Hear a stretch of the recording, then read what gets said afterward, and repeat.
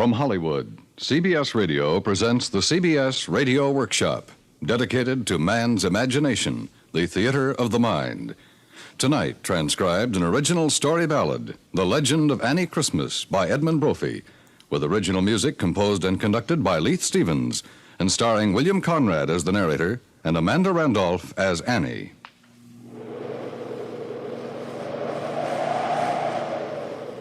Night wind along the levee crying, night wind sobbing against the shore, ghost of Annie Christmas sighing, moaning blue for days no more.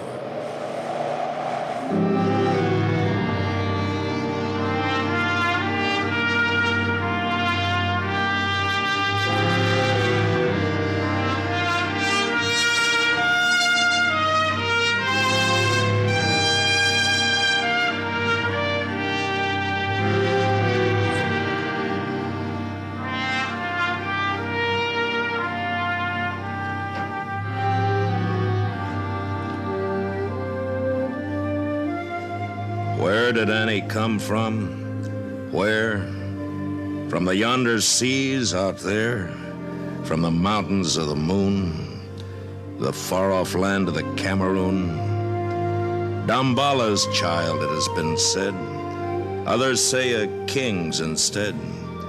Greatest of the Nubian great, with bloodlines back beyond recorded date. Wise ones skilled in magic's way say she first saw light of day cast to earth by the devil's spell for breaking all the rules of hell. Others claim a mortal birth, a god and goddess straight on earth and let their offspring stay behind, a symbol of contempt for mere mankind.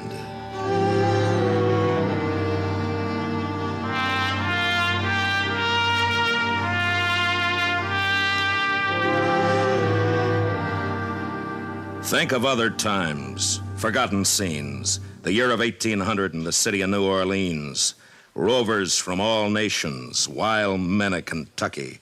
Lucky if you stayed alive, just lucky. Swamp rats, cutthroats, mountaineers, buccaneers with gold-ringed ears, bloody politics and scheming wardsmen, pistoliers and deadly swordsmen, rivermen of varied shades and races, buckskin hunters wearing leather faces, outlaws from the bloody Natchez Trace, gamblers in broadcloth with cuffs of lace, Bowie, Jackson, Jean Lafitte, weaned on tiger's milk and meat, red-handed pirates from 7 seas of blue, Napoleon's artillery captain, Dominic Hugh.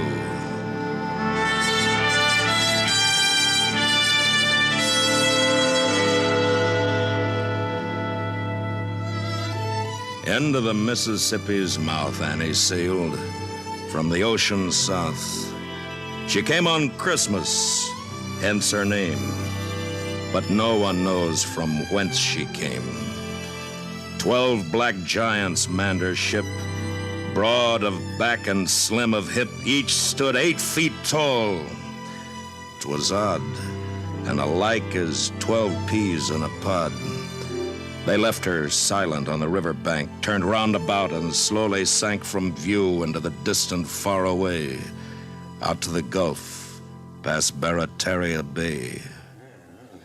And then Annie saw the people gathered round. Good people, I am the most renowned, prolific mother on the earth.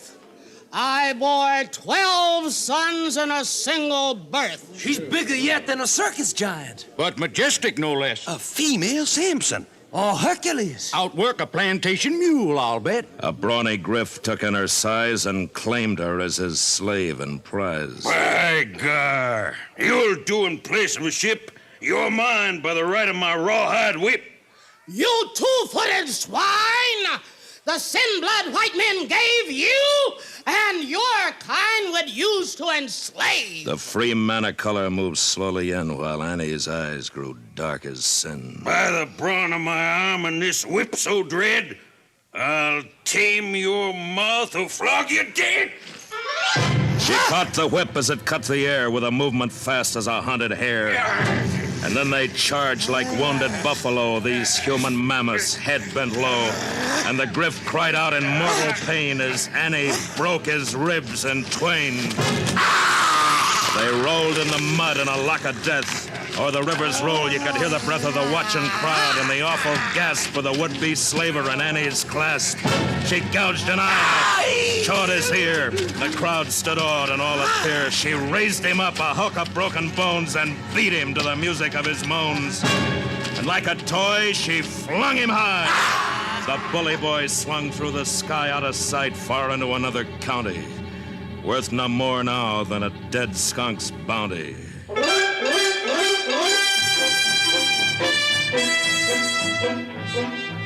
And the crowd tracked Annie around the city's streets, proclaiming on her wildcat fighting feats. This day we found a champion. A champion of God's forgotten children. Bless you, Annie Christmas. This day'll be remembered a long time to come. She walks in glory with the saints. And then she vanished up the Natchez Trace, a sudden legend of her ancient race.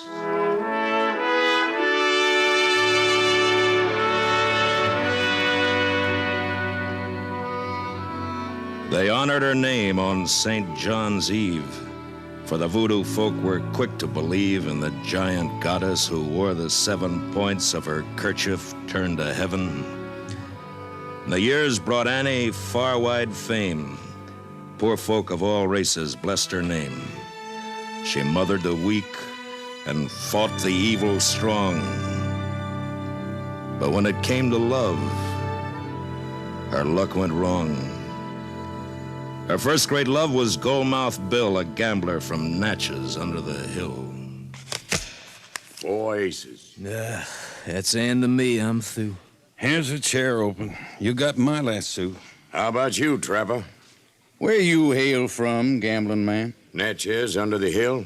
Under the hill and under the deck. It was a smooth deal of cards. From the bottom, I mean. My boy knife says you're a liar. I got its mate, gambling man, and I'm a calling you.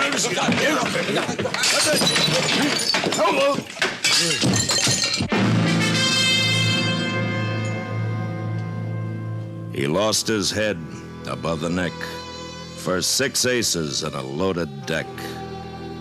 Annie drowned her sorrow and her tears with 1,000 dips of the cup that cheers. Her lamentations rocked each river town. Her wailing blew 100 oak trees down. Her next great love was a wild sea rover, a pirate known the wide world over. Again, fate stepped on the neck of her hope. They were parted by a length of manila rope. They swung him from a yard arm as the first light split the sky. I love you, Annie Christmas, dear. These words he chose to die. Annie drowned her tears and sorrow, cursed past and present and tomorrow, wallowed in a sea of fiery rum. That's all of love for me till kingdom come. I'll buy a powerful gree-gree, so my heart shall never, never more its love impart. Love's not from me, what's 2 is 3. This voodoo charm my heart sets fancy free. Annie grew a mustache, wore a hat of felt, stuck a brace of pistols down her sailor's belt. Annie cropped her hair, wore a pair of jeans, and took to running flatboats down to New Orleans.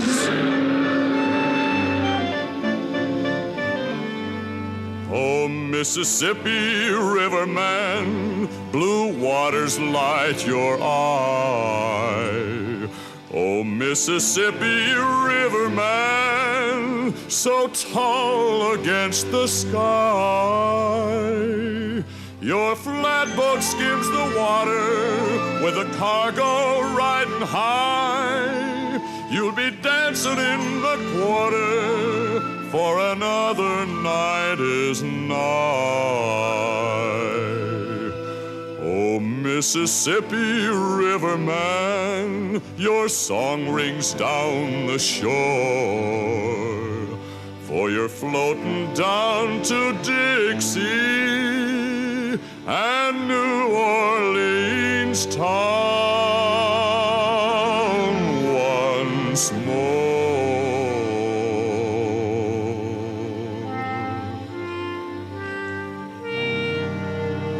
Annie's reputation grew to fable standing. She trounced a local bully at every river landing. She wore a turkey feather rising from her hat, a challenge to all comers or any river rat. You got a bully on these few blasted acres of mud you call a town? Get him out of his hole if he dare come out. I'll tear the hide off him and hang it up to tan in the morning sun. I'm a cross between a snapping turtle and a swamp gator.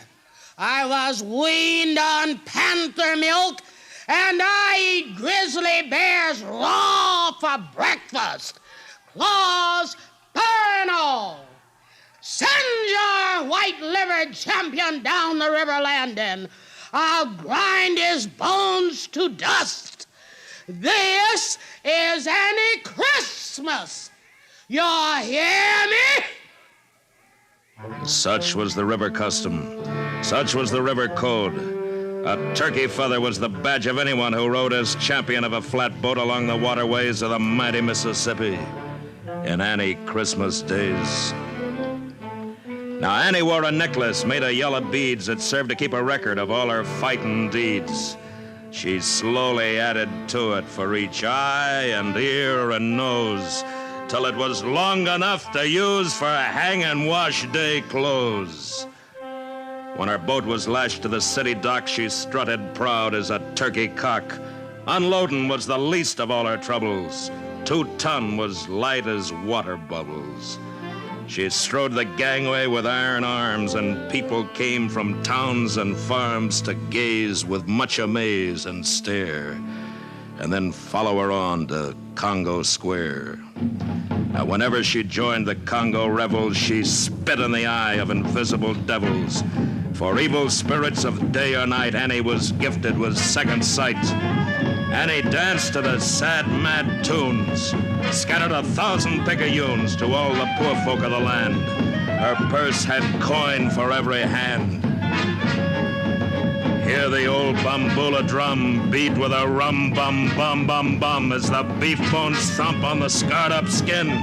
1,000 devils dance within your heart and soul and brain, and a swift, mad ecstasy of pain numbs and maddens and spreads a flame that burns and sears till you call the name and grasp the necklace cross to save your soul's immortal laws. Say bambula, badum, badum. Say bambula, badum, badum. Oh, hear the old bambula drum beat with a rum-bum-bum-bum-bum. Dance calendar in Congo Square. Ankle bells and posied hair bring a magic powder.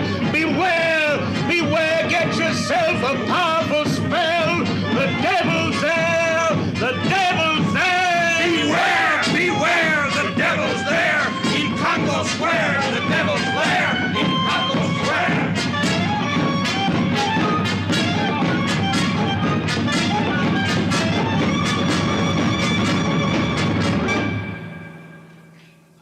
When the bugles blew and the war drums beat, Annie marched off with Jean Lafitte, her rivermen and his buccaneers and rugged dead-shot mountaineers.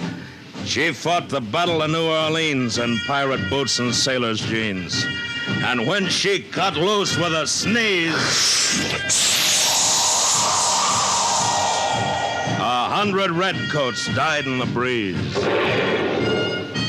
She fought by batteries 3 and 4, beside 2 men of fighting lore, a wild Belush and Dominic Hugh, who'd left his blood at Waterloo. She pitched the cannonballs like stones and cracked 1,000 heads and bones. And when all the cannonballs ran out, she threw the cannons and gave a shout. A shout that shivered the enemy ranks and raised the tide on the riverbanks. A shout of mad, blood-curdling yell like a demon legion loose from hell. Charge! You scum of the 7 seas! The line of redcoats broke and fled. They envied the peace of the quiet dead. And the ones who saved their skins by flight, they slept no more, and their hair turned white. Men and cannon and horses flew into the void of heaven's blue, and she smashed the lines to smithereens and won the Battle of New Orleans.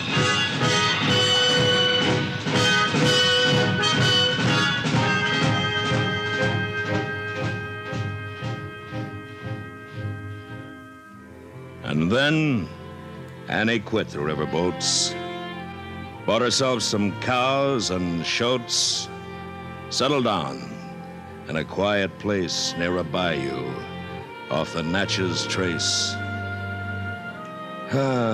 Peace at last and a pleasant home. Her great feet itched no more to roam. She sat in the shade of her small estate, content and pleased with her happy fate. And people traveled from every town to see this goddess of renown, who shared her fire and told strange tales to the choral chant of the wildlife whales.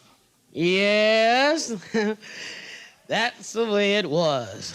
There was only 14 in crew on this little old boat. So I pickled my fist in brine and sailed into 'em. 'Twasn't a fair fight by my way of reckoning. And sometimes, on a star-bright night, her thoughts would soar in fancy's flight.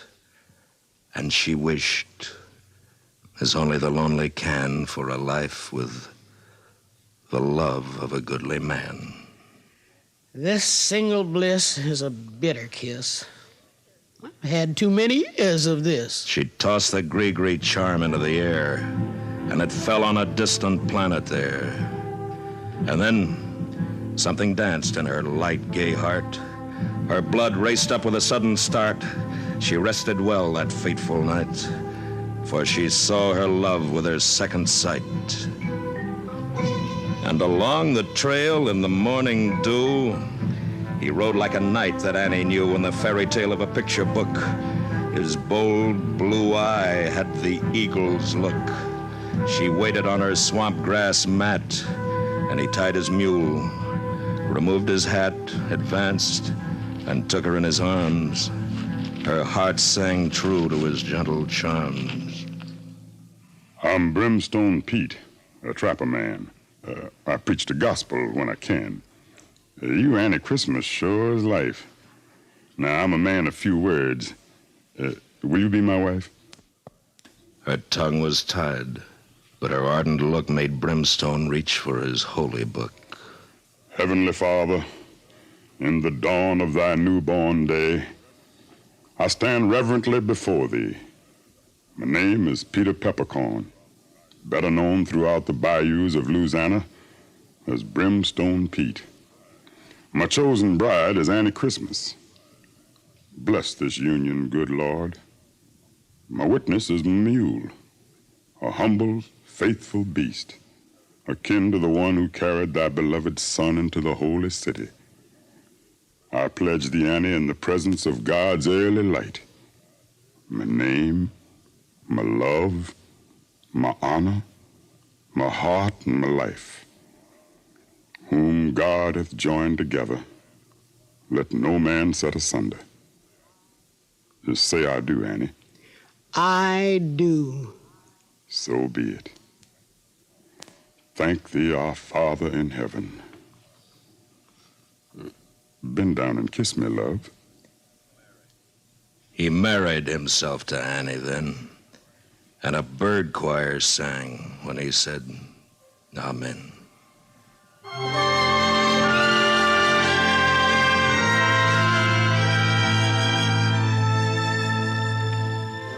Now, Brimstone Pete was a sight to see. He was 6 feet wide, stood 5'3".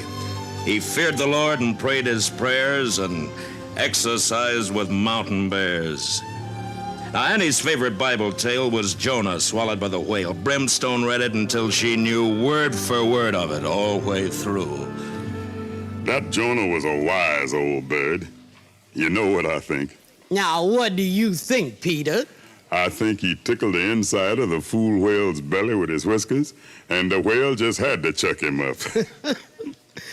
Is that the truth? No, it ain't gospel, but I'm assuming.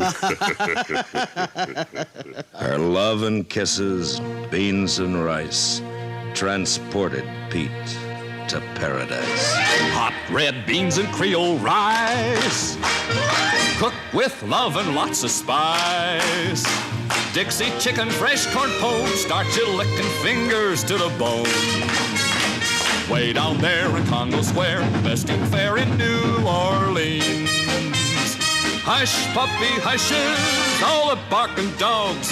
Folks need their mushes just like starving hogs. Smell of heaven floating down along the street, and he's cooking gumbo for Louisiana treats. Sugar sack around your neck, wreck yourself a tasty peck. You ain't gonna leave a speck when Annie cooks with special love and means. Way down there in Congo Square, best in fair in New Orleans. But sad to say, it had to end. Pete had the Lord and his traps to tend. He kissed his Annie's tears away, rode down the trail at break of day. As she waited, alone the long month through, but poor Pete was lost, long overdue. 6 weeks went by, and Annie's eyes clouded with a grim surmise. That alligator called Old Nick haunted and lived in the very thick of the dreadful swamp where sweet Pete crossed on his trip to redeem and baptize the lost. Old Nick had teeth like cross-cut saws and was 40 feet from tail to jaws. In the smoke of the fire that very night, she summoned the powers of her second sight. Then into the swamp's dark, dismal deep, she went alone with a vow to keep. 3 hunting weeks, and then the very sky shook like a hurricane on high.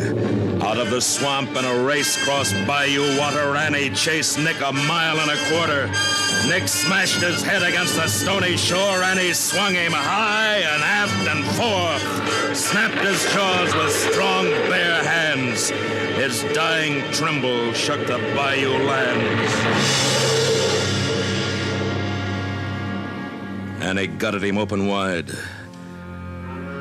but Brimstone Pete was not inside. She looked and searched from throat to tail, but old Nick was a devil, not Jonah's whale. His hunting boots and his watch and chain were all of brimstone to remain. Yet a miracle greeted a further look. There, fully intact, was his holy book.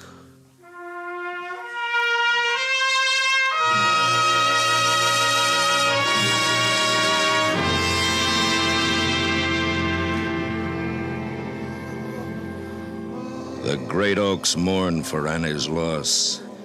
There were tears on the beards of Spanish moss. And the silence was such you could have heard the fall of a leaf or the wing of a bird. The good folks said when old Nick died that Satan left the earth to hide, for no one ever sinned no more, and crops grew bigger than before. Now Annie's grief grew multiform.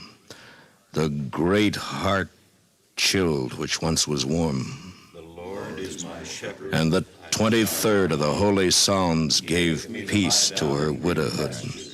Her qualms were quieted. She shut her cypress door upon the world and all forevermore. I'll be this day with thee in paradise, sweet Pete. I'm bringing beans and rice. And then her great heart broke, and a clap of thunder.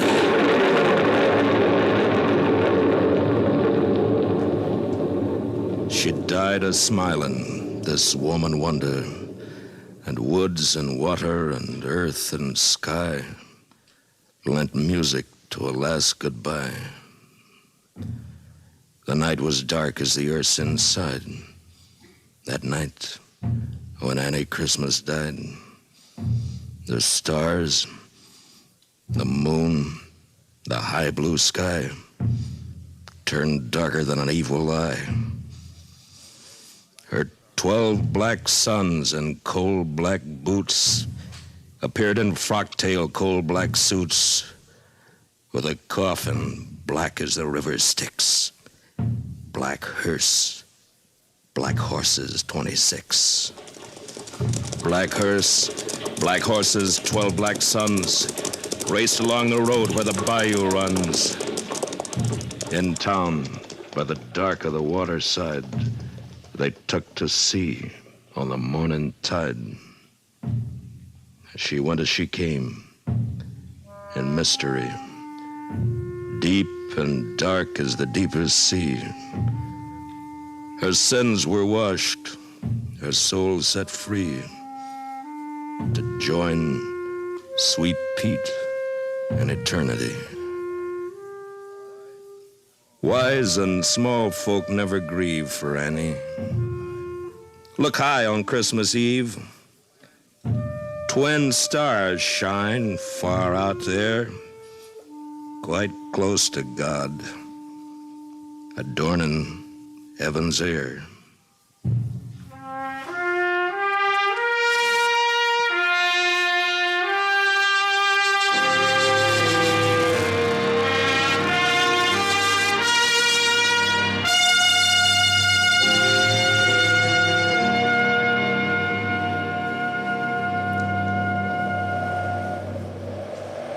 Night wind along the levee crying. Night wind sobbing against the shore. Ghost of Annie Christmas sighing. Moaning blue for days no more. Moaning blue for days no more. Moaning blue for days.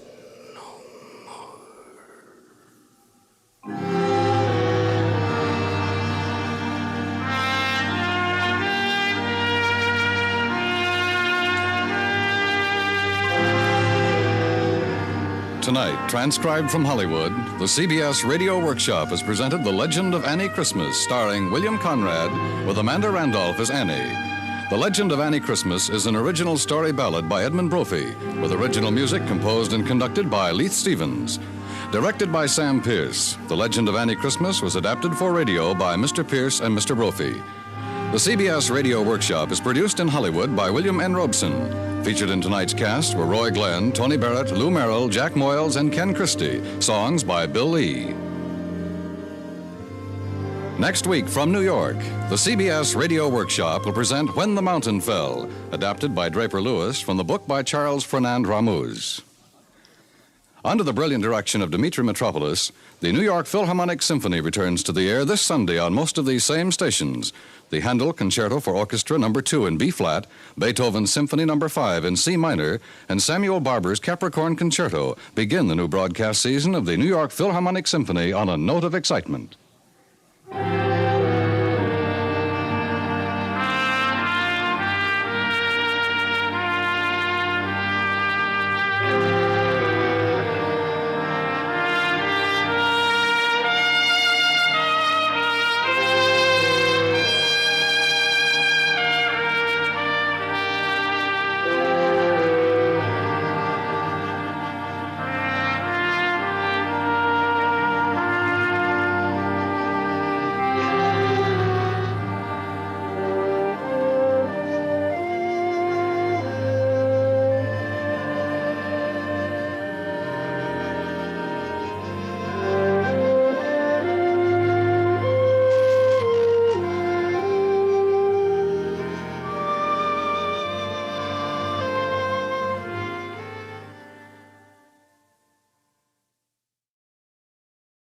From Hollywood, the CBS Radio Workshop.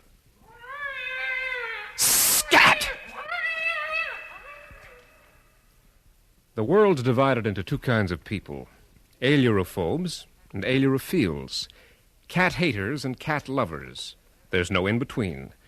The man is yet to be born who can take cats or leave them alone. Either you love them or you hate them. I hate them.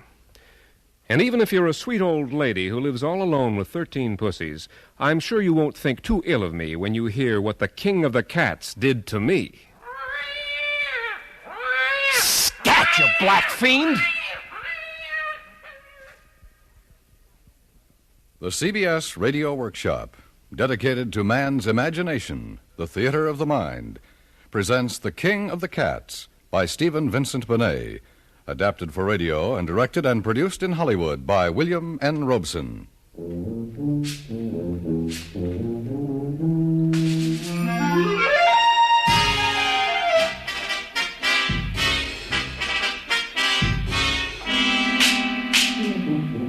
If I hadn't been so young, I suppose I could have taken it in stride. Of course, I didn't think I was young. I was 2 years out of Yale, and I thought I knew all the answers. Certainly, I knew I was in love.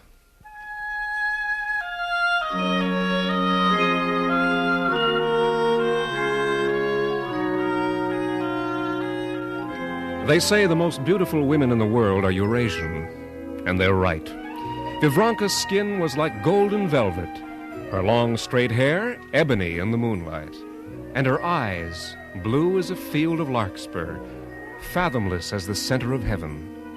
Her mother had been an American missionary, her father Siamese, and undoubtedly a prince, my Aunt Emily insisted. Ordinarily, Aunt Emily wouldn't have approved of Vivranka, but this was the year that the King and I was a sellout at the St. James Theater, so a hostess who could decorate her dinner table with a breathlessly beautiful Siamese princess was definitely a hostess with a mostess. At least Aunt Emily always addressed her as princess, and Vivranka always replied to the title. My dear princess, how sweet of you to drop in. And tell me how nice you would get away from the office early. Lemon or cream, princess? Neither, Mrs. Calvert. And no sugar. Oh, of course, my dear. How stupid of me to forget. Here you are. Thank you. Tommy? I'll get myself a highball if you don't mind. No, dear, go right ahead. I believe you know everyone, Princess. Mrs. Dandridge. Yes, of Mrs. course. Stanford. Professor Fairweather. Yes, indeed. Mrs. Dandridge has been telling us about the most fascinating man, my dear. A symphony conductor with a tail. A tail? How interesting. I still can't believe it. I saw it myself, twice. First in Paris, and then again at the Teatro Royale in Rome. He conducted the Beethoven Pastoral, and, my dear, you've never heard such effects from an orchestra. You see, he conducted with it. With his tail? Oh, no. Oh, yes. And such a charming person. So urbane, so utterly fascinating. I should imagine. I would love to meet him. And you shall, my dear. I'll see to it when he arrives. Oh, he's coming over? Yes. Yes, the new symphony people have invited him to be guest conductor for 3 concerts. He'll be very busy, of course, but he's promised to give me what time he can spare. Oh, that's sweet of you, dear, but you mustn't wear yourself out. The rest of us must do our part, too. I'll be only too glad to help entertain him. Oh, now, that won't be necessary. I'm just going to give Monsieur Thibault... Sweet name, isn't it? Felix Thibault. I'm just going to show him the simplest of times. A little reception for 100 or so after his first concert. Perhaps he hates large mixed parties on account of his little idiosyncrasy. It makes him feel a trifle shy of strangers. I should think it would, to say nothing of his friends and acquaintances. Vivranka, my dear, how would you like to go out night-clubbing with a jerk with a tail?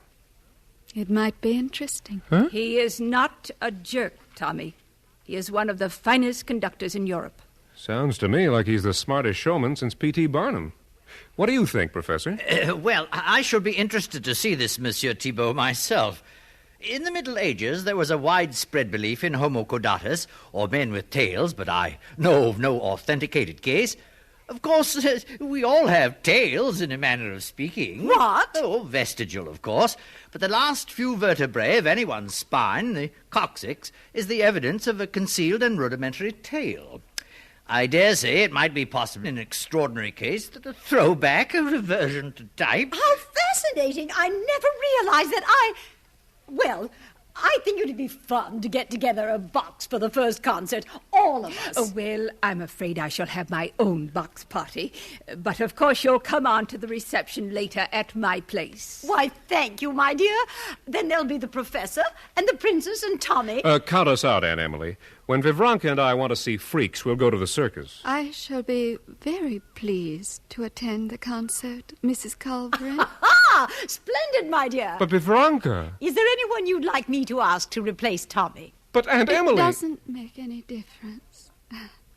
I'm only interested in meeting this wonderful Monsieur Félix Thibault. But Vivranka... I went to the concert. What else could I do? We took our seats in the box as the orchestra took theirs on stage and began their aimless squeakings and tootings, those caterwaulings which I must confess make about as much sense to me as the music that follows. Aunt Emily was in a dither of fluttery expectation. Professor Fairweather had lost much of his scientific detachment, and Vivranka, gorgeous Vivranka, sat beside me silent, but so tense I could almost feel her breathless expectation, and I didn't like it at all. And then Monsieur Thibault walked on stage, a lithe, dark-haired man with piercing eyes like a black panther, his head weaving the way the big cats do when they're behind bars. It was true.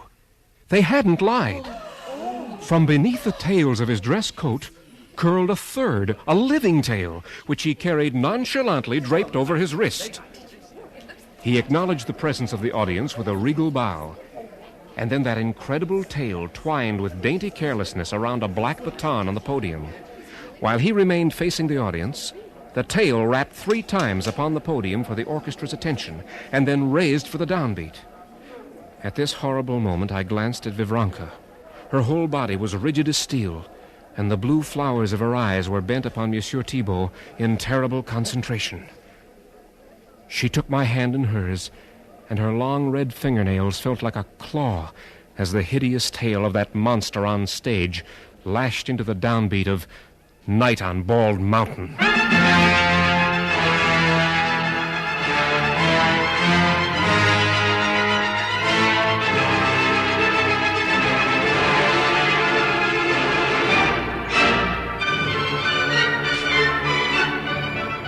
Never before had the new symphony orchestra played so superbly, and certainly never had it been led with such a genius. Freak, showman, poseur, whatever else Monsieur Thibault might have been, he was certainly a great conductor. No man's hands and arms, no matter how dexterous or eloquent, ever equaled the delicate elan and powerful grace of Monsieur Thibault's tail. A sable staff, it dominated the brasses like a flicker of black lightning. An ebon and elusive whip, it drew the last exquisite breath of melody from the woodwinds and ruled the stormy strings like a magician's wand.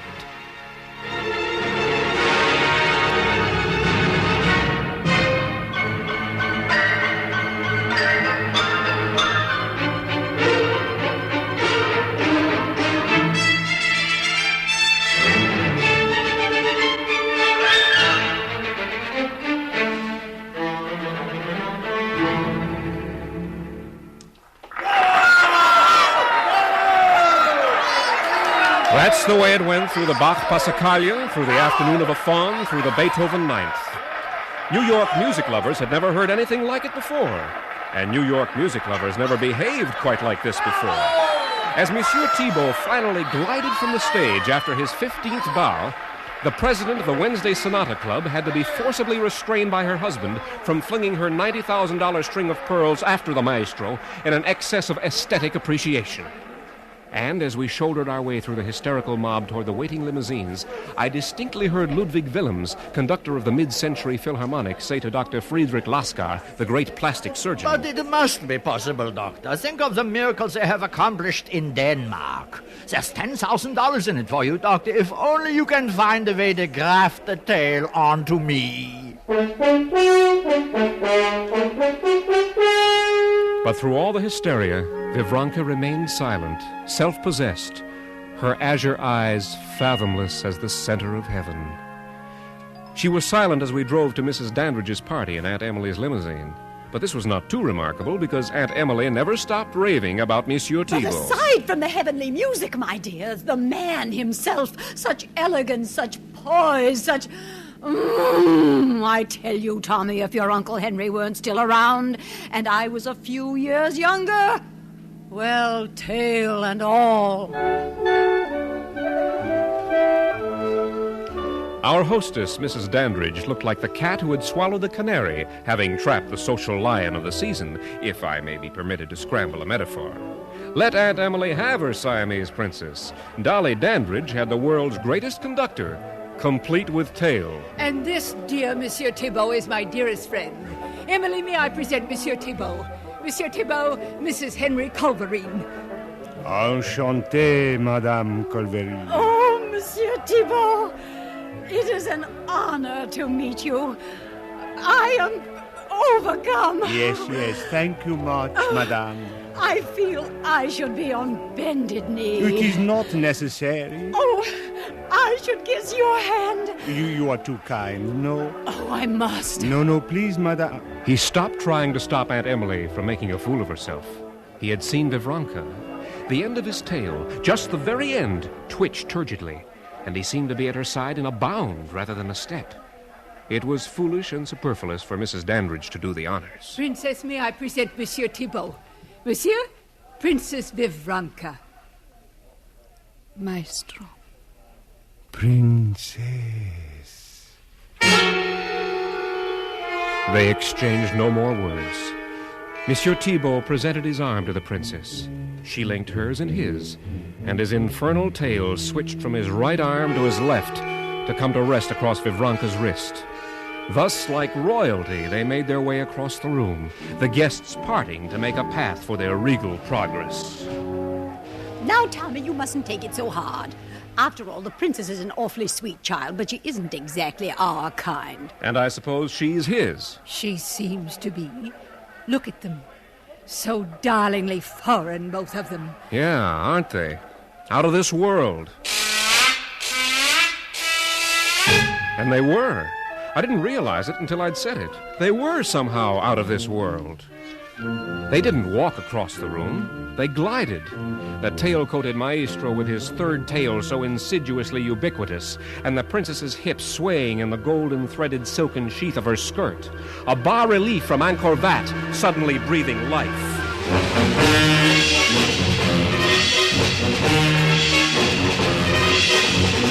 She never left his side for the rest of the evening. I didn't like it. I didn't like it a bit. But there was nothing I could do about it. After all, one can't very well make a scene, especially with a guest of honor. But Professor Fairweather, detached man of science, was bound by no such restrictive codes. Extraordinary. Simply extraordinary. I think it stinks. What? How's that, Tommy? What stinks? The way Vivranka's acting. Oh, nothing extraordinary about that. Her behavior's quite normal, I should say. Oh, it's the tail that's extraordinary. Yeah. Where'd he be without it? Where indeed, and what? Just another foreigner with a kiss-your-hand, madame accent. They're a dime a dozen. Yes, the tailless ones. The princess has joined the other ladies for a moment. It's my opportunity. For what? A word with Monsieur Thibault. I'd like several words with him. Monsieur Thibault! Monsieur Thibault! Professor Fairweather. Yes. May I speak to you a moment? But of course. You know Tommy Calvin, I believe? I don't think I've had the pleasure. You are the lovely Mrs. Calverine's son? No, her nephew. How interesting. And Princess Vivranka's friend. We're practically engaged. Congratulations. I thought you ought to know. Indeed, yes. I am honored by your confidence. Now, Professor. Yes, Monsieur Thibault, I speak to you as a man of science. Yes? A true specimen of Homo caudatus has been unknown to modern science until now. Homo caudatus? Yes, a man with a tail. What? Come now, Professor, it's nothing to be sensitive about. My interest is purely impersonal. Your interest? Yes, purely scientific. It wouldn't take much of your time, a morning or an afternoon, perhaps, no more. What would not take much time? An examination and measurements, X-rays and An so examination? Measurements of what? Your tail. Dammer for the brocco ganmian! Monsieur Thibault, you ought to... Monsieur Thibault's tail lashed stingingly across the professor's face, cutting off his last words. Then the conductor turned and stalked out of the room, growling and spitting in his anger. Without even bothering to retrieve his hat and coat, he kept right on through the foyer and on out into the chilly night. Oh, dear. Wonderful, Professor. Wonderful. I can't thank you enough. Oh, for what, Tommy? For getting rid of him. But I wasn't trying to get rid of him. I know, but you did. And that's all that counts. Only he didn't. Aunt Emily realized at once that Mrs. Dandridge had lost her catch. For certainly Monsieur Thibault would never again enter the house where he had been insulted. And Aunt Emily moved with the speed of an aggressor nation. Within 3 days, Monsieur Thibault had accepted her invitation to be a house guest and had moved in bag and baggage.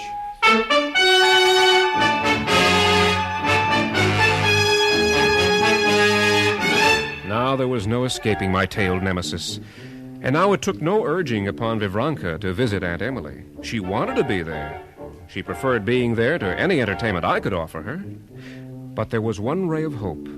Thibault was committed to a long concert tour all the way to the coast, and with him out of the way, I felt sure I could mend the fences he had torn down.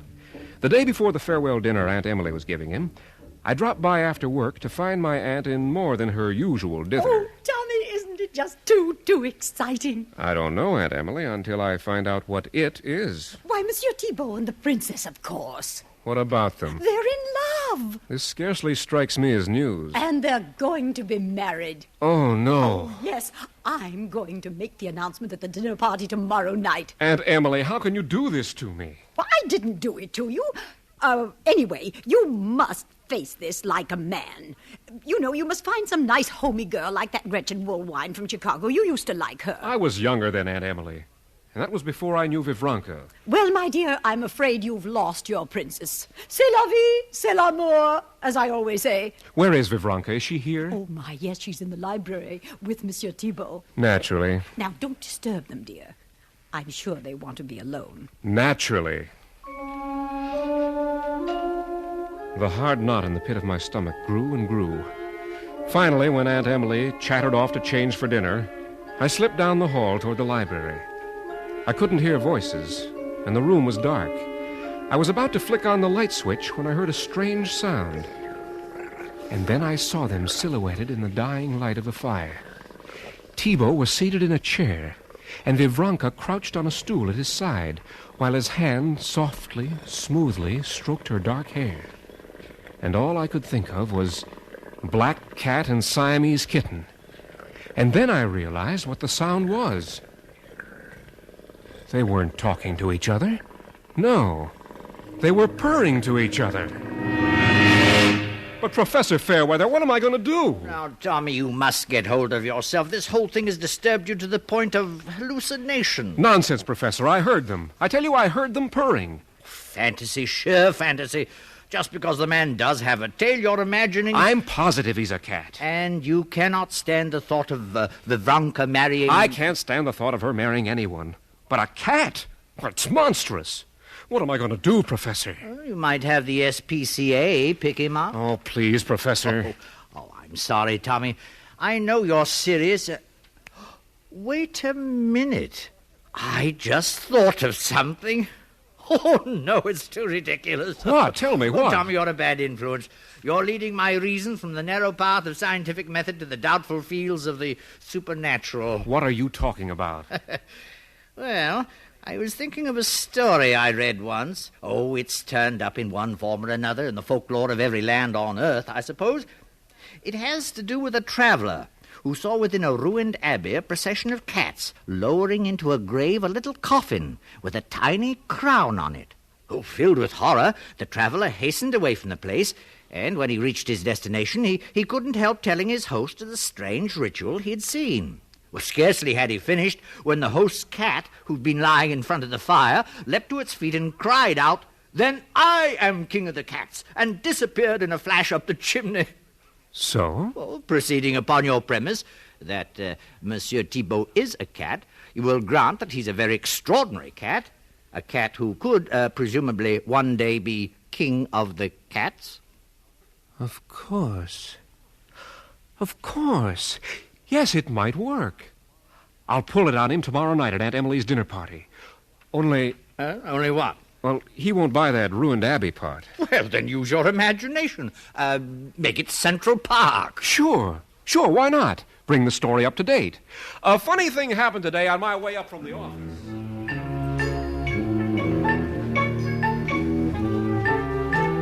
Aunt Emily outdid herself. Her dinner table was a poem of spring flowers, gold plate, the purest white linen, the candles fluttering ever so little in the warm night breeze that came through the open French doors. Time and again through the first 3 courses, I tried to get into the stream of conversation, but when Aunt Emily's on, this is practically impossible. Thibaut and Vivranka, seated on either side of her, were oblivious of everything. They ate little and never took their eyes off each other. Finally, the plates were being taken away, and I knew Aunt Emily was going to make her announcement during the dessert course. I just had to get my 2 cents worth in first. You'll never forget that summer. Eden Rock was never gayer. And after the Duke and the Duchess arrived, well... A funny thing happened on my way up from the office this evening. Tony, I was about to tell... A funny thing happened on my way up from the office this evening. I was taking a shortcut across Central Park when I came upon the darndest thing. In a little clump of bushes, I saw a procession of cats. 6 or 8 of them. And they were carrying a little coffin toward a tiny open grave. And on the coffin was an exquisite little golden crown. Now, isn't that the strangest thing? Silence. The guests looked at me as though I were quite mad. That is, all except Thibaut and Vivranka. Thibaut looked at me, the end of his tail flicking above the edge of the table, and Vivranka looked at Thibaut, the way she had that night at the concert, tense, breathless, her eyes blue flame. At last, Aunt Emily spoke. Well, Tommy, are you quite finished? Yes, Aunt Emily, that's all I had to say. I should hope so. Well, that summer, when the Duke and Duchess Excuse came me, down... Mrs. Calverine. Oh, of course, Maestro. Tommy, you are quite positive of what you saw this evening? Oh, yes. Yes, you don't go around making up things like that. No, of course not. Yet one must be sure of the details. Now, there was a crown on the coffin, you say? That's right. A golden crown? Yes. With tiny pearls on it? That's right. You're absolutely sure? Absolutely. Then I am king of the cats! He leapt to his feet from his chair to the table and in one bound disappeared through the open French window. And an instant later, Vivranka followed. As she disappeared from the balcony to the alley below, I caught just a glimpse of something protruding beneath her silken-sheathed skirt. It was a black-tipped, golden tail.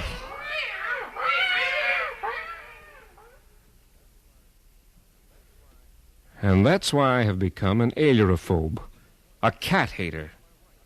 So's my wife, Gretchen. We were married shortly afterwards.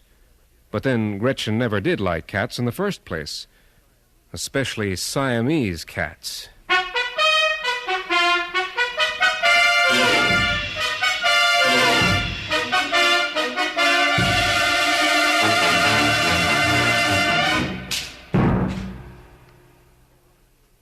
From Hollywood, the CBS Radio Workshop has presented The King of the Cats by Stephen Vincent Benet, with Byron Kane as Tommy, music arranged and conducted by Amerigo Marino.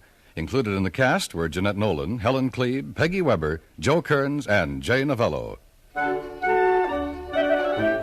Next week, from New York, the workshop will present a psychological study of the do-it-yourself movement, The Day the Roof Fell In, by Charles S. Monroe. Suspense, radio's outstanding theater of thrills, follows over most of these stations with the chilling story of the man who stole the Bible. For a half hour of breathless terror, stay tuned to this frequency. You won't regret it.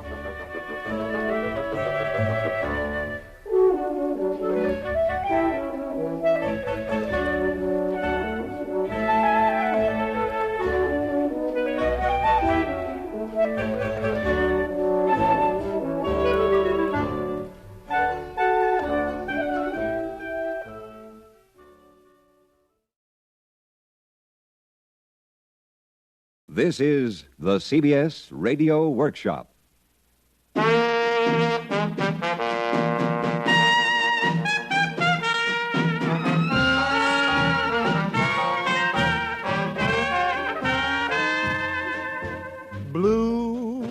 is a woman, and a woman is the blues. Sometimes she fades like a pair of tight shoes. 'Cause blues is a woman, and a woman is the blues. Sad news and glad news, but mostly bad news. One ain't enough, and two is too many. Life is rough stuff if you ain't got any. Love is a hunger that few of us can fill. True love's as rare as a $3 bill. Love is a heartache that you take and you choose. Sometimes you win, boys, and sometimes you lose. 'Cause blues is a woman, and a woman is the blues.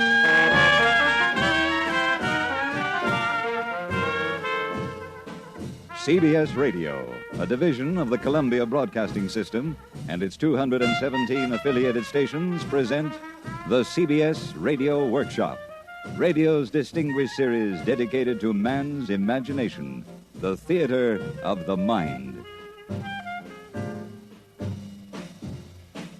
'Cause blues is a woman, and a woman is the blues.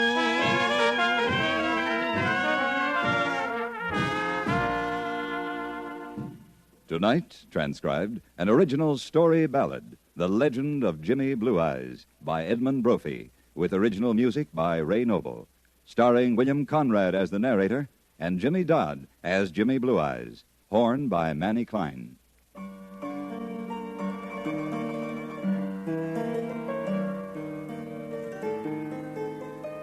In Storyville, where blues were born, there's a legend of the Golden Horn and a hot-lipped kid, blue-eyed and fair, who tried for a note that wasn't there.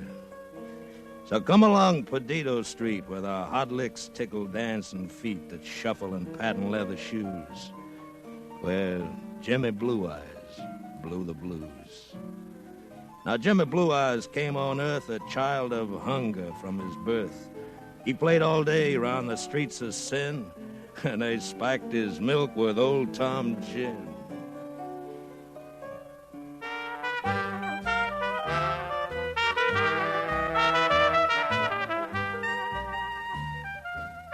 He second-lined each funeral band, rushed the can when they made a stand.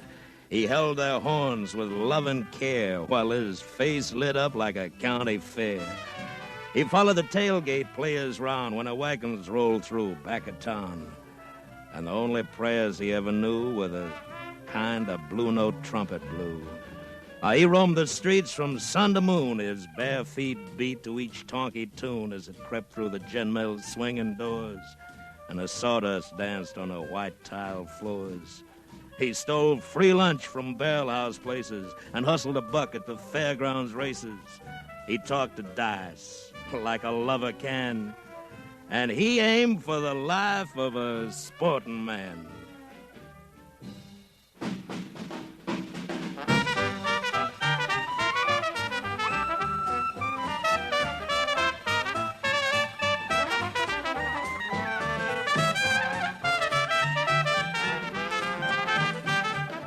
When Jimmy Blue Eyes turned 16, he joined out Jill, a blues song queen. Jill dressed him like a special prize, this Dixie kid with his soft blue eyes. He'd 20 suits and a Stetson skimmer, a box-back coat and a diamond glimmer. A gold chain draped his fancy vest. He went first class. He was the best.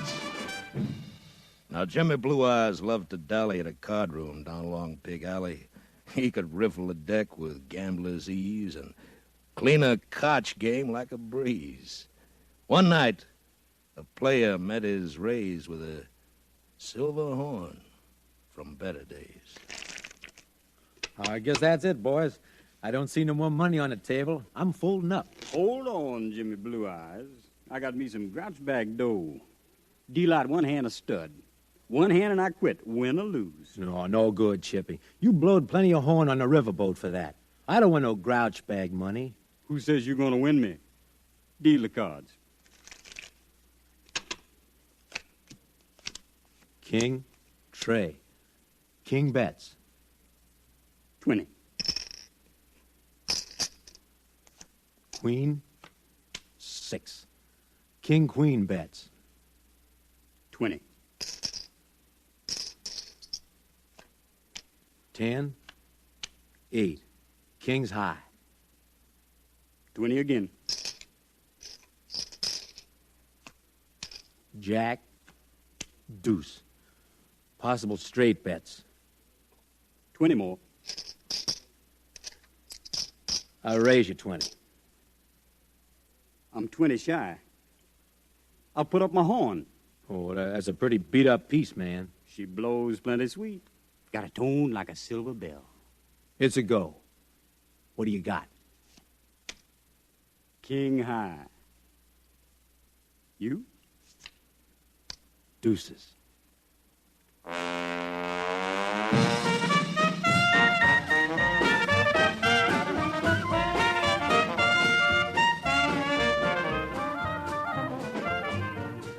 Jim showed his wind to his loving Jill in her fancy flat in the morning still. Why, Jimmy, honey, you couldn't call home the cows at sundown with that old thing. Why, she's a singing dream, baby. I'll call the children home like Buddy Bolden used to do. I tried her out walking up Rampart Street. You could hear the echo down the riverside.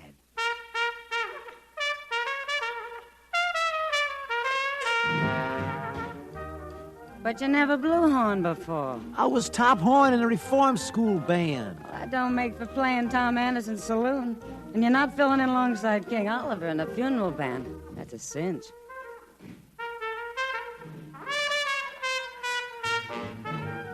Sweet Jill, I'm sure no fancy Dan, but I'm a dead bang natural music man.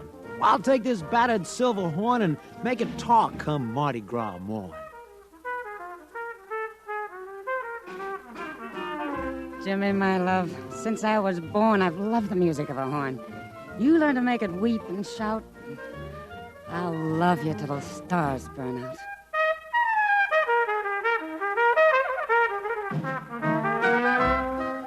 While me and the blues are Kid and Candy, or St. Louis and Memphis and Mr. Handy. If you stuck a pin in my heart, it's true, a drop of my blood would come out pure blue. But summers came and winters went, and Jimmy's loving heart was bent, as before he hit that master blow, his sweet Jill blew with Hot Lips Joe. Now, Hot Lips Joe, he had no peer. He could shave the head from a glass of beer with the wind from his educated horn, just as sure as you were born, just as sure as you were born.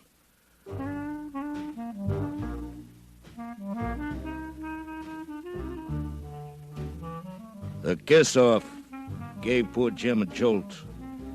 He loaded up his blue steel colt and headed for the circus house to croak at double-crossing loss. Hot Lips Joe was holding the floor when a colt spit lead type 44. The bullet sang around his head. Jim killed a tourist guy instead. In sheer disgust, a gun he slammed upon the floor, and then he lammed. Along the streets of jazz-mad night while whistles blew to halt his flight. And back at Minnie's circus house, Hot Lips Joe, that heart thief, lost case a sucker on the floor and smiled and whispered, "Nevermore." He dead? Put a mirror to his mouth, Hot Lips. Don't need no looking glass. Man got no pulse. He's a goner, dead as a mackerel. Jimmy Blue Eyes gonna get himself fitted for a hemp necktie. And the executing man gonna bag his pretty head with a little old black bag. Oh, it's goodness for Jimmy, boy. I say amen to that. Amen.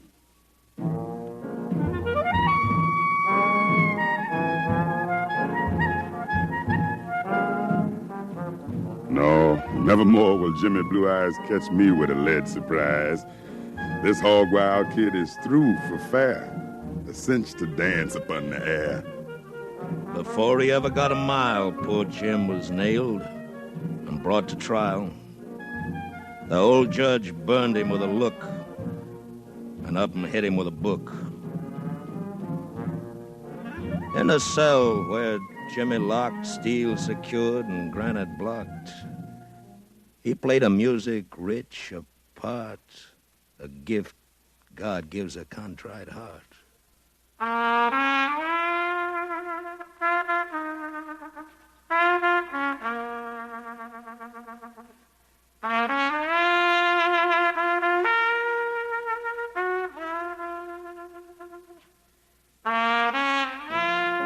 Long summers came, long winters went, and all of Jimmy's time was spent to reach a chord, to cut the air and blow that note that wasn't there.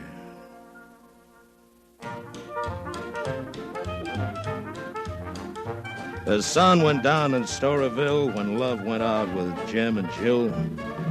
First war came, then Prohibition, and a district went to quick perdition. The diehards died on bathtub gin, but the music lived like hidden sin that tickled toes in northern lands with the advent of the Dixie bands. But New Orleans was much alive in the year of 1935. Jim took the long road home at last. The dark and bitter days were past. Now when Jimmy Blue Eyes hit the bricks, he was master of hot licks. His trumpet clawed and tore the air in search of a note that wasn't there. He played the hottest spots in town, nearly blew the ceilings down. When his encores all were done, they said, "Oh, that man is Gabriel's son."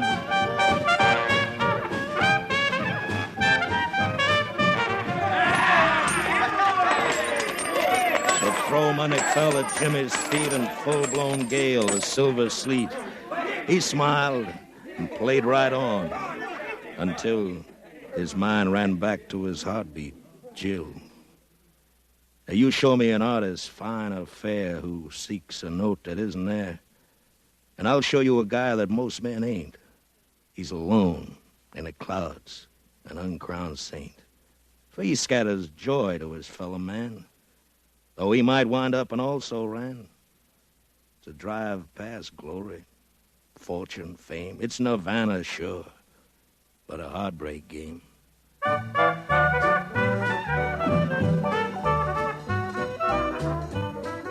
And Jimmy's heart and soul sent out the soft, sweet tones of his trumpet shout. He blew it hot and low and high. He hit the fringe of heaven's sky. The multiplying strains made naught. He couldn't reach a peak he sought. He blew until the notes were vain, elastic stretches of his brain. He tried horngon and mambo pills, but they wouldn't bring a trumpet trills. He killed a quarter rye each day, and it didn't help for his high note play. Jimmy, boy, your case is tragic. You'd best resort to Mammy Magic. She cooks a pot like jungle stew. There's conjure in her devil's brew. Where's this Mammy Magic live? Where? Tell me where. 2 miles north of nowhere. 1 mile south of someplace. Look over your shoulder, man.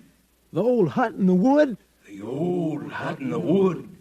Now, Mammy Magic was her name, a voodoo witch of power and fame whose spells were famous as the blues from New Orleans to Newport News.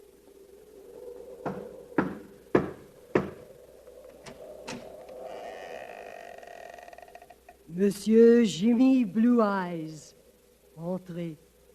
You know me, Mammy Magic? You know my name? Few things are secret to one who has a third eye. You are troubled. Speak. Some walls and windows have ears. I read your thoughts. Well? Your desire is beyond my power. You lie, witch. I got the price, woman of darkness. I'm desperate. Do you hear me? Desperate. Level with me. I tell you, Jimmy, on the level, you got to see my boss, the devil.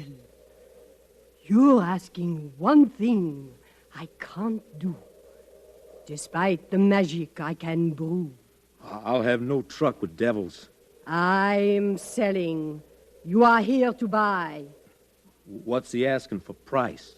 I don't make out his bills. He keeps them plenty private. Get your devil man. We'll cut up a deal, me and him. So Mammy Magic cast a spell to summon up the king of hell. Dambala. Dambala.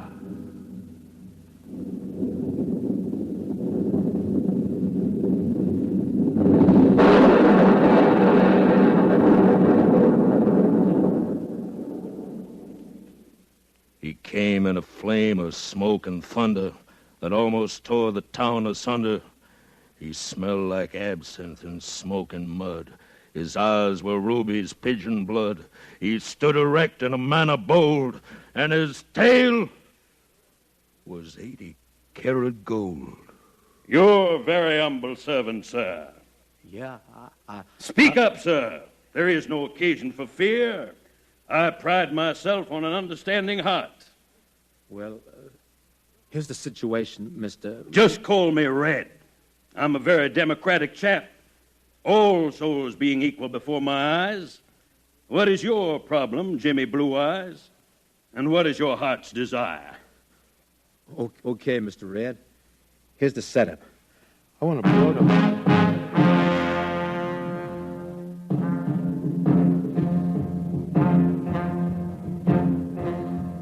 So the Red King made a deal with him, had a secret locked inside of Jim. And then with the evil art of old Red turned that silver horn to gold. Jimmy Blue Eyes walked on feet which never touched upon the street. He wore a broad smile upon his face, for that never, never note was his. That long, elusive note was there, the most immortal anywhere. But when he blew it, come what may, he had an awful price to pay.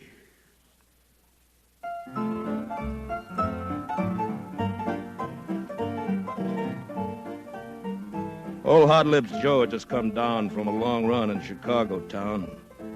He'd been the world's top trumpet king for 20 years come one more spring.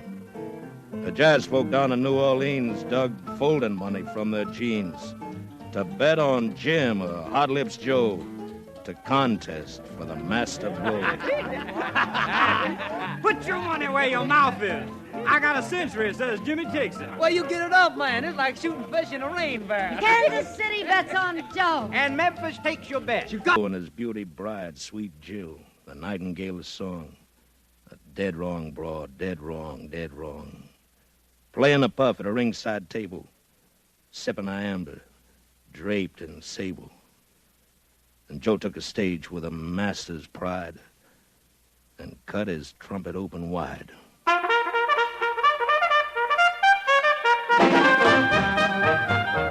He blew hot notes heard round about.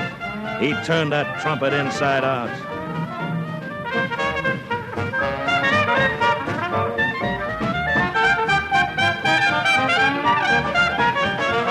He blew till all the glass was broken. He blew so hot the joint was smoking. His horn turned inside out and curled. The last note traveled round the world.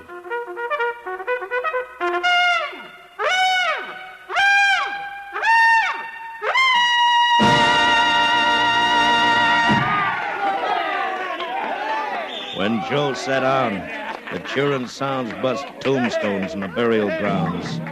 His look told Jim with unfeigned joy, Go peddle your papers, little boy. Get a handcart, Jim. You can use that horn to peddle fish. You ain't got a prayer, Blue Eyes. It's like stacking a cellar door dance up against Bill Robinson. Jim took the stage and struck a stance bold for a guy with a Chinaman's chance.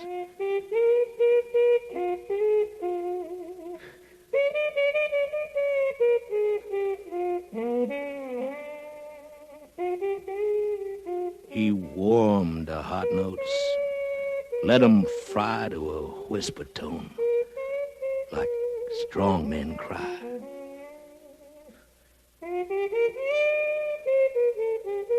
They felt his lonely, bitter years as the horn wept soft, metallic tears.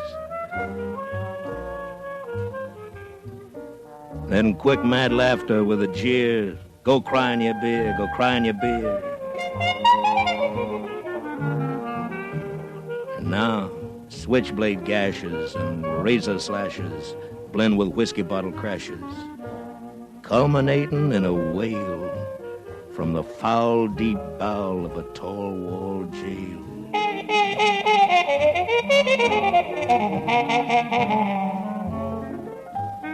He ran the scale of man's emotions like changing tides upon the ocean.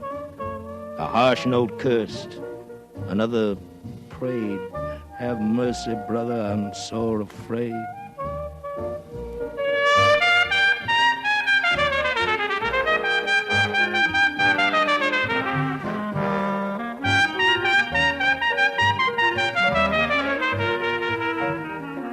His horn sang smooth and educated, and blue and true and dedicated.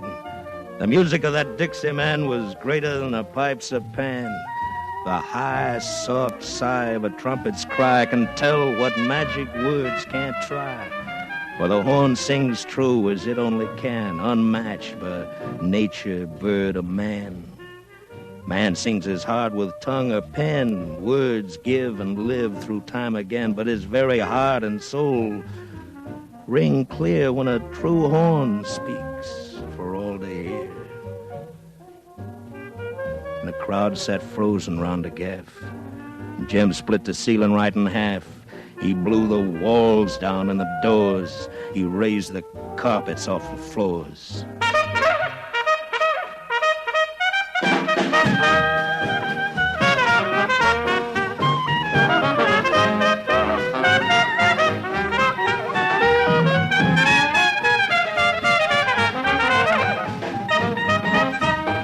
This genius boy from a land of cotton, this disinherited, misbegotten son of a slum and sin and gin, blew that scatter outside in.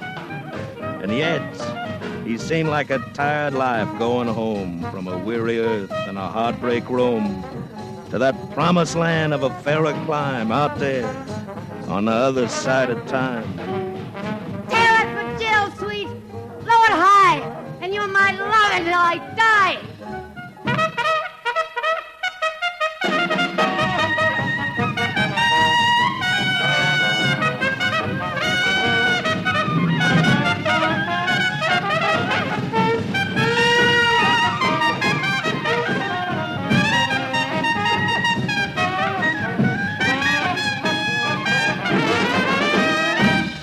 So Jimmy Blue Eyes hit some bars that blew out 500,000 stars. And then, that never, never note went clear 10 jillion miles to heaven's ear.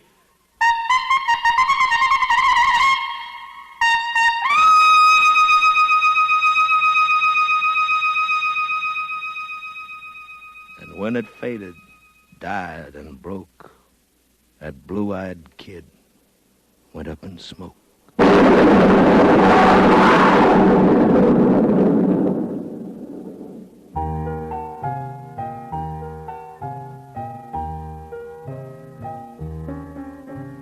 Now, some rounders claim they're in the know that Jimmy Blue Eyes fries below. But in New Orleans, they'll lay you odds. He's playing trumpet with the gods. For a deacon man was there who preached that before the last note cut and reached the edges of eternity and died. Father, forgive me, his trumpet cried. No matter where or when hot music blows, if you're not hip, ask Dad, he knows. Jim's golden horn, the love of faithless Jill, when blues and we were young in Storyville. Now Jimmy Blue Eyes came on earth a child of hunger from his birth. They spiked his milk with old-time gin, and he played all day round the streets of sin. So come along Perdido Street, where the hot licks tickle dancing feet that shuffle in patent leather shoes. But Jimmy Blue Eyes blew the blues.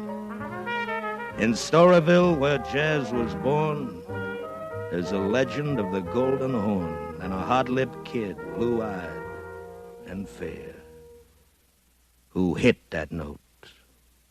It wasn't there.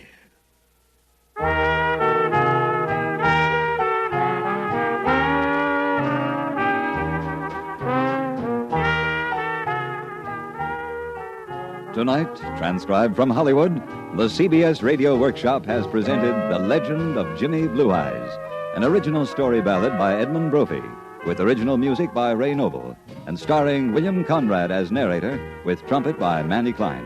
Adapted and directed by Sam Pierce.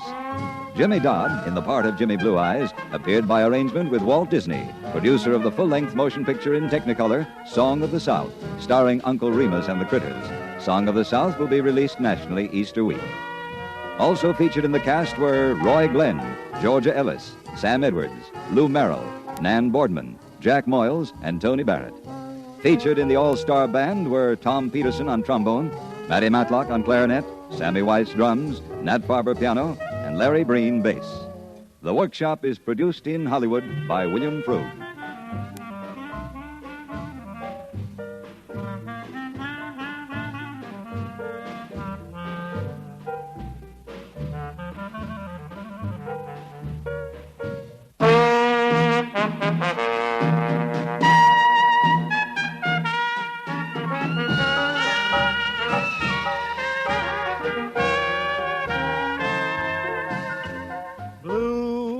Is a woman, and a woman is the blues.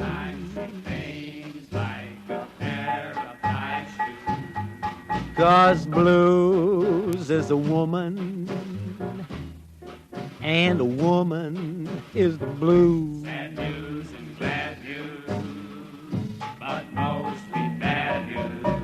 One ain't enough, and two is too many. Life is rough stuff if you ain't got any. Love is a hunger that few of us can fill. True love's as rare as a $3 bill. Love is a heartache that you take and you choose. Sometimes you win, boy, and sometimes you lose. 'Cause blues is a woman, and a woman is the blues.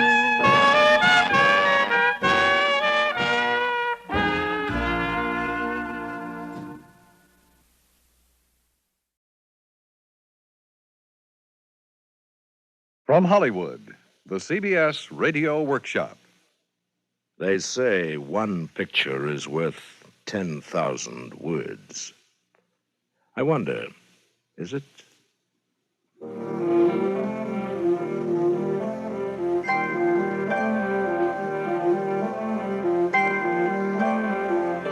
CBS Radio presents the CBS Radio Workshop, dedicated to man's imagination, the theater of the mind. The theater of the mind, where words create pictures. Here, then, are 1,489 words, the voice of William Conrad and the music of Jerry Goldsmith. Mr. Conrad. Thank you. With no prejudice against pictures that are worth 10,000 words, we will bring you in the next half hour 1,489 words, which are worth innumerable pictures. Exactly how many only you can tell, for, well, it's the magic of your imagination that will paint them. We begin with 956 words arranged by the English poet Alfred Noyes into a pattern he called The Highwayman. Mr. Goldsmith, if you please, overture for The Highwayman.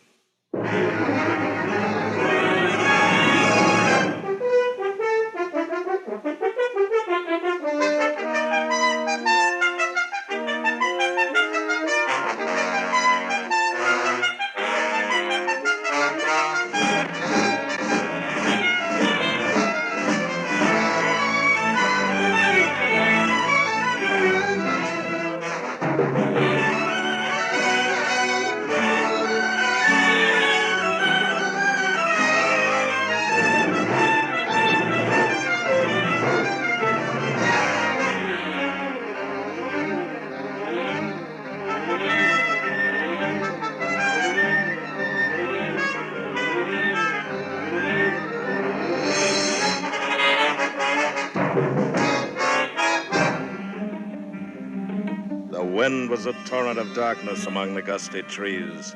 The moon was a ghostly galleon tossed upon cloudy seas. The road was a ribbon of moonlight over the purple moor.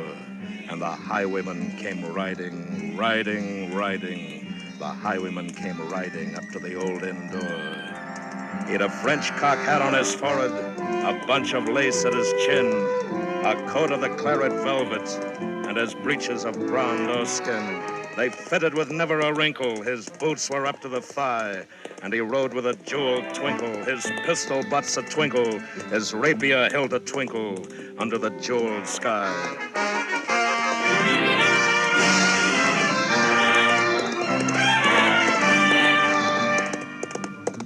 Over the cobbles he clattered and clashed in the dark inn yard, and he tapped with his whip on the shutters, but all was locked and barred. He whistled a tune to the window, and who should be waiting there but the landlord's black-eyed daughter, Bess, the landlord's daughter, plaiting a dark red love knot into her long black hair.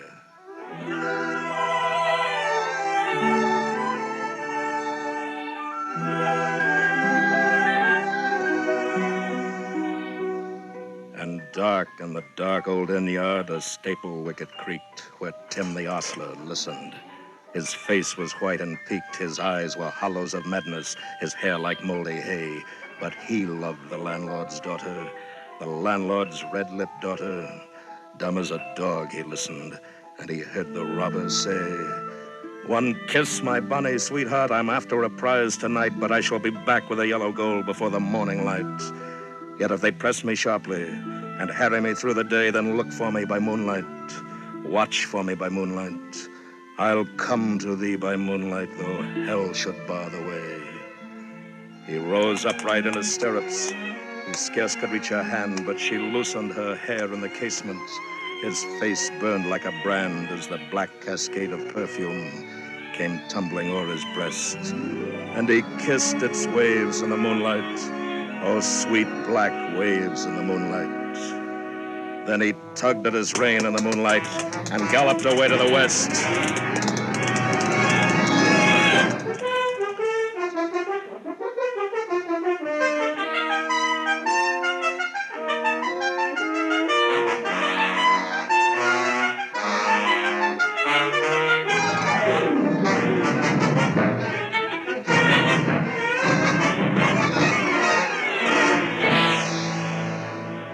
He did not come in the dawning. He did not come at noon. And out of the tawny sunset before the rise of the moon, when the road was a gypsy's ribbon looping the purple moor, a red-coat troop came marching, marching, marching. King George's men came marching up to the old inn door. They said no word to the landlord. They drank his ale instead. But they gagged his daughter and bound her to the foot of her narrow bed. Two of them knelt at her casement with muskets at their side. There was death at every window, and hell at one dark window. For Bess could see through her casement the road that he would ride.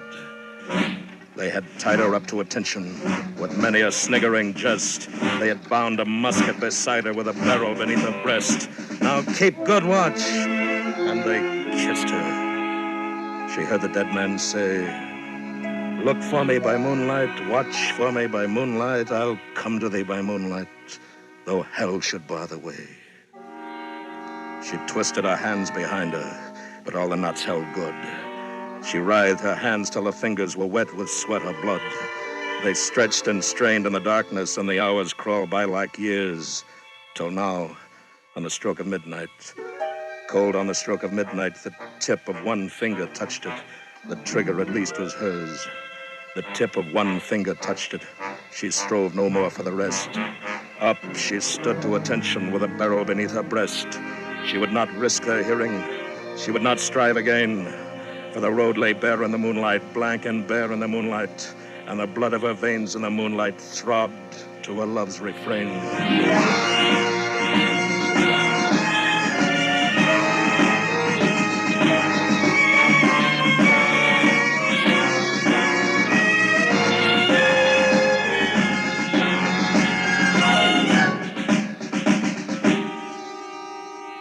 Clot, clot, clot, had they heard it? The horse hoofs ringing clear.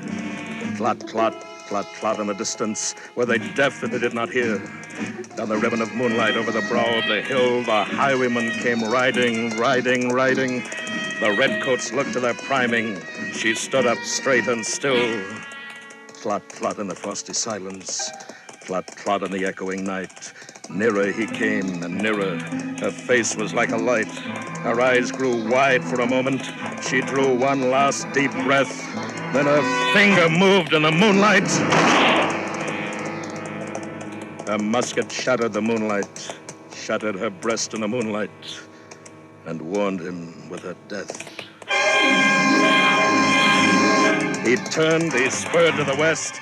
He did not know who stood bowed with her head or the musket drenched with her own red blood. Not till dawn he heard it. His face grew gray to hear how Bess, the landlord's daughter, the landlord's black-eyed daughter, had watched for her love in the moonlight and died in the darkness there. Back he spurred like a madman, shrieking a curse to the sky, with a white road smoking behind him and his rapier brandished high.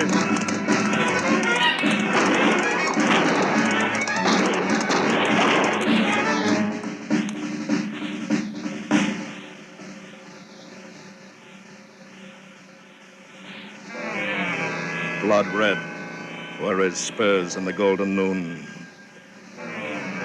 Wine red was his velvet coat when they shot him down on the highway, down like a dog on the highway, and he lay in his blood on the highway with a bunch of lace at his throat.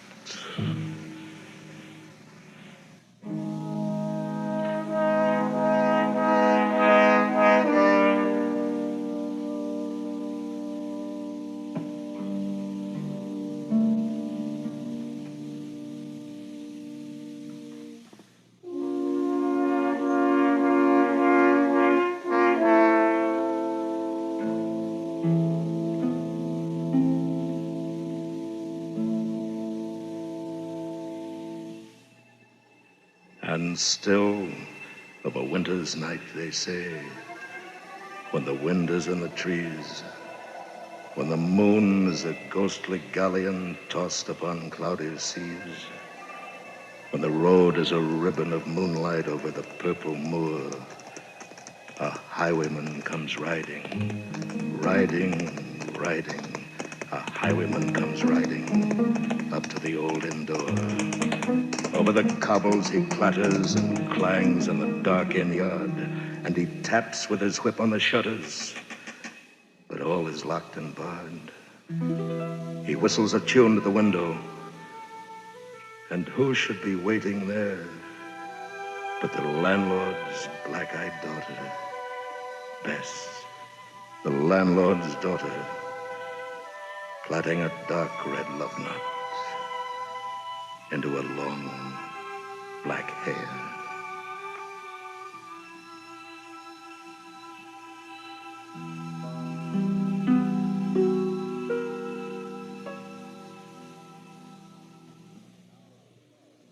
Now, love has always been the special province of poets, and who of us, having fallen in love or thought we had, has not tried to express this overwhelming passion in a poem? Well, more than 100 years ago, there was in London a young woman who managed this rather more successfully than most of us. Her name was Elizabeth Barrett. Her lover was Robert Browning, who tenderly called her his little Portuguese because of her dark complexion. As their romance progressed, she wrote him a series of sonnets inscribed from the Portuguese. Here is the immemorial Sonnet 43, 128 words of love.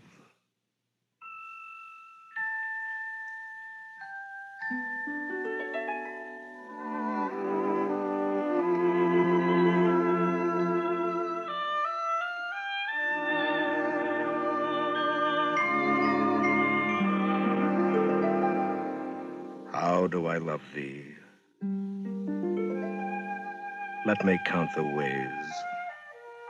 I love thee to the depth and breadth and height my soul can reach, when feeling out of sight for the ends of being and ideal grace.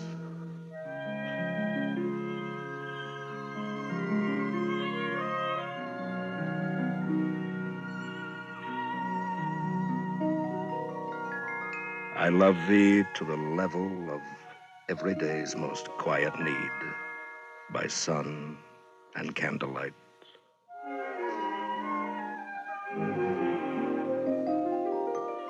I love thee freely as men strive for rights. I love thee purely as they turn from praise.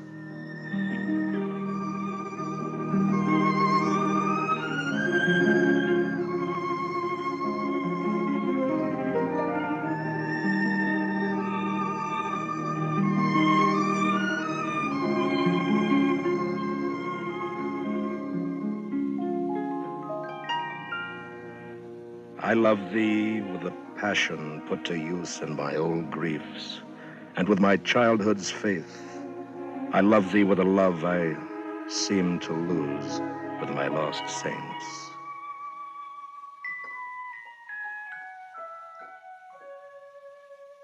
I love thee with the breath, smiles, tears of all my life.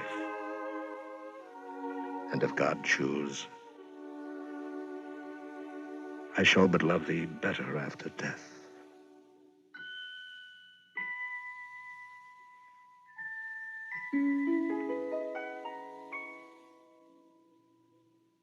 They say one picture is worth 10,000 words. Do you still believe it? Well, listen then to 398 words from the pen of the late, great Thomas Wolfe, from his book of Time in the River, a passage known as The Thunder of Imperial Names.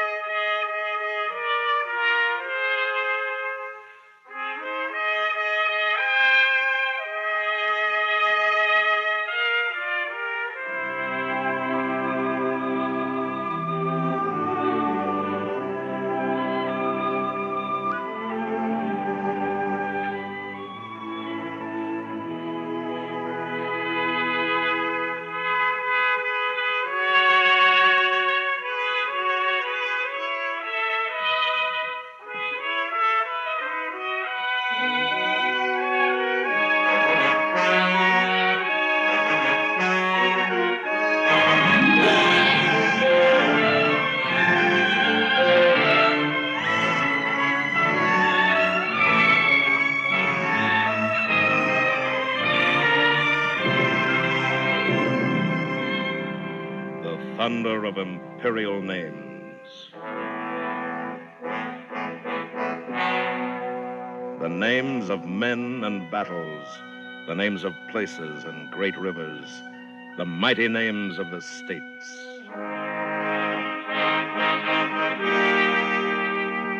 The name of the wilderness, and the names of Antietam, Chancellorsville, Shiloh, Bull Run, Fredericksburg, Cold Harbor, the wheat fields, Ball's Bluff, and the Devil's Den. The names of Cowpens, Brandywine, and Saratoga, of Death Valley, the Chickamauga, and the Cumberland Gap. The names of the Nantahalas, the Badlands, the Painted Desert, the Yosemite, and the Little Bighorn. The names of Yancey and Cabarrus counties, and the terrible name of Hatteras.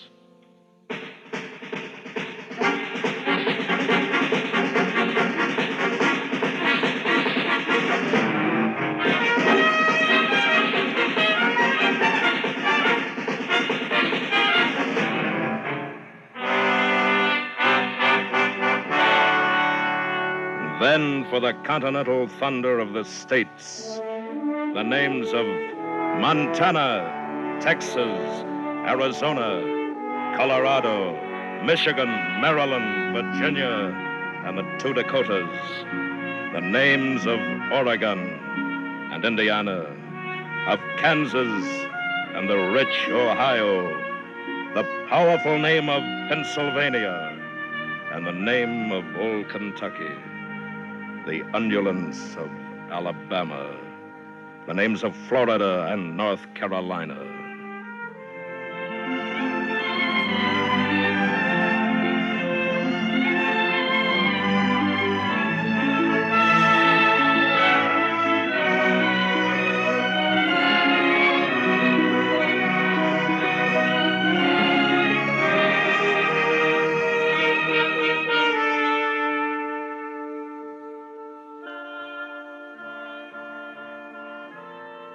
In the red oak thickets at the break of day, long hunters lay for bear.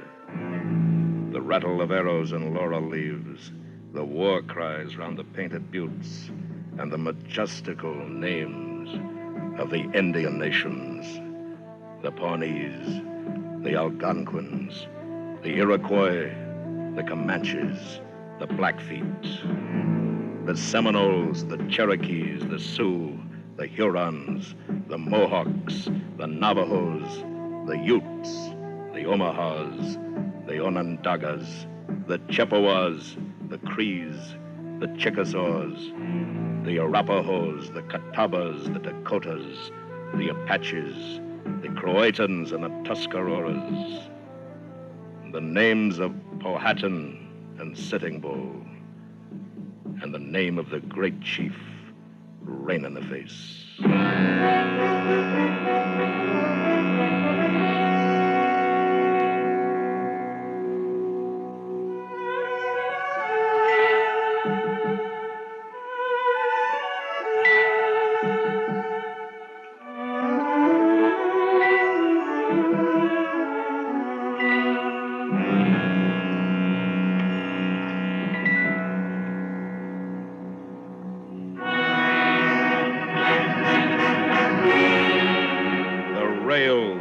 Westward in the dark.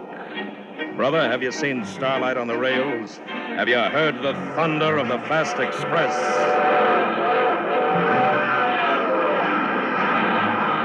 The names of the mighty rails that bind the nation.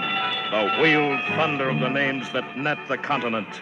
The Pennsylvania, the Union Pacific, the Santa Fe, the Baltimore and Ohio, the Chicago and Northwestern, the Southern, the Louisiana and Northern, the Seaboard Airline, the Chicago, Milwaukee, and St. Paul, the Lackawanna, the New York, New Haven, and Hartford, the Florida East Coast, the Rock Island, and the Denver and Rio Grande.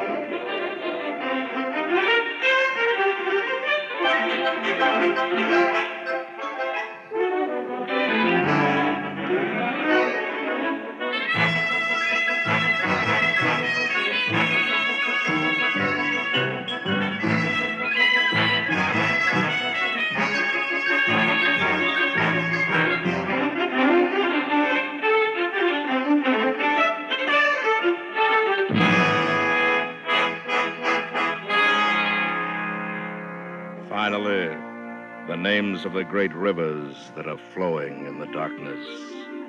The names of the great mouths, the mighty maws, the vast, wet, coiling, never glutted and unending snakes that drink the continents. Where and in what other land will you find others like them, and where you can match the mighty music of their names?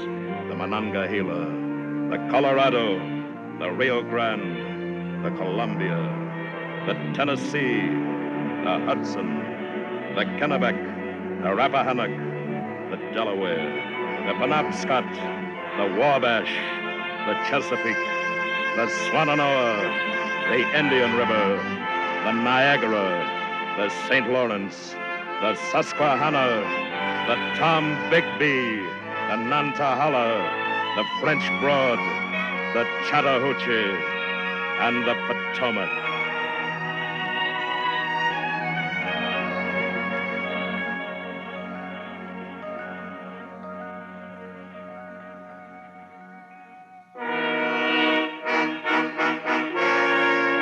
These are a few of their princely names.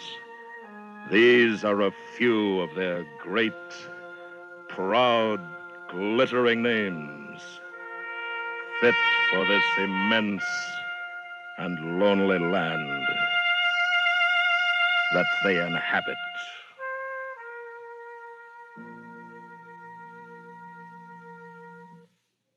Just a few more words and we're done. From the ancient Japanese, a tanka, a poem consisting of only 7 words. A poem called Silence.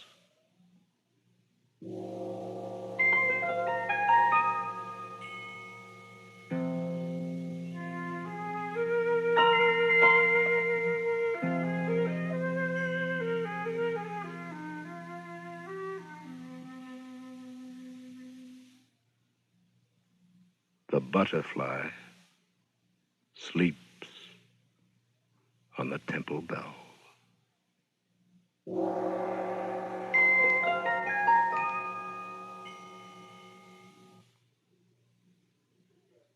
The CBS Radio Workshop has presented 1,489 words, starring William Conrad, with music composed and conducted by Jerry Goldsmith. 1,489 words consisted of The Highwayman by Alfred Noyes, Sonnet 43 from the Portuguese by Elizabeth Barrett Browning, The Thunder of Imperial Names by Thomas Wolfe, and Silence by an unknown Japanese poet of antiquity. This experiment in words and the pictures words evoke was directed by Mr. Conrad and produced in Hollywood by William N. Robeson.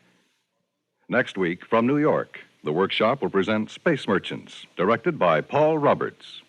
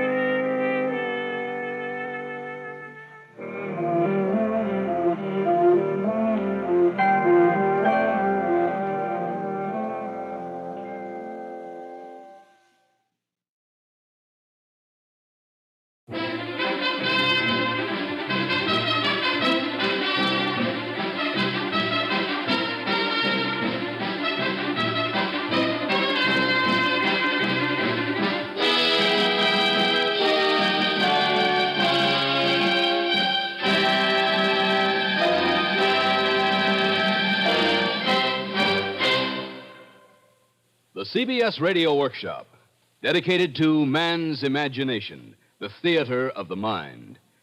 Tonight, a musical play dedicated to both children and grown-ups, with music composed by Alex North, book and lyrics by Jeremy Gurry, and adapted for radio by Draper Lewis. The CBS Radio Workshop presents The Hither and Thither of Danny Dither. Every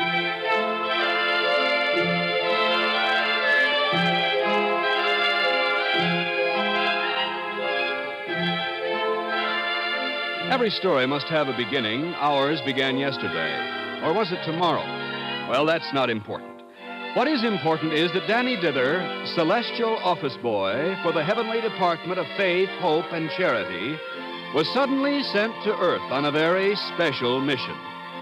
It's now the morning after his departure, and there are 3 very worried ladies sitting behind 3 rather shabby desks.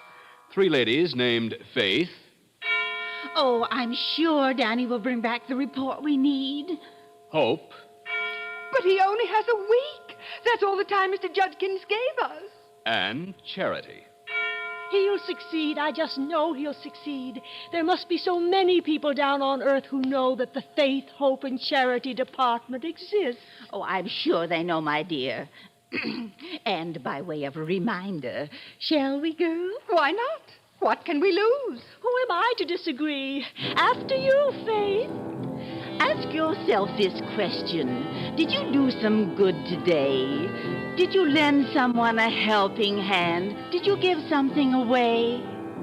And if by chance you didn't, if you simply closed your eyes, wake up and learn this lesson. It's a word unto the wise.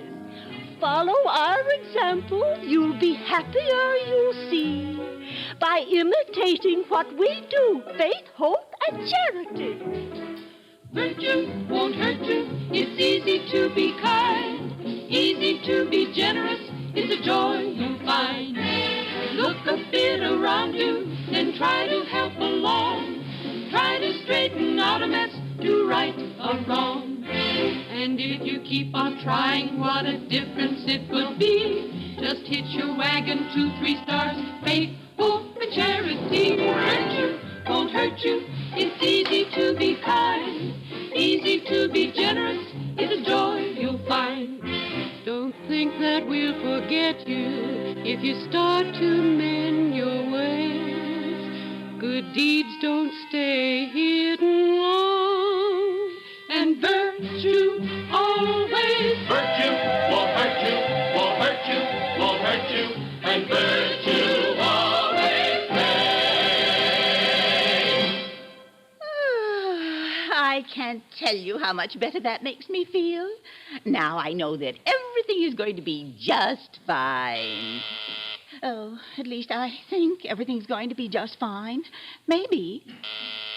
Faith, you answer it. It's probably Mr. Judkins from the front office. Oh, that nasty little efficiency expert he's hired. If it wasn't for him, Danny would never have had to go down to Earth in the first place.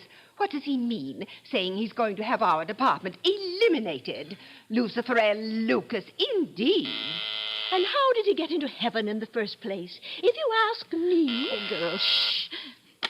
Faith, Hope, and Charity Department. Do unto others as you would have them do unto you. Good morning. This is Judkins. What sort of report has Dither sent up from Earth? Oh, we haven't heard from Danny so far, Mr. Judkins. But the boy's been down there a whole day. Oh, Mr. Judkins, you said we had a week. All right, I'll keep my word. If you can prove in 6 days that anybody believes there's such a thing as faith, hope, and charity, the department stays. Otherwise, Mr. Lucas has my permission to liquidate it. Oh, by the way, I've also given Mr. Lucas permission to go down to Earth to make sure that Danny Dither doesn't get into any mischief. Oh, but Mr. Judkins, he'll do everything he can to stop Danny from getting the report we need. Mr. Judkins? Mr. Judkins? Virtue won't hurt you. It's easy to be kind, easy to be generous. Oh, Hope, be quiet. Girls, we've got to get in touch with Danny and see what's happening. But what if he isn't wearing the intercommunicating earmuffs we gave him? We told him to keep them on all the time. Faith, you try first. Call him. See if he answers. All right, I'll try. Danny! Danny Dither! This is Faith calling. Can you hear me? He must be so confused because we made him forget everything about his life up here. He doesn't even know his name. He's probably gone to a ball game. And who can hear anything at a ball game? Try again. Try again, Faith. Danny! Danny Dither, this is Faith calling. Danny, can you hear me? Can you hear me?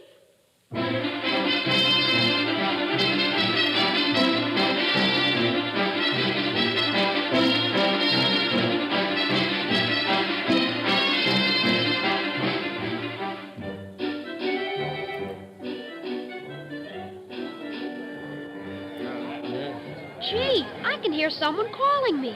Plain as day. Danny Dither. Excuse me, sir. Is my name Danny? Oh, you can't prove that by me, son. My name must be Danny. What do you want? Wait, I'll look. Yes, I have a notebook in my inside pocket. What shall I do with it? Sure, that's easy. All I've got to do is wander around and write down beautiful deeds in this notebook. Faith, hope, and charity sort of deeds. What? Money? What do I need it for? Oh, well, where do I get it? Okay. Will someone please give me some money? Now, there's a new approach if I ever heard one. You better try that story on someone else there, son. Gee, maybe this won't be so easy after all.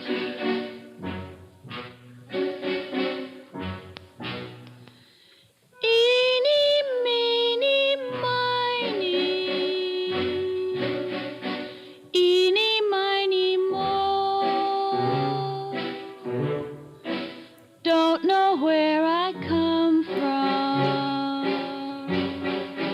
Don't know where I go. Haven't any money. Haven't any name. You may think it's funny, but I'm not to blame. Ought to have a cousin, relations by the dozen, but everywhere I roam, I'm still without a home, and no one knows my name. Dizzy, dizzy, dizzy, wondering where to go, but I'm very busy with eeny, meeny, mo.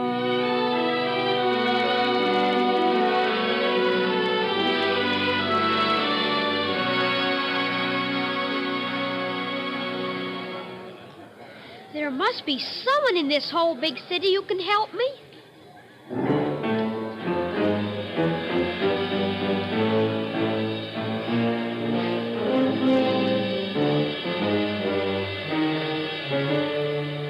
Hello, Danny. Hello. Who are you? You don't know me. My name is Lucas. Lucifer L. Lucas. I don't think I've ever seen you before, but I'm not sure. What a pity. Who knows? We might have met as recently as yesterday, but, what are you doing on Earth? I'm collecting beautiful deeds. I write them down in my notebook. No, who told you such nonsense? No one does those things, Danny. Come along with me and have some fun. Forget about looking for beautiful deeds. No, I don't want to. Well, at least let me get a little money for you. All you have to do is ask for it. Isn't that right? Why, sure. Just watch this. Okay, mister. This is a gun. Get your hands up. I beg your pardon. Let's have your wallet fast. Hand it to the kid. Don't think you can get away with this. I will, but maybe the kid won't. I hope. Now get out of here. Okay, Danny. You got some money now, and here's the gun to go with it. See you in jail. In jail, Danny. Man, oh, man, did you see that operation? Kid, you're okay. My name's the Duke, and this is Droopy. Now, if we can be of some service... 310, 15. My name is Danny. 25. $325. Is that enough to buy something to eat? Did you get that, Droopy? 325 federal diplomas, and he wants to know if he can buy something to eat. 325 smackaroos. Why, with dough like that, I could buy myself a season pass to the pictures. Or sideburns like Elvis Presley. Or half the East River. Or a new tune for Nick's hand organ. Hey, Nick, you want a new tune for your gizmo? Maybe a little rock and roll. Hey, Nick don't look so good. Hey, Nick, anything wrong? No, there's nothing wrong. Much. Oh, why so sad, Nick? Where's the monkey? What's happened to the monk? What's happened? Is a very sad story. Like this.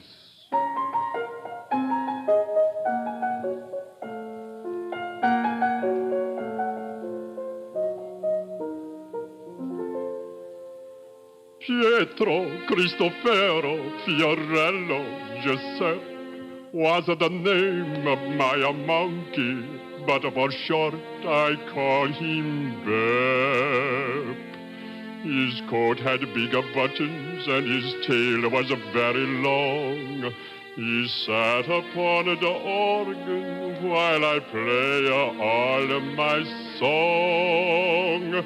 He tip his hat, he make a bow, he look very fine. He jump on the organ when you give him a dime. He climb up, he climb down, he make a funny scene.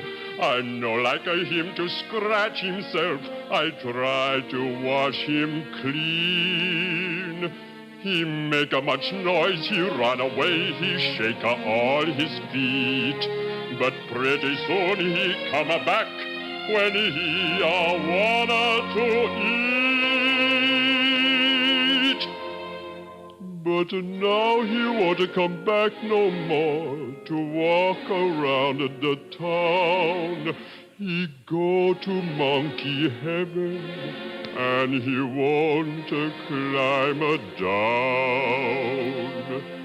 I hope when he tip his hat, they don't think it's wrong. And maybe all the time he is a much better song.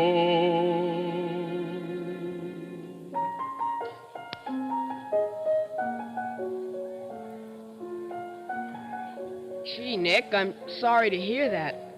But if you need some money for a new monk, Danny here's lots. He's got 325 bucks. Who has 325 bucks? Daisy, what you doing sneaking up on a guy like that?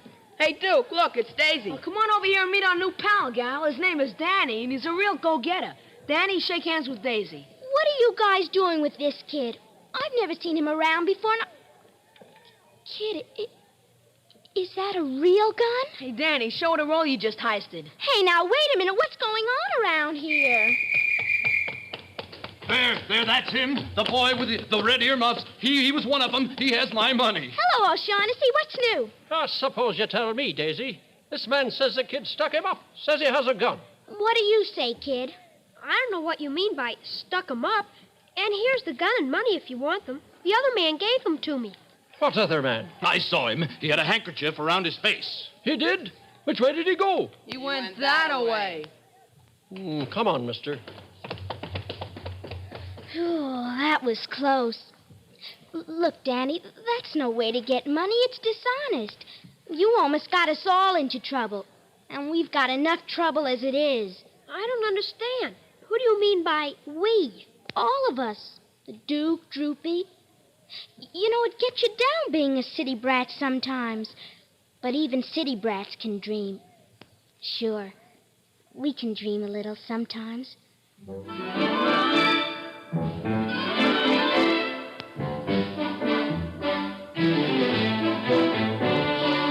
Sing this little tune when you look for June, and all the springtime will come dancing to you soon.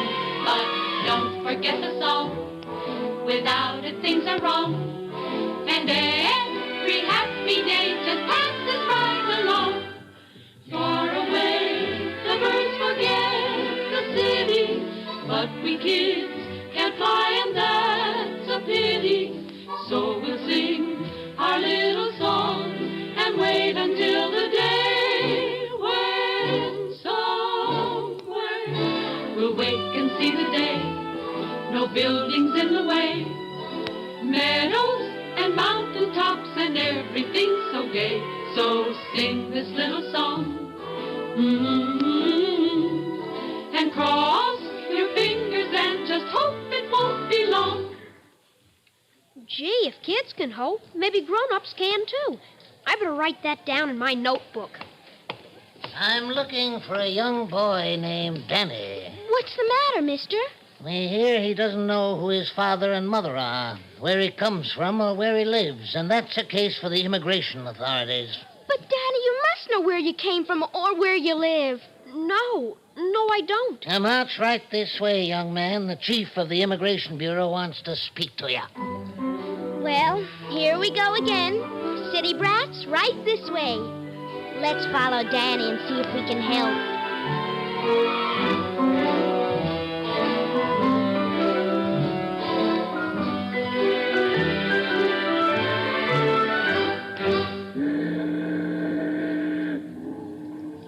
The ship sails in 5 minutes, sir.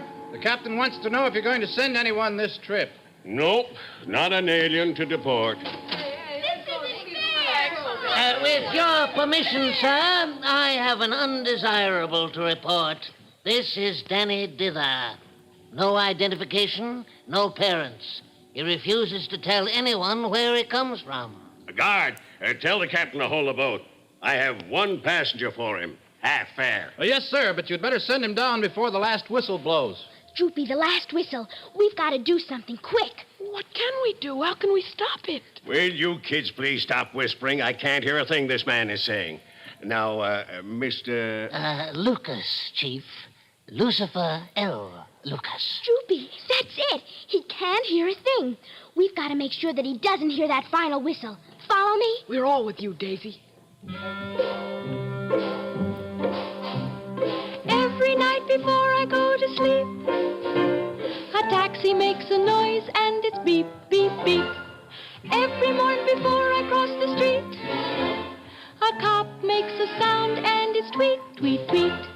Near the tracks, walk with care, there are things we mustn't do. Stop and look and listen when the train goes woo-woo. Ferry boats, peanut men, you hear them every day. All have their own sounds and this is what they say. The man with the flute, toot-toot-toot. The owls hoot, hoot, hoot. The cop on the beat, tweet, tweet, tweet, tweet. The taxi on the street, beep, beep, beep, beep. The boat's in dock, boop, boop.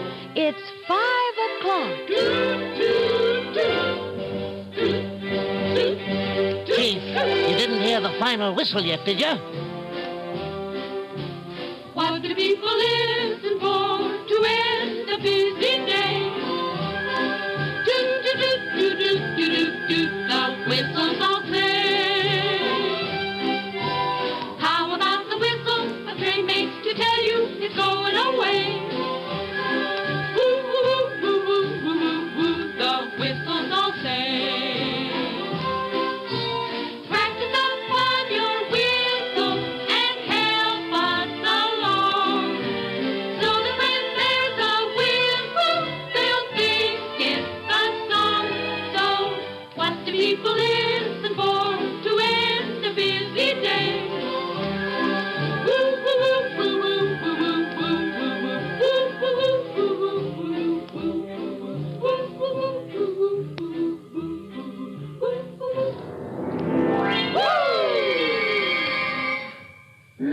All right, guard, take him away. It's too late, Chief. They've pulled the gangplank. The last whistle blew 2 minutes ago. Daisy, it worked. We did it. Danny, come on. We better get out of here while we can.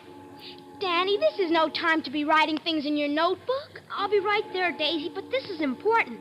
Now I have a really good deed to report to Faith, Hope, and Charity. It becomes increasingly apparent that I must somehow manage to lay my hands on Mr. Dither's little black notebook. Increasingly apparent. Come on, Danny, let's go.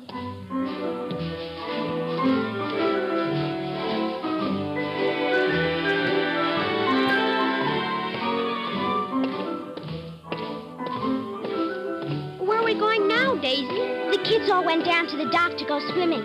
Wouldn't you like a swim? What's that? Just follow me, I'll show you. I'm champion underwater swimmer of the whole east side. Well, come on. Danny, stop worrying about finding so many good deeds. You know what I always say. Take it easy, my friend. This is not the end. There's no point to worrying. You're hurrying to the grave. Keep your chin up, my chum. Let the trouble come. There's no sense to weeping. You're keeping that joy away. The Lord must love the underdog. He made so many of them. He must have made them all just so that he could love them. He made the world with little folks that big shots like to frighten. But big shots aren't big enough when underdogs start fighting. So try some smiling and see how right things can be.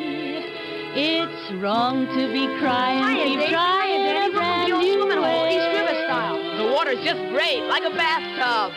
So get moving, my friend. This is not the end. It's no time for weepers or jeepers creepers. So open your peepers and keep your chin up, friend.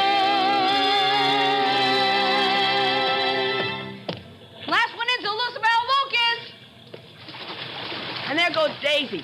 Danny, watch this. She can swim underwater like a frogman. Daisy, don't. Where is she? Oh, she'll come popping up like a cork in just a minute. Where is she? She should have come up by now. Help! Someone help! I'm going after her. But, Danny, you said you didn't know how to swim. Duke, he's going down. He's drowning. Help! Help! Daisy! Daisy!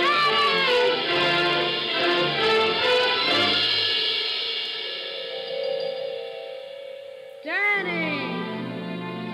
Daisy! Danny!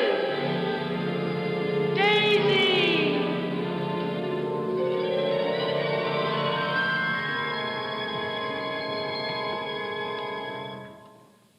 Danny! Danny, are you all right? Where am I? What happened? You're back in the Faith, Hope, and Charity department, remember? Danny. Oh, Danny, I'm so glad you're all right.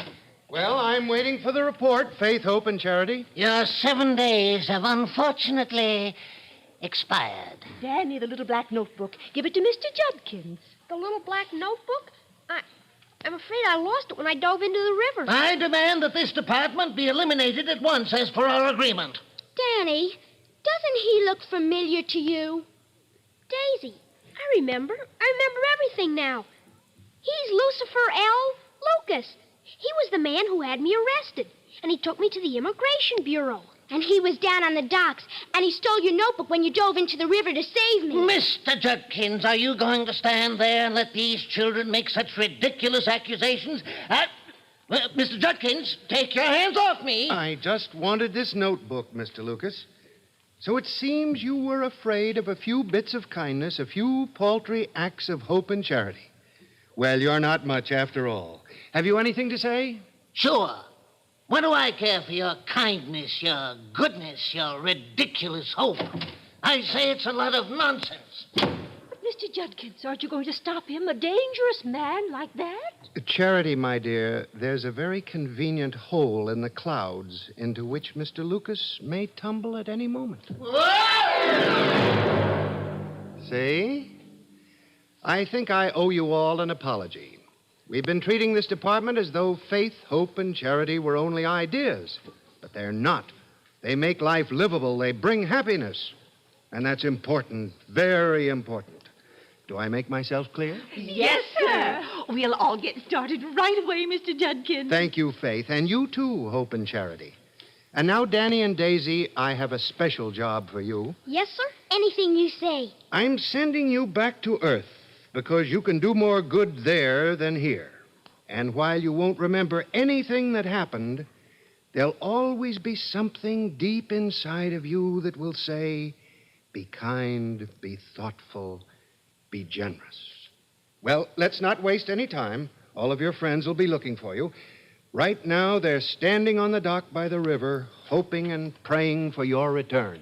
Goodbye, Danny, dear. You'll only need your earmuffs now in the wintertime. Goodbye, Danny. Goodbye, Daisy. And always remember what we taught you. Hurt you, won't hurt you. It's easy to be kind, easy to be generous. It's a joy you find. Don't think that we'll forget you if you start to mend your ways. Good deeds don't stay hidden long, and virtue always pays. Goodbye, Danny, Daisy. Danny, Daisy, Danny, Daisy.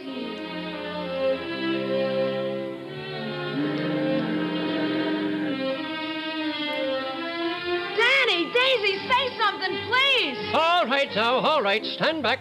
Just give him a little air. They're coming out of it now. Daisy, Danny, are you all right? Gee, you two certainly had us scared for a minute or so. Are you all right, Daisy? Yeah, I'm fine. Oh, Shaughnessy here pulled you both out. Thanks for saving us. I guess I've been an awful lot of trouble to you. No real trouble, laddie. You and your gang just keep out of mischief, that's all. Daisy, I have a message for you from your mother. She says Danny is to come live at your house from now on. Oh, Danny! Gee, I don't know what to say. Hurt you, won't hurt you. It's easy to be kind, easy to be generous. It's a joy you'll find. Don't think that we'll I guess maybe we'd all better be going if you home. start to See you tomorrow, mend fellas? Sure thing, Daisy. So long, Danny. See you tomorrow. And virtue always Hurt you, won't hurt you, won't hurt you, won't hurt you, and virtue always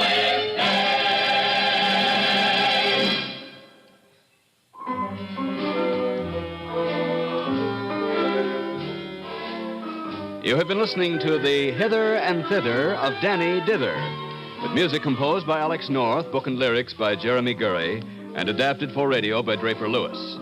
The orchestra was under the direction of Charles Lichter, with vocal supervision by Michael Stewart.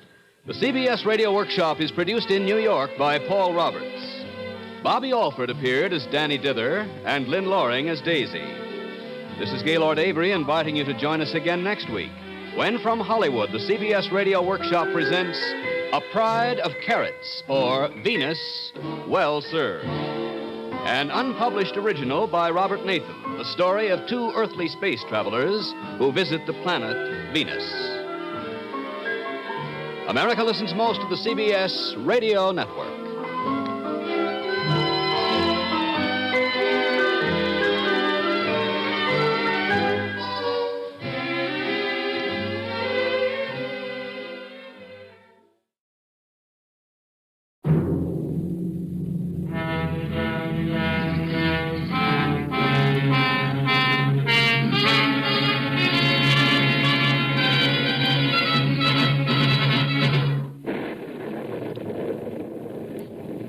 The rain descended, and the floods came, and the winds blew, and they beat upon that house, and it fell not, for it was founded upon a rock.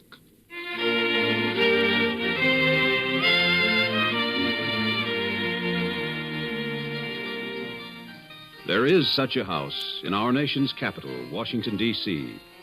And this year, as every 4 years for more than a century and a half, men are contending for its occupancy, the highest honor that can be bestowed upon an American by his countrymen.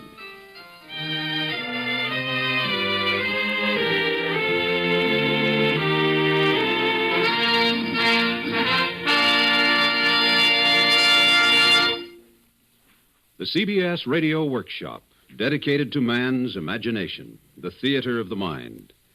Tonight, the biography of that graceful yet indestructible symbol of our nation, the White House, home of our presidents at 1600 Pennsylvania Avenue, Washington, D.C. Narrated by CBS News correspondent Alan Jackson.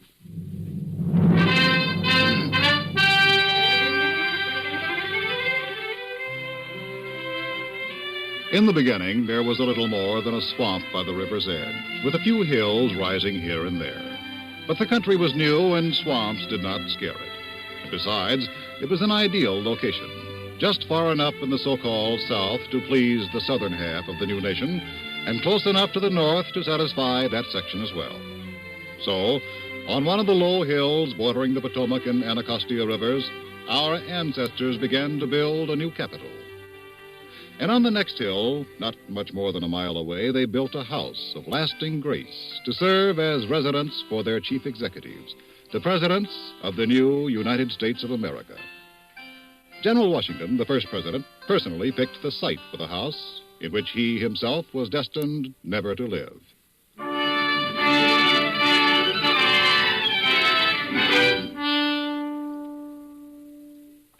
The first occupant of the house was a stern man whose New England ancestors had weathered many storms in war and in peace.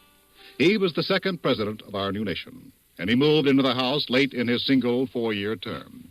His name was John Adams. And when John Adams first passed through the entrance of the still unfinished building, he uttered a prayer, the sense of which he put down in a letter to his wife, Abigail. John Adams' prayer was ultimately carved over the fireplace in the state dining room by order of the one occupant of the house who has perhaps caused more debate than any other, Franklin Delano Roosevelt. And so it may be read today.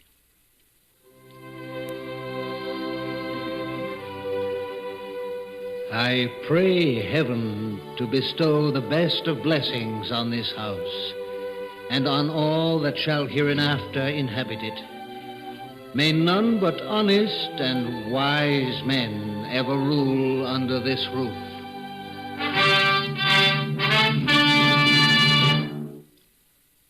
Executive Mansion, or the President's House, is what it became in the minds of the American people. And more than 100 years after John Adams became the first occupant, another president named Roosevelt, Theodore in this case, set a precedent by having his stationery engraved with the words, the White House. The name, at first unofficial, originated with one of the many misadventures which have befallen the house during the 150-odd years of its life. In August 1814, British soldiers set the structure afire, ruining the interior and blackening the sandstone outer walls. When the house was reconstructed, a coat of white paint was applied to the exterior to cover the damage caused by smoke and flame, giving rise to the name by which we know the building today, the White House. The British attack took place during the presidency of James Madison, whose universally admired and attractive wife was the famed Dolly.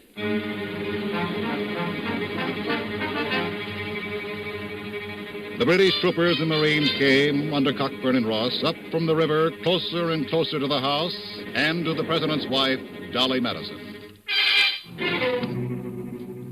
I am Dolly Madison. There are stories about me that I tucked the original copies of the Declaration of Independence and the Constitution into my bodice just before I ran from the burning house. That I hacked the portrait of General Washington out of its frame and carried it off with the British at my heels. And, not least of all, that my husband was a coward and had left me alone when the British came. They are not true. And they were not true. The documents were taken off safely by clerks from the Department of State. The painting of Washington that had been painted by Stuart was carried to safety by 2 gentlemen from New York. And James Madison was with his troops at Bladensburg, where he should have been, and was later joined by his wife. And so the house was burned, later to be rebuilt and become what is probably one of the best-loved structures in the world. But what was it like in the beginning, when John Adams and his wife Abigail arrived? The city of Washington at that time had a population of just 3,210, and the nation of just 5 million. There were no bathrooms, of course, and... Cold. It's so cold, John, and so damp, so terribly damp. It's that miserable swamp that surrounds us. I ordered that all the wood we had been able to get should be burned in the fireplaces so as to dry out the plaster before you came. But the damp still oozes from this confounded, porous Virginia freestone in the walls. But we'll need to keep all of 13 fires going, even with so few chambers finished or furnished. There's no wood to be had, Abby. Could we not use coals? We have a small supply, but I have not been able to get grates made for the fireplaces. John, do you know that there is no place at all to dry clothes? You'll just have to make do somehow, Abby. This is a wild new country we've come to. Oh, I'll manage. I'll just use the great audience chamber to hang our wash in. But it isn't these small inconveniences that worry me. What is it, then? It's you, John. Never have I seen you so disconsolate, so woebegone. And it's not the ague from the walls that makes you so. No, it's not. I suffer from a dampness of the soul. John, what a strange remark. I don't think I have ever known you to be sorry for yourself before. Not out loud. I'm not sorry for myself. But I never asked for this thankless task. I never sought the presidency. John. Oh, yes. I've been ambitious in my mind, but not in my heart. With all my heart and soul at this moment, I wish we were back in Milton, or in Brattle Street, or on the Braintree Farm. Let Mr. Jefferson have this cave of the winds.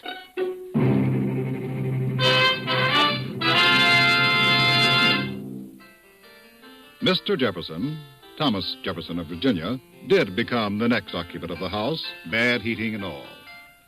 Jefferson, however, collaborated in plans for various additions to the house, most importantly for columned porticos, softening the somewhat severe aspects of the building from the north and the south. And his official dinners were renowned for their good food and wines and the good conversation that went with them. The insatiably curious president, in fact, not only sparked some memorable intellectual exchanges himself, but he also substituted round or oval dining tables for the customary rectangles, so that all his guests could more easily observe each other, thus encouraging the freest exchanges of intimate opinions, thereby eliminating those delicate points of diplomatic precedence, which he believed were out of place in a democracy. I still say that if the British were to support us... It seems that trifles do become giants in the mouths of Americans. There can be no more piracy, sir. The United States will not stand for it. Well, sir, as to slavery, we know that certain European countries do... Purchasing Louisiana, in my opinion, is a mean and degrading mode of acquiring territory. Mr. Ambassador, you won't believe this, but when I left Virginia to take up my post in France, I had 2 bushels of ripe pears sewed in bags. And when I returned 6 years later, they were in perfect condition. They'd candied themselves.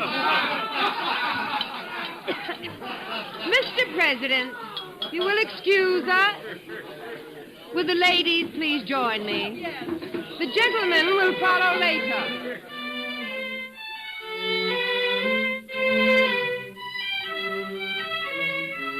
That was Dolly Madison, wife of James Madison, who at that time was a member of Jefferson's cabinet.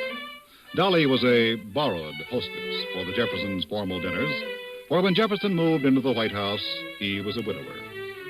After Jefferson served 2 terms, James Madison, his distinguished Secretary of State, succeeded him, and Dolly Madison became First Lady of the land.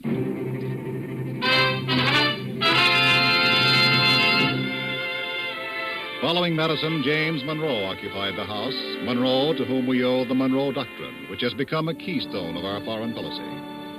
Of his wife, Virginia Courtwright Monroe, it was said that she was often frail and had to keep herself secluded in one of the bed or drawing rooms on the 2nd floor, among which were the Rose Room, the northeast corner bedroom, the northwest corner bedroom, the southwest corner drawing room, and the bedroom west of the book storage room. None of this, however, kept Mrs. Monroe from being one of the liveliest hostesses the house was ever to know.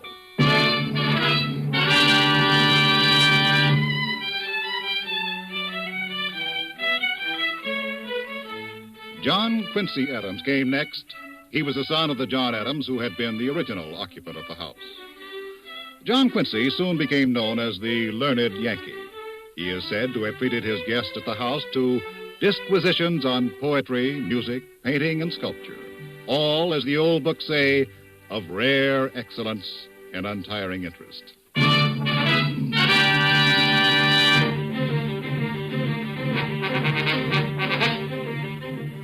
Then a new kind of storm arose, a storm of votes and of voters, mostly out of what was then called the West. That is, the territory beyond the Appalachians. This was a part of their country which the cultured, eastern and southern states, still considered savage.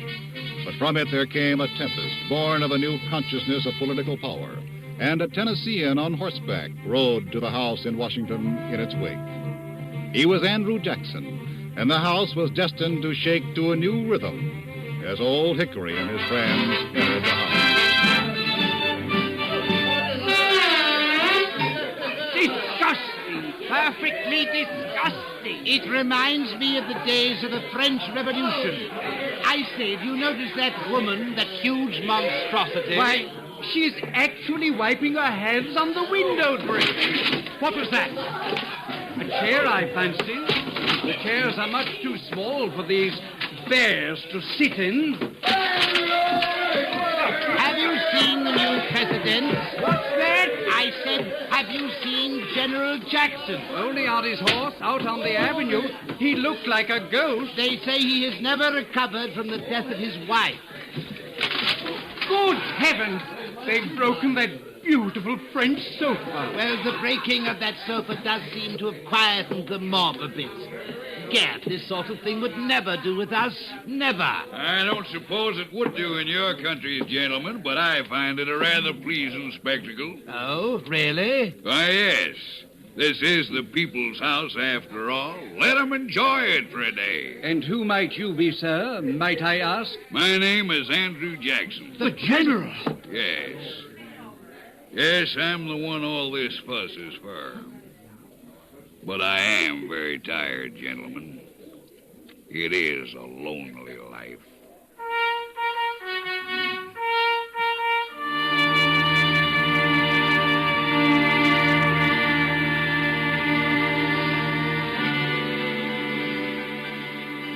The house was officially declared finished and furnished in 1829, the first year of General Jackson's administration.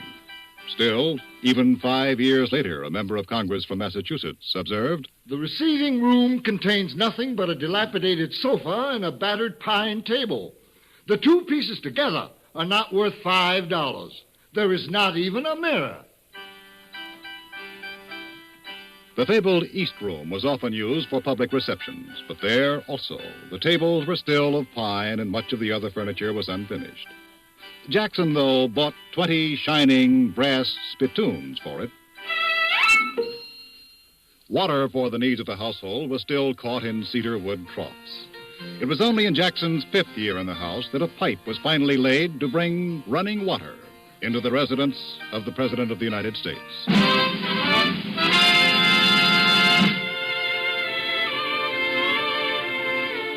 Jackson's successor was Martin Van Buren of New York. Van Buren, we are told, bought a gold dinner service for the house and was defeated in his bid for re-election, at least partly because it was noised around that he was in the habit of tasting French sauces from golden ladles.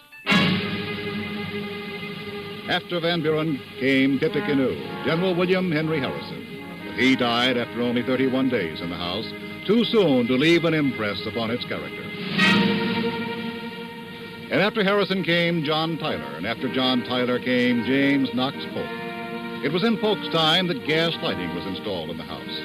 Then Zachary Taylor, Millard Fillmore, Franklin Pierce, James Buchanan. And then a new man and a new party arisen from beyond the mountains, from the newly settled, harsh and hard-living prairie states, the area that we now call our Middle West, came Abraham Lincoln.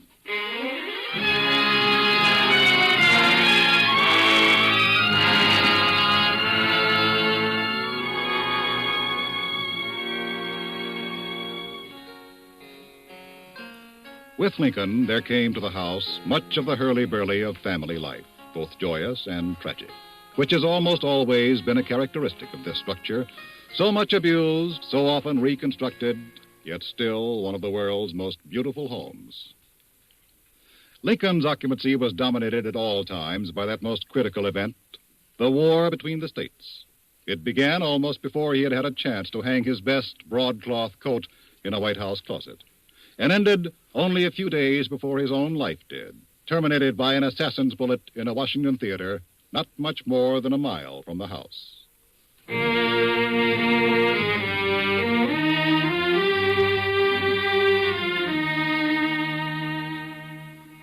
An awareness of the tragic war that was ravaging the country, North and South, was, of course, forever present in the house during Lincoln's time. It penetrated even to the children's quarters. The two young Lincoln boys, Tad and Willie, often played with two other children whose home was in Cincinnati, Ohio, and whose last name was Taft. One of these children, in fact, the one called William Howard, himself became President of the United States about 50 years later. There was a day when the four children made a doll out of some rags and old clothes and named it Jack. I think he should be shot at sunrise. What for? Sleeping on sentry duty. But you can't... A soldier in missing his duty must be punished. But Jack didn't do it. Not really. Let's ask the gardener here. No, I tell you, this is a pretty serious business.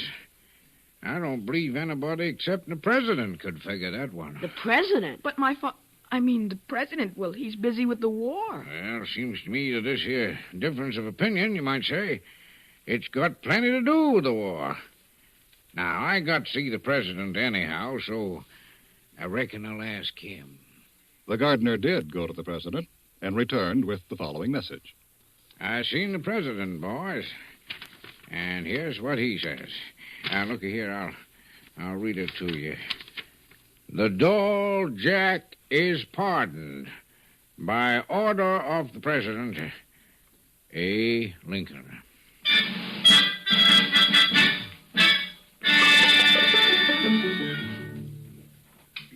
It was not long after this incident that young Willie went out riding on his pony in a chilly rain. A few hours later, he fell sick of the fever, as Washington wives and mothers then called it. They blamed Washington's swampy origins for it, and the deadly miasmas which were supposed to arise from the marshy shores of the Potomac and Anacostia Creek, or sometimes they blamed the abundant insect life of the capital. We now know that the main cause of Washington's dreaded fevers was its unpurified water supply, a ready-made carrier for typhoid.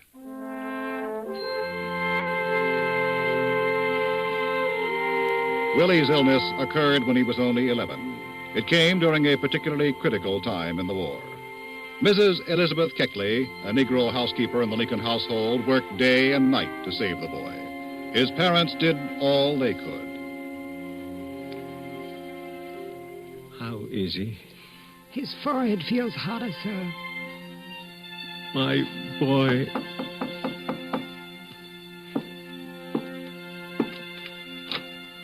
Mr. President. Mr. Nicolay? It's the Secretary of War, Mr. Stanton, sir. He asks you to join him at the telegraph office at once. A dispatch from General McClellan. Tell Mr. Stanton I shall join him within the hour.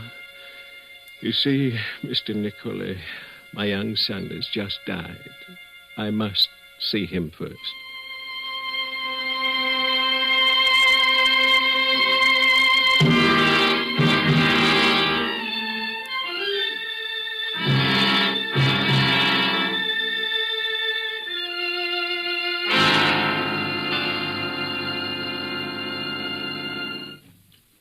But even tragedies do end sometime.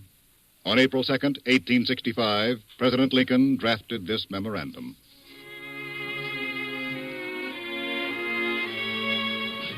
Lieutenant General Ulysses Grant at Appomattox, allow me to tender you and all with you the nation's grateful thanks. At your kind suggestion, I think I will visit you tomorrow. A. Lincoln.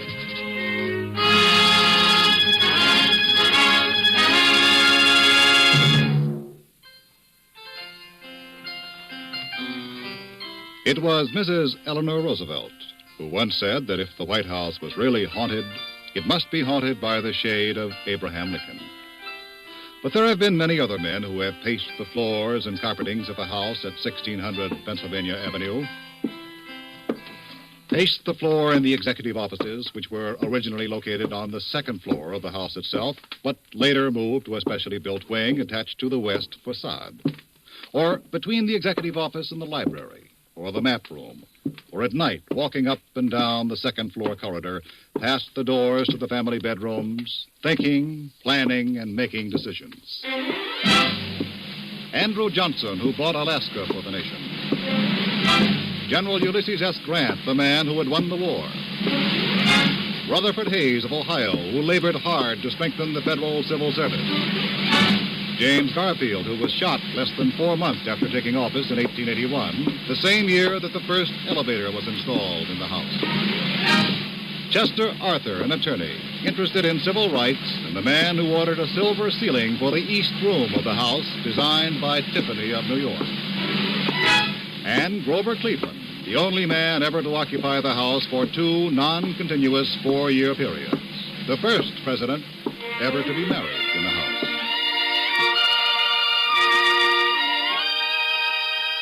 Do you, Grover Cleveland, take this woman, Clara Folsom, to be your lawful wedded wife, to keep and to cherish? My dears, I wish you could see the bridal gown. It's of heavy, very heavy ivory satin, with a high plain corsage, elbow sleeves, and a very long train. It could stand alone, I believe. And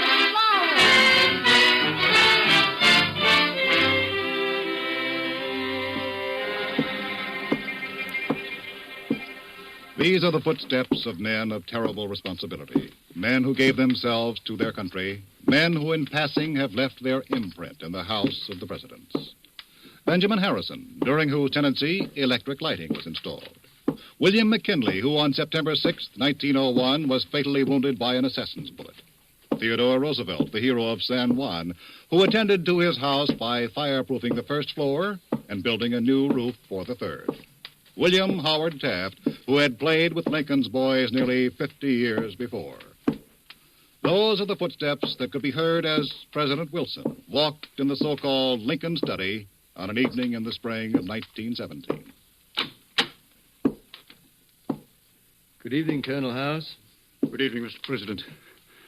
Sir, I've heard that you've made up your mind, sir.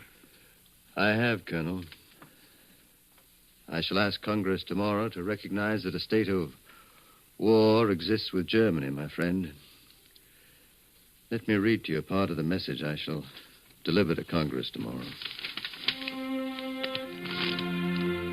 It is a fearful thing to lead this great, peaceful people into war. But the right is more precious than peace, and we shall fight for the things we have always carried nearest our hearts and fortunes, with the pride of those who know that the day has come when America is privileged to spend her blood and might for the principles that gave her birth and happiness, and the peace which she has treasured. God helping her, she can do no other.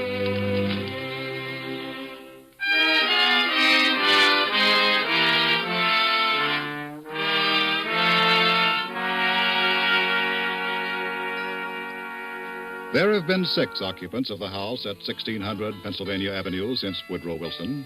These are still too close to us for words without partisanship, whether that of pride or that of anger.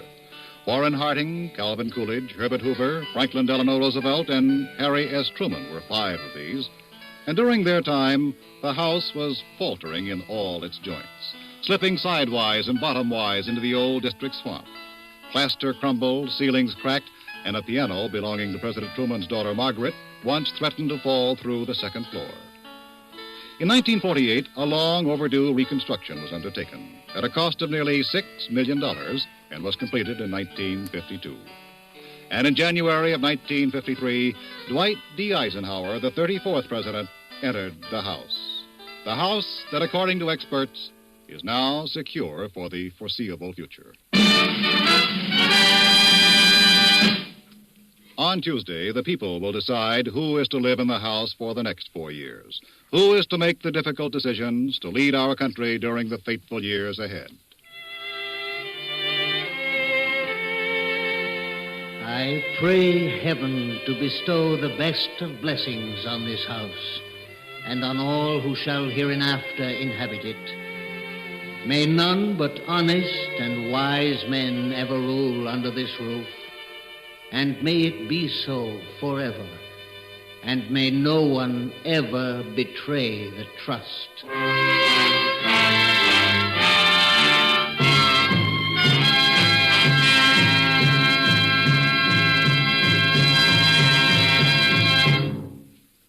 This is Alan Jackson. A big job awaits the man who will reside at 1600 Pennsylvania Avenue during the 4 years just ahead. On Tuesday next, be sure to vote for the candidate of your choice. And remember, as soon as you have cast your ballot, those of us who make up CBS Radio's team of CBS News correspondents, aided by the mathematical wizardry of the famous UNIVAC machine, will be on the job reporting the election story just as quickly as it develops. You have been listening to the CBS Radio Workshop and 1600 Pennsylvania Avenue, The Story of the White House, written by George H. Faulkner, with music arranged and conducted by Charles Paul, narrated by CBS News correspondent Alan Jackson, and produced and directed in New York by Paul Roberts.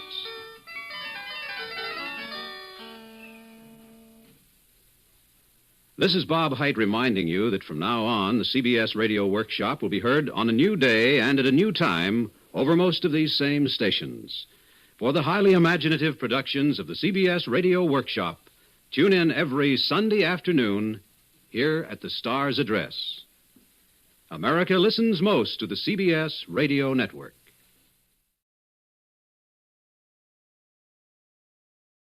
The CBS Radio Workshop, dedicated to man's imagination, the theater of the mind.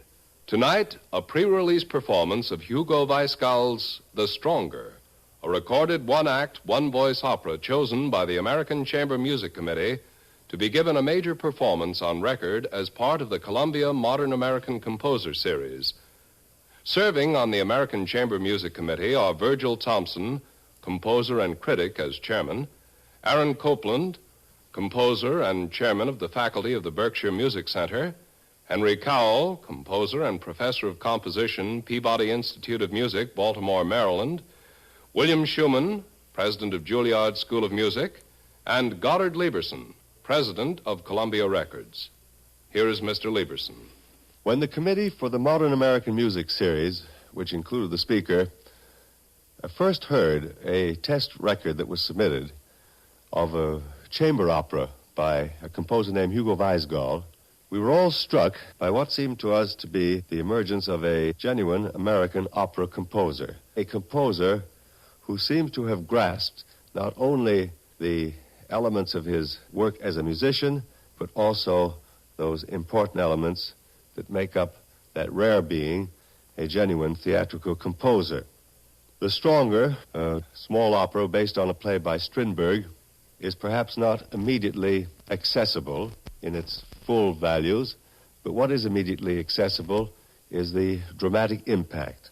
I think that perhaps as far as the music is concerned, the best thing I can do is quote from the notes that Mr. George Rochberg has supplied for this record. He says, "In general, it is difficult to place Weisgall's musical style, not that it is important or necessary to do so. We are too fond of labeling composers today. Still, his music leans heavily in the direction of a freely handled chromatic palette, without ever sounding like so-called atonal music. The diversity of harmonic palette is evident in The Stronger, as is the composer's sensitivity to orchestral color.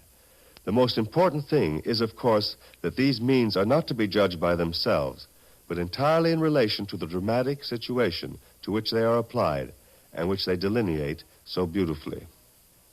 And now, Hugo Weisgall's The Stronger, sung by Adelaide Bishop and conducted by Alfredo Antonini.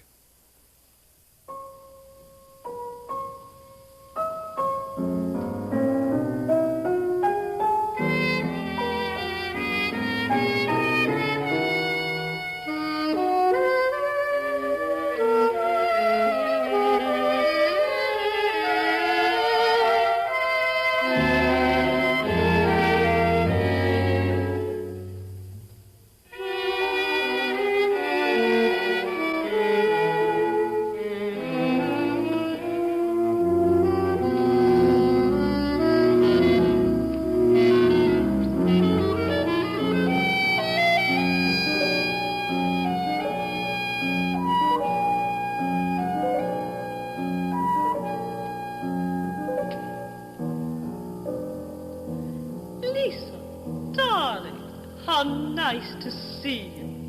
But sitting all by yourself, like a bachelor at his club.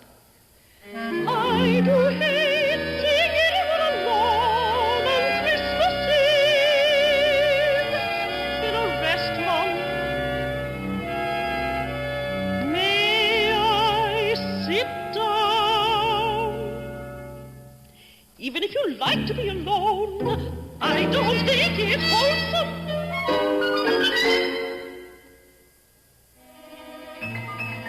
I can't bear people who aren't serious about Christmas.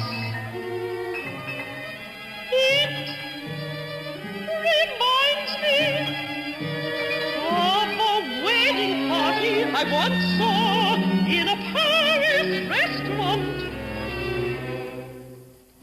The bride was reading La Mode, and the groom was playing billiards with the witnesses.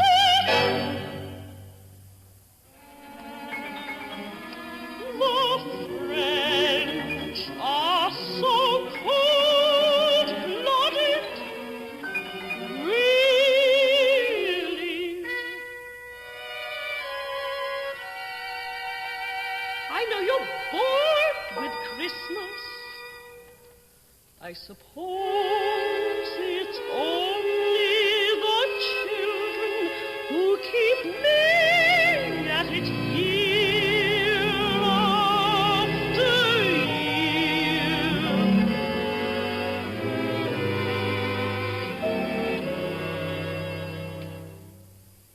I've worked like a slave for weeks. Every morning I'm in town shopping, and then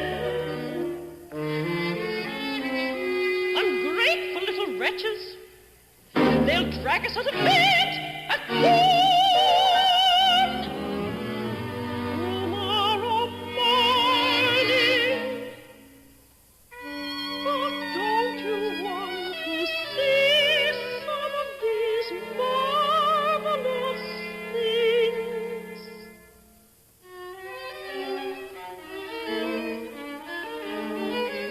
Isn't this a sweet infant?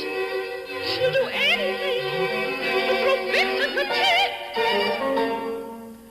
We never had anything like that.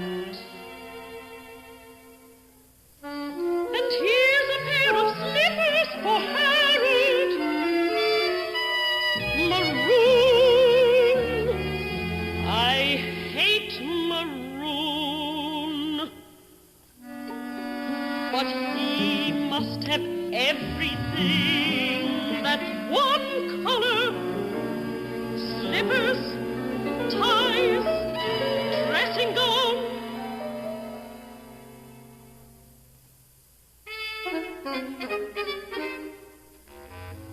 See what small feet he has. 7.5. But not effeminate. The way he walks up and down, up and down, up and down, like the tiger in the zoo. Of course, you've never seen him that way. In dressing gown and slippers. But then he loses his temper. He really stops. Damn it all! Who stole the bulb from my study lamp again? Oh, when the thermostat breaks down and cold drops from the floor. My God, my feet are freezing, but a fortune in oil goes up in smoke. But I am mean, bearing his little weaknesses in public. He's all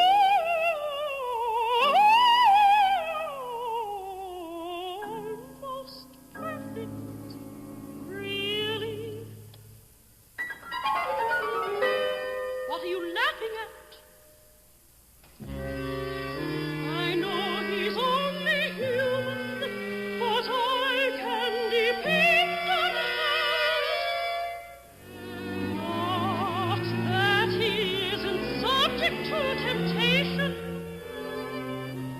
I know, because he tells me, and we laugh about it. That little beast Audrey, he made a play for him the last time I was on the road. I'd have clawed out her eyes. I'm glad I heard about it first from him, and not from my dear friends. And she's not the only one. Why should they all make passes at my poor husband?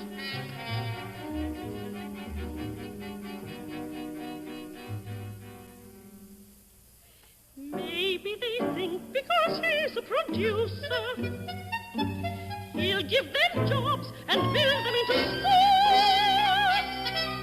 Why does every snip of a debutante fancy herself as another Ponselle?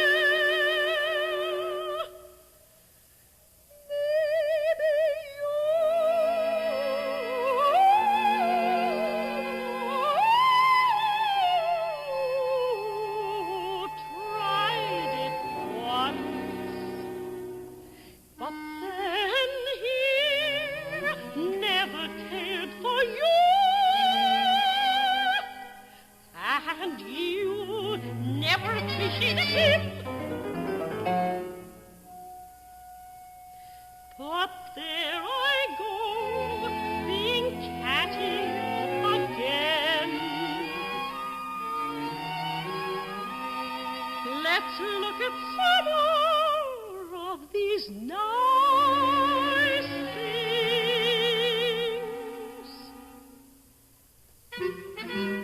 Aren't these the cutest little soldiers? And this hunting knife is pretty, just like the real thing.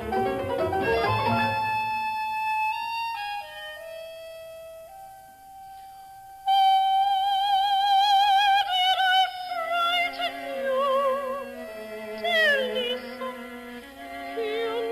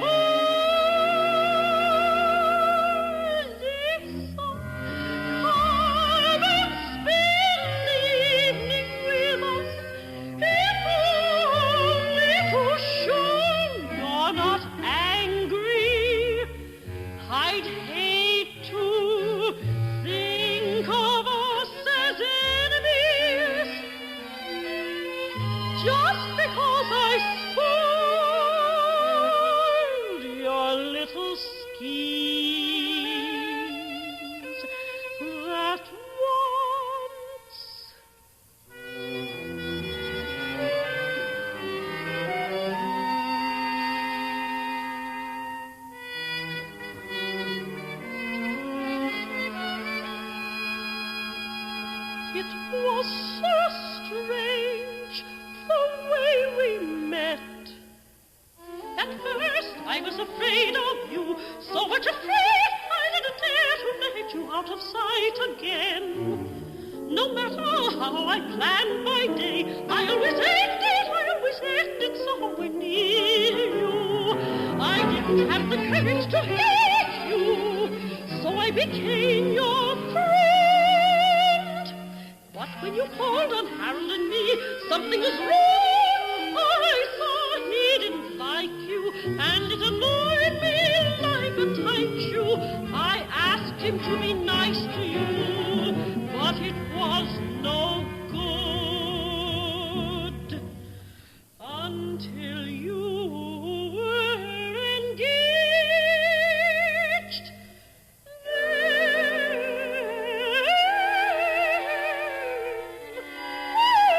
you became fast friends.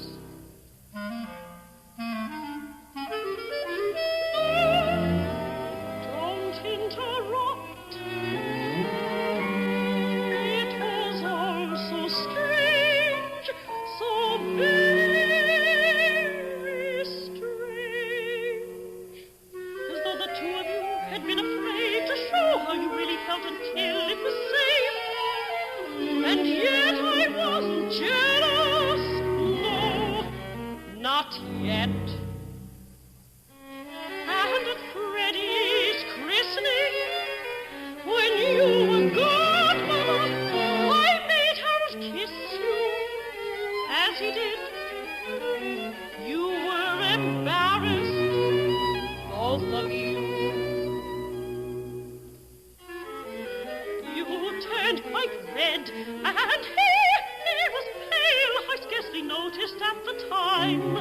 I haven't thought about it since. I never really thought of it.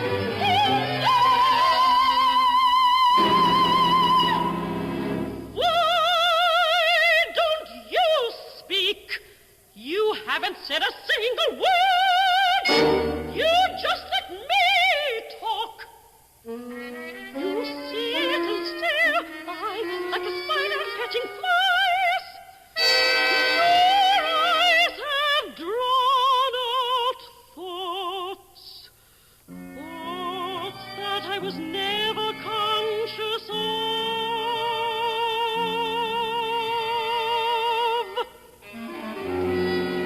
Why did you break your engagement? Why won't you visit us tonight? You needn't say a single word. All at once, it's clear to me. It all fits together. The whole underhanded business. Why must all these things be this hurried color, like dried blood? Because it's your favorite, you're wearing it tonight. Why must we go to the mountains every year? Because you can stand the smell of the sea. That's why my boy's name is Frederick, because it was your father's name. That's why I read your favorite books and eat your ghastly food and drink your drinks and martinis, horrid bitter things. You made me swallow everything. Even your warm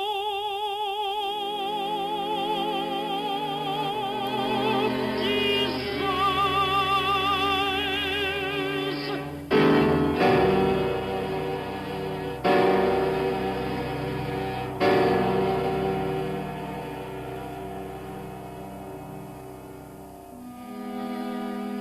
I couldn't run away. You were always beside me. I was never free of you.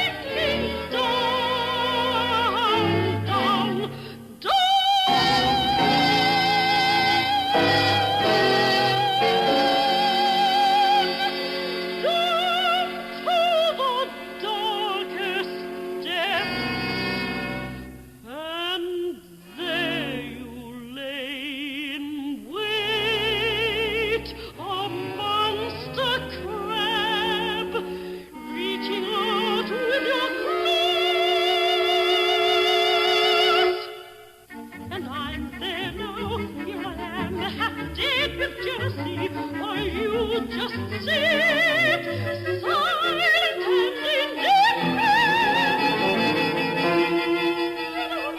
If it's snowing or if the moon is out, whether it's Christmas or the middle of July. Happy or unhappy, it's all one to you. You are incapable of this, and you don't know how to love.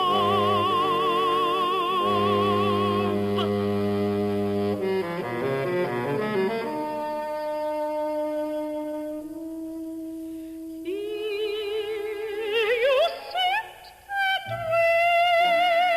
wait.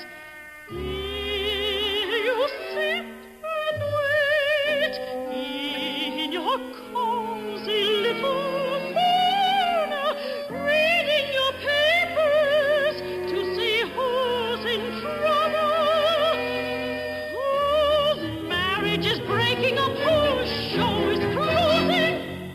Here you draw in your silly little victims and let them talk themselves out. Here you take your secret little tributes.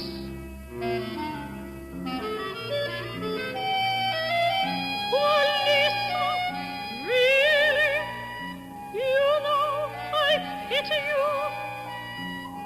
You must be unhappy in your lifeless way. I should be angry with you, but I'm not. Who could be angry with a dead woman? And as for hers, why should I worry if you or someone else taught me to drink martinis?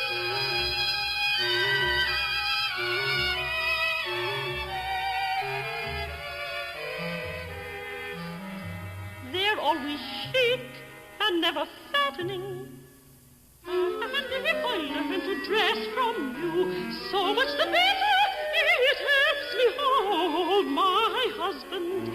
My gain is your loss. Yes, I think you have lost him entirely. Of course, you meant for me to break with him. But you see, I have a thick skin. I never would do that.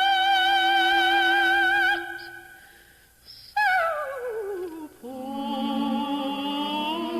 he did love you once. I'm not that narrow-minded.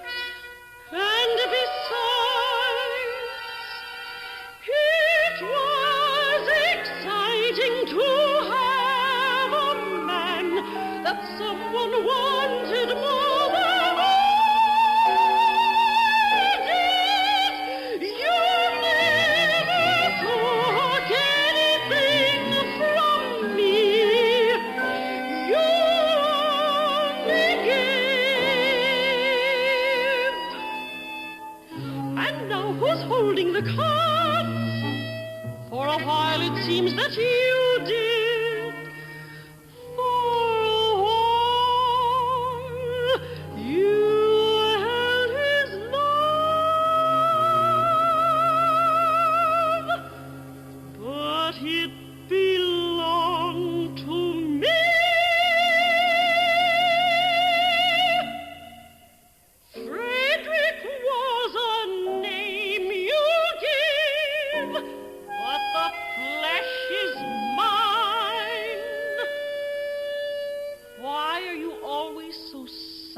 went. I used to think it was because you were the stranger. But the simple truth is that you had no words worth saying. Your mind and heart are empty.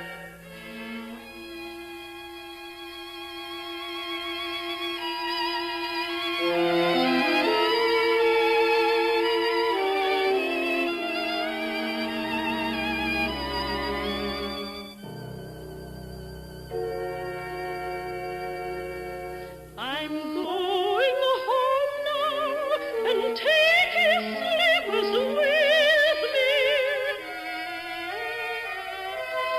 You couldn't learn from others, could you? You couldn't twist and bend so like a dry reed. You broke. Thanks, Lisa. Thanks for all your help. I think you taught me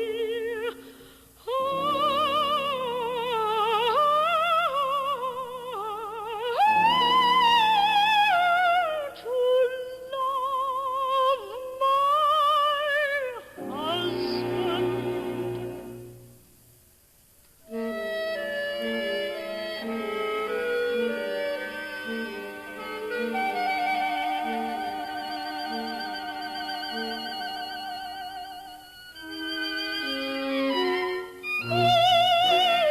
And yes, Merry Christmas.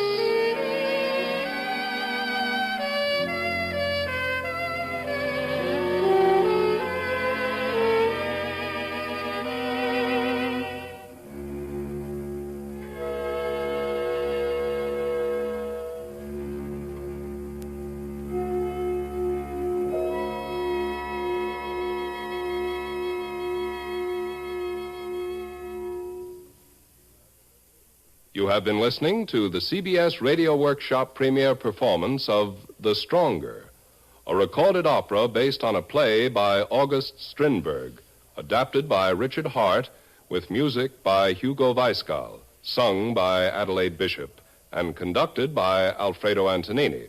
The Columbia recording of The Stronger will be available at music stores next week. This is Roger Foster inviting you to join us next week when, from Hollywood, we will present Hamlet Revisited, another point of view about Shakespeare's great heroic figure.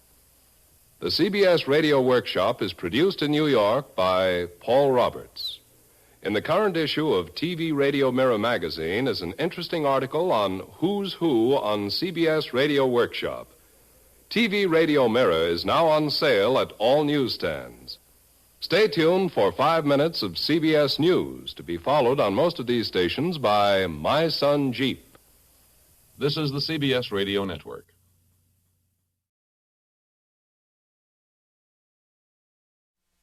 Ladies and gentlemen, Miss Lorene Tuttle and I have been having a little argument as to the relative merits of... Having a little discussion regarding two different schools of literary thought.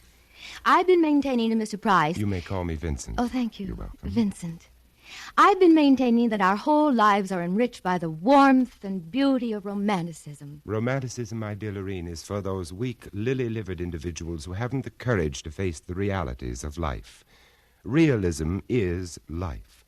Now, I'll take Eugene O'Neill any day in preference to Winnie the Pooh. And I'll take Cinderella any day rather than Hedda Gabler. Cinderella. Now, she's exactly what I mean. A smudge-faced juvenile delinquent, if you ask me. It's only one of the most beautiful fairy tales ever told. I defy any realist to tell such a moving story. Oh, you would, eh? Well, very well. To prove my point, I'll tell the real story of Cinderella. Very well. but ladies first. Please. To prove my point, I'll tell the romantic story of Cinderella.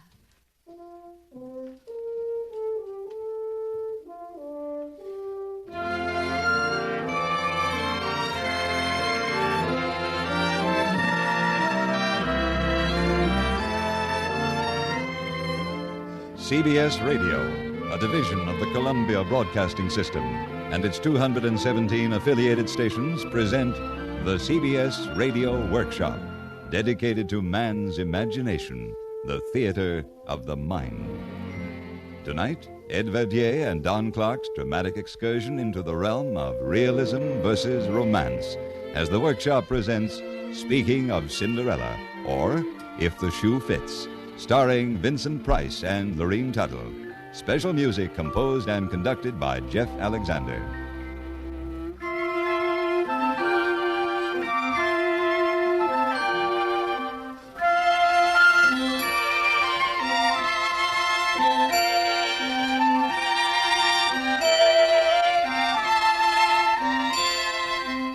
Vincent, are you listening? Once upon a time in a faraway country, there lived a lovely young girl named Cinderella. Unfortunately, she had a cruel stepmother and two stepsisters who were hard-hearted and ill-tempered. Poor Cinderella worked like a slave during the day, and in the evening she would sit alone in the chimney corner among the ashes. Now it happened that the king of the land was giving a ball, and all the people of rank and fashion were invited. Among these were Cinderella's two stepsisters. I'm really very well pleased that my two daughters have been invited to attend the king's ball. Oh, so are we, Mama. It has been rumored that the king's eldest son, the prince, is to choose his bride from among the young ladies who will be present. Oh, the prince is so tall and handsome. So gallant and rich. And don't forget, one day his bride will become queen of the kingdom and will rule over all the subjects in the domain. Dear stepmother. What? Oh, it's you, Cinderella. What do you want? Dear stepmother, could I too go to the ball? What? You? Have you taken leave of your senses, girl? You have no clothes, only those tattered old rags you're wearing. There are ashes in your hair. Your shoes are broken and scuffed. With very little trouble, I believe I could make myself quite presentable. You, a scullery maid, presentable. Well, I've never heard of such conceit. I beg of you, stepmother, a simple little dress. I could wear a flower in my hair. That will be all from you, you impertinent ragamuffin. Back to the kitchen. Do you hear me? Back to the kitchen this instant.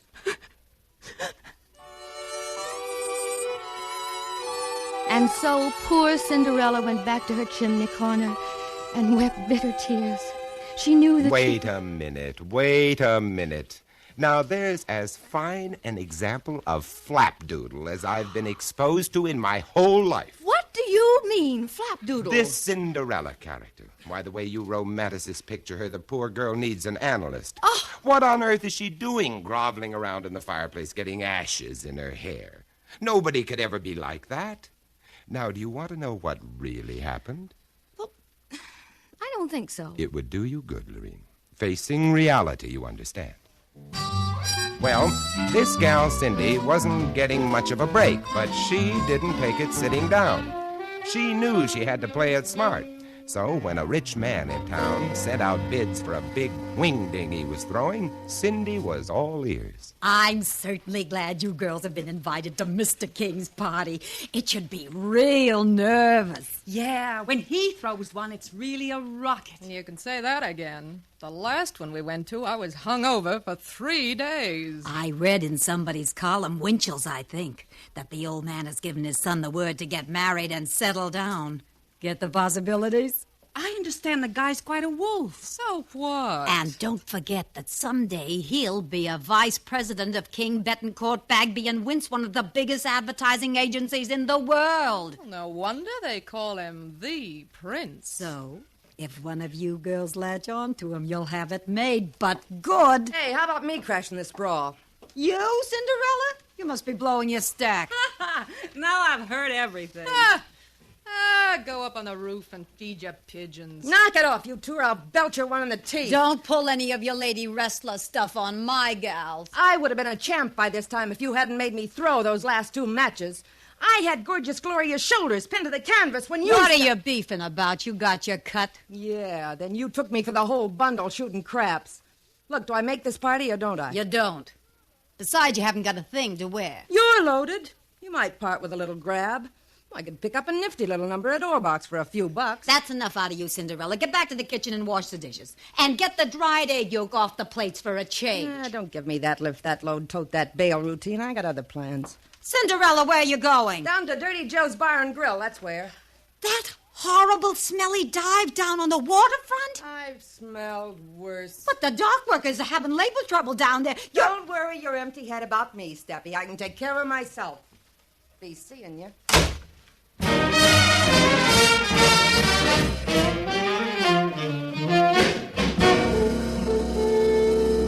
Oh! I have never in all my life heard anything so outrageous. Vincent, you should be ashamed of yourself. Distorting that lovely story and making Cinderella such a horrible character. Well, at least she has spirit. She isn't the namby-pamby little goop you'd want the public to accept. My Cinderella is a charming child, unspoiled, sweet, and naive. Oh, she's naive, all right. She's so naive, she's simple in the head. She ought to be in an institution. That isn't true. She has all the personality of an oyster. Why doesn't she stand up for her rights? Because she's a dear, obedient child. Well, a good psychiatrist might help her, but I doubt it. Your Cinderella was trying to escape reality by indulging in daydreams about a fairy godmother. Fairy godmother. It wasn't that way at all. You see, there really was a fairy godmother. You don't say. Yes. So, when her 2 stepsisters had left for the ball, dressed in their beautiful gowns, Cinderella went sorrowfully to the kitchen, sat down in the chimney corner, and broke into sobs of unhappiness. At this moment, a beautiful fairy appeared. No. Stop your crying, my child. I am your fairy godmother, Cinderella. If you wish to go to the king's ball, you shall. But you must do everything I say. Yes. Oh, yes, of course. First, bring that pumpkin out into the garden.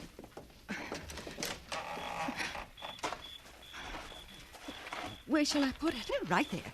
Yeah, that's right. Now, I'll touch it with my magic wand like this. And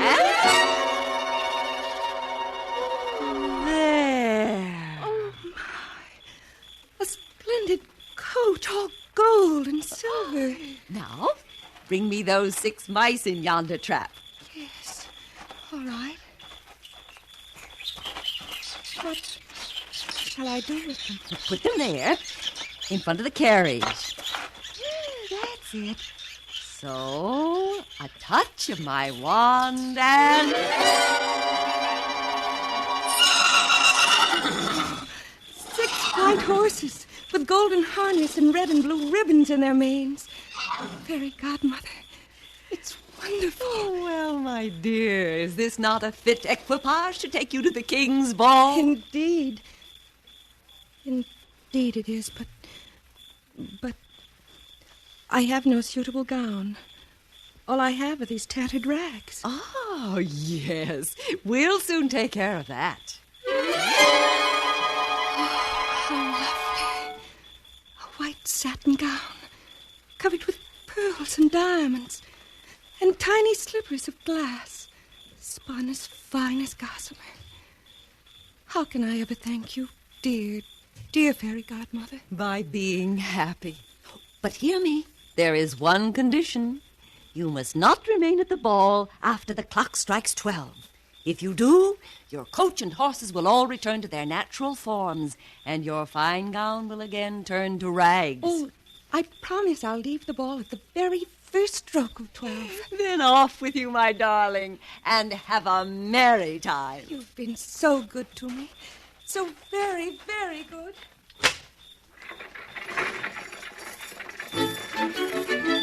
And so, in all her finery, Cinderella started off for the king's ball, looking more like a princess than anyone who would be there. Cinderella was very happy. Oh, what stuff and nonsense. Really, in all my born days, I Wasn't have that never... enchanting, my dear? Enchanting? It was appalling. Appalling? Moreover, it doesn't make any sense. Cinderella's stepmother obviously has money. She thinks nothing of getting Dior and Adrian gowns for her daughters. But still, her place is overrun with mice and rats. Why, if the Board of Health You are getting more odious by the minute. Odious, schmodious. Let's get back to reality. And the way the story really happened. Now, this Cinderella kid wants to go to the ball, all right. But instead of falling back on her schizophrenic escape pattern, why doesn't she do something constructive? Now, actually, she does. Such as what? Such as this. When Cinderella left her mother's house, she was pretty steamed up about the treatment she'd got.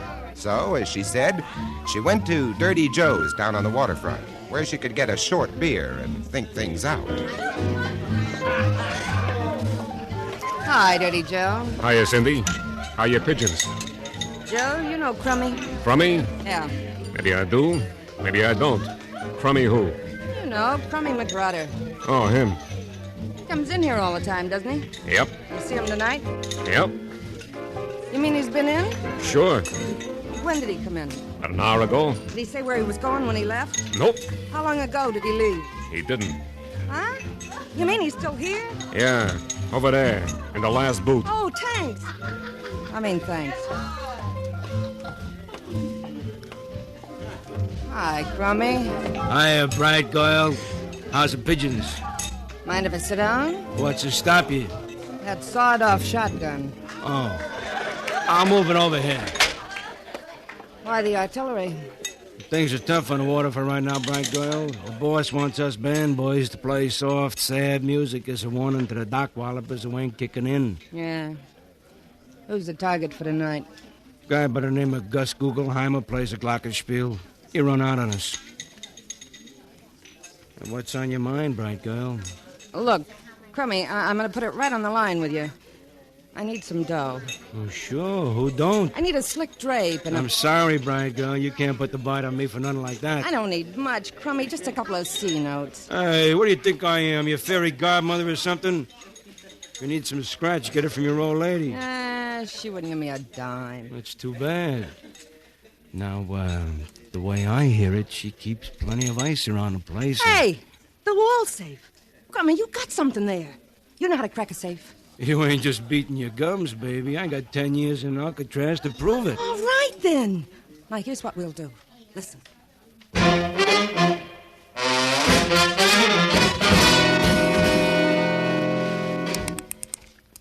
You getting it, Crummy? Will you shut up and leave me listen? One thing I've got to remember. Yeah, what's that? Except for the bracelet I'm going to give you for this caper. I've got to put back all the rest of the jewels before midnight. There's a time lock on this safe, and it's set for 12 o'clock. I got it open. Hey, there's plenty of loot in here. Wait a minute. Get your cotton-picking hands off that stuff. Oh, no. Here's a bracelet. Must be worth $1,000 at least. Give me 2 C notes and it's yours. Then you better add an extra sawbuck for cab fare. Well, here's the 200, but not another cent. I made a sucker deal, if you ask me. All right. Don't give me the extra 10. I'll just have to heist a car to get to the party. That's all.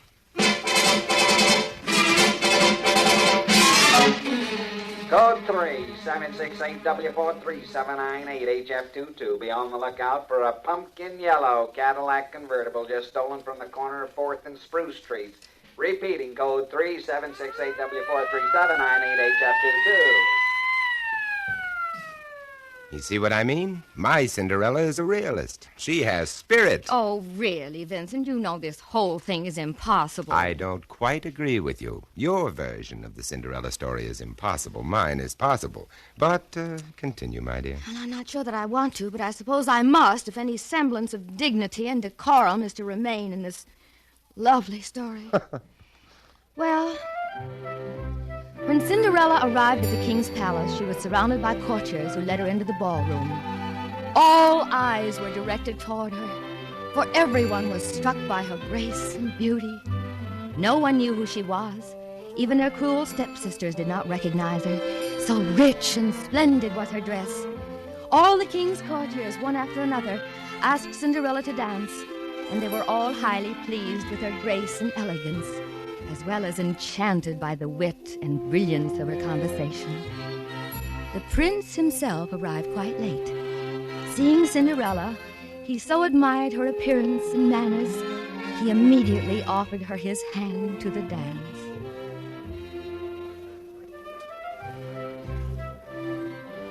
What a charming creature you are.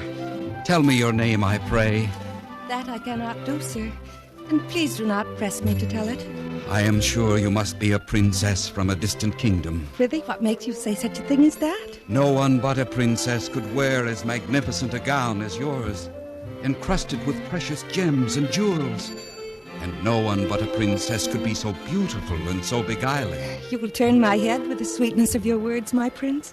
And indeed... What is that? It is the tolling of the curfew bell. What o'clock is it? Tell me quickly. 'Tis midnight. I must go. I must leave at once. I beg you to stay yet a while, for you dance with the likeness of a butterfly on the soft summer breeze. I cannot stay. I cannot. My heart prompts me to tell you that I love you, for I have never seen a maid so fair. No, no, please let me go. Good night, my prince. My prince charming. Good night. In her haste to leave, my beautiful princess has left her slipper behind. A slipper of glass spun as fine as gossamer. I vow I shall find my lovely princess if I must search all the kingdoms of the world, for I would make her my wife.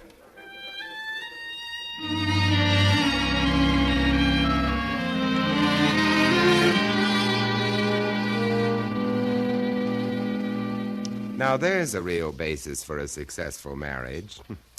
The prince has one dance with Cinderella. One dance, mind you, and he wants to marry her. Well, why not? I wonder what a marriage counselor would say about that. Must you be so literal? And she is such a bird brain, she runs off leaving one of her shoes behind. It was a slipper of glass, spun as fine as gossamer. And those two stepsisters of Cinderella's, they can't be very bright. They're right there at the ball, and they don't recognize her just because she's wearing a new dress. Now, I ask you, what sort of an IQ would those two have? Now, you take my Cinderella. You take her, and you can have her. My Cinderella has moxie.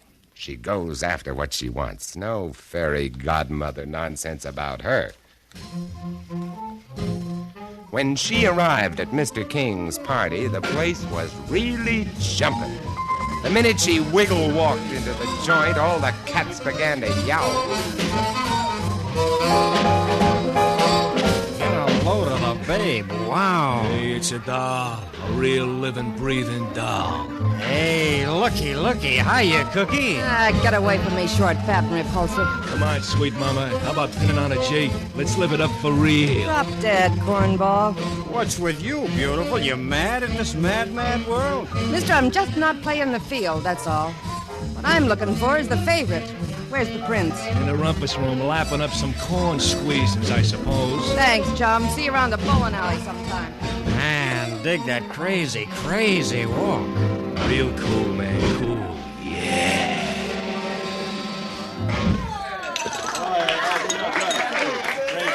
Well, hiya, babe. You the character they call the prince? That's right. My old man is J. Walter King, a King, Betancourt, Bagby, and Winch. Sure, I know. You're in the advertising racket. Big deal. You know something? You're okay. Sounds as if this advertising dodge pays off in blue chips. You mind if I park the bustle? My dogs are killing me. Sit right here next to me, doll. That's it. Would you like a slug gun? Yeah, I don't mind if I do. Double bourbon on the rocks with a twist of lemon peel. There you are. I like you, sweetie. You're a real dish of stuff. It's the spot.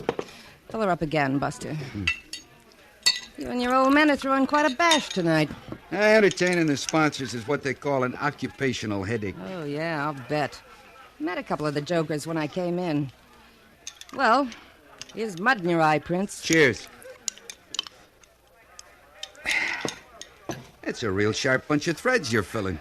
It's just a little something I picked up. And diamonds and pearls. Yeah, I picked them up, too. So you're the original man in the gray flannel suit, huh, kiddo? I suppose one of these days I'll make vice president. How come you haven't pressured your old man before this? He's just made me an account executive for Bimbo's no-bunion shoes, but I think he's throwing me a curve. The radio and TV ratings are doing a nosedive. What you need is a gimmick, Princey. Ah, you can say that again. Come on, they're playing a rock and roll, and that's for me, sugar. Okay, honey. A gimmick, I think. No giveaway, no panels. These kind of notes really send me. A gimmick that... Oh, doggone it. What's the matter, baby? I'm losing my slipper. Hey, wait a minute, Princey. Wait a minute. I think I got your gimmick. What's with you? You flipping your lid or something? Now, listen. I leave my slipper behind when I leave here tonight. Nobody knows who I am, so you put big ads in the newspapers and buy spots on radio and television. A coast-to-coast campaign, a big build-up and ballyhoo to find the Bimbo no-bunion shoe girl. You got it, Princey? Hey, I really think you got something there. Jumping catfish, is that 12 o'clock? Sure is. The time lock on the wall safe. This stuff's got to be back there before midnight.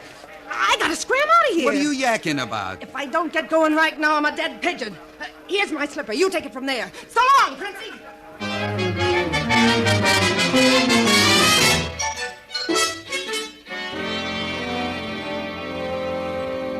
Do you see how competent and constructive my realistic Cinderella has turned out to be? She's scheming and conniving and actually dishonest.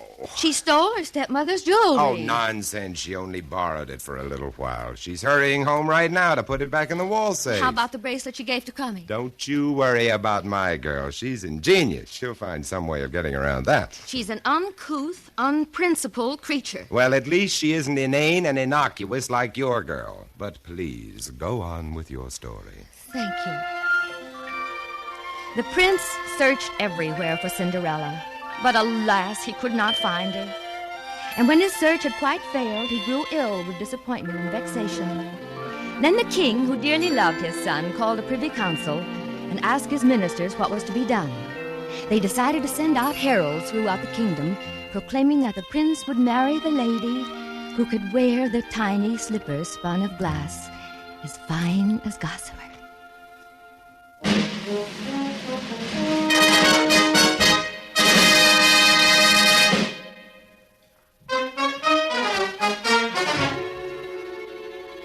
The slipper does not fit you, my lady. Dear, I'm so disappointed, Prince. Let me try, sister.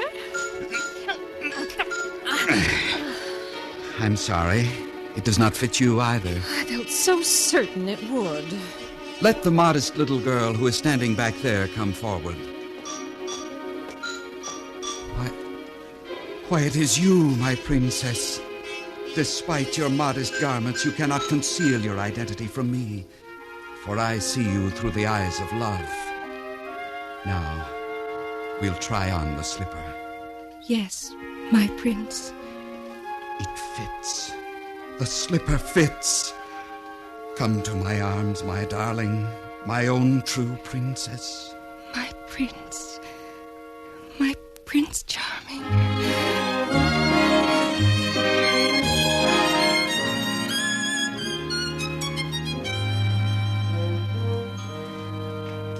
And so they were married and lived happily ever afterwards. Now, wasn't that a sweet and lovely story? To be perfectly frank with you, Lorena, I found it rather dull and pedestrian. Oh, Vincent. Well, in my version, there is action and excitement. My Cinderella is real and colorful. And I suppose your story has a sordid ending like so many realistic stories. She probably went to the penitentiary and the advertising man was sent to the Chicago office. No, Lorene, not at all, not at all.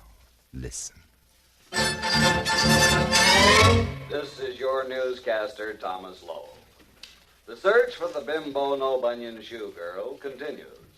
She has been reported seen in St. Louis, Altoona, and Tibet. Cinderella, turn off that radio. There are rumors that... I'm sick to death of hearing about that Bimbo no-bunion shoe girl. That's all you read about in the newspapers, all you hear on the radio, all you see on the television. And that singing commercial.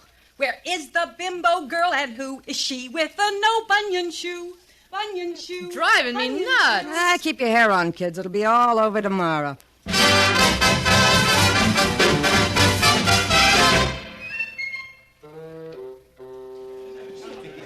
It's been the greatest search since Bridie Murphy. And, Dad, the rating's a neat 43. The Bimbo shoe sales are up 72.9.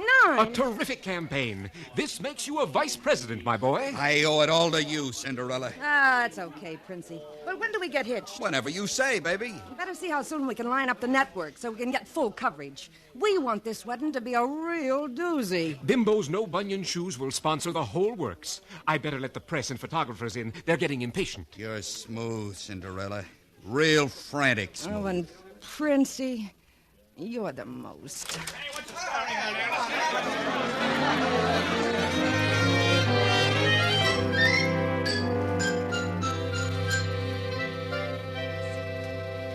Well, Vincent, at least you had a happy ending. Of course. You see, Lorene, there are all sorts of Cinderella stories. They happen every day, but they all end in exactly the same way. Even today, the beautiful girl can marry the handsome prince, and of course, they'll live happily ever after.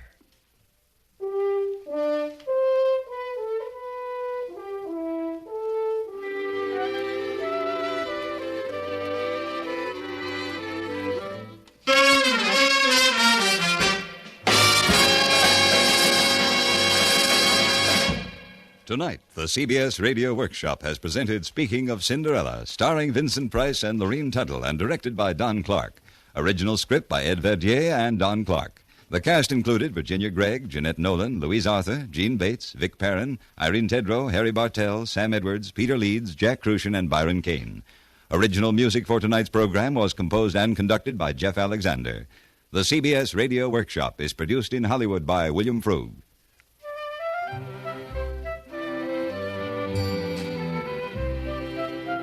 This is Hugh Douglas inviting you to join us again next week when we present Jacob's Hands, an original news story by Aldous Huxley and Christopher Isherwood. And we are proud to welcome as our narrator the distinguished author, Mr. Isherwood. Presented on the CBS Radio Workshop.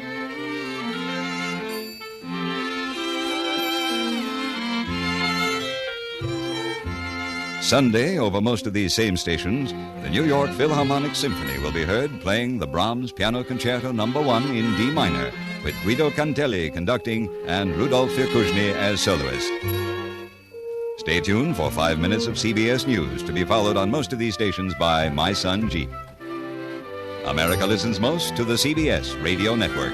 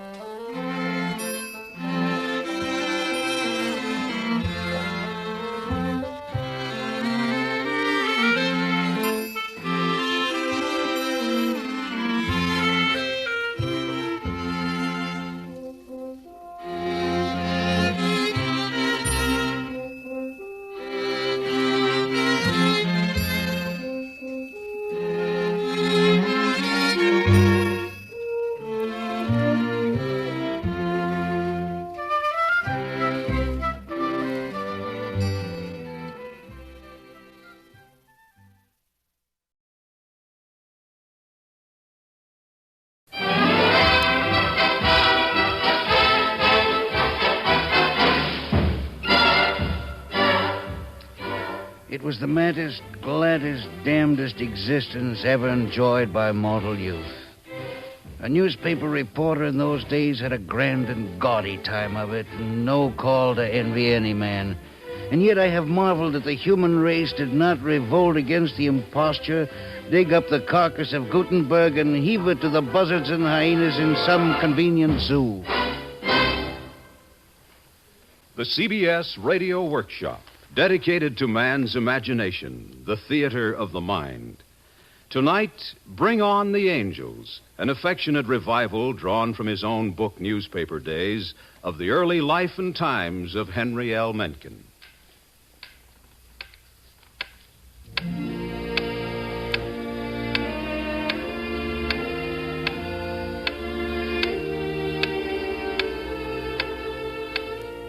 The man in the bed has had a stroke, a being full of gusto and sour joy. He's paralyzed. A master's master of words. He'll never speak sense again. He's 68. His eyes are open, but there's no fire there. They see instead inward. What the sudden grab of thrombosis has left of his brain now gropes in the swirling mist of reversing time. Seeks, finds, remembers.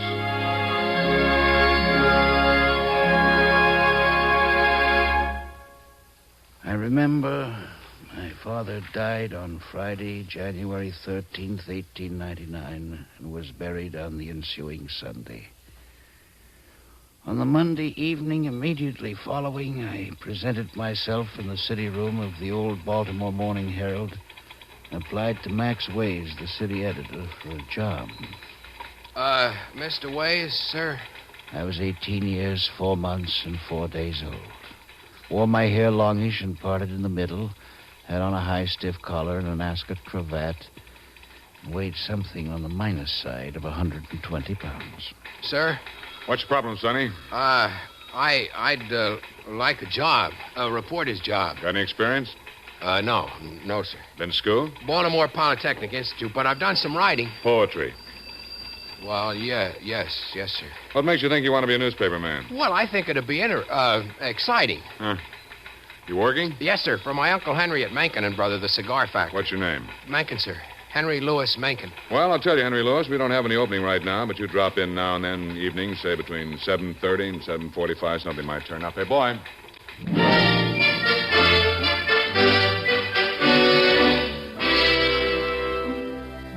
The next night, precisely at 7:31, I was back. Max waved me away without parley. The third night, he simply shook his head. The fourth, fifth, sixth.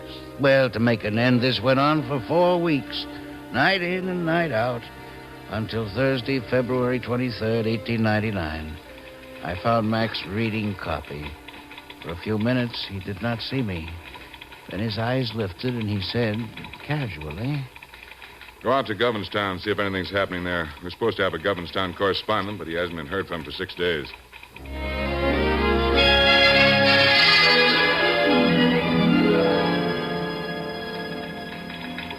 What'd you get, Henry? Well, there were only 2 lights burning in town, so The news. The Imperial Order of Red Men have postponed their oyster supper to March the 6th. Stop the press. Anything else? Yes, sir. A horse was stolen. Give me a stick. Sir? A stick is 1 paragraph. Pen and paper over there.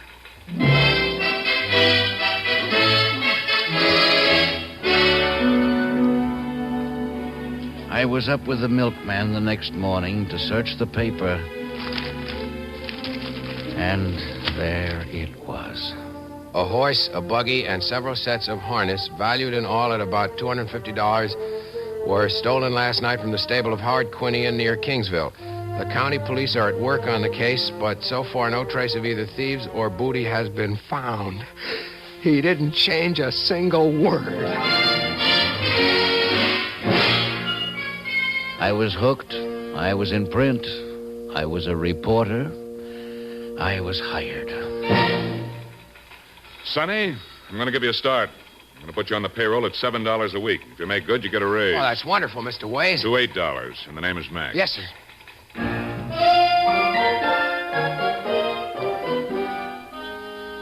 It wasn't long before I had a typewriter, a spittoon of my own, and a beat. Oh, those were the days. The happy days.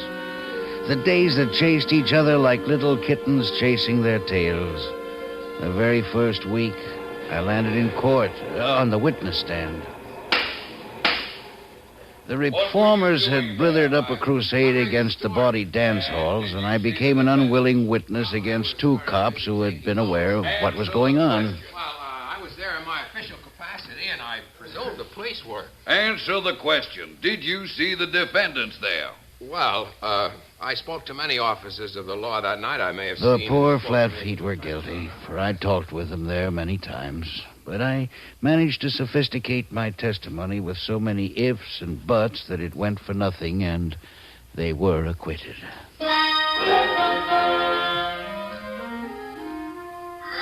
That was my first and last experience as an agent of moral endeavor. I made up my mind at once that my true and natural allegiance was to the devil's party. And it has been my firm belief ever since that all persons who devote themselves to forcing virtue on their fellow men deserve nothing better than kicks in the pants. Hence Mencken's law.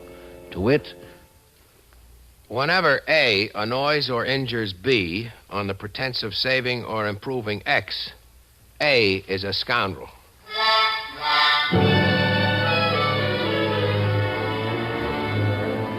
I learned my trade from veterans who had seen Lincoln clear. Sometimes, for instance, it would be a matter of legging it to the iron wilds of Locust Point. But De Becker was more experienced than I and had a beard to prove it. Come with me, Mencken. Where are we going? Never mind, come with me.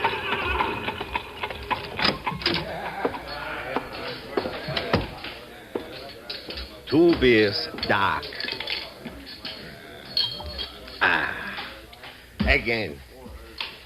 Henry, why should we walk our legs off trying to find out the name of a stevedore kicked overboard by a mule? Yeah, but my city desk wants The us. fact, my boy, that another poor man has given his life to engorge the interests is not news. It happens every 10 minutes. Well, kicked by a mule. That is the story.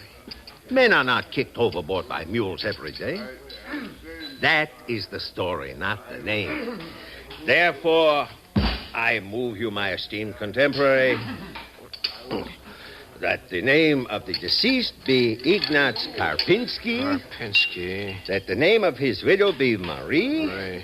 That his age was 36. That he lived at 1777 4th Avenue. And that he leaves 11 minor children. Charlie!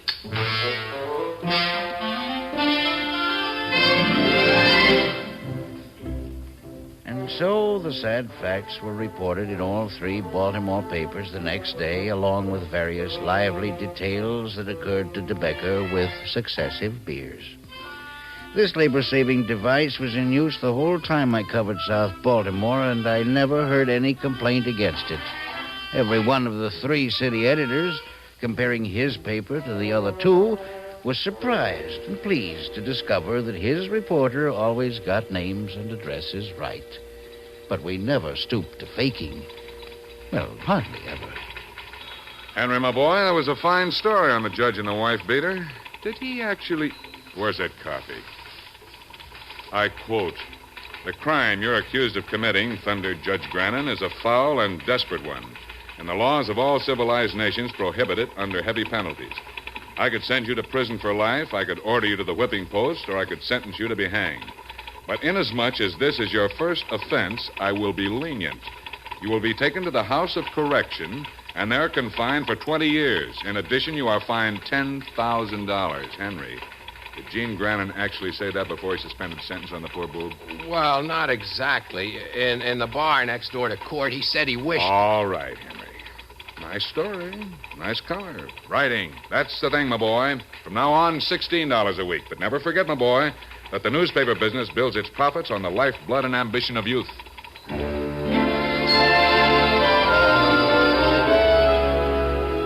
By this time, I had begun to reflect upon my trade. It worked me too hard. More than once, I produced 5,000 words of copy between noon and midnight. Not in a single story. Why?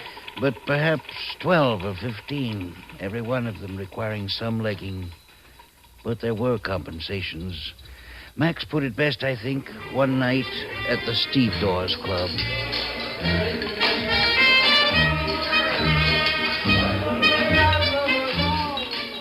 Who touches the hair of John Greyhead dies like a dog. Henry, my boy, you're a good writer.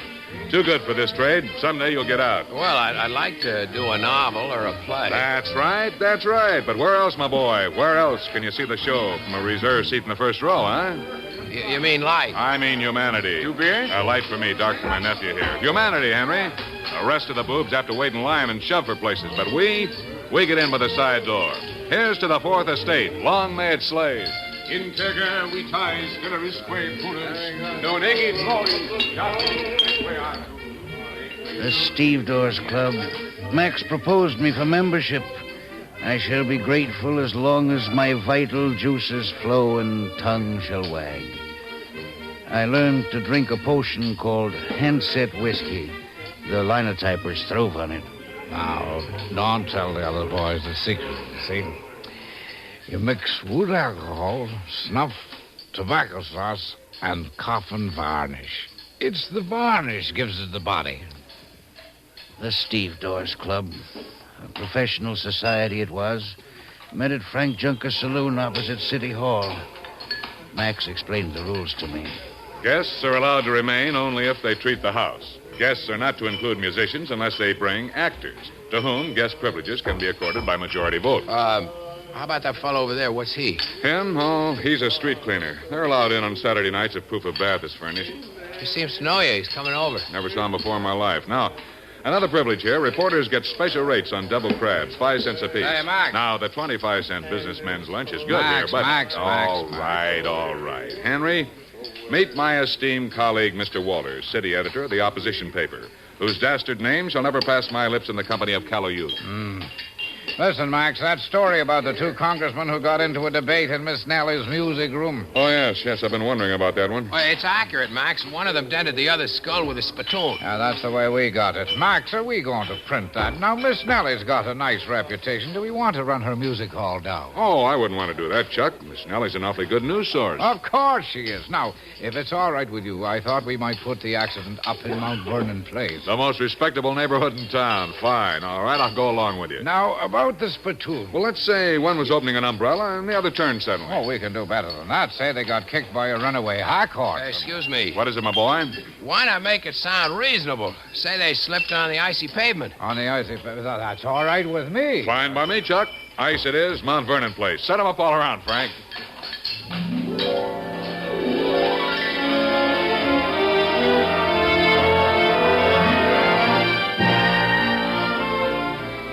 Thus, the cooperation of the press to protect a respected establishment, Miss Nellie's Music Hall. Scoops, beats, oh, there were plenty. But when the city editors agreed on the facts, that is how they appeared.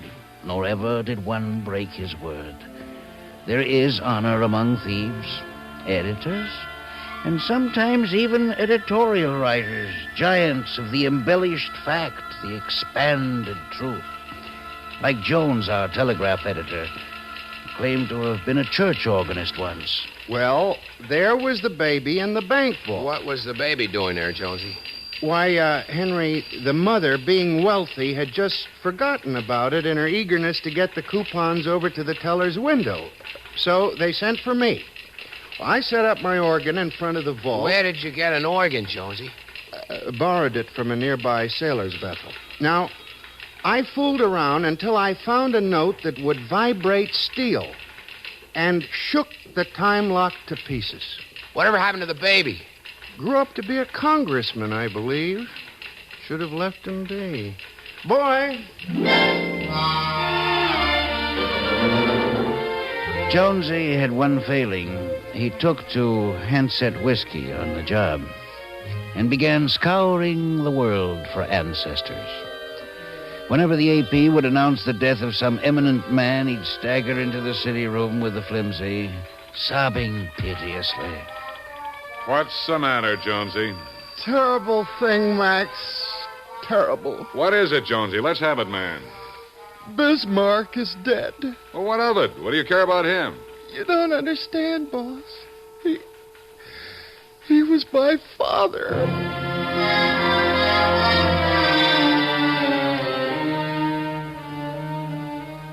When, in the course of one day's international wire, Jonesy had claimed for his parents a Confederate general, a Boston suffragette, a Marshal Lieutenant Hung Chang, that was November 7th, 1901, Max had to let him go.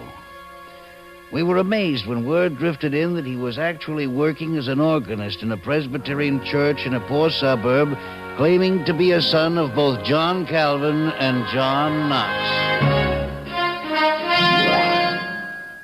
Giants and sinners, all of us. What we did with great gobs of gusto. It was a time of thoroughness, anyway. I was sent to the Patapsco to cover a suicide one day. The unfortunate had been a bar owner. The cop couldn't even spell his last name. Kuno. Old Kuno.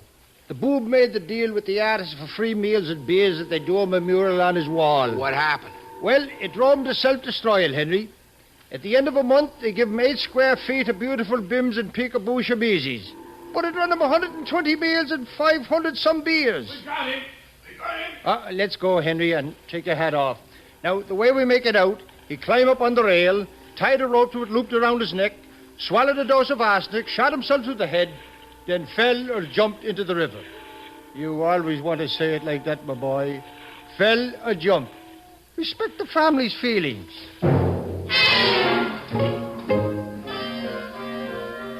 Sure, we worked sometimes and hard. Rewrite men were unheard of. Every reporter came back to the office and wrote his story himself. But the Herald City Room was the most modern in Baltimore. It had 2 telephones. Occasionally somebody would get the right number. Harold Mencken. Henry, this is Miss Nellie. Yes, Miss Nellie. How are all the girls? Fine, but you'd better get down here. The most extraordinary thing has occurred. Miss Nellie, I will take a hack immediately.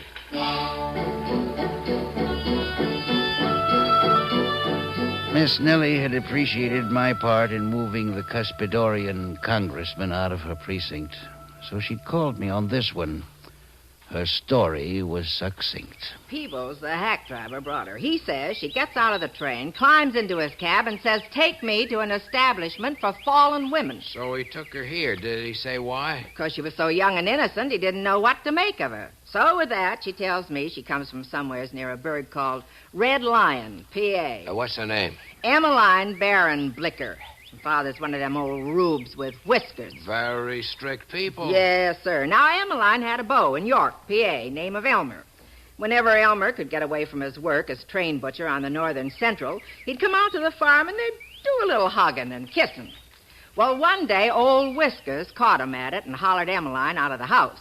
Now, Emmeline was a great one for reading books, so while she packed a carpet bag, she remembered what girls in books done when they lost their honest name. They rush off to the nearest city and take up a life of shame, and their name is rubbed out of the family Bible. Well, why didn't she go to Philadelphia? Henry, nobody in their right mind goes to Philadelphia.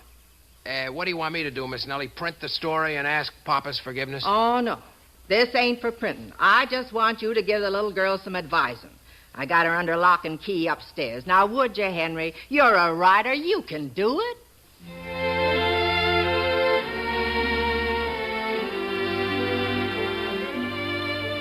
Presently, Miss Nellie fetched in Emmeline. She was no Lillian Russell, but she was far from unappetizing in a country sausage, smear case kind of way. Miss Nellie set her at her ease, and soon she was retelling her story to a strange young man with a celluloid collar. Then, out of my worldly wisdom, I spoke. My dear Miss Bernblicker, you have been grossly misinformed. I don't know what these works of fiction are that you have read, but they are wrong. The world no longer burns men for heresy nor women for witchcraft, and it has ceased to condemn girls to lives of shame and death in the gutter for trivial derelictions such as those you acknowledge. The only thing that is frowned upon nowadays is getting caught. What do you think Emmy should do, Mr. Mencken? I advise you to go home, make some plausible excuse to your pa for lighting out, and resume your faithful ministrations to his cows. Now, you see, honey, Mr. Mencken says go home. Yes, and at the proper opportunity, take your bow to the pastor and join him in indissoluble love. It is the one safe, respectable, and hygienic course. The primrose path, my dear, is not for you. It is beset with thorns, heartburn, and corset stays.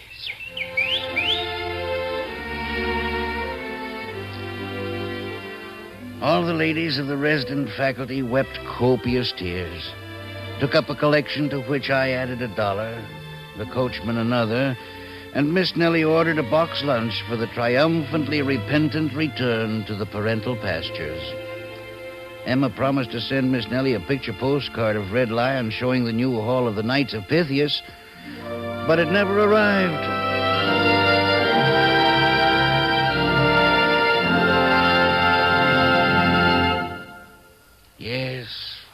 were sinners in the days of giants. Giants. Giants everywhere. Huge drinkers, vast eaters, cheerful sinners, honest geniuses. Men, women, and fools. They were all bigger those days.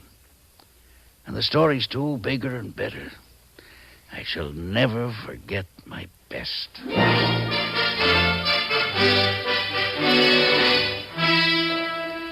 At midnight on Saturday, February 6th, 1904, by which time I was city editor, I put the Herald to bed, then joined the exercises of the Steve Dawes Club until 3:30. Catching a Nighthawk trolley, by 4 o'clock, I was snoring on my celibate couch in Holly Street. But at 11 a.m., How dare you disturb the peaceful Sabbath? Well, Mr. Mencken, there's a fire down in Hopkins Place. Let it burn. Well, sir, it looks like a ding whistler. Well, then let the ding thing whistle. This is my day off. Well, Mr. Mencken, sir, the fire department's talking of sending to Washington for apparatus. Well, why didn't you say so in the first place? Send a hack up while I dress.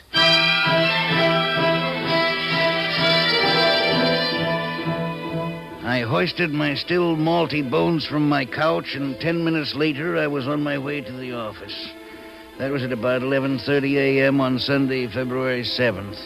It was not until 4 a.m. of Wednesday, February 10th, that my pants and shoes, or even my collar, came off again.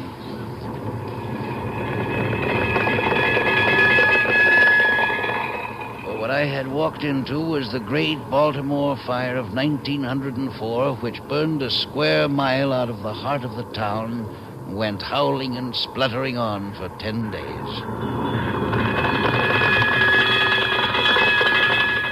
I can remember the 8-column streamer head I wrote when 3 days later, Burned Out, we finally printed in Philadelphia. Part of Baltimore wrecked by greatest fire in city's history.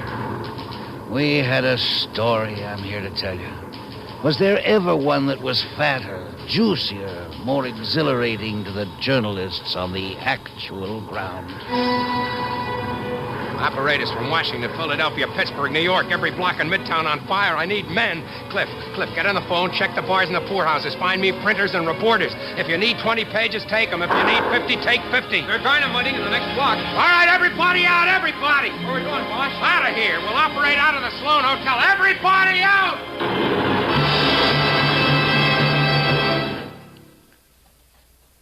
I went into it a boy. When I came out of it at last, I was settled and indeed almost a middle-aged man, spavined by responsibility. When it was all over, I returned to the ruins of the Herald. It was easy to find the place where my desk had been. The desk itself was a heap of white dust. My clippings were gone, my poems, rejected short stories, spare collars, and trolley passes. Even my collection of pieces of hangman's ropes, I had always intended to present it sooner or later to the Smithsonian. I did find my old copy hook, twisted as if it had died in agony. I took it with me. I was a man. I was 24 years old. 2 years later, in 1906, by then managing editor, I was to read to my staff a notice from the publisher. Notice. Tomorrow, the property of the Herald Publishing Company will pass into new hands, and there will be no further publication of the Sunday Herald, the Evening Herald, or the Weekly Herald.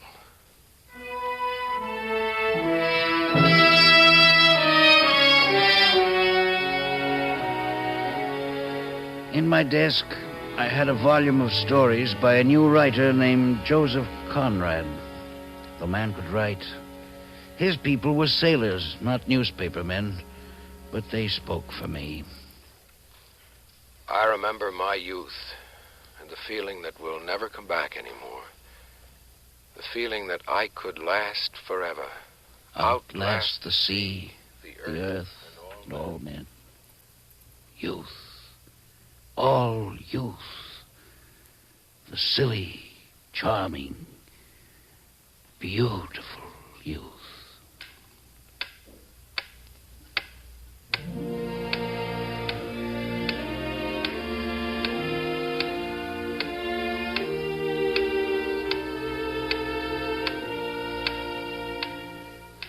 The man on the bed has had a stroke, but he shifts his eyes. They fall on a twisted, agonized, old-time copyhook nearby on his desk. The eyes find fire somewhere, perhaps purloined from the past. He, a writer who is to be paralyzed, who is never to speak sense again afterward, opens his mouth and speaks. Yes, Mr. Mencken, what is it?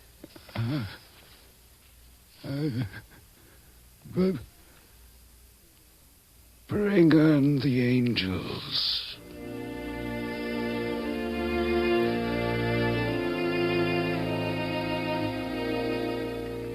The angels will treat him kindly. Why? Simply for this alone of all his writings. If, after I depart this vale, you ever remember me and have thought to please my ghost, forgive some sinner and wink at a homely girl. Henry L. Mencken, 12 September 1880, 29 January 1956. Newspaperman.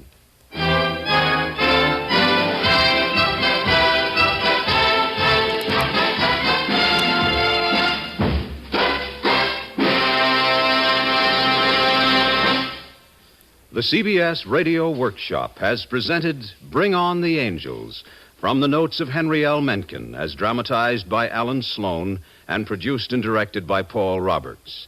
The music was composed by Ben Ludlow and conducted by Alfredo Antonini. Louis Van Ruten was heard as the elder Mencken, Mason Adams as the younger Mencken, Ed Prentice as Max Ways. Others in the cast included Ethel Owen, Daniel Ocko, Jackson Beck, Walter Kinsella, John Gibson, Joe Helgeson, and Ian Martin. This is Bob Hite inviting you to join us again next week for the CBS Radio Workshop. And remember, America listens most to the CBS Radio Network.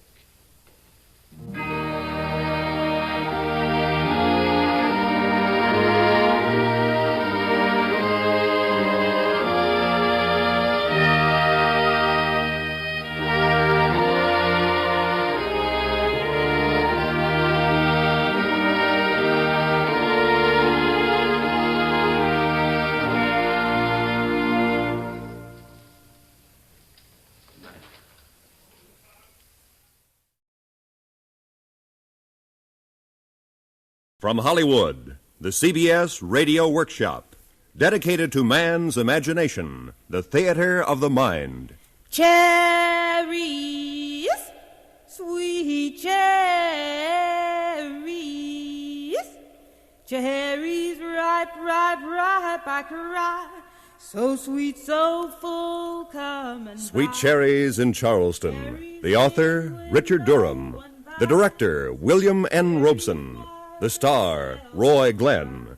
The story, a saga of Denmark Vesey, who lived and died in Charleston more than 100 years ago. But they still remember Denmark Vesey down in South Carolina. They still talk about him, and this is what they say.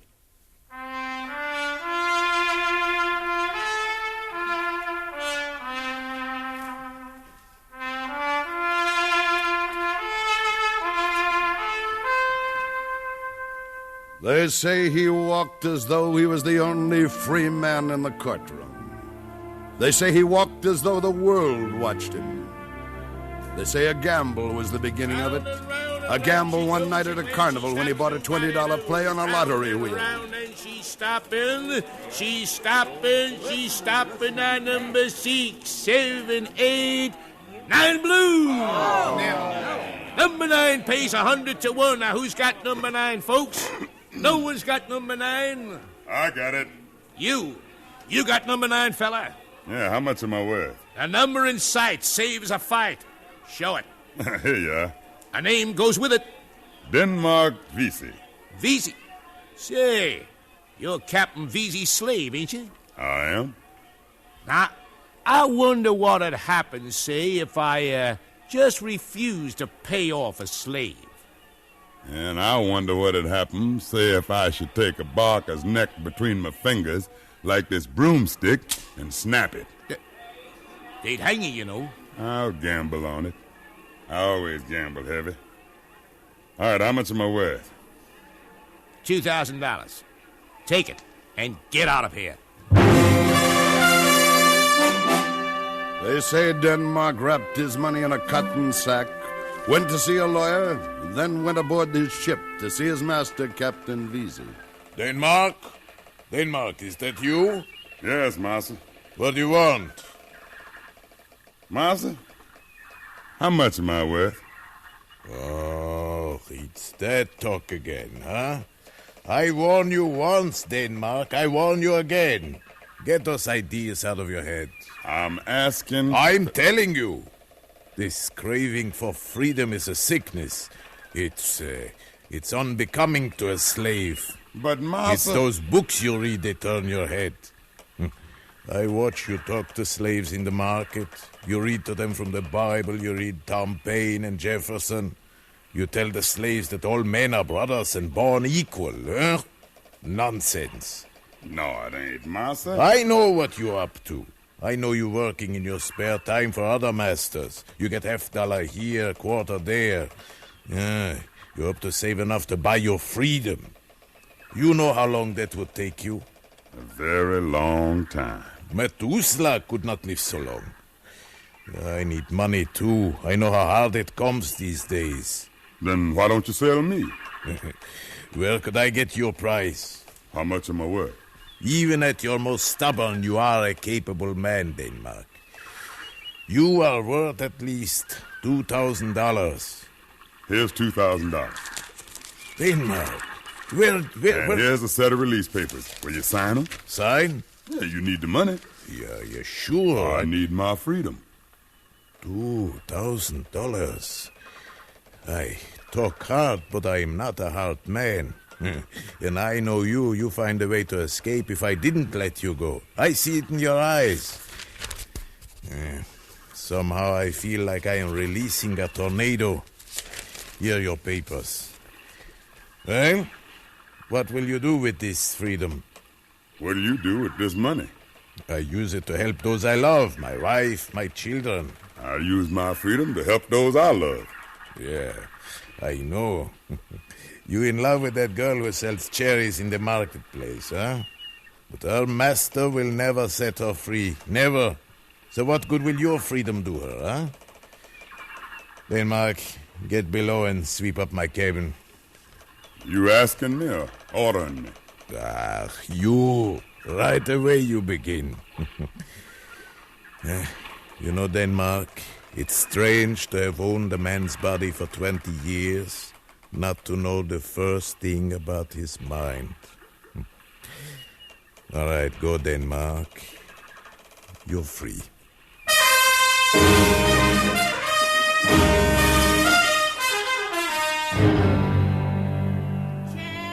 Cherries, sweet cherries, cherries ripe, ripe, ripe, I cry.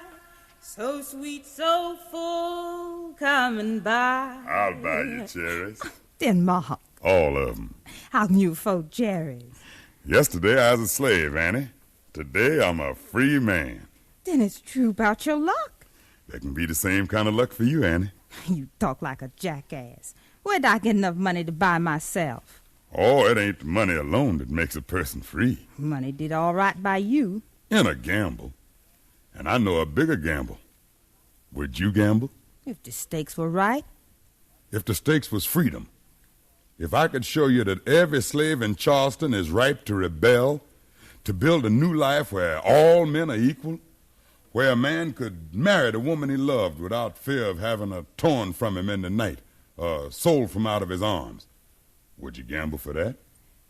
Are my cherries red? Blood red. My stakes are in.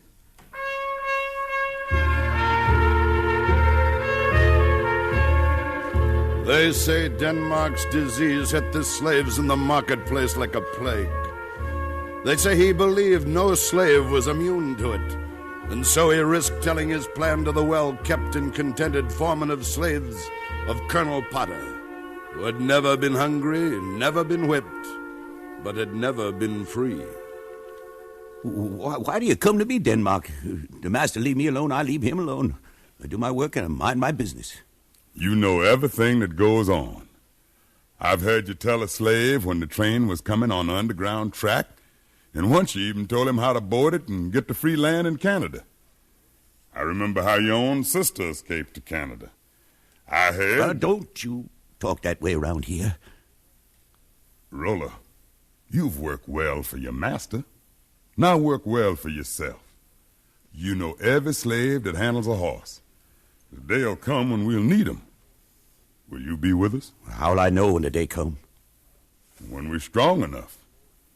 If you come and bring all those that follow you, we'll have more than 1,000. If I go to them, they'll come, but there are others who only follow the leader of the slave called Peter Poyas.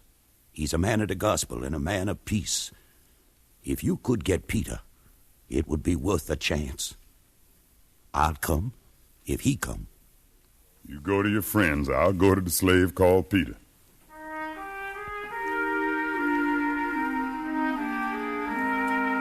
They say Denmark opened the Bible that evening and read through the night. Read Exodus and Leviticus, Joshua and Job. And in the gray morning before dawn went to the cabin of the slave Peter. Come marching in. Oh, when the saints come marching in.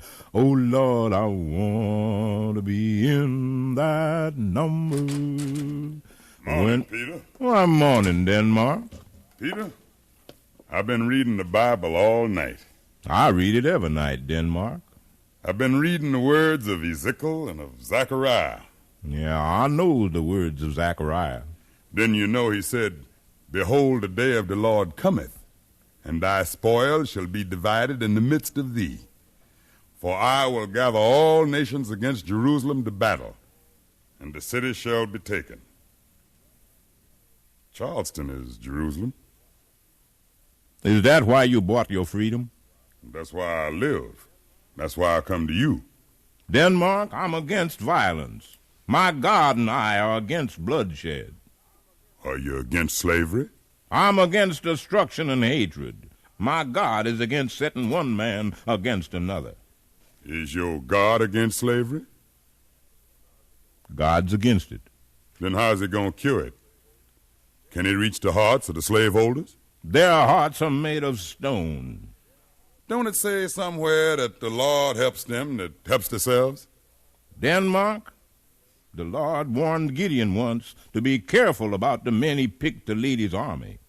There may be a Judas among the slaves. You ain't no Judas. You just pick out those you can trust. My followers will come, but there are those who don't follow me. There are the superstitious ones who follow Gullah Jack. Gullah? That witch doctor that sells spells and charms? My son, in a revolution, one looks for the honest, not the honored. Some say Gullah Jack is crazy. Some say he's wise, but I know he's honest. Go to him.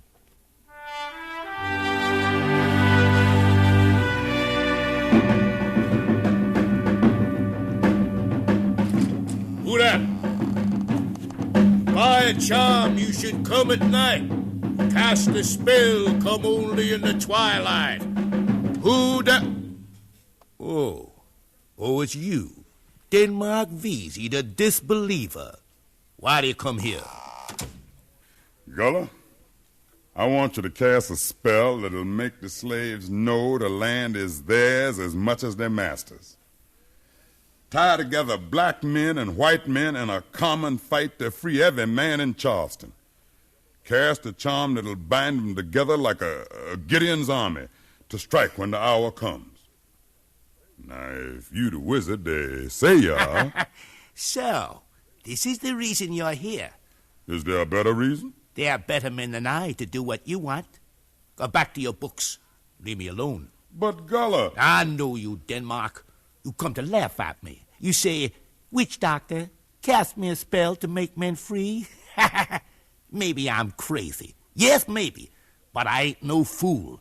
But you, Denmark, you should have stayed a slave if you believe the masters can be changed by a spell. If I could cast a charm to free a man, wouldn't I cast one to free myself? Listen, Gullah. I read one time of a giant who fell asleep in a foreign land. And while he slept, hordes of little men tied him with ropes and chains. And as long as the giant was asleep, he's a slave. But when he woke up and stretched and shook himself, the chains snapped and the ropes broke, and the little men hopped off his back like fleas, and he stood up free and strong. Now the slaves are giants, and the justice that's in the heart of every fair-minded man in this land, justice is a giant. The masters are the little men. When the slaves wake and stretch, they'll be free. And you can help them waken. I see. Maybe I can help. Maybe I... Who's that? Hold your place, Denmark. That's my master. He's a word man. He comes at night for a sleeping spell. I'll give it to him. Then we'll awaken the giant. They say Denmark and Gullah Jack Rollerhard and Peter Poyas made a pact to wake up the giant and put the slaveholders to sleep. They say month after month the fever spread, infecting thousands. The fever of freedom. And the day was near when Denmark's disease could not be quarantined. They say Denmark gathered his leaders together in the hayloft of a lonely barn to fix the hour. Roller, you done got together the horses and riders? Every slave who handles a horse will be ready to pull cannons once we get them. Gullah? I've been in the arsenal. I cast a spell for the captain just yesterday. The arsenal is full of cannon and powder. You, Peter? Denmark, the Lord spoke to me last night. Yeah? And he said, watch out for Judas. Yeah, we'll be watching. Now, we'll set the day and the hour. I've noticed the stars, and they sit well for this month. Tomorrow the moon hangs low, and it'll be blood red. I've watched the way the militia moves, and we'll have to move quicker. Denmark! They found out. They're coming looking for us. What? Who's looking? Who's found out? Everybody. Who is everybody? Colonel Potter. Who told him? It wasn't me, not me. Jason, the houseboy. We gotta run. We won't run. We're gonna stand our ground. Roller? Yes? The colonel's your master. You face him. What? Yeah, I can see him coming from here. The colonel, his guards, and the houseboy. Go down and meet him, Roller. Why? You gotta face your accuser. You gotta out-talk him or we'll all hang. Now go on. Shall I cast a charm for Roller? Let Roller cast his own charm. Go on down, Roller. Face him. They say Denmark waited in the loft while Roller climbed down the ladder and walked to the door to face his accuser. They say at that moment the colonel had the revolt resting at his gunpoint. Master, come in. You needn't say master to me anymore. When this is done, you'll be dead. Dead? Yes, dead. Jason told me about the plot. Before you die, you'll give me the name of every leader and recruit in your rebellion. What are you talking about, Master? Jason? Yes, Master? Jason, tell Roller what you overheard. I heard him say he'd get men to burn the plantations. Some slaves would escape to Canada, and others would go about the land free and the unfree. That's the way he put it. Well, Roller? I feel sorry for poor Jason. Feel sorry for yourself. And I feel sorry for you, Master, for believing him.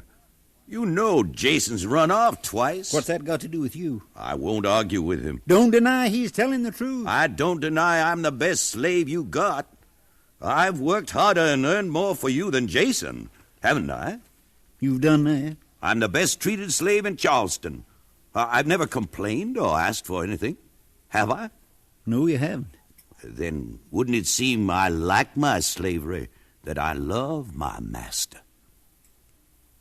It seems a sane, logical man would. If you kill me, who'll handle your crops as well as I do? Who'll earn money for you the way I do? You never give me trouble.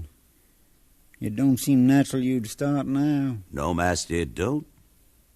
Jason? Yes, master? I'm going to teach you a lesson for trying to stir up trouble. But, master... Guard, take him to the yard. 30 lashes. I didn't do nothing. And Roller? Yes, master. Roller, you'd better be telling the truth. For there'll come a day. Yes, master. There is coming a day.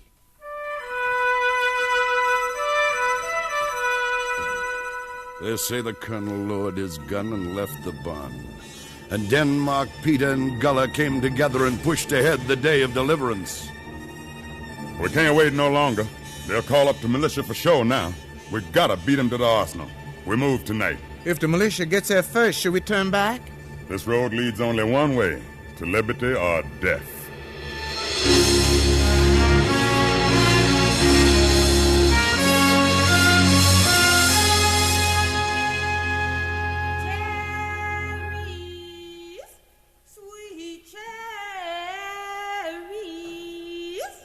Cherries, right back, right. Is the road clear, Annie? It's clear now, but the militia will be coming soon. Yeah, you warn us when you see them. I'll warn you.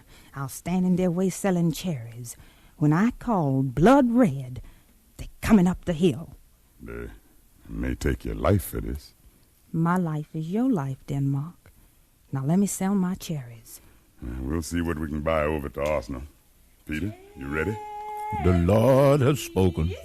Gullah? Twist your neck, tap your knee. When the moon goes down, we'll be free. All right, let's move.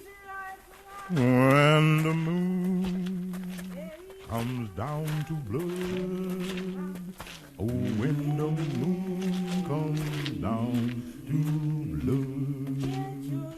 Oh, They say a red moon hung low over Charleston. They say Denmark led, Peter sang, and the slaves fell in behind the moving men. They say on plantations and farms, in cabins and houses, 100 miles around, men waited to hear the arsenal crack. But they say the militia got there first and charged through the marketplace before Denmark got to the gates of the arsenal. They say you could hear the cherry woman cry when her eyes caught sight of the soldiers. Blood red cherries,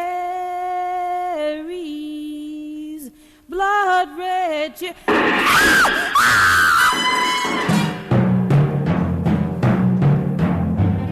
They say the shots tore her down like a vine off a tree.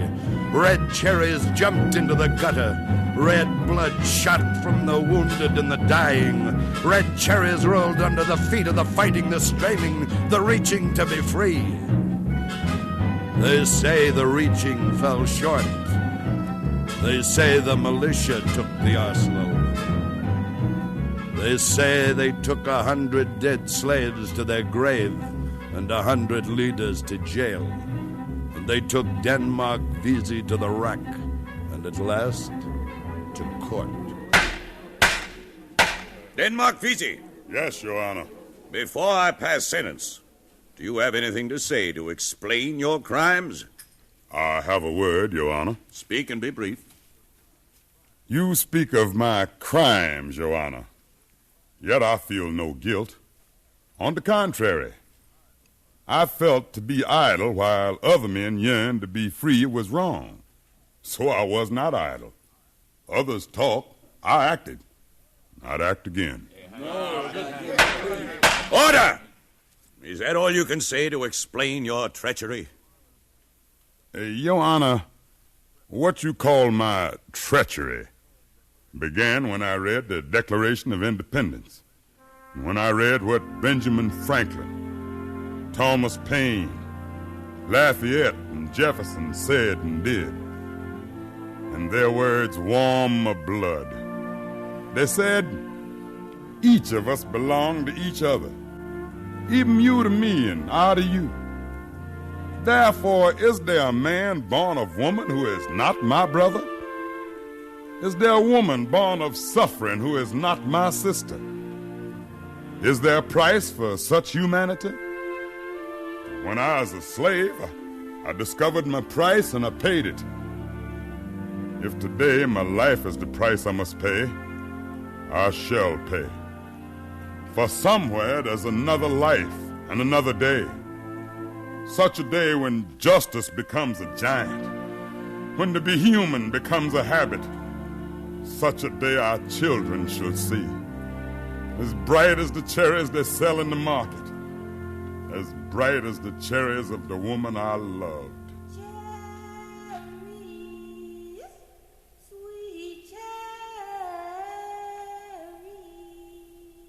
They say the clerk stopped writing and put away the record. The court called for the highest price. The hangman's hand tightened, then relaxed on the rope. Denmark paid, and the masters went home to bed. But they say Gullah Jack in his cell cast a spell, and no master slept well. For they say the giant was awake, and the giant never slept again, till all the slaves were free. That's what they say about Denmark Vesey.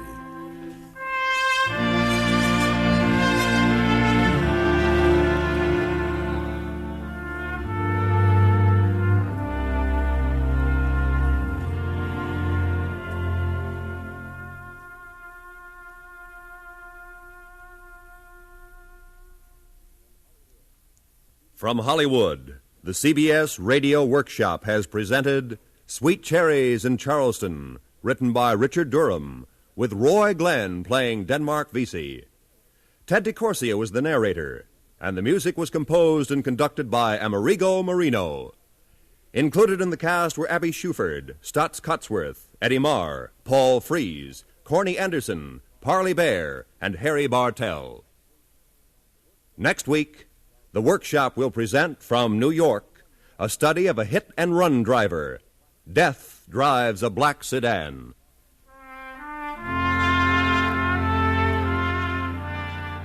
This is the CBS Radio Network.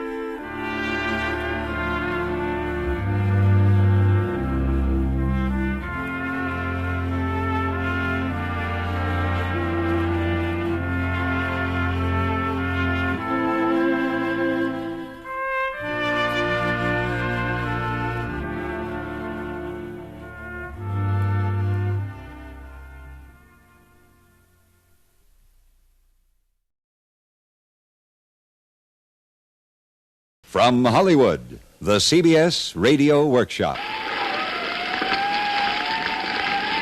Damage incalculable. 62 square miles of mountains and valleys of farms and pastures reduced to blackened ash. 85 homes burned to the ground. 4 injured. 1 dead. Fire at Malibu. CBS Radio presents the CBS Radio Workshop, dedicated to man's imagination, the theater of the mind.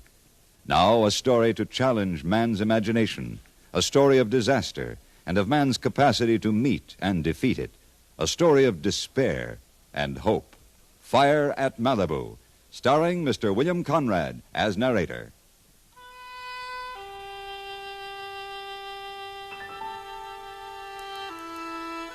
The Eastern Pacific High.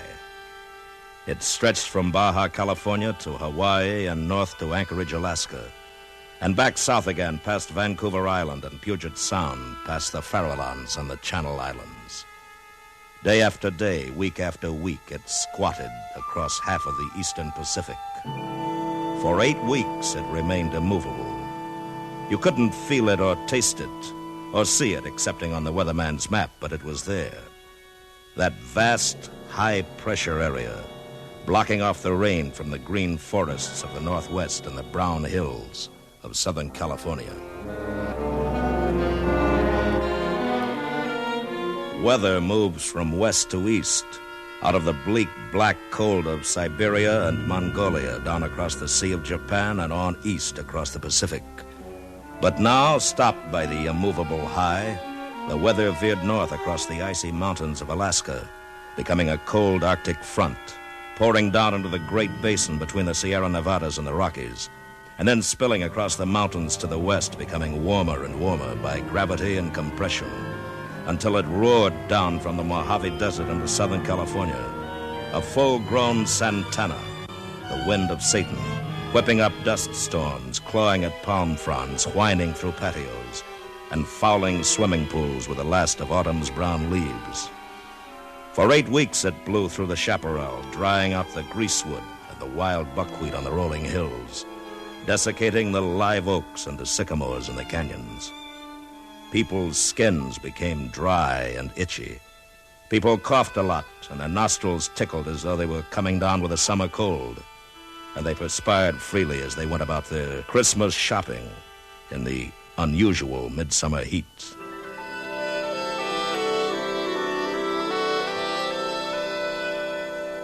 By this time of year, there should have been a total rainfall of 4 3/4 inches. Less than a half inch had fallen since July. Christmas Day was beautiful under a blue, cloudless sky. The temperature was 77 degrees. Humidity, 13%.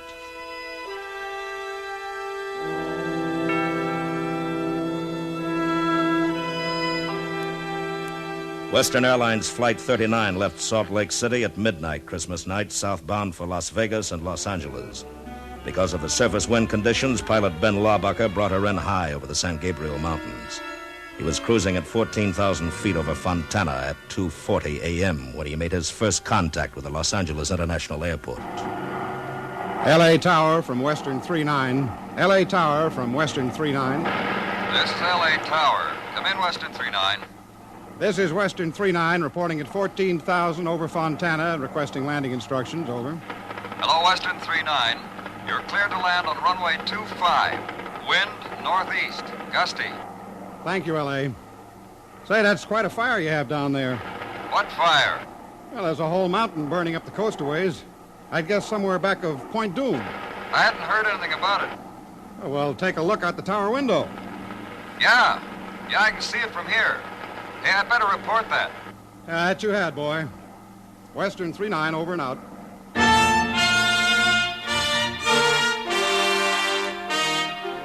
Donna Cruz was fairly new at her job.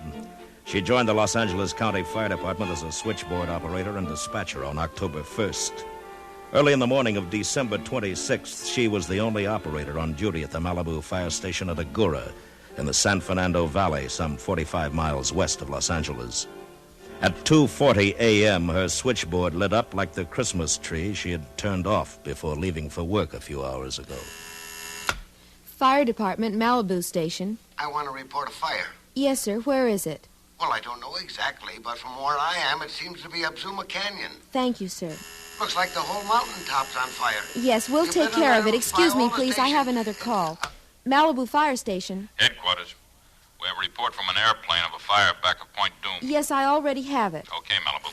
Battalion Chief Malibu George Fire Reichert Station. came in from the Yes. kitchen with a pot of fresh coffee Yes, to thank find you. Donna with more calls than she could handle. Malibu Fire He slipped into the chair beside her and took the next one. Malibu Fire Station, Chief Reichert. This is Soledad Canyon Station. We can see a fire over in your territory. Where in our territory? Appears to be about 5 miles west of Saddle Peak Lookout. Thank you, Soledad. We'll check. From an airplane 3 miles above the earth, from a citizen on the ground, from a fire station 20 miles away, a rough sort of triangulation is possible.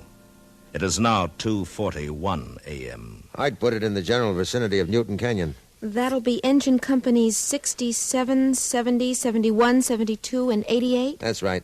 Give them the long ring. The long ring. The warning bell. The alert signal that a dispatch is coming through. By the time the battalion chief has picked up the receiver, the men are awake, wriggling into their gear and scrambling toward their stations on the engine. Roll to a reported brush fire in the Newton Canyon area. And they roll. Engine 71 from the Zuma station on Pacific Highway. Number 88 from the Malibu Beach Colony. Number 70 from Las Flores Canyon. 72 from Lechuza.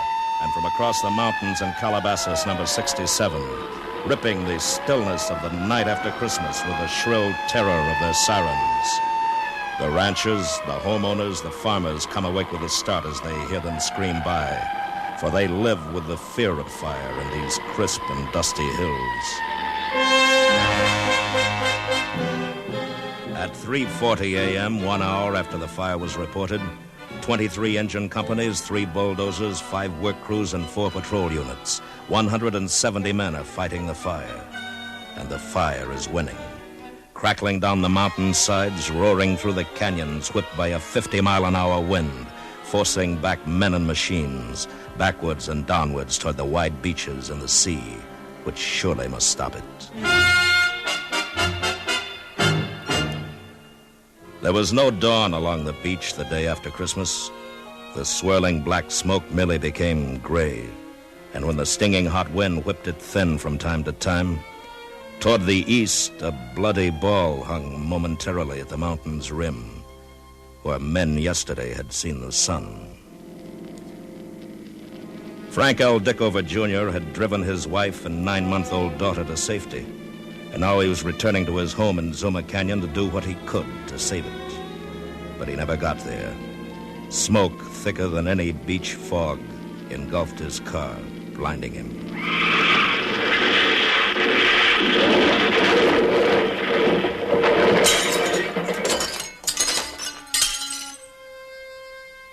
After the fire had roared by, the highway patrol found the wreck, and nearby Mr. Dickover's charred body. He'd broken his leg when the car went off the road. He didn't have a chance to escape.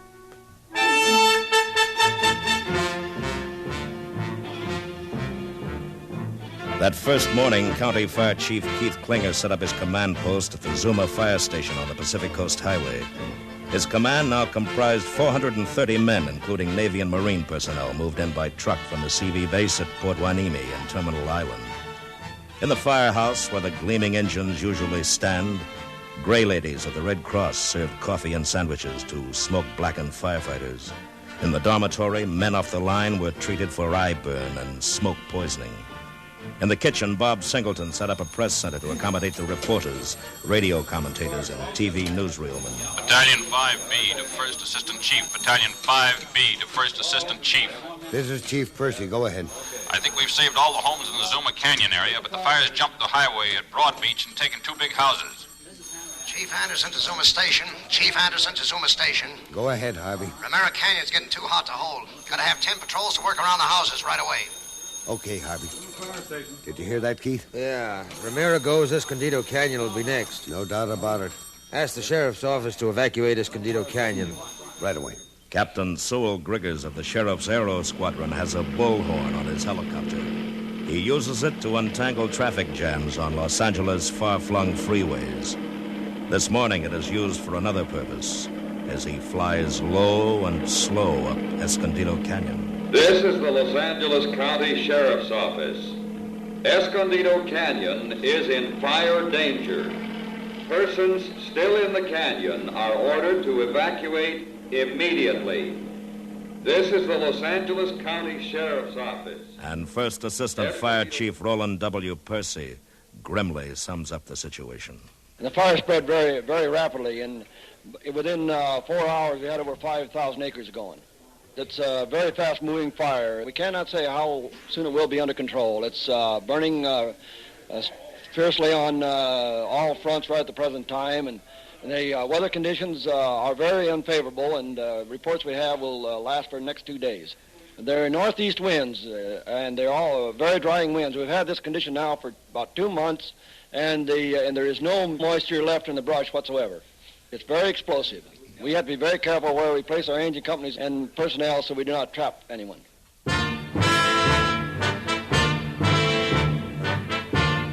Now the fire was shaping into a disaster.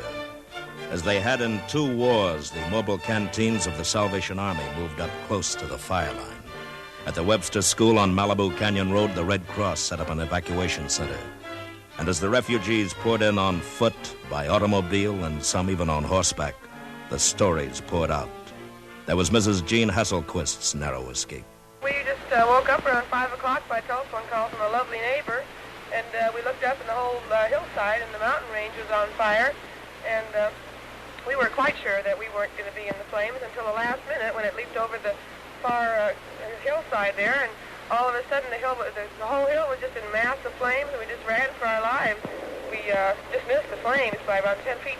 By nightfall this first burning day, 900 men and 100 pieces of equipment were fighting a wholly uncontrolled fire. And 30 houses had burned to the ground, leaving nothing, ironically, but their stone chimneys and fireplaces. Among them was the beach house of TV star Ralph Edwards. We were fortunate that we weren't in the home at the time because our bedroom faces out on the ocean, so does the children's. And it could very well be that the waves would be making such a noise that we wouldn't have heard the fire creeping up on us. Yes, we did have a lot of wonderful mementos in there, things that were very close to our hearts. But the ones I really feel sorry for are those people who lived on their land, who made their living out of the land, and to have their home go up in flames, that indeed was a tragedy.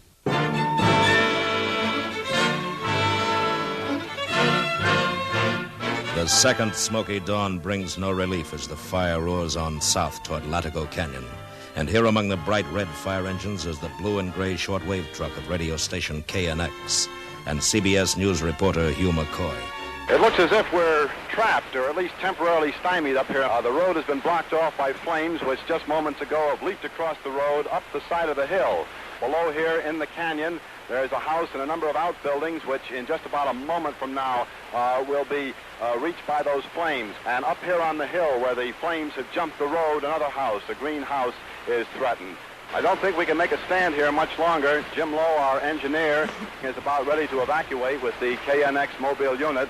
We've got to make our way back down this road. The heat is getting more and more intense, and the flames are swept over more than a half a mile of these mountains now, raging, moving very, very fast. The house I told you about a few moments ago down below here is completely enveloped in smoke and flames. The people, we have just learned, have been evacuated from that home. And up here to my right, another house which is still standing is threatened by these flames reaching 20 to 50 feet up into the air as these wind gusts whip the black pall of smoke. That's all from Latigo Canyon. We've got to make our way out. The engines are evacuating now.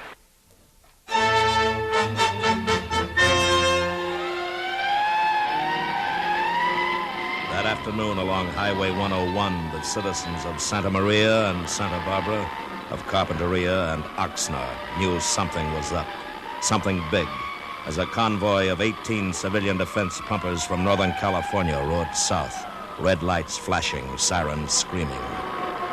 Something indeed big was up as the engines from the north pulled into the Zuma fire station. This is the Malibu dispatcher at Agora. Go ahead. We have a reported fire in the Hume Tract. Hume Tract? Yes, sir, just north of the sheriff's substation on Pacific Highway. It's traveling very fast. It's already taken several homes. Thank you. Chief? Yes, Roland? Just got a report of a blaze above the sheriff's station. That's 8 miles east of here. It must be a completely new fire. It's gotta be. Order out every available piece of equipment in both the city and county. I'll take these civilian defense engines down there myself.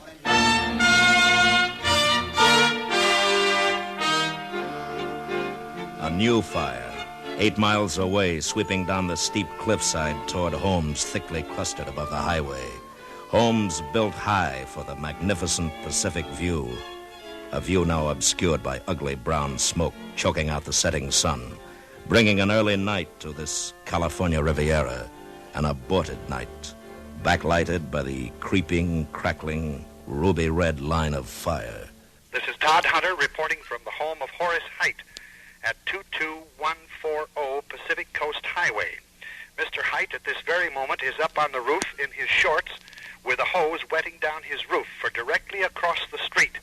These flames are roaring down the mountainside with a tremendous wind behind them, and the firemen are on top of 2 apartments across the street, wetting down the roofs and wetting down the surrounding area in hopes of saving the apartments. 62 engines, 20 of them bumper to bumper along the highway, pour water up the cliff, while the others fight the fire house by house. And below, parked on the road, the householders in their cars, watching the smoke and fire blot out their homes, still gaily outlined in Christmas lights, and then pass on, leaving the homes and the lights intact as it roars on, insatiable to the west, toward the first fire, the Zuma fire, now contained, but not controlled. And between the fires, the Malibu beach colony, the fabled playground of the movie stars, and back in the hills, the homes of simpler folk, and the Sarah retreat of the Franciscan fathers, where on that fiery night of December 27th, prayer performed a small miracle, as Father Robert Schmidt recalls it. It's a custom in the Franciscan order to pray to St. Agatha for protection against fire. So we've been praying, and I think we had a sort of a miracle here last night, because when we left at 11 o'clock, the tongues of flame were leaping over the lips of the hill. We thought the retreat house would certainly be in the path of it. But by some miracle, the wind changed. The flames started heading up the slope rather than down the slope. So we consider that a miracle that we ascribe to the prayers that we said in the last 48 hours. Father Schmidt was not alone in his prayers on this hopeless night. All over Southern California, the thoughts and sympathies of men of goodwill stretched toward the threatened people of the stricken area. And the thoughts and the sympathy and the prayers seemed not to have gone unheard. That night, the winds died down. The roaring red monster of flame flickered to a faltering standstill. By 10 o'clock Friday morning, as Governor Goodwin Knight asked President Eisenhower to declare a state of disaster in Southern California, Fire Chief Klinger could report, "While I cannot say the fire is completely controlled, it no longer threatens property or life. At present, it is still out of control on the western perimeter and burning over the Ventura County line, but this is practically uninhabited territory." Beg pardon, Chief. Castro Lookout on the line. Thanks, Roland. Chief Klinger speaking. I've got a new blaze, Chief. Oh? Approximately 1.5 miles northeast of Lake Sherwood, sweeping southwest from Ventura Boulevard on a 3-mile front. a third fire.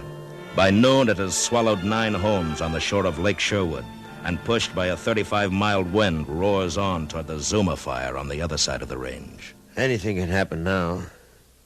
If it joins up with the Zuma burn, we've got it licked. If the winds increase, who knows? Right now, we know one thing. It's out of control.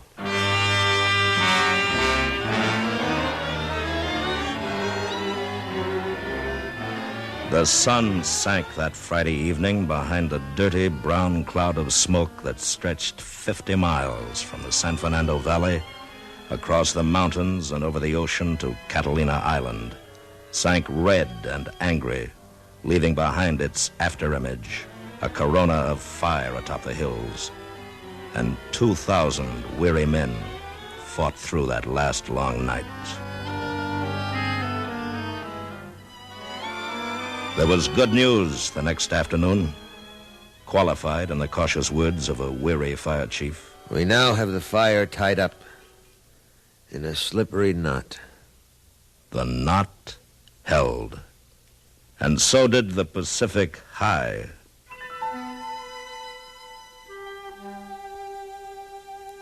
As the evacuees returned to their homes, bizarrely colorful islands in the black and gray landscape, they looked up at the hot, cloudless sky and hoped it would stay that way. Now there was no fear of fire, but of flood. When the rains came, and come they must, what would happen to their homes, with no living vegetation in the hills to hold back the waters? Day after day, Forestry Department planes flew over the 26,000 acres of devastated mountains and hillsides, scattering 500,000 pounds of ryegrass seed. And the Pacific High held.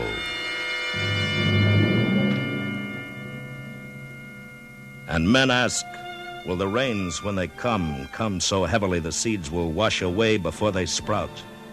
And men began filling sandbags and building dikes around their homes. And finally, the Pacific High weakened and broke, and the rains came.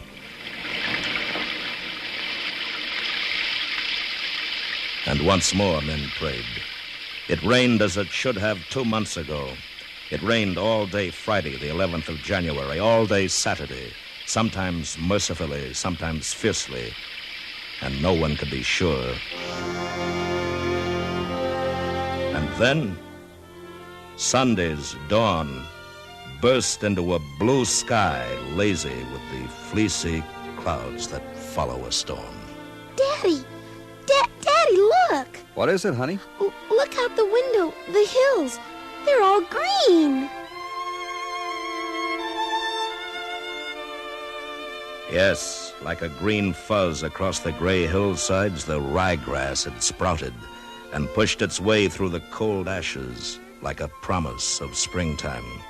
There would be food now for the hungry deer in the high hills.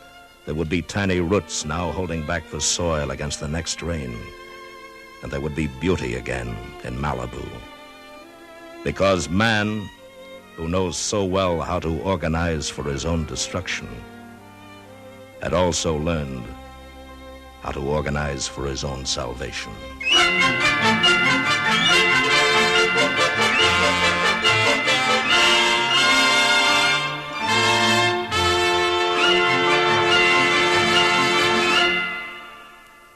The CBS Radio Workshop has presented Fire at Malibu, written, directed, and produced in Hollywood by William N. Robeson, and dedicated to the thousands of firemen, deputy sheriffs, foresters, highway patrolmen, Red Cross and Salvation Army workers, soldiers, sailors, Marines, and honor prisoners who prevented a fire from becoming a Holocaust. Fire at Malibu was narrated by William Conrad. The special musical score was composed and conducted by Lynn Murray, and the actors were Norma Jean Nielsen, Court Falkenberg, Larry Thor, Jim Nusser, Barney Phillips, Joe DeSantis, Lou Krugman, and Sam Pierce. Listen next week when the workshop comes to you from New York with the story of a man who lives for laughter, The Crazy Life, starring Henry Morgan. Crackerjack reporters fire the questions at leading government personalities every Sunday night on Face the Nation. For stimulating listening, hear the popular CBS public affairs feature, Face the Nation, tonight. You'll find it a rewarding excursion into the world of current affairs. Now stay tuned for Suspense, which follows immediately over most of these same stations.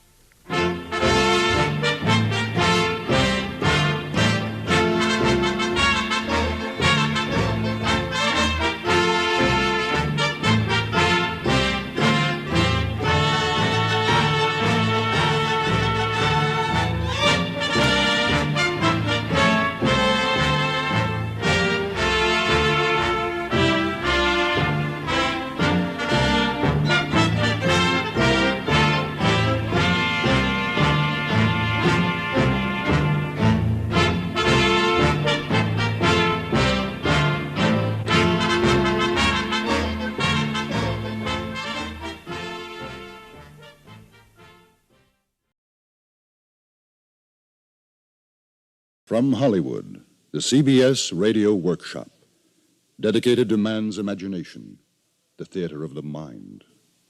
As freshmen first we came to Yale, roll, examinations made us pale. Roll, Eli, Yale, roll, Eli, Yale, roll. On college campuses across the nation, from Bowdoin in Maine to Occidental in California, this Indian summer afternoon, the freshman class is anxiously settling down to the first of its bright college years. For them, we have a story. It is a tender legend of the Yale of yesteryear, young man Axelbrod, written by Sinclair Lewis, Yale class of 1907, and dramatized for the workshop and directed by William N. Robeson, class of 1928, narrated by John Hoysradt, class of 1926, and most particularly dedicated to the Yale class of 1961. Young man Axelbrod. Here's to good old Yale, drink it down, drink it down. Here's to good old Yale, drink it down, drink it down. Here's to good old Yale, she's so hardy and so hale. Drink it down, drink it down, drink it down, down, down. It was a September afternoon in one of the years between the two world wars. The great elms of the old campus wore the last of summer's greenery.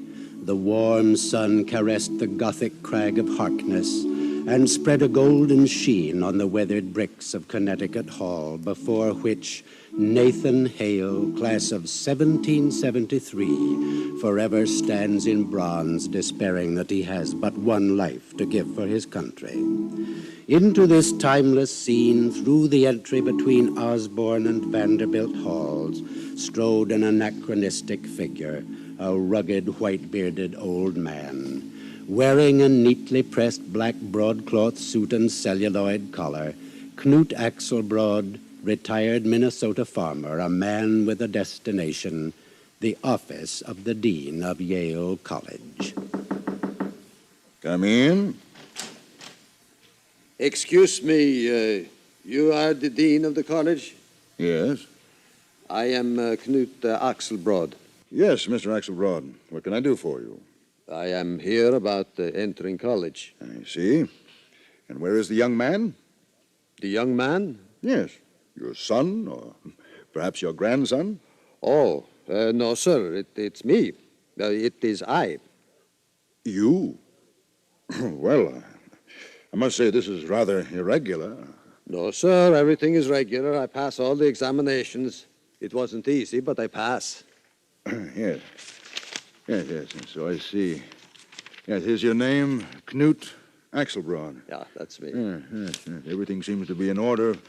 But, Mr. Axelbrod... Yeah? You please pardon me for saying this, but you are not, well, not exactly the usual age of our beginning students. Oh, yeah, I know, but... What? Well, there's a fella said once, youth is so wonderful, it is a shame it must be wasted on the very young. But... And I feel still young. Oh, yes, I'm sure you do. But I'm still curious. About what, Dean? Why Yale? Why did you want to come to Yale? Well, how could I say that? Yeah. All my life I work hard. I farm my land, I raise my family, I get up with the sun, I go to bed with the sun, and always I say, that is not enough. Always I say, Knut, you are a dummy. I say, what good is a man without education? And then when my last son is grown man, I quit. I give him the farm and I say, Knut, now you can get education. So I read. All day long I read, sometimes half the night. I read almost all the books in the public library back home in Uralaman. Then one day I read a book about Yale. And I say, by golly, I got to go there and learn some more. What book did you read? Stover at Yale. Yes. But, Mr. Axelbrod, you understand that Yale has changed a lot since that book was written. Oh, Yale is Yale. I believe that. Oh, so do I, sir. But Yale is for, well, what I mean to say is that, What you mean to say is maybe Yale is for the learning of beauty? Yes. Yes, I suppose that is what I meant to say.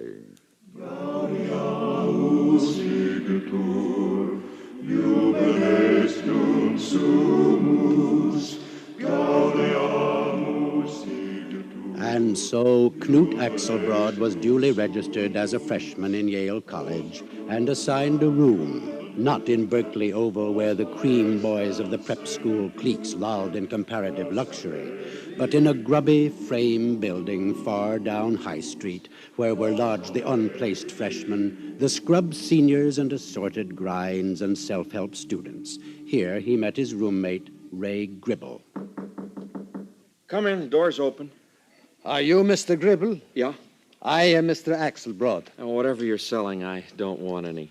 Oh, well, I'm not selling anything. I am your new roommate. Your what? Your roommate. Who said so? The fella at the registrar's office, he said to come here, room 18, and he say my roommate will be Mr. Gribble. Well, beggars can't be choosers. Please? Nothing. You can have that bed over in the corner. Got a couple of broken springs, I'm afraid. You know how it is. First come, first served. Oh, sure. Thank you, Mr. Gribble. Wait, freshmen, wait, wait while the song smites the sky. Knut Axelbrod set out to savor the college he had learned from a book. He sat on the Yale fence in what he felt was an appropriate pose, not knowing that this was no longer done, not realizing why the undergraduates snickered as they passed. He went out to Yale Field to watch the football tryouts, but when he tried to get acquainted with the beefy candidates, they clearly indicated they thought he was crazy. Everywhere his warm overtures of friendship were met with the cruel, cold disinterest of youth. He was not a campus character, he was the class freak. 'Twas brillig, and the slithy toves did gyre and gimble in the wave. All mimsy were the borogroves. Hey, Axelbrod, pipe down. I got a math assignment to finish. Oh, I'm sorry, Gribble. You know, but this book, by golly, it is so funny. What book? Alice in Wonderland. Alice in Is that your English assignment? Oh, no. Well, then why are you wasting your time on it? It's funny, by golly. Well, I don't understand you, Axelbrod. I just don't understand you. Why? I'm a simple fella. Well, it strikes me a man of your years ought to be thinking about saving his soul instead of reading children's books. Oh, I don't think Alice in Wonderland is very much for children. It says some pretty deep things in a funny way. Rubbish. And my soul's in pretty good hands. I go to chapel every morning. It's compulsory. Axelbrod, what is your purpose in life? What do you hope to get out of Yale? I can't say it very well, but there was a fella once maybe said it better. He said, truth is beauty and beauty truth. That's all you know on earth and all you need to know. You try to buy a meal with truth and try paying the rent with beauty. The same fella said, a thing of beauty is a joy forever. Its loveliness increases. It will never pass into nothingness. Yes, but remember Longfellow's exhortation.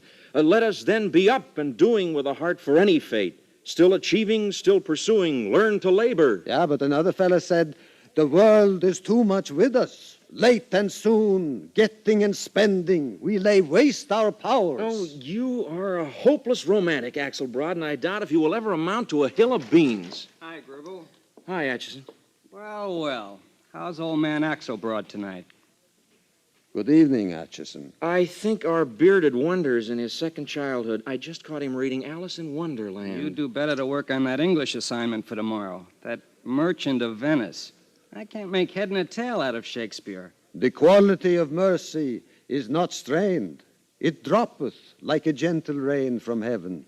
It is twice blessed. It blesseth him that gives. You know it by heart. I learned it a long time ago. Yeah, but do you know what it means? Yeah, I think so. That beats me. Well, listen. What is that? The Whiffenpoofs over at Maury's.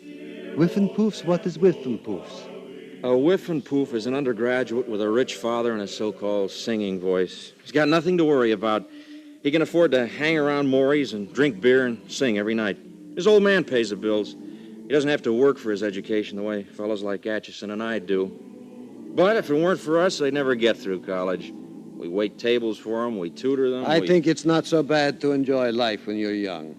There is such a long, long time afterwards when there is nothing but work. I say the time to learn proper work habits is when you're young. Yeah, that's right, Gribble. These rich kids couldn't get to first base without their old man's money behind them. Take Washburn, for instance. No, don't talk to me about Washburn. Oh, what's the matter with Washburn? Is he a Whiffenpoof? Not even that. He doesn't do anything. He's a disgrace to the class. I mean, he doesn't go out for anything. Yeah, he claims he's a poet, but he doesn't even heal the lid. He's a bloody snob. But he seems like a nice young fella. How would you know?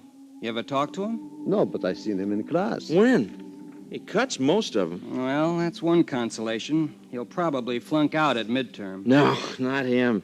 He gets on the dean's list, his old man will throw the university another $1 million endowment. That's the way these bright boys get through. You know what you fellas sound like?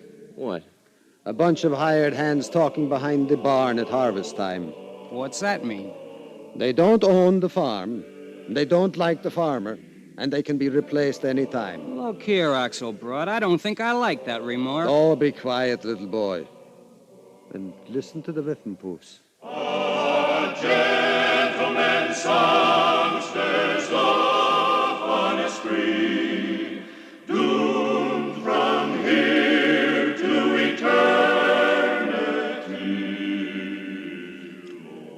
is earth wherever one walks upon it, be it Camelot or Minnesota or on the Yale campus, possibly even in the Harvard yard. The buildings ceased to be temples to Knut Axelbrod. They became structures of brick and stone, many of them beautiful, some of them excessively ugly. The young men ceased to be young gods, but individuals, many of them pleasant hedonists, some of them excessively rude. Even the professors ceased to resemble latter-day Socrates. And so, gentlemen, there was no doubt in the mind of Themistocles. He and only he was certain of the meaning of the oracle's words, "Your safety lies in wooden walls." Well, then what'd she say? What could she say, considering the circumstances? Such was the background for one of the The great professor decisive is talking. naval Don't battles pipe of the down, world. Whiskers. The Battle Maybe of I pipe Saladin you down will be your sometime. assignment for Anytime, Monday. Pop, anytime. That is all. Good day, gentlemen. Say, Professor. Yes, Axelbrod. I'd like to speak to you 1 minute. Yes, what is it? You're a fine fella, Professor. I'd like to hear what you say. Well, thank you. And I'm pretty strong fella, and I'd do something for you. What are you driving at? But these fellas in the class, they don't pay attention. You just call on me. I spank the son of a guns for you. Thanks so much, Axelbrod, but I don't fancy that will be necessary. After all, they're not schoolboys. They're young gentlemen. Well, then why don't they act like it? Speaking of behavior, Axelbrod, there's something I've been wanting to mention to you. Oh, yes, Professor. I do wish you wouldn't show off so much when I call upon you during quizzes. Show off? Yes. You answer at such needless length, and you smile as though you find something highly amusing about me. Oh, no, Professor. No, I don't know I smile. If I do, I guess it's just because I am so glad when my stupid old head gets the lesson good. Yes, well, that must be very gratifying, I'm sure. But in the future, let's be more careful, shall we? Hmm? Yes, sir. Good day, Axelbrod.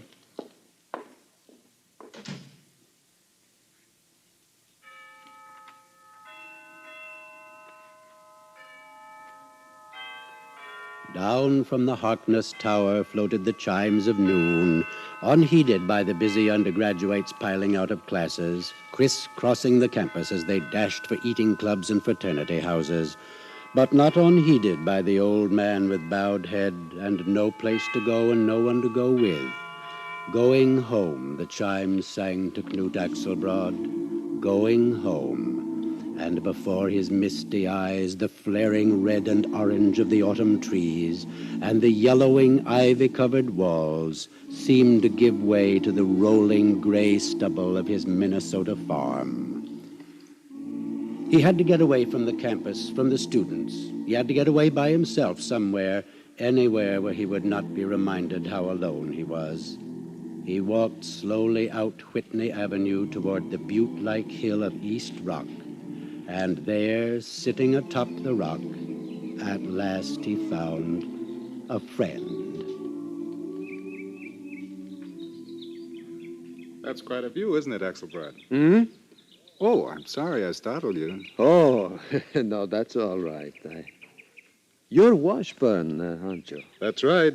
I don't think we ever met officially, but I know who you were, of course.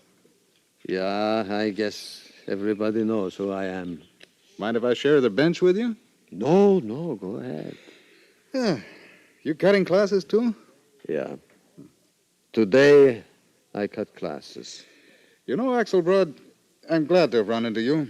You are? Why? Well, I've been thinking quite a lot about you lately, and it seems to me we have a lot in common. You and me? Mm-hmm. We're the class scoundrels, you know. We came here to dream. These busy little goats like Atchison and Giblets, or whatever your roommate's name is, think we're fools not to buck for grades. I guess you're right. They are so serious about everything. Grades, the football team, burning their way. They never laugh. Sometimes I think they are older than me. Exactly. Hey, that is a pretty book you have there. Oh, this? The poems of Alfred de Musset. You like to look at it? Yeah. I never see such a book. Leather is so soft. Printing is in gold. It's a foreign book. I can't read that. But, that is the kind of book I always wanted to hold in my hands. Would you like to hear a little of it? Yeah, please. Ce livre est toute ma jeunesse. Je l'ai fait sans presque y songer. Il y paraît, je le confesse, et j'aurais pu le corriger.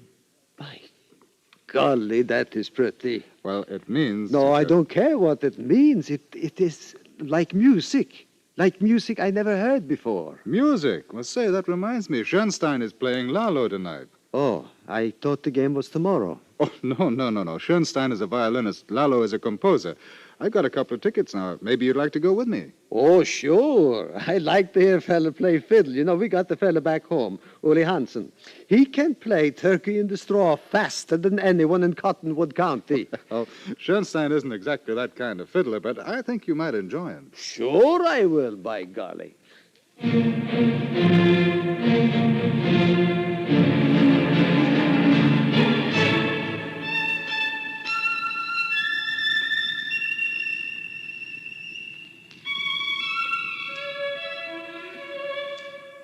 This was fiddling such as Knut had never dreamed of. This was more than music to the old man. It was beauty beyond bearing. The rapier flashes of the violin tore jagged wounds in his soul, and in the next phrase soothed them, bound them, and healed them with the heavenly unguent of melody. Knut did not listen. He felt the music, submerged himself in it, and sank slowly into its all-enveloping arms.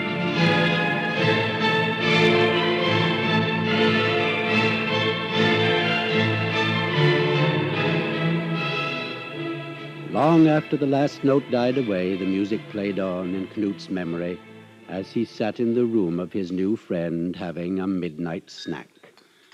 There we are. Tea's brewed nicely. Sugar? Lemon? Afraid I have no cream.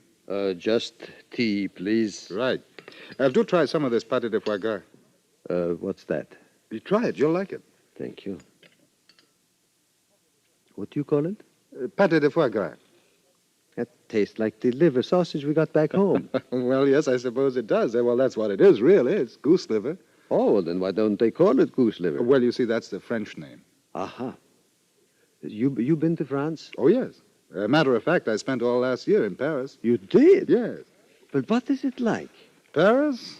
Well, its women are the most beautiful in the world. Its men the wisest. Its food the finest. Its boulevards the grandest, and its monuments the most, well, monumental. Paris is beauty. And maybe it's a good thing I never go there. Why? Well, that's the way I thought about Yale before I come here. Well, yes, I guess beauty is in the eye of the beholder. Yeah. Maybe you see different things when you are an old man. Oh, come on now. You're not an old man. That's what they call me. Old man Axelbrod. Well, nonsense to me. You're a young man, Axelbrod. I am? Why, certainly. People like you and I don't go old. The talk went on and on. Good talk of books and philosophy and beauty. The talk Knut Axelbrod had thirsted for all his life. But at last the fire had burned to ashes, the candles were guttering, and the window was a gray rectangle of twilit dawn. Look, by golly, it's daylight. Oh, so it is. Well, I go to bed now, I think. Well, I suppose that's about all that's left to do, huh? I don't have the right words, maybe, but I want to say thanks. Thanks for what? For this night. I think this night is what I came to college for, this one night. Well, we must do it again sometime, real soon. Yeah, we do that. Well, well, look here, Newt, take this, will you? Oh, the pretty little poetry book? Yes. But, No, I want you to have it. Please. Thank you, Gil. Thank you. Bright colleges with pleasure bright, the shortest, gladdest years of life. But life cannot be only good talk before a crackling fire. Dawn comes cold, dawn comes gray, dawn brings reality. As Knut Axelbrod walked across the morning empty campus, he knew what he must do. Age and youth, they just don't mix. This beautiful place belongs to the young men, not to me. And that boy, If I saw him again, it would not be the same. I tell him all I got to say tonight. Next time I wouldn't be young man Axelbrod. I'd just be an old bore. I live 65 years for tonight. It was worth it. The saddest tale we have to tell. All the roll, is when we bid old Yale farewell. For the roll. That afternoon, in the day coach of a westbound train, an old man sat smiling, a look of great content in his eyes, and in his hands a small book in French, though the curious fact is that this old man couldn't read one single word of French. Eli, Eli, Eli, Yale, on the roll. Eli, Eli, Eli, Yale, on the roll.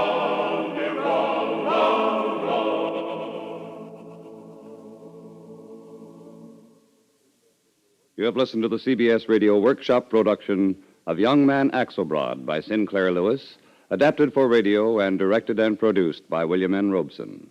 John Hoyt was the narrator. Carl Swenson played Young Man Axelbrod, and others in the cast included John Daner, Dick Crenna, Jackie Kelk, Ben Wright, and Frank McDonald. The chorus was under the direction of Amerigo Marino.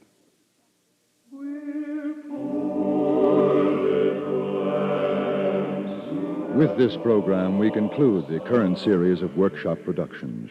We wish to thank the many, many loyal listeners whose constructive and intelligent letters have encouraged, inspired, and directed our efforts in presenting plays in the theater of your mind. We look forward to resuming this rewarding task in the not-too-distant future. Until then, thanks and goodbye.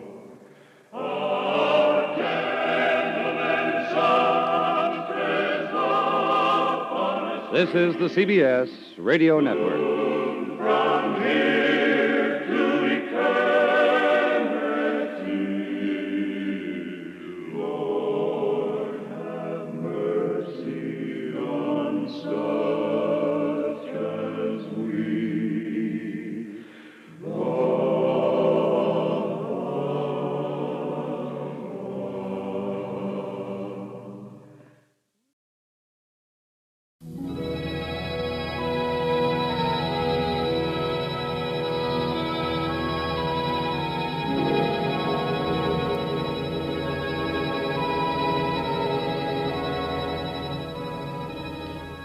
Arma virumque cano, Troiae qui primus aboris Italia, fato profugus Laviniaque venit litoram multil, et terris iactatur ab alto vi superum saevae memorem, uniononis ab iram.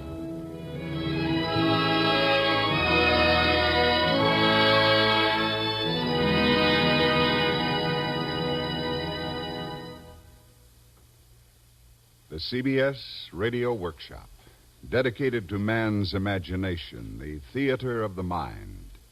Today, The Seven Hills, a personality sketch of one of the world's great capitals, the eternal city of Rome, and of its seemingly indestructible citizenry, the Romans.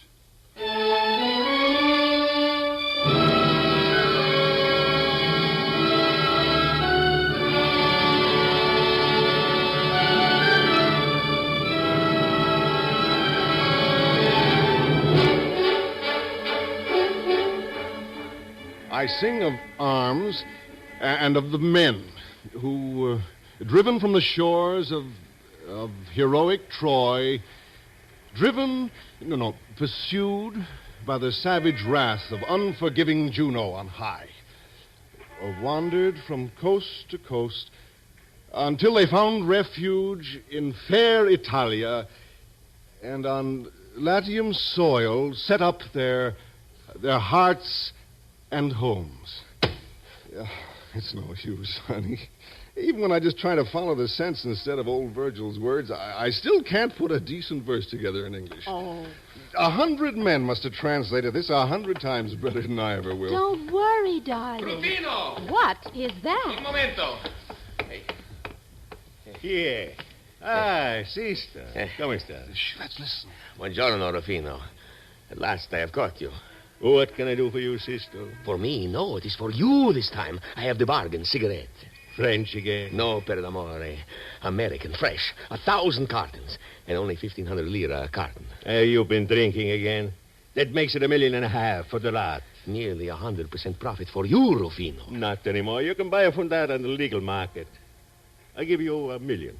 1,400. Let's not bargain like two children who do not know each other, sister. Where are those cigarettes? In the harbor at Anzio. But we will unload and deliver them here if you like. No. The warehouse in Ostia would be better. All right, I'll give you 1,200 a carton and not a lira more. Bene, Rufino. But you leave me no profit. Still, let us go and arrange the details over a glass of that fine new wine at Terzetti's. What was all that about, Peter? A little business deal, Roman style, if my Italian did not deceive me. Black market? Uh-huh. American cigarettes. Thus are the mighty fallen. Oh, well. As Sallust said long ago, omnia venelia Romae. Who was Sallust and what does it mean? Sallust, my pet, was a so-called classical Roman poet of the 1st century before Christ. And his crack means, all things are for sale in Rome. Oh. Now, I'd better get back to my misbegotten attempts to adapt Virgil to our own benighted language. Oh. Mine is a song of arms and of the man of Troy. Now what for the love... Prego, cittadini! Per favore! Noi siamo monarchici! And what was that? Sounded like an election fight back home. That's what it was, all right. A sober discussion of vital issues in the coming election with modern trimmings. This bloody assignment's getting me down, Ruth. And I thought it'd be so easy to do it right here, right in the old Roman Forum, where Virgil himself must have walked 1,000 times. But who can concentrate with all this turmoil going on? Oh, Peter, don't fret so. Easier said than done. Come on, honey, let's go back to the hotel. At least we can take off our shoes there and have a drink ourselves. All right, but just give me a minute, darling. Look, you see how the sun falls on those columns over there? I just want to take one quick picture. Yeah, sure, go ahead. Only don't ask me to stand in front of that masonry.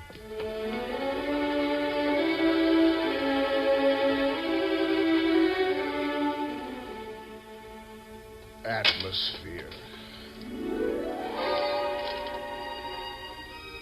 There. Bounce, you historic pebble. Bounce on from marble slabbed a broken column. See if you can find me some atmosphere.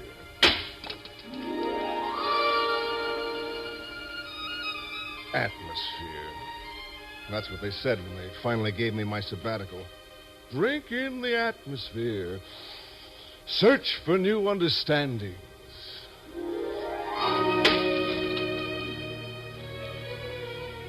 Drink in the carbon monoxide from those crazy motor scooters they drive around here. The intoxicating odor of ripe black market deals? Or maybe the gentle whispers that trail in the wake of political candidates.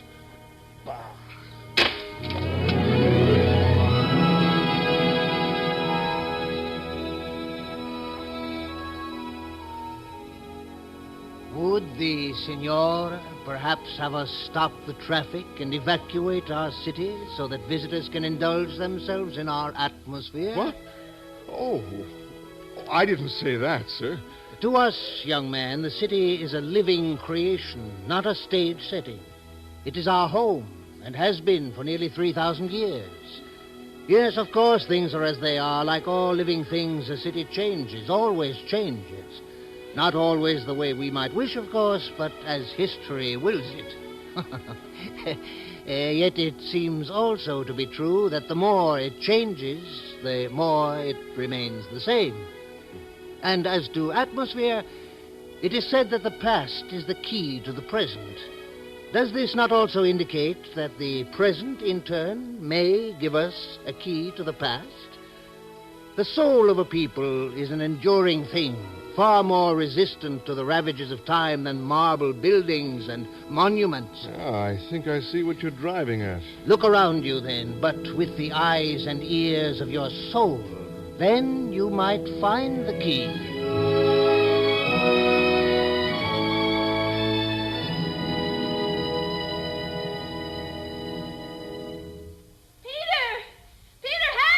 Ruth! Ruth! Where are you? Ruth! Oh, Peter. What happened, honey? What was the matter? Well, it's all right now, darling. I was just frightened for a moment. What was it? Tell me. Well, it was nothing, really. I went along down the other side of that wall there. Huh? There's a little road that runs behind it to get the right angle for my picture.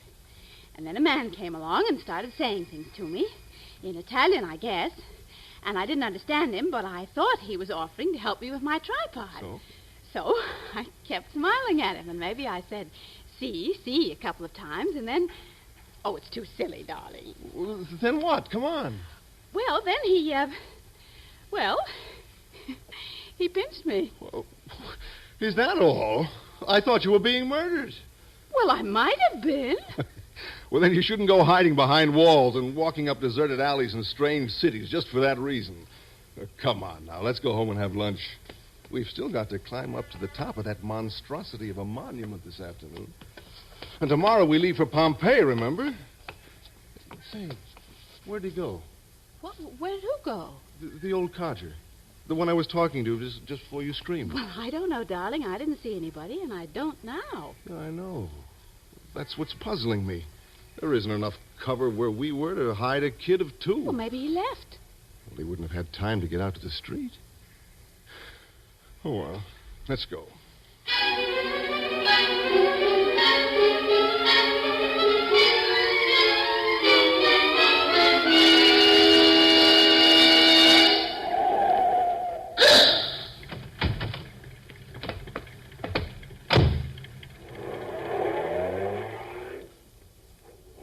Hot rotters with spaghetti sauce. Well, here we are at the nation's tribute to the memory of Vittorio Emanuele II, King of Savoy and Sardinia, the man who made one Italy where there used to be a dozen or 2. Well, might as well begin climbing. Come on, honey, let's start.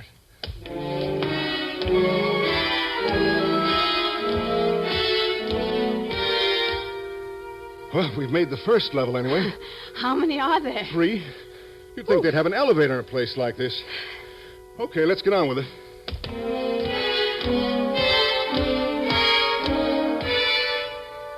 Getting old, honey. Oh, well, only one more flight to go.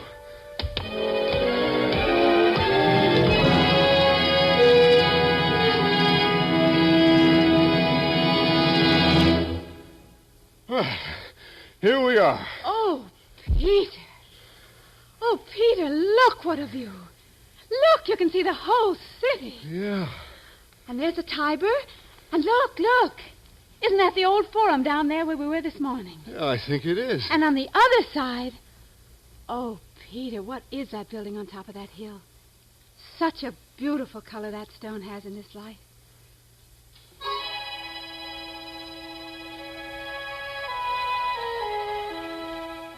That is the former Royal Palazzo on the Quirinal Hill, Signora. Who are you? Why, Signor. Honey, this is the gentleman I was talking to in the Forum this morning. Mr. Tullio, Magister. Marco Tullio.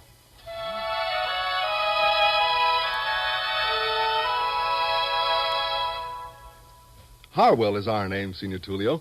This is my wife, Ruth, and I'm Peter Harwell. Hey, what happened to you this morning? Yes, my husband was worried about you. Oh, I regret it. I have distressed other new acquaintances with this bad habit of taking my leave too quickly. But let me explain for the Signora the meaning of that rectangle of broken pavement in the Forum beneath us. It is one of the 2 things responsible for Rome's timeless influence on human thought and institutions. 2 things? Look around, if you will. Do you notice that the hill upon which we are standing is surrounded by a number of others, which form a semicircle? Oh, of course. The hills of Rome. The 7 hills, exactly. And the one we are standing on is the Mons Capitolinus, where ancient Rome built the temples consecrated to her most all-high gods and goddesses. Temples to Jupiter Capitolinus, Juno, and Minerva. And right there stood the Arx, the fortress which gave refuge to Romans, women, and children whenever the city below fell prey to marauding enemies. But I thought Rome never had been conquered. Conquered? Never, Senora. But occupied? Often. Most recently by your own countrymen. You were going to tell me about that pavement. Oh, yes, the pavement.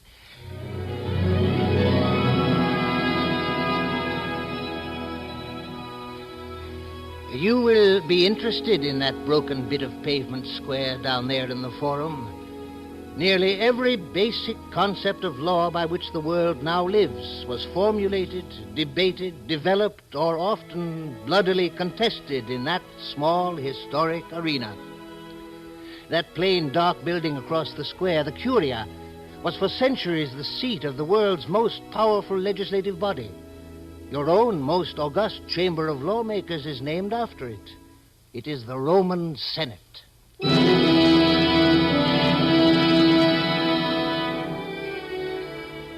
I think perhaps I would like to show you. May the gods grant you to see the life of the old Forum.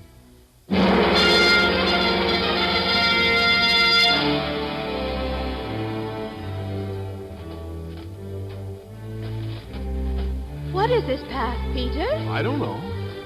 Signor Tullio? It is the Clivus Capitolinus, the sacred road, by which in ancient times the triumphal processions ascended from the Forum to the top of the Capitoline Hill to pay tribute to Jupiter. It has not been much used for some time, of course. Look, Peter, look! It's all changing. The temples are rising. So they are. Look at that one straight ahead. I remember it from this morning. There were only a few columns standing then. And those beautiful buildings.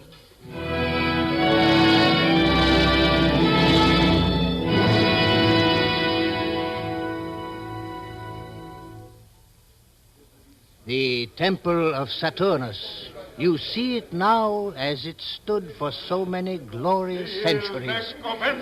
What's that noise? Oh, the usual crowd in the Forum. Peter? It's okay, honey. Just people. There weren't any people this morning. Well, there are a lot of people now. They are campaigning for an election here, too. I suggest that we remain close to this wall if we want to see what is going on. The crowd is too dense to allow us to move about freely. Who's that? On the rostra there? One of the candidates for tribune, I believe.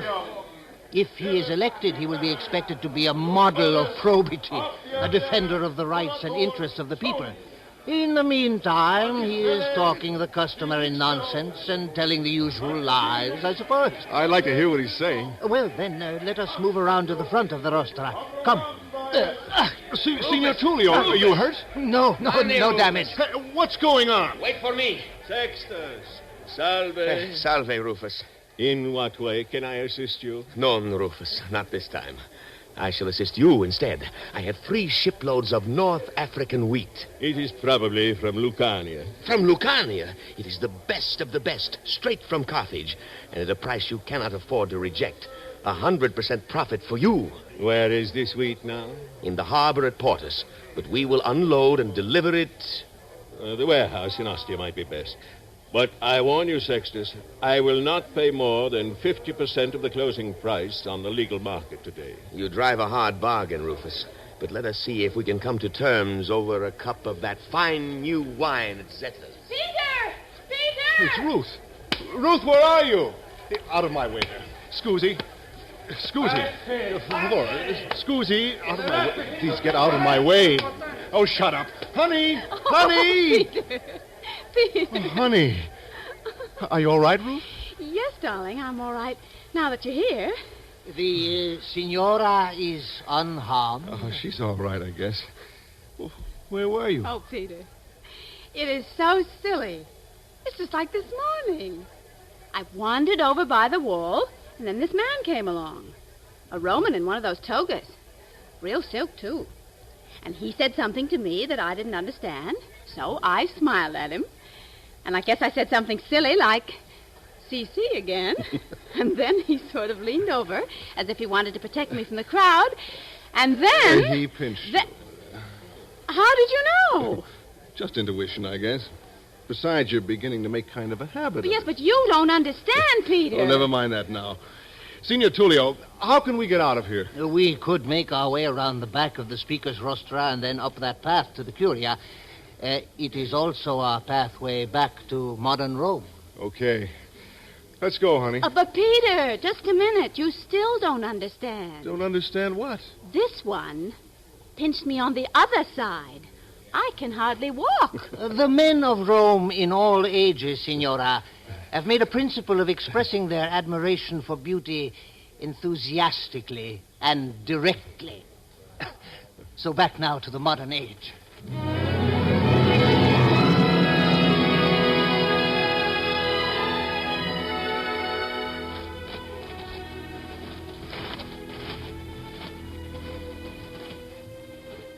So you managed to get us to your beloved Curia after all, Signor Tullio.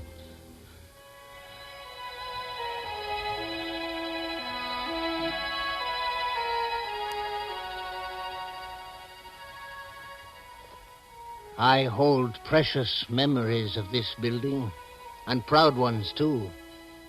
It was from here we once ruled a world, and for centuries we secured the peace for all those who put their faith in Rome. And we taught them law, not laws, Magister, but law itself. The universal principles of right and wrong, and both the rights and the responsibilities of individuals in relation to their communities, their duties to their world. You yourself, Magister, live in a faraway land, which had not even been heard of by any of the men who sat in the Curia. Yet you live by many of the rules we shaped here in the Senate of the ancient and eternal Rome.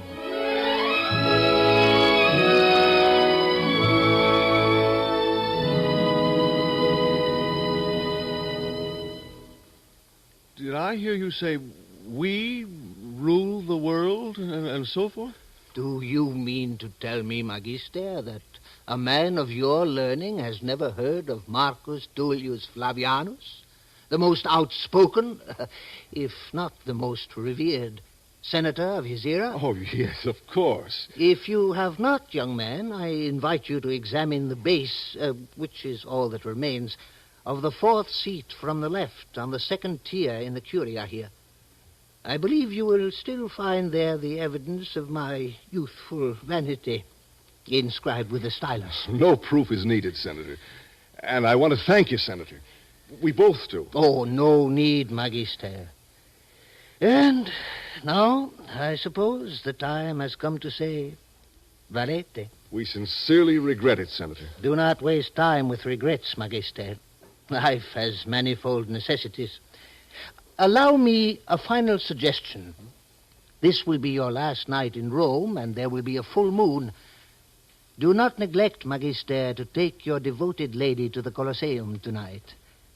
The view of the half-destroyed curves and arches of that ancient structure of joy and pain, bathed in the radiance of the moon, is generally sufficient to wipe out anyone's concern about his ability to sense the Roman atmosphere and to respond to it.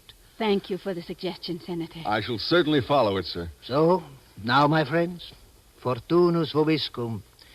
Perhaps we shall meet again, if you ever return. But how shall we find you, Senator? This flat stone upon which I have been sitting is the cover for the entrance to that tomb behind me.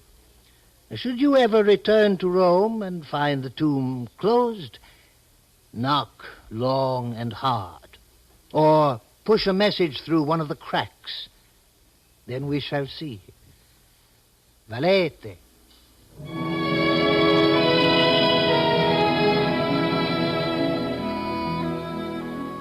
Volley! Goodbye, Senator.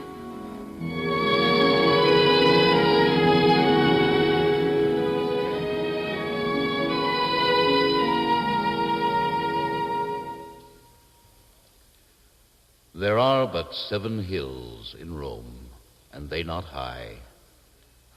They girdle close the ancient marbled square, where men so long were free to hear, debate, and think, and shape the laws which guide us still today.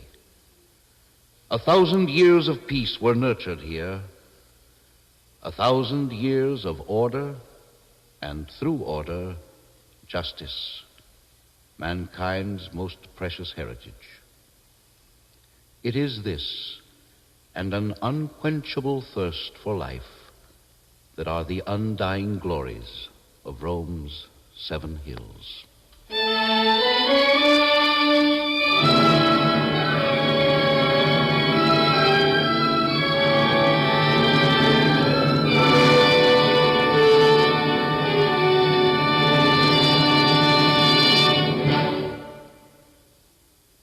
You've been listening to the CBS Radio Workshop and the 7 Hills, a fanciful sketch of the unique personality of one of the world's most ancient cities, eternal Rome.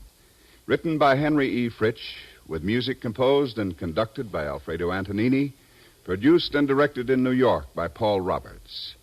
Ernest Graves was heard as Peter, Leslie Woods as Ruth. Others in the cast included Louis Van Ruten, Leon Janney, Danny Acco, Ralph Camargo, Dick Shepard, Bob O'Connor, Guy Rep, Bob Dryden, and Joe Helgeson. This is Ted Pearson inviting you to listen again next week to the CBS Radio Workshop on the CBS Radio Network.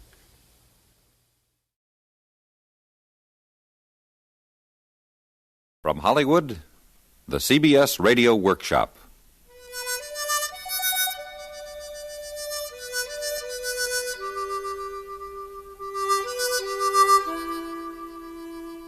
This is a war story. Not Korea, but the other war, World War II. It's about a new kid from the Repel Depot and a sergeant that's had it. Yeah, I know, but it ain't the same story you've seen in the movies and TV. It's about a harmonica, too.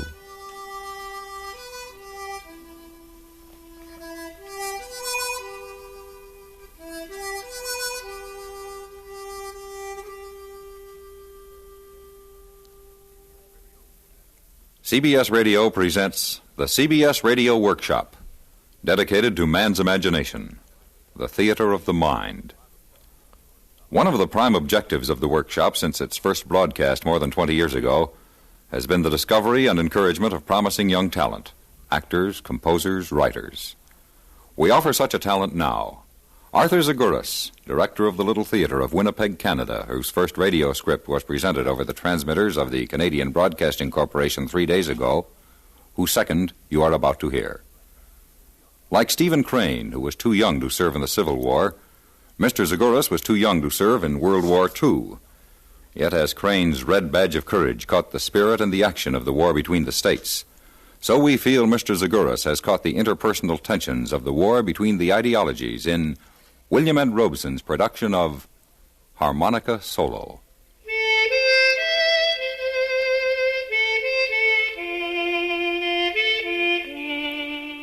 I was in the infantry, Charlie Company, 26th Regiment, 1st Division. They called our outfit the Bloody Red One because our shoulder patch was a red numeral 1 on a shield of green and, well, because the 1st bought it in North Africa, had it in Normandy, and gave it away all across France and into Germany. It was a tough outfit, the Bloody Red One.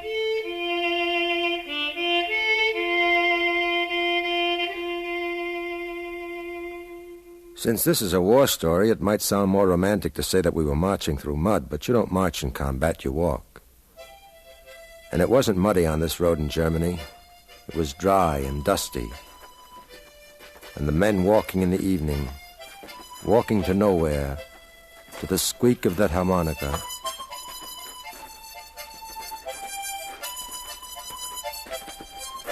All right, men, take 10. That was Sergeant Stone. Smoke him if We you call got him him. Stoney, a good enough guy, but tough. This story concerns him and the kid who played the harmonica. My name's Banyan. I was a corporal then. Oh, I almost forgot the kid's name. We called him Pagliacci, but his real name was Dino Futillo. Okay, Pagliacci, knock off the music. Huh? Knock it off. Why? Just knock it off. You've been playing that thing for the past 5 miles. Getting on my nerves. Man, is it ever loving heart? You know it. Yeah. Dino? Yeah? Got a butt? No. Just because Stoney won't let you play, that's no reason to take it out on me. Stoney's a creep. He's been needling me about my harmonic ever since we left the rear. 5 minutes after I joined the outfit, he started on me. What's eating him? He's tired. Well, who ain't? Hey, look at him gazing down the road like some general. Yo, Mike. Yeah? Got a butt? Here, take one of mine. Thought you didn't have any.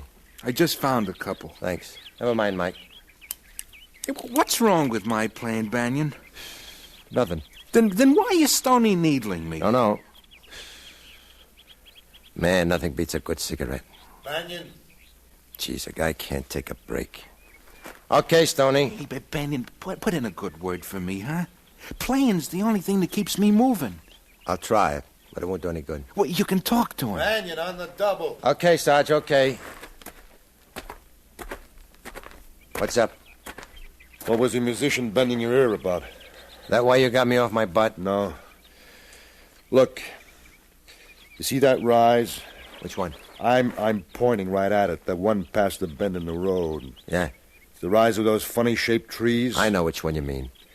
What about it? Well, get a couple of guys and take a look-see. I'm worried about it. I don't know what's behind it. Get a couple of good guys. How about Mike and that new kid Dino? The harmonica player? Yeah. Okay, but make sure he don't start sucking on that mouth organ. What's wrong with his playing, Stoney? Don't give me a hard time. It's not too bad. Cheers us up, too. I'm sick of his ever-loving playing. It doesn't do any harm. You never know. Now, this road is too quiet. Somebody might hear it. There's nothing doing up ahead. Let's make sure. No more playing. You got it? Sure, Stoney, but the kid's teed off. I don't care. It was okay back in the rear. It didn't matter. I like to make the new men relax. It helps them get over the jitters. I didn't mind then, but now it's different. He likes to play, Stoney. Look, tell him to see the chaplain. What's the matter with you, Stoney? You never used to get scared. Cut it. You're beginning to act like... Cut it, I said. Cut it. And get Mike and Pagliacci on that rise and on the double. Okay, Sarge. And, Banyan. Yeah? I'm sorry. I didn't mean to blow my top. Forget it. Mike. Dino, come with me. Okay. We're going to check that rise over there. Which one? I had the same trouble. That one, see? Oh, yeah? What about it? We're going up to take a look-see. Yeah, did you talk to him? Yeah. Come on. Mike, you better leave that BAR with Bukowski. Take his M1. It's lighter. Hey, my BAR. I ain't used to the M1. That rifle's too light. Take Bukowski's M1. I don't want you weighed down. What's Stoney say? Yeah, he better not mess up my BAR with his... What'd he say? Better get moving. It's getting dark fast. Take a leg, Mike. Okay.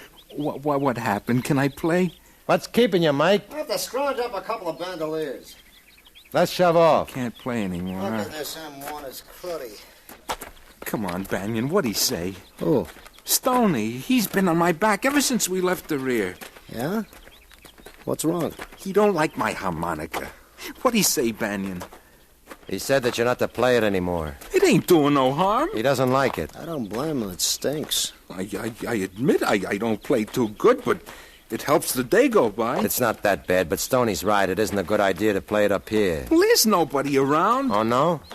No. Why do you think we're checking that rise? Pagliacci, you got lots to learn. Nah. Wait till you've been in it for a while, like the Sarge. Stoney's been in it since Africa. And that's a long, long time. So, he's an old-time R.A. bum. What's that got to do with it? Sure, he's regular Army, but figure it out. Most guys have been with him, the old R.A. boys. Most of them have had it. They're gone. All gone. Nobody's left. Just Stoney. And he's sweating it out. So he's an old-timer. What's that got to do with my playing? He's sweating it out. He's tired, Dino. We're tired, too, but it's in a physical way. Stoney's tired in another way. How long have you been in combat, Dino? Never mind that, Mike. It's okay, Banyan. I was with the 78th before I got transferred here. How long with the front line outfit? Well, about a month. Not even enough time to get the CIB. Cut it, Mike. He's got no right knocking Stoney. You see, it's this way, Dino. I've been with the 1st since D-Day.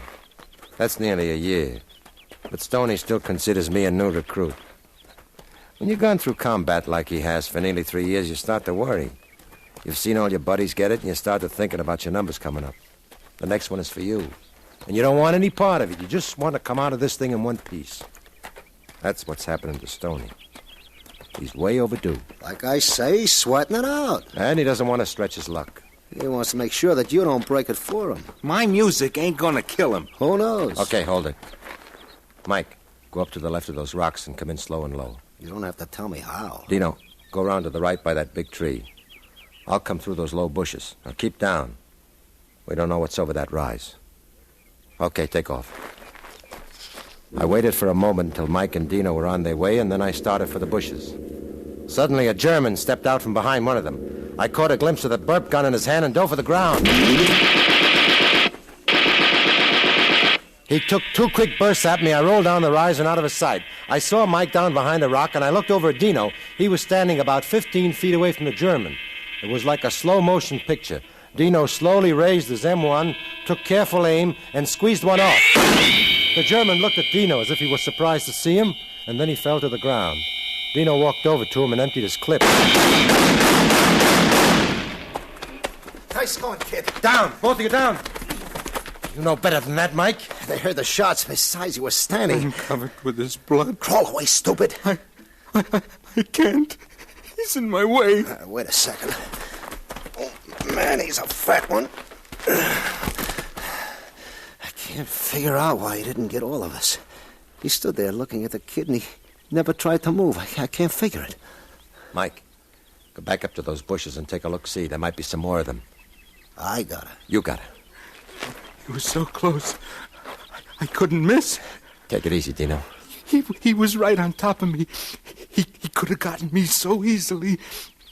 Banyan, I could see the expression on his face. Funny, like as if he thought that I would miss. How could he have missed? How? He was nervous, I guess. Forget it. Banyan.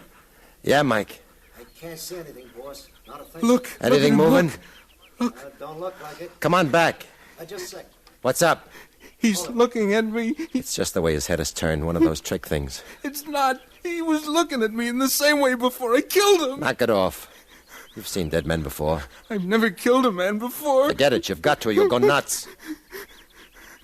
Forget it. Okay? Yeah. Mike. Nothing yet. Sure? That looks funny. Look, we better dust out of here. I don't like the looks of it. Did you see anything? Well, nothing definite, but, well, I got a feeling. But you didn't see anything? Nothing. We better go. Yeah. Let's go, Dino. You go ahead. I'll catch up with you. I didn't see anybody in those woods, but still... What's the kid doing? Well, nothing. He's just looking at that guy. On the double, Dino. Hey, look at that crazy kid. He ain't coming on the double. He's just strolling along. Yeah. First one's always the roughest. Yeah. Kraut was probably a straggler. Yeah. Can't figure out why he didn't open up on us sooner. He had us dead to rights after we turned the bend. It's hard to figure. Look, what's the matter with that kid? Hey, Dino! Forget it, Mike. Look, if there's anybody around, they'll hear it. If there's anybody around, they would have heard the shots. They'd know by now that we're here. Does he have to play now? Mike, why didn't you open up on that guy right away? I don't know. Why didn't you? For the same reason that you didn't, Mike. It was the first time that I'd ever seen a man I was about to kill. It threw me for a second. I've never killed a man that was standing so close to me. Have you? No. Yeah, it doesn't happen that way very often. It's never happened to me before. Either I'm firing into a house, a clump of woods, or something, shooting at something I can't see. I never know if I've actually killed anybody or not. I've always felt that I've never really killed a man, but that the killing was always done by the other guy. They always put one blank into the rifles of a firing squad, and the whole squad thinks he was the one that fired the blank. That's the way it is with me. I feel I'm firing the blanks. But when you know that you have to kill a man, shoot him dead, you don't feel like a soldier. You feel like a murderer. That's why we held off our fire, I guess. Yeah. Yeah. You're the smart one, Banyan. You always figure things. The kid hasn't been in combat very long, but he'll be all right. Sure.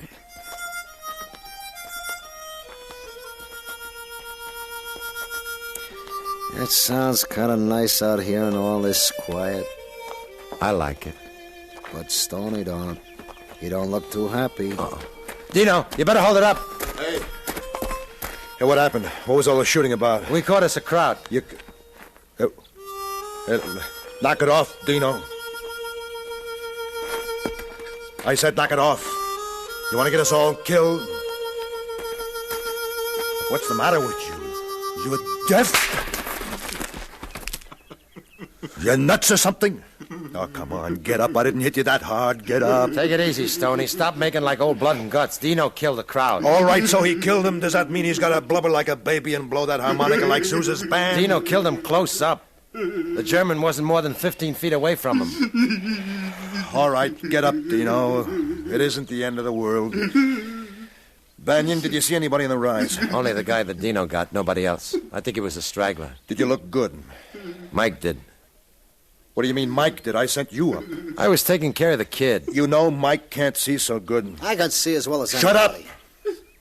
Now look, Banyan, I sent you up there to take a look around. You, not Mike. What's wrong with me? What did you see? Nothing. Great, nothing, not a thing. These woods are probably crawling with krauts. And I sent up a nursemaid and a blind dope that... I didn't see a thing, I tell you. Are you sure? What?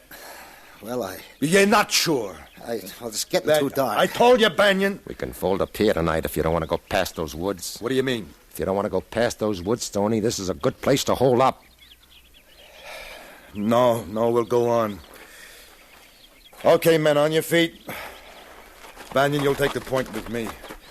Mike, get your BAR. Dino, you take up the rear. Huh? I said take up the rear, you and Burkowski. Why me? Stoney. Just take it, Dino, and don't ask questions. We'll split up. Half on each side of the road and stay in the ditch. Keep low and no gabbing. Don't light any butts. It's too dark. You got that? Yeah. And don't fire at anything until you're sure. Well, let's go.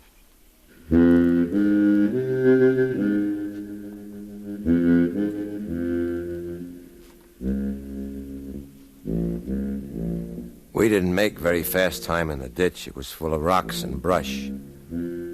As we passed the bend and the rise, I looked up. And in the light of the rising moon, I could barely see the outline of the dead German against the sky. I looked back and saw Dino stop a moment and then move on. I couldn't see the expression on his face. It was too dark. Finally, we came alongside the woods. Stoney signaled us to slow up. After a few yards, he signaled us to stop.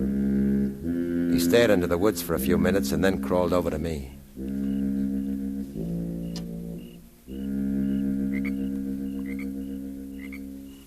You see anything, Banyan? No. Yeah. Looks funny. Awfully funny. You sure? I don't see a thing. I don't know. We better move on. This isn't a good spot to stop. Look! Damn you, look! Don't be giving me any orders. I told you, Stoney, I don't think there's anybody in these woods. You're as bad as Mike. Why did you send him to look? Why? He's a good man. He's a jerk, and that harmonica player, 2 jerks. Can I depend upon anybody around here? You, Banyan. I thought you had some time in. And you goof off like this, I gotta pull it alone. Shall we move on? I gotta pull it alone, the whole squad. Let's go. Yeah, I guess you're right. Okay, men, move out.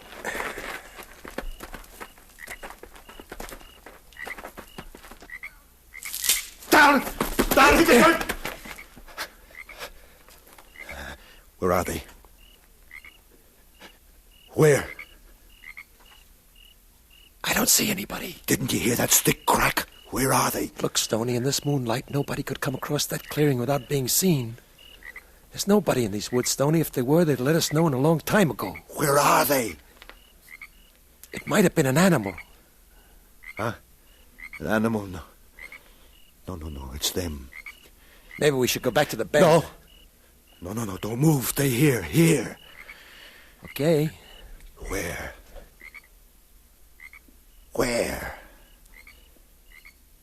Where are they?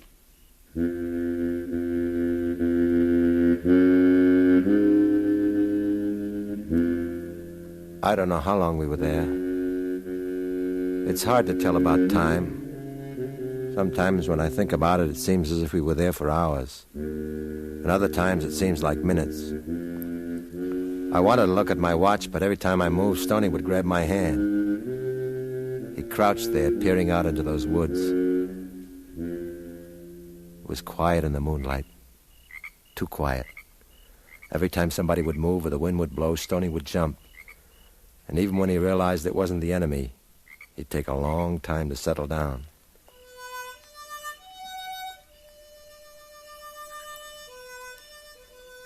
And then I couldn't believe my ears.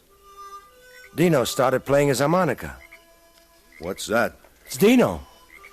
He's nuts. Where is he? Where? Back there, see him? He's walking away.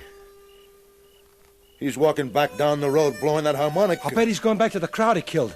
I'll go get him. No, I'll get him from here. What do you mean? He ain't gonna kill me. Stoney, put down that gun. You're crazier than he Leave me is. be, Banyan. You know you'll get it. I'm not gonna let you kill him. I told you, Banyan, he ain't gonna kill me. I told you, Dino. I told you not to play. I told you, but you didn't listen. Come on, get up, Dino. I said get up. Pagliacci, get up. Come on, kid, come on. I told you not to play. You shouldn't have played. Now get up, kid. Come on. Stoney. I liked your playing, Dino. Honestly. I didn't mean it. Get up, huh? Get up. He's dead, Stoney. You get your hands off me. He ain't dead. I told him not to play. Didn't I, Mike? Yeah. Didn't I, Burkowski, Jim, Banyan? I told him. You heard me. Why did you have to start playing, kid? Why? Why did you have to start playing? That's about all. Stoney fell down on his knees beside the kid and started to cry. I guess he was crying out all the fears in him because after a long while, he stood up and he sounded as if he was all right. We walked on the road past the woods. There was no one there. Stoney never talked about Dino after that. Neither did we. I guess we should have told our CO, but nobody wanted to do that because we all knew what Stoney had gone through. We got Dino and buried him next to the German. His folks were informed that he was killed in action. A month later, Stoney stepped on a landmine and blew his right foot off. He went home. And that's about the whole story. Except whenever I remember the war, I always hear Dino's harmonica.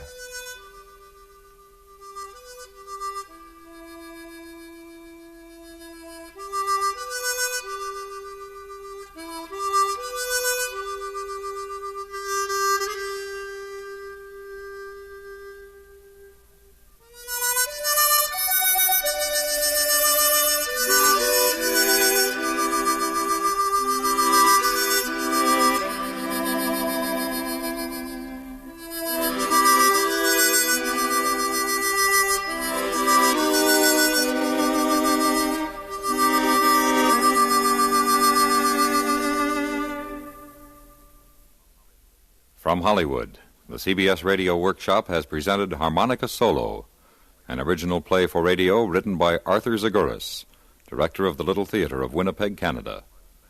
The part of Banyan was played by Joe DeSantis, Sergeant Stone by John Daner, Dino by Shep Menken, and Mike by Lou Krugman. The original music was composed and played by Leo Diamond. Next week from New York, the workshop will present A Dog's Life, the story of a dog who manages to live in a world in which there are people. With tape recordings, A Dog's Life documents the experience of raising a dog from the time man's best friend comes to his permanent home until he learns the happy fact that a dog's best friend is man. For a pup's eye view of life, don't miss A Dog's Life at this same time next week on CBS Radio Workshop.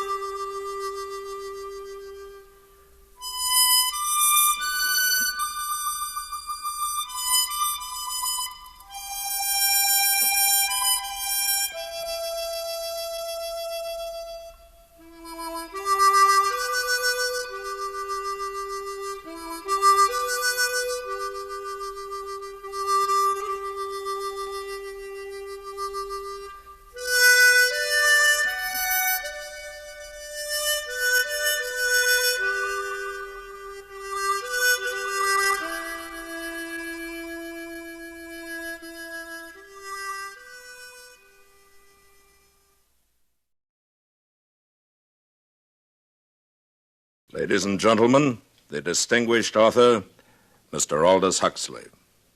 Brave New World is a fantastic parable about the dehumanization of human beings. In the negative utopia described in my story, man has been subordinated to his own inventions. Science, technology, social organization, these things have ceased to serve man. They have become his masters. A quarter of a century has passed since the book was published. In that time, our world has taken so many steps in the wrong direction that if I were writing today, I would date my story not 600 years in the future, but at the most 200. The price of liberty and even of common humanity is eternal vigilance.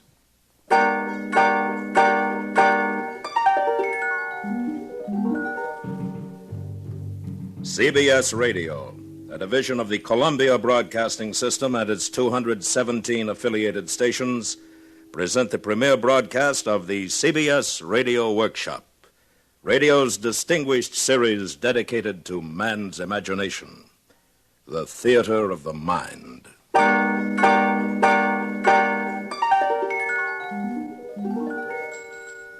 Tonight, Part 1 of 2 half-hour programs devoted to one of the world's most shocking and famous novels, Aldous Huxley's terrifying forecast of the future, Brave New World.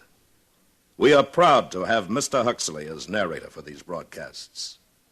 Original music is composed and conducted by Bernard Herrmann.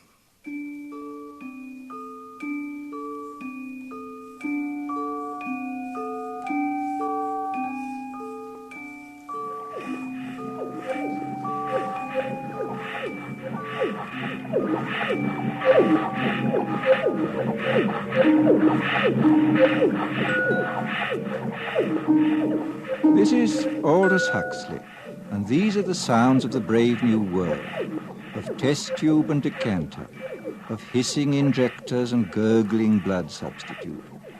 The year is AF 632, 632 years after Ford. We are inside the London Hatchery and Conditioning Centre, and this is the fertilizing room, an enormous laboratory where the temperature is never allowed to fall below 98.6. And here comes the director of hatcheries and conditioning in person, bringing with him a group of young students. Tomorrow you'll be settling down to serious work. Today I just want to give you a general idea of things. These are the incubators, and here is the week's supply of ova, kept at blood heat. Come along, boys. Now here, we immerse the eggs into a warm bouillon containing free-swimming spermatozoa. Immersion continues until the eggs are all fertilized. And over here is where we bottle the alphas and betas. In short, gentlemen, the perfect process for manufacturing healthy babies. Are there any questions? Sir, will you explain the Bakanovsky process? I'm glad you asked that. Students, take this down. Bakanovsky's process, where in olden times one egg made one embryo which made one baby. Today we've improved on all that. Now the egg will divide from 8 to 96 buds, and every bud will grow into a perfectly formed embryo, and every embryo into a mature baby, making 96 human beings grow where only one grew before. Progress. But what advantage is it, sir? Oh, my good boy, can't you see? Where in olden times nature allowed us only to have twins or perhaps triplets or so, today we can create scores of identical individuals. We can manufacture men and women in uniform batches. Think of it. An entire factory staffed with the product of one single egg. 96 identical individuals working 96 identical machines. At last, society really knows where it stands.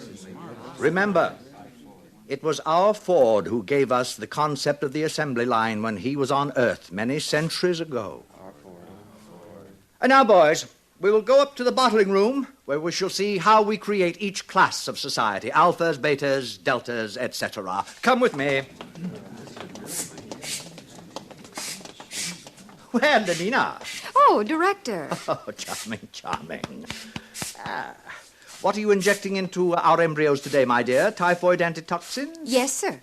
Are you busy this afternoon? Oh, not after 5, sir. Good. Suppose we get together then on the roof. That would be fine. I've admired you for some time, Lenina. I'm looking forward to a closer acquaintance. Thank you, sir. And now, boys, we're off to the bottling room.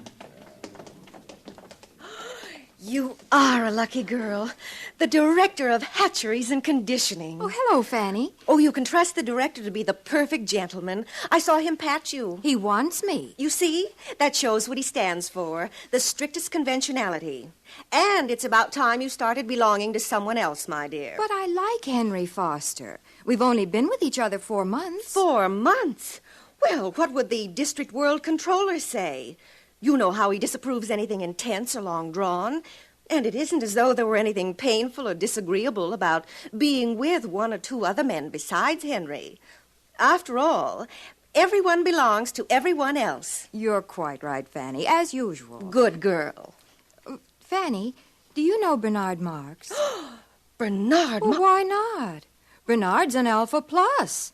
Besides, he asked me to go to New Mexico, to the Savage Reservation with him. But his reputation... They say he doesn't like obstacle golf. Oh, they say. And that he spends most of his time by himself alone. They say somebody made a mistake when he was still in the bottle. Thought he was a gamma and put alcohol into his blood substitute. That's why he's so stunted. Oh, what nonsense. Oh, very well, Lenina. It's your life, my dear. But I think you're heading for trouble.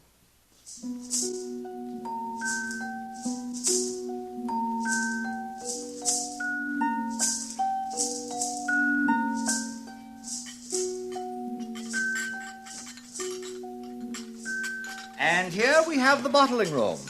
Little embryos carefully bottled being rocked gently to and fro as they did in olden days when carried by their mothers.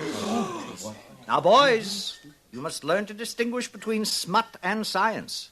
I am going to use that word again. As scientists of tomorrow, you must learn to cope with it. Mother. Oh. There, that's better. As a matter of fact, there is an area in our world where humans are still viviparous, still give birth to their children. The Savage Reservation in New Mexico. I visited there once myself, many years ago. Dreadful, filthy place. Naturally, civilization has improved on all that. It is here we control the embryo's growth, each batch carefully regulated to produce the exact class of citizen we desire. And here is our Mr. Henry Foster in charge of bottling. Oh, Henry. Yes, sir. Please explain the process to the students. Oh, delighted, sir. By the way, Henry, before you begin, I made a date with Lenina Crown this afternoon. Oh, really? I'm delighted, sir.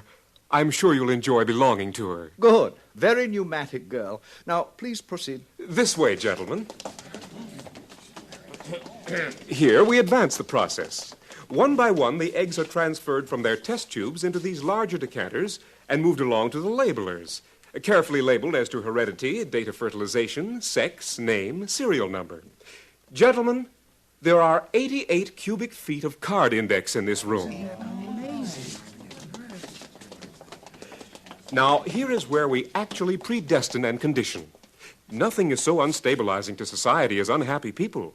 We avoid all that by preconditioning our embryos. And now we are entering the heat conditioning room. Hot tunnels alternating with cool tunnels. Exposure to cold is accompanied by exposure to X-rays. By the time these babies are decanted, they have a perfect horror of cold. Thus, they are perfectly prepared to emigrate to the tropics, to be miners and acetate silk spinners and steel workers. And that is the secret of happiness and virtue, liking what you have got to do. All conditioning aims at that, making people like their unescapable social destiny. Oh, 10 to 3, boys. Time to visit the nurseries.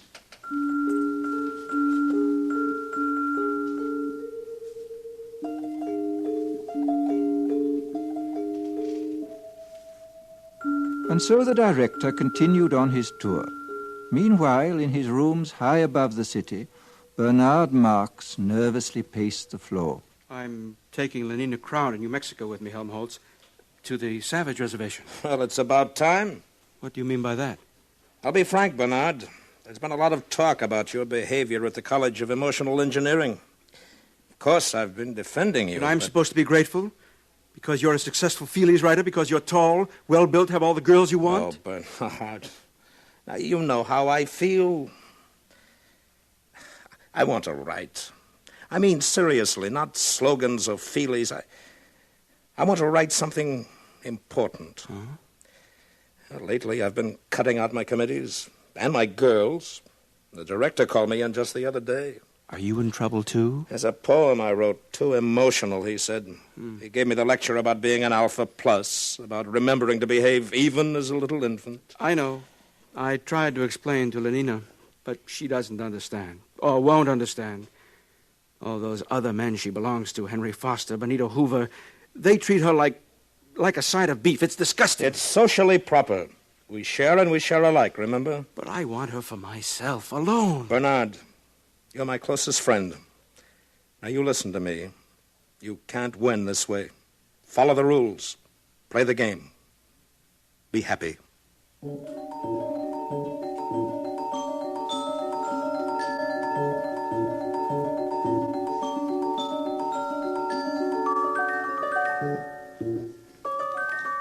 The nursery was on the 5th floor.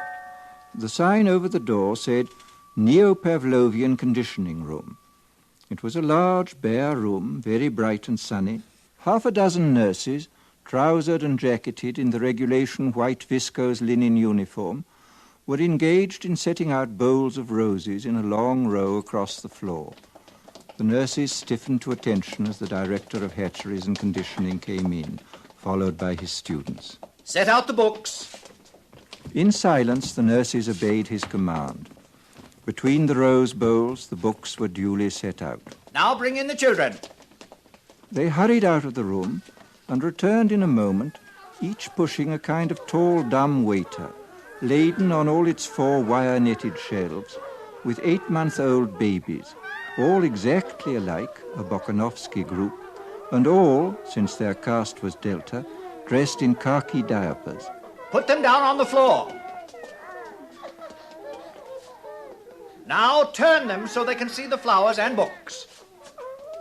Turned, the babies at once fell silent, then began to crawl towards those clusters of sleek colors, those shapes so gay and brilliant. From the ranks of the babies came little squeals of excitement, gurgles and twitterings of pleasure. The swiftest crawlers were already at their goal. Small hands reached out uncertainly, touched, grasped, unpetaling the roses, crumpling the illuminated pages of the books. Watch carefully, students. All right, nurses, pull the lever.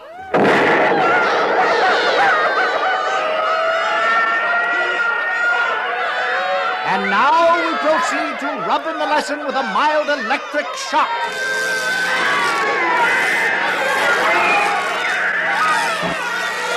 That's enough. All right, take them away, nurses.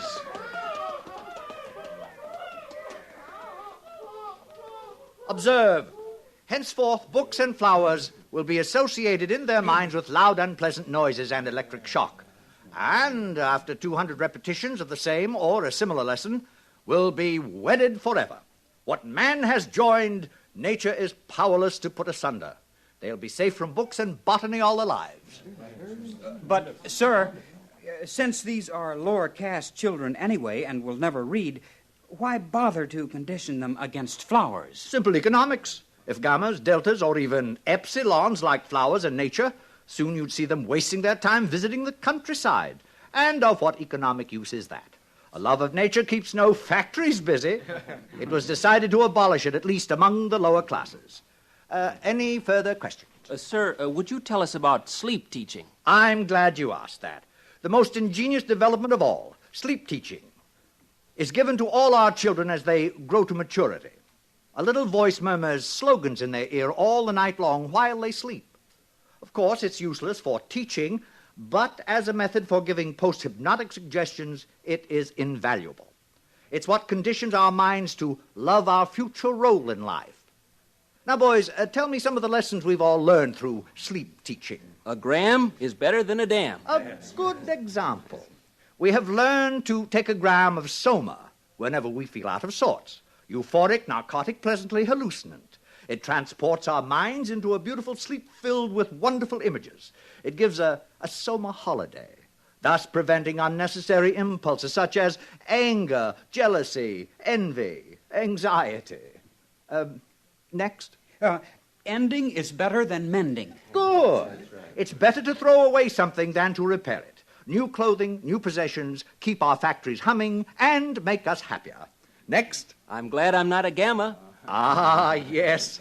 We're all taught in our sleep to enjoy our own caste, whatever it may be. Gammas are taught to think, I'm glad I'm not an epsilon. Betas learn to be glad they're not deltas or gammas. And glad they're not alphas, because we alphas sometimes have to use our minds, and that's very painful. Very good indeed. Well, students, I think our tour is over for today. I'm sure most of you have dates with pneumatic young ladies. Some, of course, will be wanting to get in a game of obstacle golf. But before we finish, I'd like to add a few footnotes to the things you've seen today. Today, we have a controlled society, a happy society. We have stability. There was a time when these things did not exist. Didn't people grow old and feeble in those days, sir? Indeed they did. Old men in the bad old days used to renounce, retire, take to religion, spend their time reading, thinking. Now, such is progress. At 60, we have the tastes and the powers of a 17-year-old. The old men have no time, no leisure from pleasure, not a moment to sit down and think. They're much too busy scampering from feely to feely, from girl to pneumatic girl. Fortunate boys, no pains have been spared to make your lives emotionally easy, to preserve you as far as possible from having emotions at all. Ford's in his flivver, all's well with the world. Ford's in his flivver, all's well with the world. And solemnly and devoutly they made the sign of the T and hurried off to join their fellow citizens at play.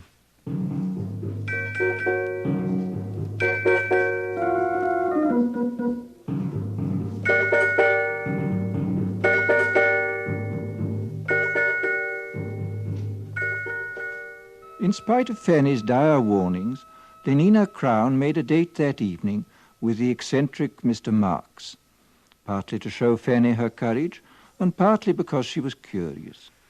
When they were safely in their helicopter and climbing above the city, she turned to him. Shall we play escalator squash or go to the Feelies? Escalator squash is a waste of time. But what else is time for? All right, then, let's go to the Feelies. You know, they're showing love on a bearskin rug, and everyone says it's terribly exciting. You can Lenina, actually please, feel... couldn't we just go for a walk and be alone together? But, Bernard, we'll be alone all night. Well, I meant alone for talking. Talking? What about? Oh, you're beginning to feel nasty, I can tell. Take a soma, Bernard. I'd rather be myself and nasty, not somebody else, however jolly. A gammon 9 saves 9. Oh, for Ford's sake, be quiet. Bernard. Lenina, don't you ever want to be just you? Not enslaved by your own conditioning, to be free? But I am free. I'm free to have the most wonderful time. Everybody's happy nowadays. But wouldn't you like to be free to be happy in your own way and not somebody else's? I simply don't understand you. Bernard, do you really like me? Everyone says I'm awfully pneumatic.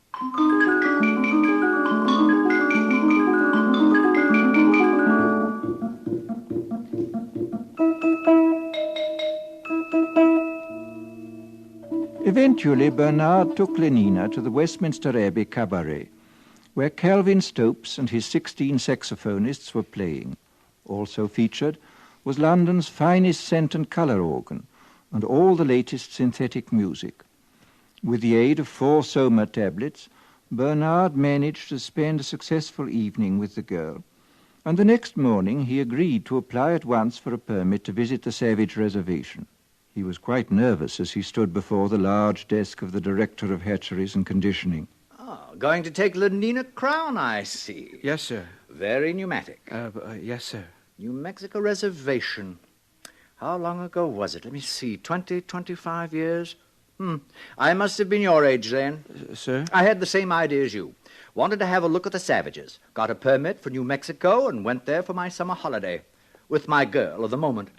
She was a beta minus, I think. Oh, yes. She had yellow hair and was especially pneumatic. Well, it was terrible.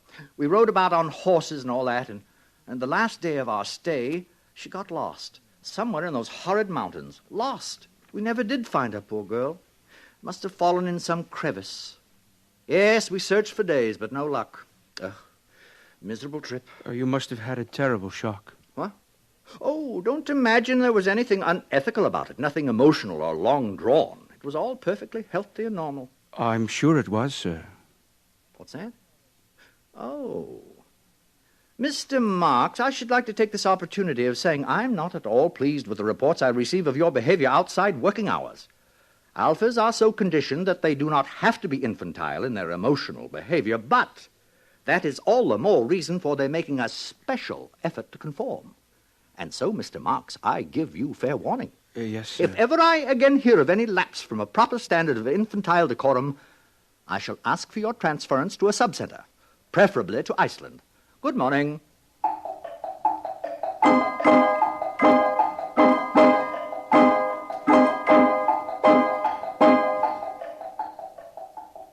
The journey was quite uneventful. The Blue Pacific rocket lost 4 minutes in a tornado over Texas, but was able to land at Santa Fe less than 40 seconds behind schedule. Lenina and Bernard slept that night at Santa Fe, and Lenina was very happy. Imagine 60 escalator squash racket courts in the hotel, and obstacle and electromagnetic golf, too. Oh, Bernard, it's simply too lovely. There will be no scent organs, television, or even hot water once we get out on the reservation. I can stand it. You'll see. Only progress is lovely, isn't it?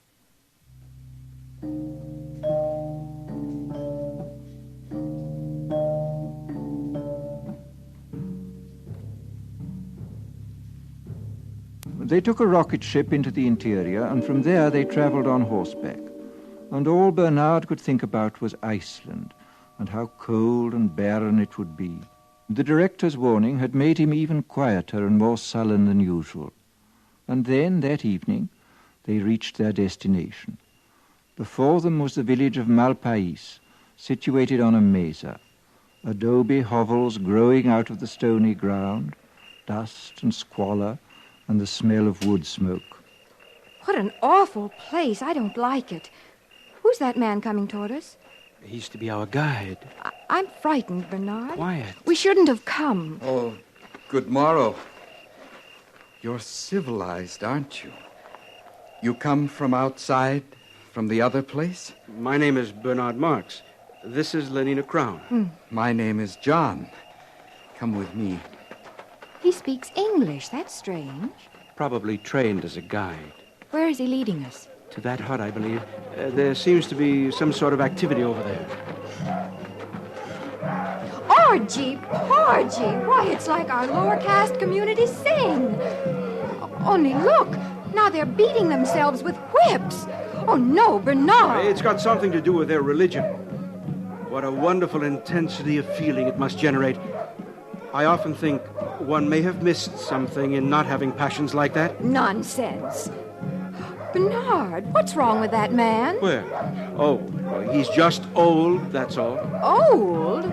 But we don't look like that when we're old. He's so wrinkled, oh, it's horrible. That's because we age all at once. We stay 17 until we're 60 or so, and then we die, and they burn our bodies and recover the phosphorus for the good of the world state, just as it should be. But this... What is it? That woman! Oh, Bernard, no! Take me away! Take me away! She's only nursing her baby, Lenina. That's her child. She's the mother. Bernard, how can you be so vulgar? Oh, I think I'll be sick. Please, Bernard, anywhere. Anywhere. Is something wrong? I think we'd better take Lenina inside. Over here. Follow me. My soma. I'm out of soma. Bernard. I'm sorry, Lenina. I didn't bring any. Oh. Here. Inside. This is my home. This is my home. You are welcome to remain here. John? John? Yes, Mother? Mother? These are people from the outside, Mother. They have come to see the reservation. From the other place? You're from the other place. Don't come near me. But don't you see, I'm from there, too. I'm civilized. I don't belong here. It's all a terrible mistake. This is my mother, Linda. Were you born here? No, I tell you, I was decanted like normal people. Oh, thank Ford, someone has come. At last, thank Ford. Bernard, please keep her away. Could you tell us about yourself, please? Well, I came here 25 years ago with a man. His name was Thomas. We went riding together on horses. There was a terrible storm. I got lost in this horrible place. It was the last day of our stay. He left me here, alone. Lenina? Yes? You will be interested to know that our director of hatcheries and conditioning is named Thomas, and that he came here 25 years ago. Oh, no. And that... It can't be. But it is. He told me so himself. What a discovery. This boy is our director's son. Our director is a father. Oh, it's too horrible. Mother, what is he saying? Iceland indeed. Bernard, stop it. Well, we'll see who tells who where to go now. John. Yes, sir? How would you and your mother like to return to civilization? Do you mean it? Oh, please, do you? Listen, they're crazy here. I was a beta minus. I always worked in the fertilizing room. I was a good worker. But how can I tell them? They don't understand. They mend things. They don't know what a helicopter is or soma. They have babies like dogs. Oh, it's too revolting. Oh, thank Ford. If it hadn't been for my son, for John, what a comfort he has been to me. Your son? How can you? You were beta minus. I know, but he's been a comfort to me just the same. If only I'd had soma. Oh, do you mean it? Will you take us back to civilization? Of course. We'll leave tomorrow. You and your son back to civilization.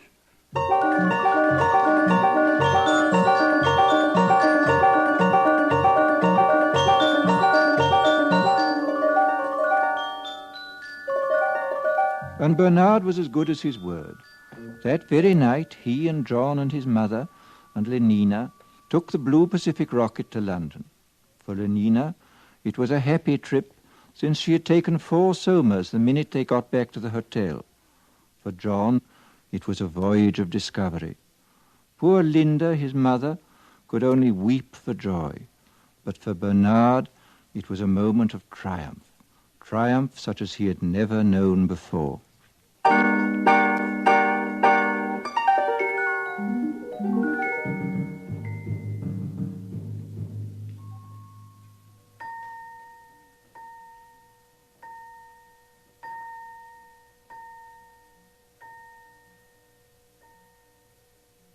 Brave New World, Part 1, by Aldous Huxley. A startling, shocking account of what can happen to our civilization 600 years in the future. And more importantly, a warning to all of us against the destruction of moral standards, family life, and the soul of man. Join us next week when we will continue with Part 2 of Aldous Huxley's terrifying forecast of the future of what could become the brave new world. Presented on the CBS Radio Workshop.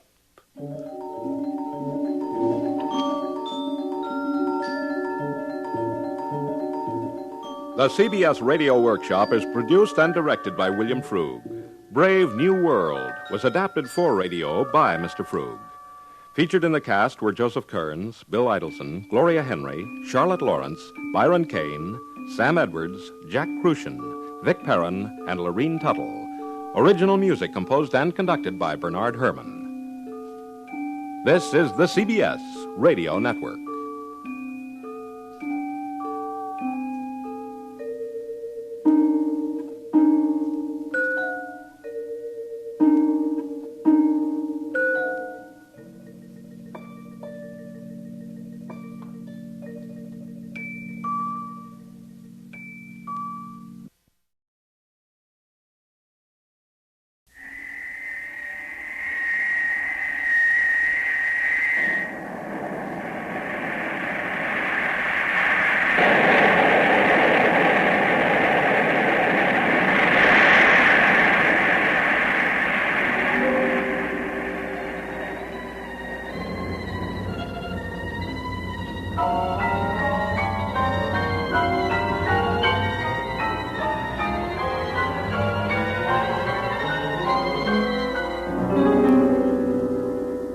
You are aboard a cargo jet in the 22nd century.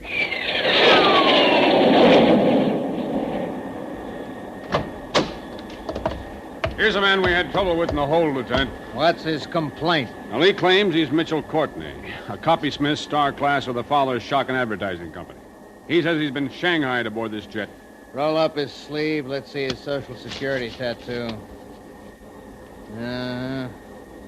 1304-9974-1416-156-1877723.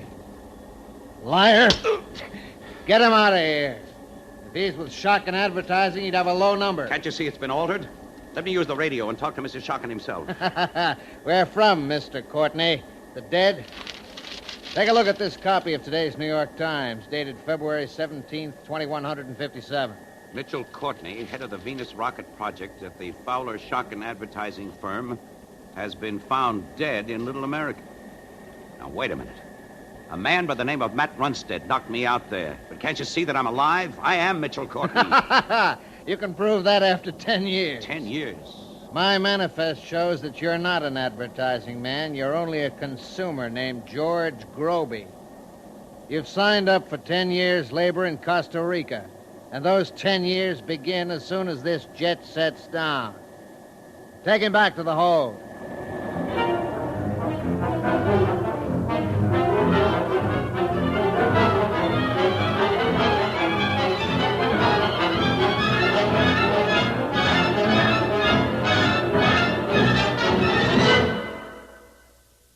The CBS Radio Workshop, dedicated to man's imagination, the theater of the mind. The CBS Radio Workshop continues Part 2 of The Space Merchants by C.M. Kornbluth and Frederick Pohl. Today, the workshop resumes the story of Mitchell Courtney, copysmith star class with the world's greatest advertising agency of the future, Fowler Shock and Associates. The tale of a rocket ride to Venus.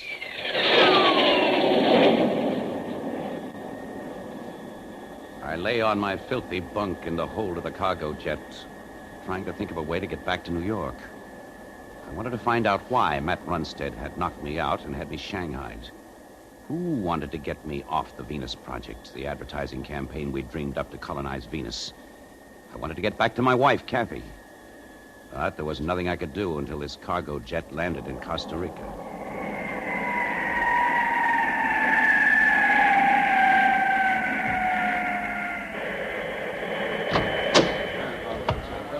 Move, you scum-skimmers. Get in line.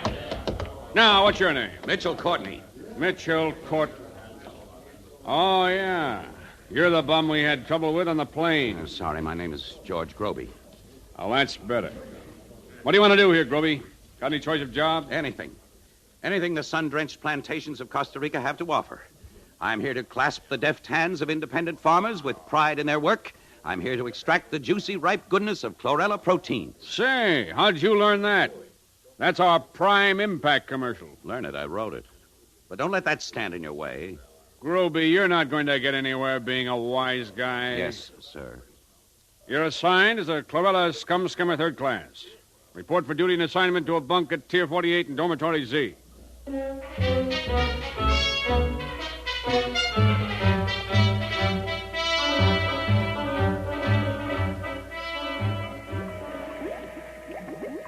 The heart of chlorella products is a strange, glutinous, ever-growing organism called Chicken Little. It provides 1/3 of the world with the protein that replaces old-fashioned meat. It grows in huge, sweating vats. And only the constant slicing keeps it from overgrowing and covering Costa Rica and its neighbors, or in time, the face of the earth. I had written of its delights many times in the agency, but I now came to know it at first hand. I was assigned to skim the scum which dripped from its sides. She stinks pretty bad, don't she, Jorge? She's high, Herrera. She's high. But she's beautiful, Chicken Little, Jorge? Well, she's pretty awful. Jorge, this is the first time I ever hear you say the advertisements are wrong. Go into town with me tonight, Jorge? I'd made one friend, a master slicer named Herrera. He'd been aloof and standoffish at first, befitting his high station, but now he'd befriended me, done me a lot of favors. I didn't know why until that night we went on the town to a dark, almost empty cafe.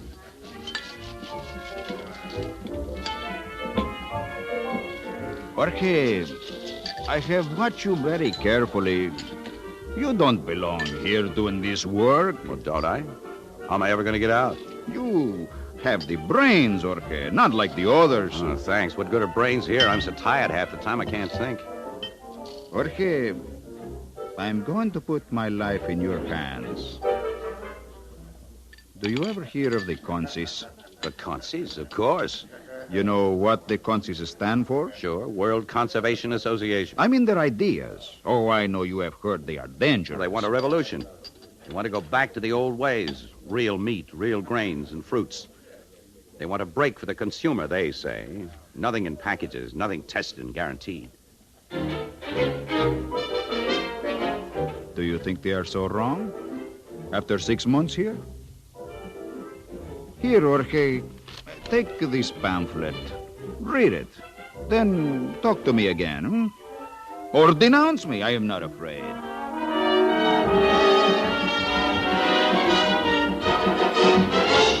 The Consi underground opposed everything a self-respecting 22nd century advertising man like me believed. I would have denounced Herrera to the chlorella authorities the next day, except for one thing. If I joined the Consis first, if I learned their organization and secrets, I'd have a better bargaining position in getting back to New York. I joined them.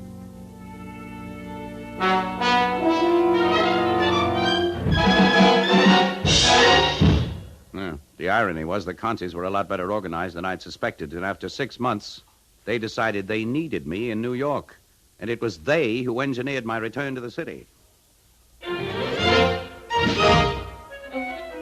I returned to New York on a secret mission for the Consis. 2 weeks after being in New York, I got the secret sign to attend a Consi meeting at the Metropolitan Museum. As my first taste of luxury in more than a year, I hailed a Cadillac pedicab and told the driver to take me to the Metropolitan Museum. You can't do better than to visit the Metropolitan Museum, mister. World's greatest masterpieces. Don't miss the painting on the first floor. It's called I Dreamed I Was Ice Fishing in My Wonder-Form Bra. I read it brought $1.5 million. Not a cent less. And don't miss the theatrical collection. They got Dancing Cigarette. Say, you mind if we stop a second? These new Cadillac cabs are hard to pedal. Okay, get out. Oh, no, you don't. What's the idea of the gun? I recognize you when you walked out of Grand Central, Mr. Mitchell Courtney. What do you want with me? I want you to get out of the cab and come with me to the Taunton Agency. They've offered a big, fat, juicy reward for anybody who'll bring them the inside story of Fowler Shocken's Venus rocket project. And you're the boy who headed it up. So you're the boys who shanghaied me and got me off the project. No, we're not. I don't know who did. But we're sure glad we found you. The boy with all those nice secrets about colonizing Venus. Taunton wants those secrets. Come on, get out of here. Drop that gun. Drop it or I'll break your neck. I grabbed the gun and hit him behind the ear. Then I ran across Fifth Avenue and lost myself in a group of consumers on the sidewalk rolling back toward Shockin' Towers. I jumped off and ran to the express elevator.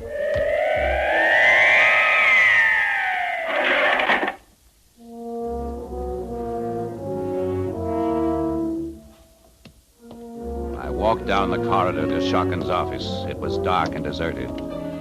Then down the corridor, I saw a light under my old office door. I walked up to it. I didn't knock. Hester. Mitch! Oh, no. Hester, it's all right. I'm alive. Oh, but Mitch, they said you were dead. Who, Matt Runstead? Yes. Everyone believed him. Did my wife, did Kathy believe him, Hester? Yes. Well, get her on the phone for me. Call her. Well, she's disappeared, Mitch. What? No one's been able to find her. After the news of your death, she just closed her office and disappeared. Maybe Shockin knows where she is. Where is Shockin, Hester? Well, he caught the moon rocket yesterday morning. He was going over your notes on the Venus project. He's taking it over? Yes, from Matt Runstead. It was going badly, I'll Mitch. bet. Matt's trying to ruin our campaign. Hester, you've got to get me aboard the next moon rocket. Use the name George Groby. Runstead and the Taunton Agency will try to stop a man named Courtney. I've got a lot to tell Mr. Shockin.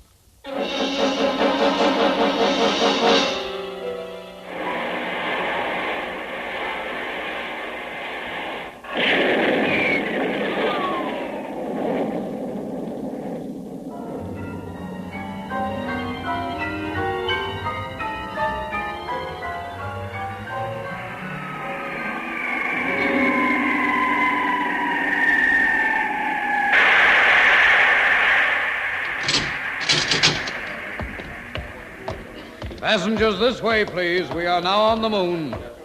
Tourists to the moon to the left, visitors on business to the right. Now, sir, name? George Groby, copy analyst, class 4. Groby, copy analyst 4. Oh. Guard, this way, please. Yes, sir. This man says his name is George Groby. Fine. You're under arrest, Groby. Let go of me. I'm here to see Fowler Shockin. Mr. Runstead down on the earth told us to expect you. I don't know what you're talking about. You may be interested to know that your secretary, Miss Hester Barnes, is being tried for treason. Treason? She is charged with forging documents and passing them to you. The 43rd Amendment to the United States Constitution.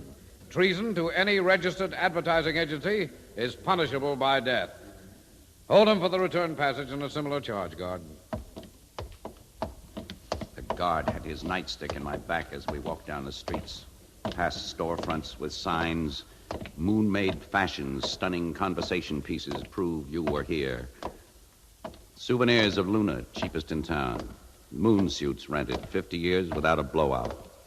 Ye tasty goody shop on ye moon. Warren Astron, readings by appointment only. Hold it. What is it? You sure your name's Groby? Positive. Ever know a man named Herrera? Well, yes, Herrera and I... Wish we could find out what you're up to, Groby. Sent out of Costa Rica to report in New York, never show up at a meeting there, then you turn up at Fowler Shockin's agency and get your passage on a moon rocket. You mean you're a... Shut up. Now go into Astron's there. He'll hide you till our top boss up here comes. First take my nightstick, knock me out with it, then point it at the streetlight and blast it out. Hit me hard, but not too hard. Oh, this is going to cost me 2 stripes and a week's pay. Oh.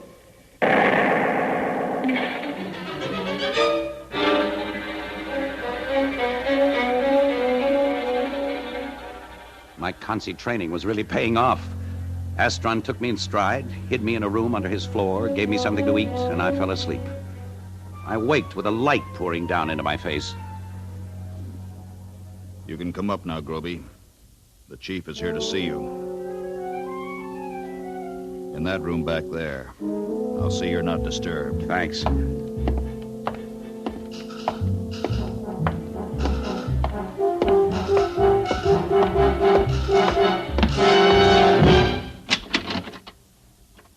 Over here, into the light, Mr. Groby. Kathy, what are you doing here? Oh, Mitch, why didn't you stay on ice? What crazy thing have you done to turn up here? Go on. I'm crazy. Why shouldn't I be crazy? My wife, a kingpin consi. What a shock. You, a star-class copysmith, married to a consi. Matt's one of you. You got Matt Runstead to Shanghai me. Like a fool. I thought if I could get you away from Fowler Shockin', I might bring you to your senses. Trying to decide what was best for poor little Mitch. Mitch, I loved you. You loved me. You actually were in love with me. Yes, I was, in spite of everything you stood for. But you are not going to talk to Fowler Shockin'. I'm not. Mitch, I don't want you to ruin Venus the way you've ruined the world. A woman of ideals. What do you plan to do with me? Are you going to report to Fowler Shockin'? Yes. Then there is nothing I can do for you. Then let me tell you something before you turn me over to Astron and your friends outside. I've been shanghaied, robbed of my name, forced to work like a slave in the tropics. I've had all I can take of others deciding what to do about poor old Mitch. Your guard friend left this nightstick with me. You know what he does, Kathy. Get on that phone and call Fowler Shockin' and tell him where I am. Then get out. Take your friends with you. I'll give you 2 days to vanish. But this time, stay out of sight forever. Go on. Call Shockin'. This is Dr. Nevins, Mitchell Courtney's widow. I'd like to speak to Mr. Shockin', please.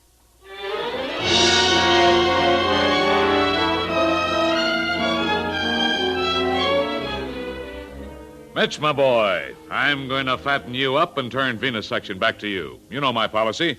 Find a good horse, give him his head, and back him to the limit. You've never let me down. And Venus section's in rotten shape. Nobody's applying for space on the Venus rocket. The whole campaign's at sea. The indices are down to 3.37 for North America. They should be 4 and rising. We've got to get those 1,800 consumers on board the Venus rocket.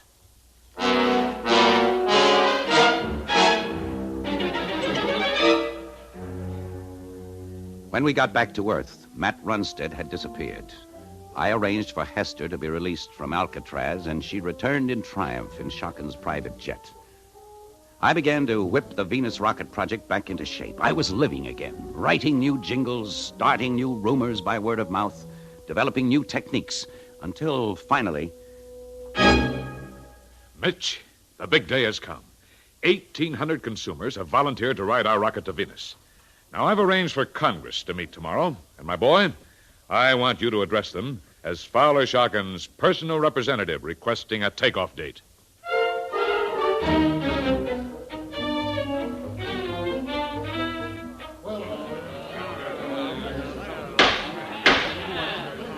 Gentlemen, the Senate is now in session. You all received a recording of the opening prayer last night. So let's hear from the senator from Chlorella Limited. The senator from Chlorella Limited passes in deference to the senator from Alaska Mining. The senator from Alaska Mining passes in favor of the senator from United Steel and Smelting. The senator from United Steel and Smelting passes in favor of the senator from Caribbean Fruit. The senator from Caribbean Fruits passes in favor of the senator from Yummy Cola. My dear fellow senators, I thank you all for graciously allowing me to speak before we pass upon this very important bill concerning the Venus rocket. The people of this great republic of ours, extending from Atlantic seaweed to Pacific fishing. Suddenly, I sensed something had gone wrong. I'd been sitting back thinking about Kathy, thinking of her face, her voice, her smile before we'd married. I was wondering where she was, what she thought of all this. Then the speaker's voice focused my attention upon him. I hadn't been worried. Fowler Shockin owned 2/3 of this gathering. But there was something about old Yummy Cola that troubled me. He wasn't addressing his fellows. He was looking up, addressing me. A big grin on his face. I leaned forward just in time for the weenie. In a brief discussion I had before this session, Mr. Taunton gave me some information in private. But I feel it my public duty to ask a couple of questions of Mr. Courtney, who is present. I would like to ask Mr. Courtney if the name of George Groby is familiar to him. I would like to ask if Mr. Courtney is George Groby. I would like to ask Mr. Courtney if, when he was known as George Groby, he was a member in good standing of the World Conservationist Association, known to most of us loyal Americans as the Consies.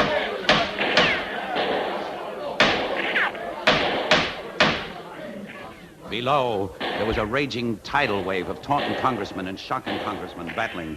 For the first time in history, shots were being fired in anger on the Senate floor. If Taunton hadn't tipped off old Yummy Cola, I knew who had. The Consies. Somehow I didn't mind. I realized that for some time now, I'd really been one of them. A little man beside me, dressed in black, suddenly seized my arm and led me out the side door.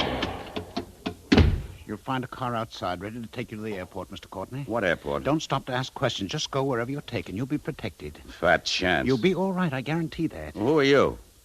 The president. Good luck. God bless you.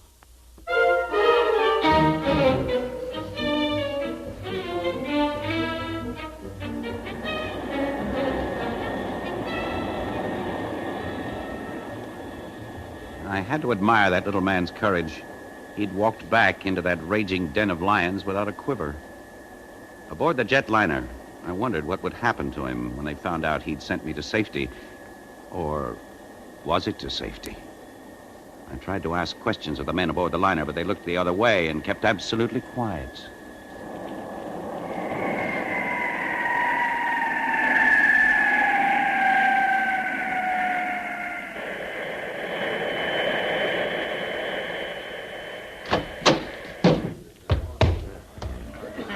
You can climb out now, Mr. Courtney. They're all ready for you over there at the Venus rocket. There's no time to lose. Say, look here, I don't want to go to Venus. Who's in charge here? I won't go aboard that rocket. Everybody's aboard but you. Come on, Mr. Courtney. In you go. Last passenger, fasten him in for the takeoff. Last passenger, ready for the takeoff.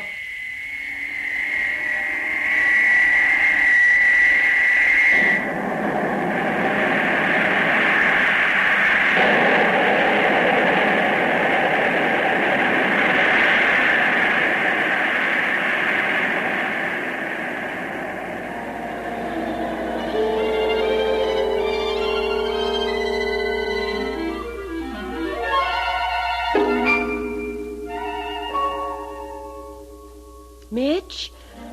Mitch, are you in here? Kathy. Kathy, where are you? Up here. Over your head. Stop floating around. Come down here and unfasten me. All right, I'll try. But we're beyond the law of gravity. We're on the way to Venus with 1,800 conservationists. How did you get out of a harness? A steward set me free, then floated away. I have to talk to you. Me? You threatened to kill me, remember? Yes, I remember. You could have, Mitch, in time. But you never told Shockin who or where I was. Why didn't you? Because I love you, Kathy. And I think that for a long time I've been coming over to your side. And you're willing to face life on Venus? Yes. It's time people got a break. People, not consumers. Oh, I like hearing you say that. And I love you too, Mitch. Oh, Mitch. Mitch, you broke my hold on your harness. Come back here. I just wanted to put my arms around you. Oh, there'll be plenty of time for that on Venus. Come back here. Unbuckle your harness and catch me. I can't. Who invented this crazy gimmick anyway? Oh, Mitch. Mitch, you've stopped talking like an advertising man. Kiss me.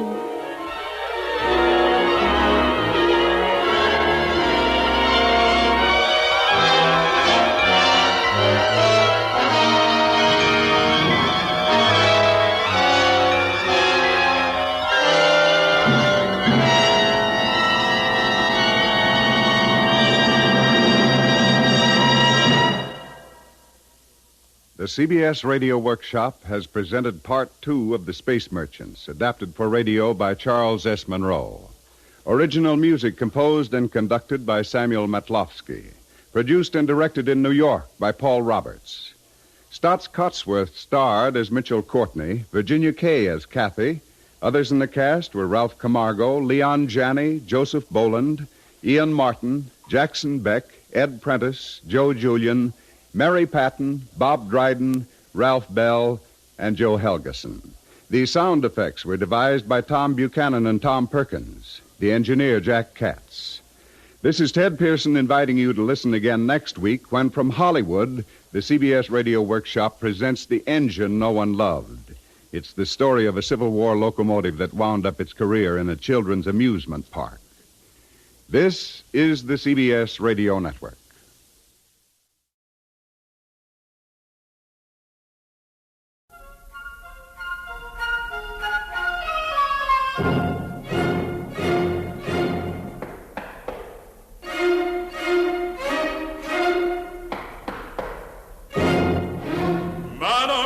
The hour is late, or is it early?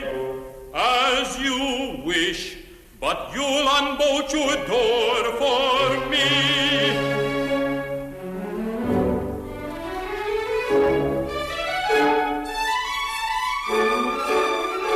The CBS Radio Workshop, dedicated to man's imagination, the theater of the mind. Today, Grande, Breteche. Avery Claflin's recorded one-act opera based on Balzac's classic story of a woman's infidelity. Original music composed by Avery Claflin, libretto by George R. Mills. The action takes place in the wife's bedroom of Grande Breteche, an estate in the Loire Valley in the early 1800s. And as the curtain rises on the first scene, the wife has hidden her lover in the closet of her bedroom as the husband enters. The husband is in high spirits, having just returned from an evening of gaming. But the suspicion that his wife is not alone is suddenly aroused when he sees that the window draperies have been tightly drawn. You draw your curtains close. Are you afraid of dark? I should not leave you sleep alone so many nights.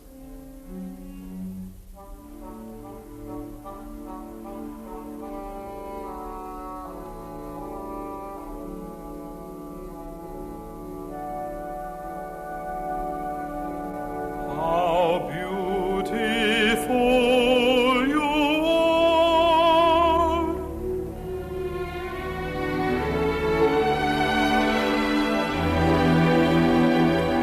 How beautiful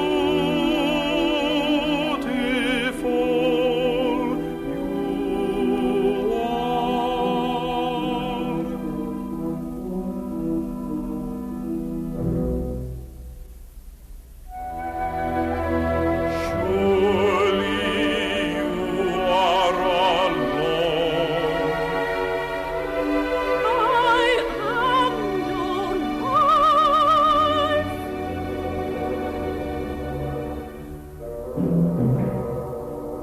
I thought I heard a noise in there. Alone? Surely you are alone. Alone, I swear. Then let me pass.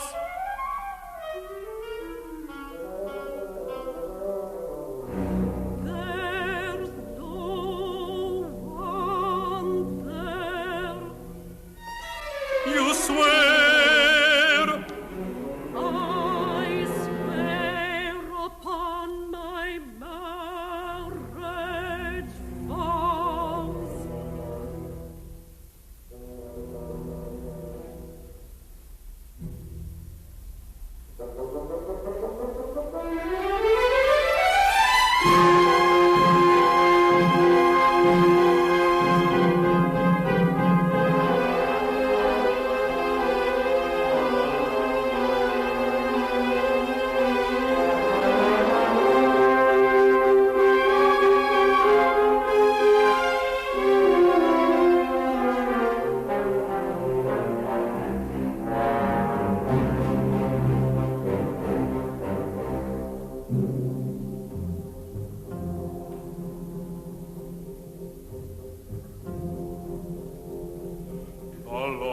that made you mine shall bear harsh fruit before the end of this.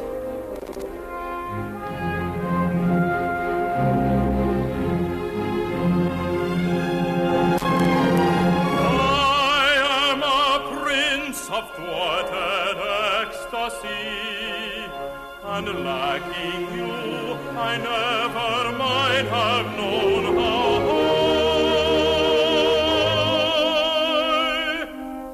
the heart could climb or sink. Now swear.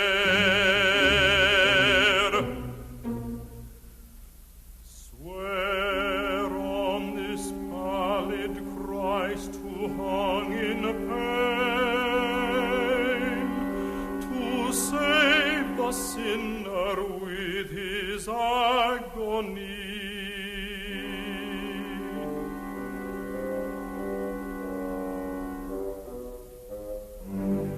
Swear by God's body on the tree.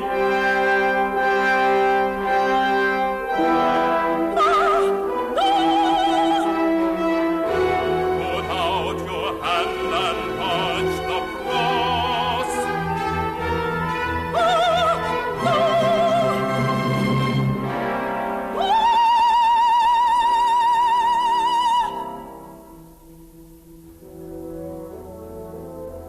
What lust is on your lips or in your heart? What evil filters in your veins? Swear by your God,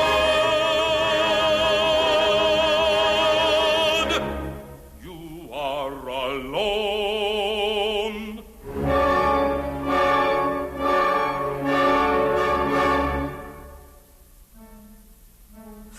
I swear.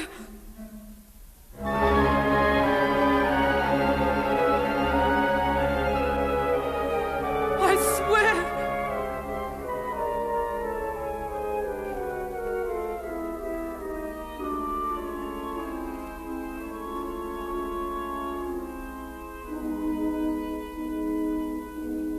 Am I so harsh, my love, that you must weep? Because you said you are alone.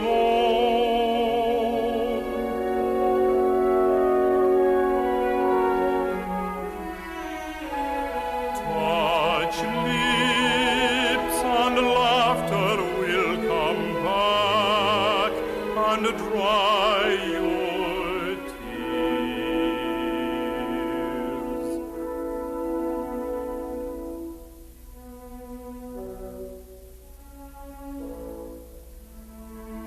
Look up and laugh, and I shall be the lover at your feet.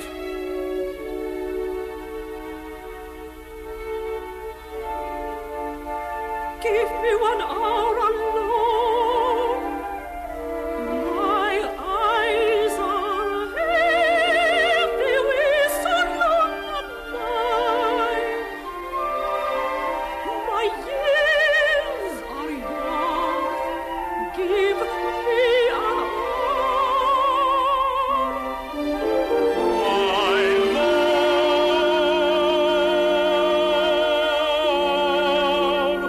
My love, would God I loved as other men, and loved no more.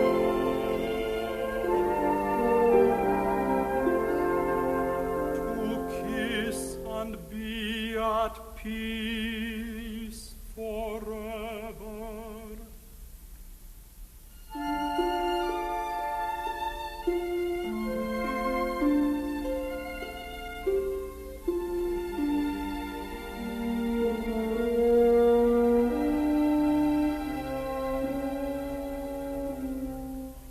That door is ugly and stares as though it were alive. It shall be walled. You stir, my love. I said the door is ugly and shall be walled. Lie still, you are so tired. There's nothing in the room to matter. Pierre can come as soon as he is up and lay the bricks. More tears, my love. Give me an hour, a moment, only so I catch my breath.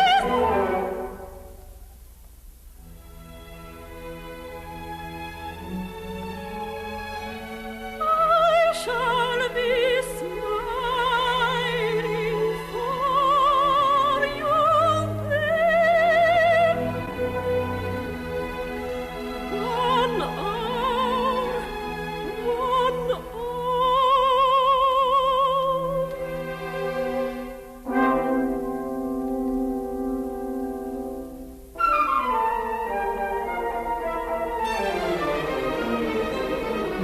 Go now and tell Pierre to fetch his tools, bricks and some mortar, to turn a door into a wall.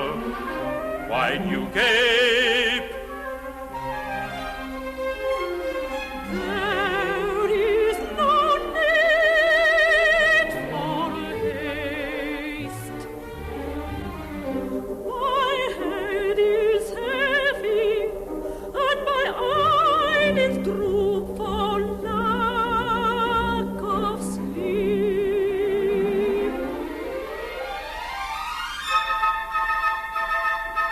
There is no need for haste. Any time will do to make a It is my wish to do it now. I never noticed it before. Give me 1 hour, no more, 1 hour.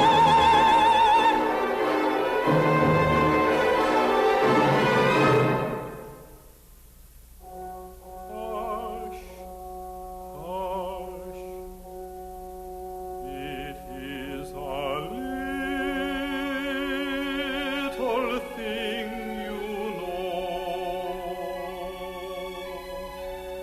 and will not take an hour.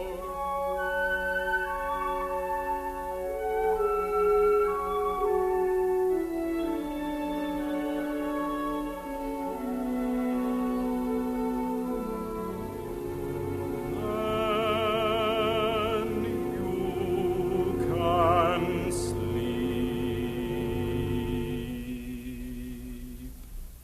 The husband calls for a mason in order to have the closet walled up in which his wife's lover hides as the lights dim on scene 1 of Le Grand Breteche. As the second scene opens, the closet has been walled in with bricks and mortar. The husband pays the mason and they exit, leaving the wife in the silent room.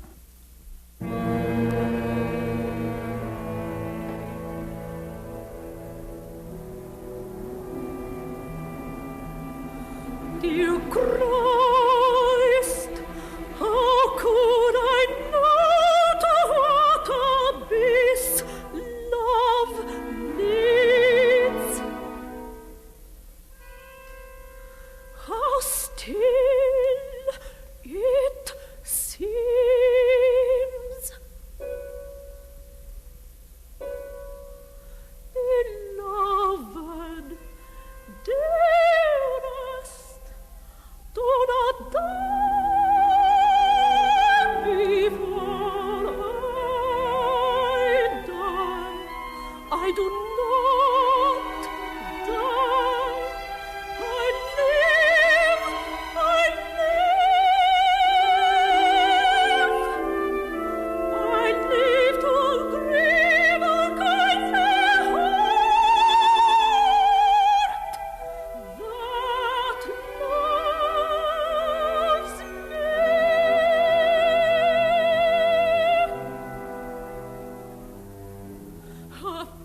pity,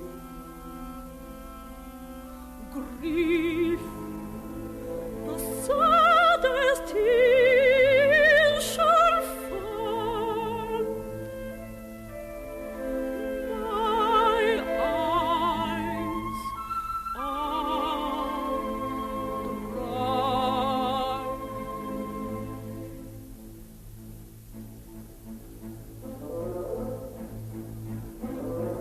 Accursed stones! My hate will break you down. You shut in life and close me out.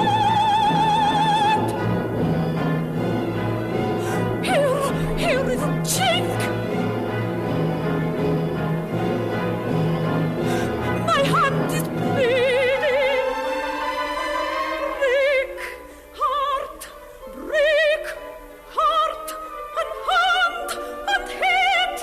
Break and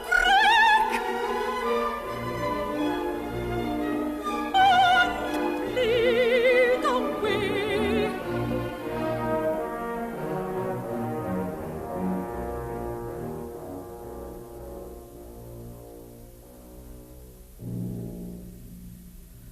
Forgive me, oh my dear, dear love.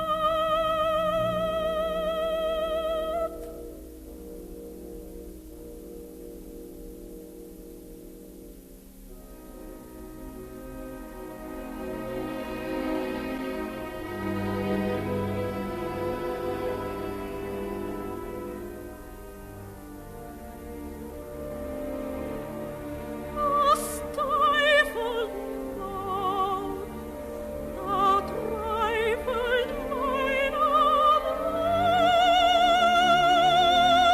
the kisses that I knew turned to bread and savors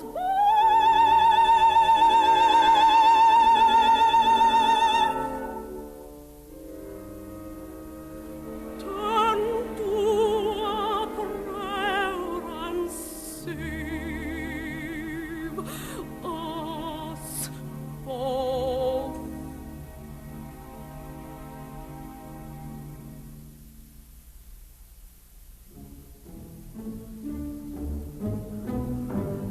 Assassin! You said you were alone. No lies this time. Your lover's there. Can you not hear him choking? Break down the wall and set him free. In one great truth I trust myself to you. And afterwards your kisses shall be a seal on all things left. Oh, be my friend. Oh, be my friend.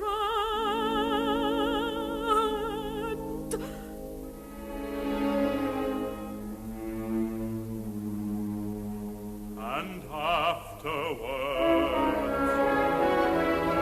although love's victories be great, there is no cure in love's defeat.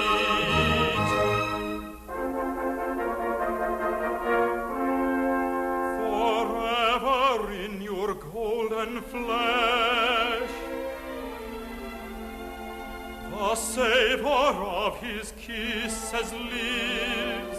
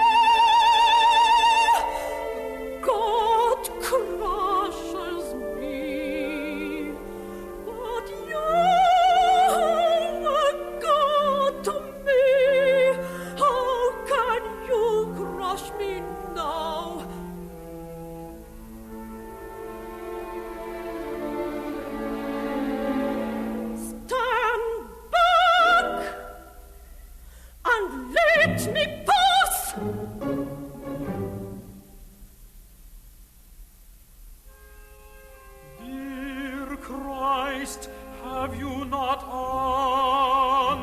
understood?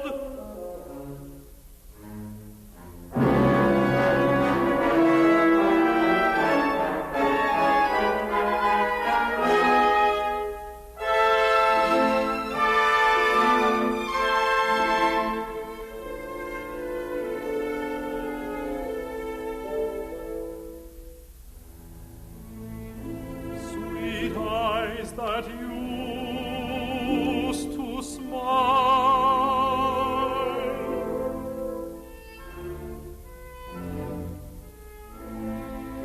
and mouth as red as broken pomegranate,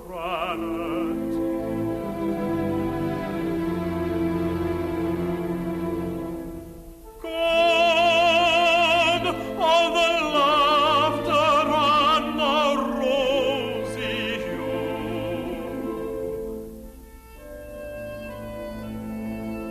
gone all the laughter.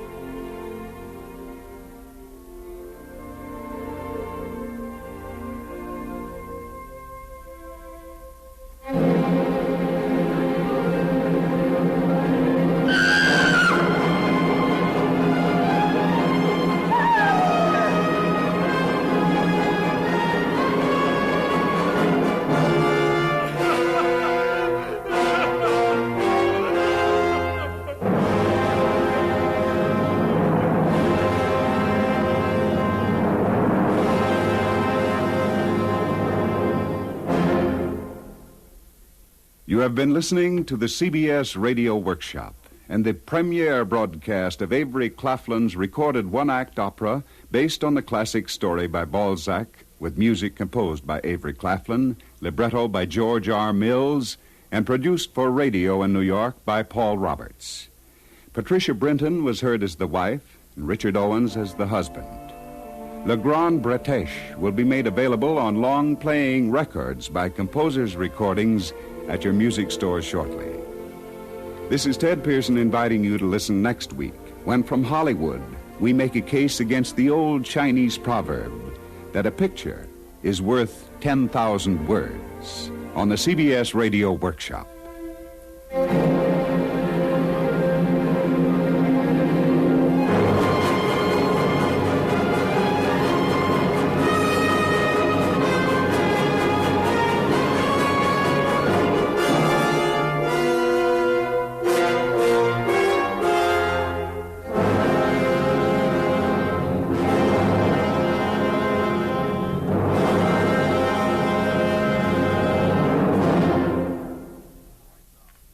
Right now, city and rural police are alert to the tragic death and injury tolls in motor accidents.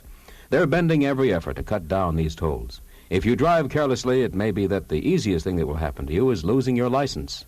So drive carefully. You may lose your life. America listens most to the CBS Radio Network.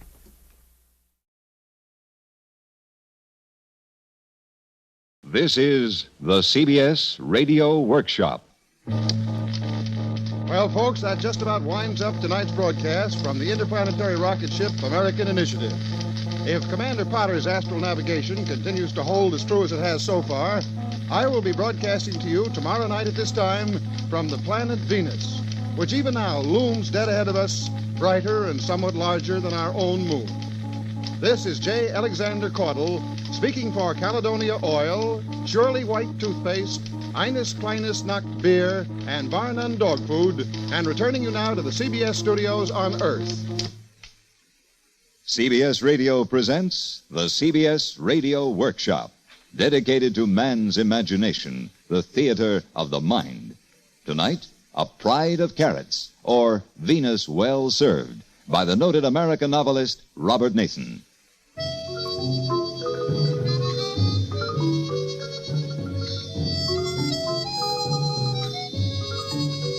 And here to tell his story is Mr. Nathan himself.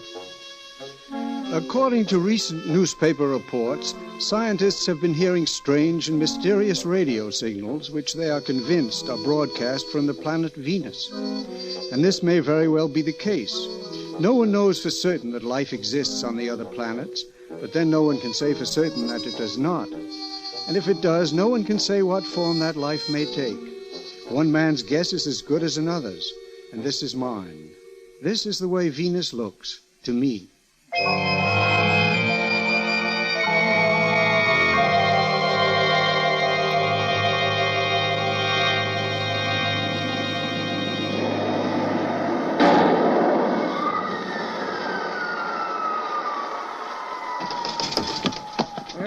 Feels good to stretch your legs again. It sure does. You feel heavier or lighter?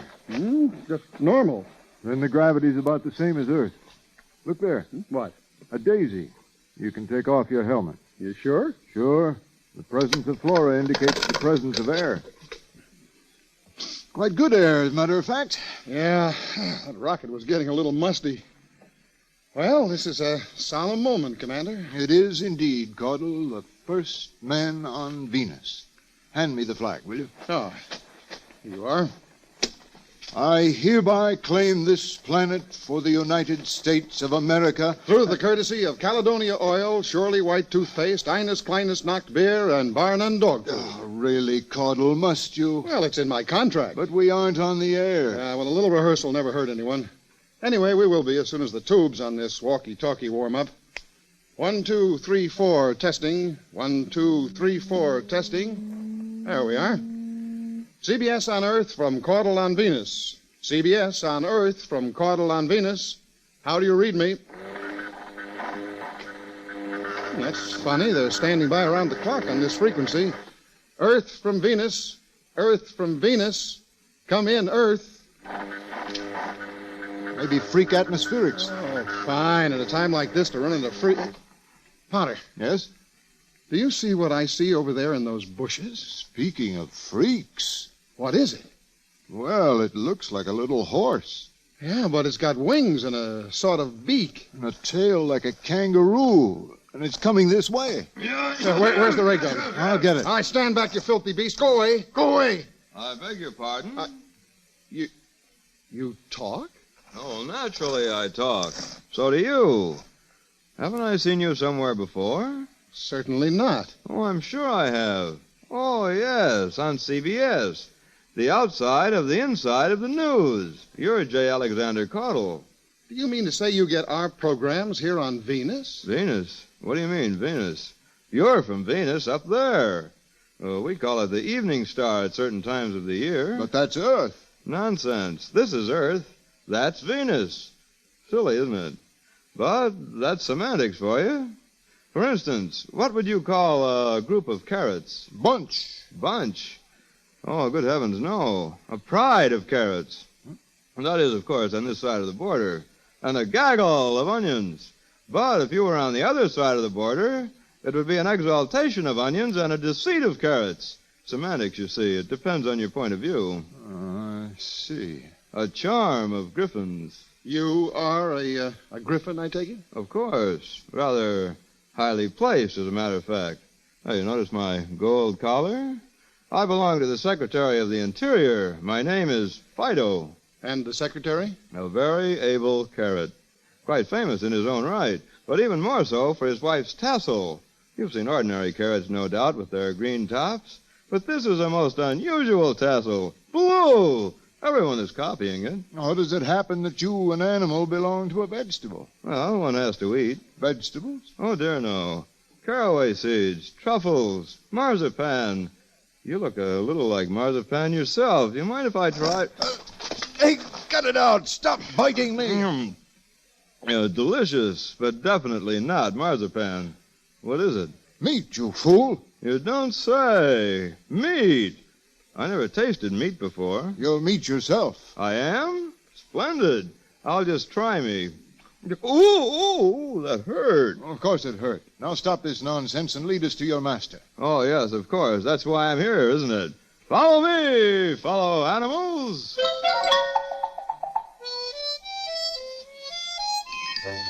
They had not walked far through fields of charming wildflowers which sang like birds until they came to a shady bower of massive ferns.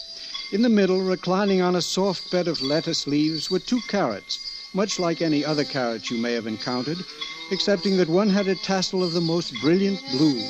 The carrot with a standard green tassel rose as they approached. Welcome to our planet. Well, thank you.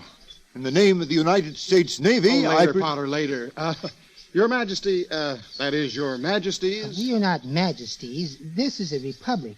I am Edwin, Secretary of the Interior, and this is my wife, Edwina. And you're the famous news commentator, J. Alexander Caudle, and you're Commander Potter. Well, precisely, madam. We've been watching your trip ever since your takeoff, until we lost you when you rounded Mars. You're most welcome. Well, thank you, madam. You can perhaps conceive the feelings with which Commander Potter and I gaze upon this unfamiliar scene, the first mortals ever to...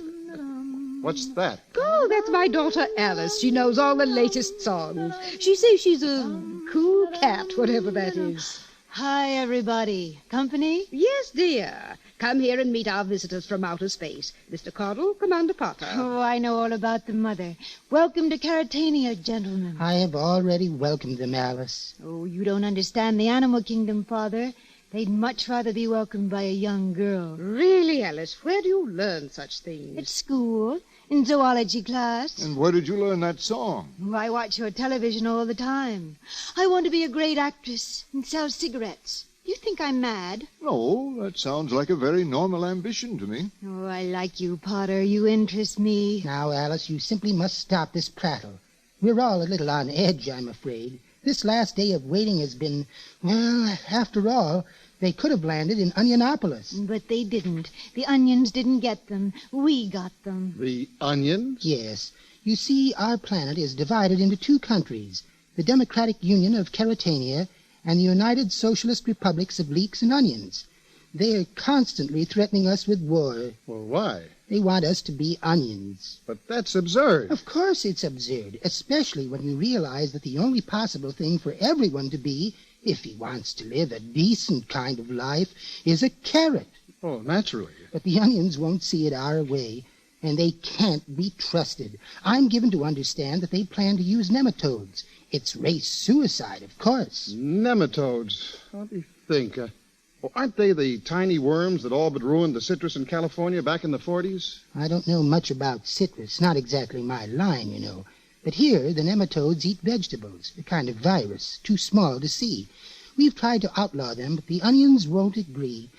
Ah, well, we'll wipe each other out, I suppose, and the spiders can take over. It's sad to think about. Just spider webs everywhere. You know, it seems to me that they worked out a way to fumigate for nematodes out in California.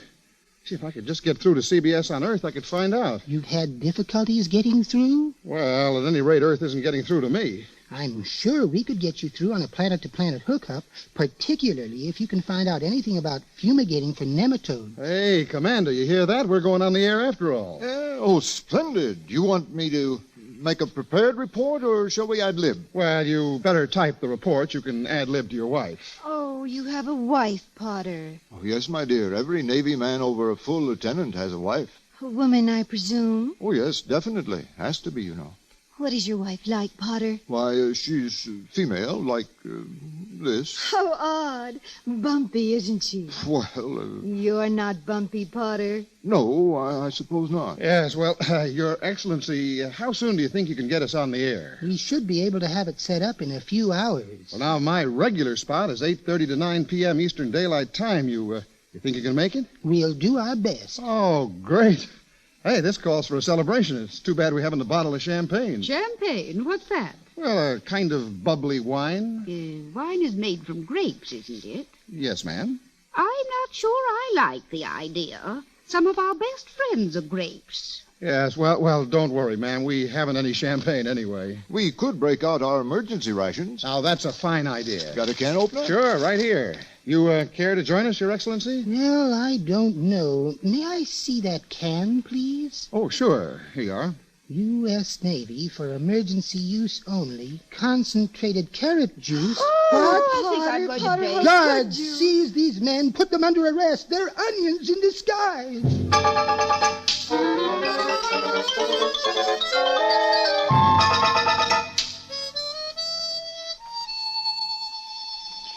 Our scene shifts now to Onionopolis, capital of the United Socialist Republic of Leeks and Onions, which controls half of the planet Venus.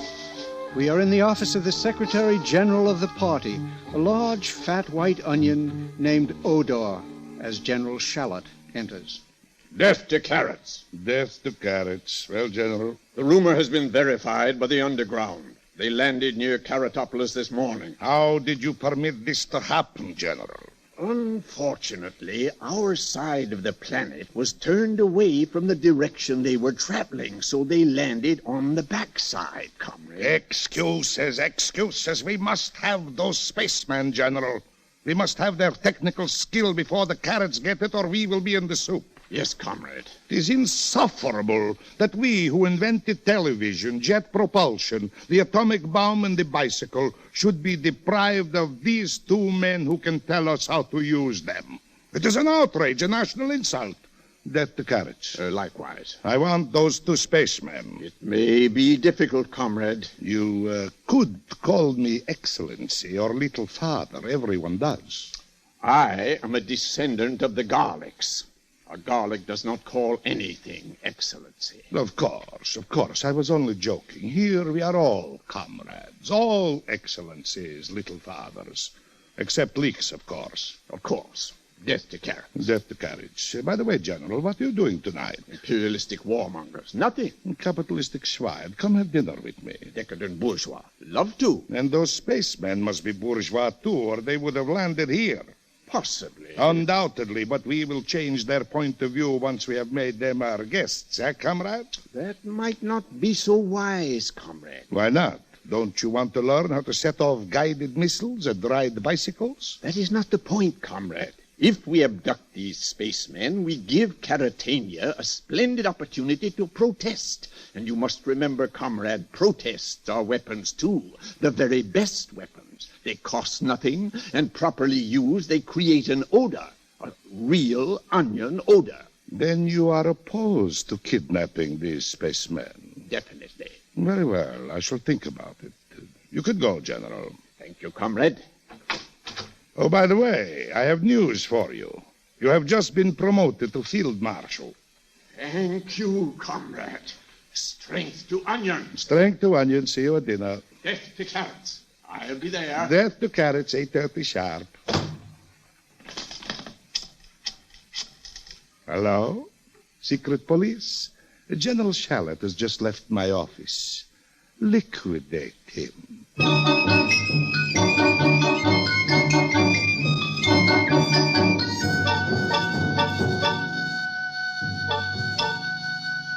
I'm hungry. I wonder when they feed their prisoners in this lousy jail. What difference does it make unless you have an appetite for bone meal, ammonium sulfate, and peat moss? Ugh, guess I'm not hungry after all. You shouldn't have shown him the label on the can, old man. That's what did it. Well, how could I tell? I thought it'd be chicken consomme. It usually is. Just when I had the greatest broadcast in history lined up.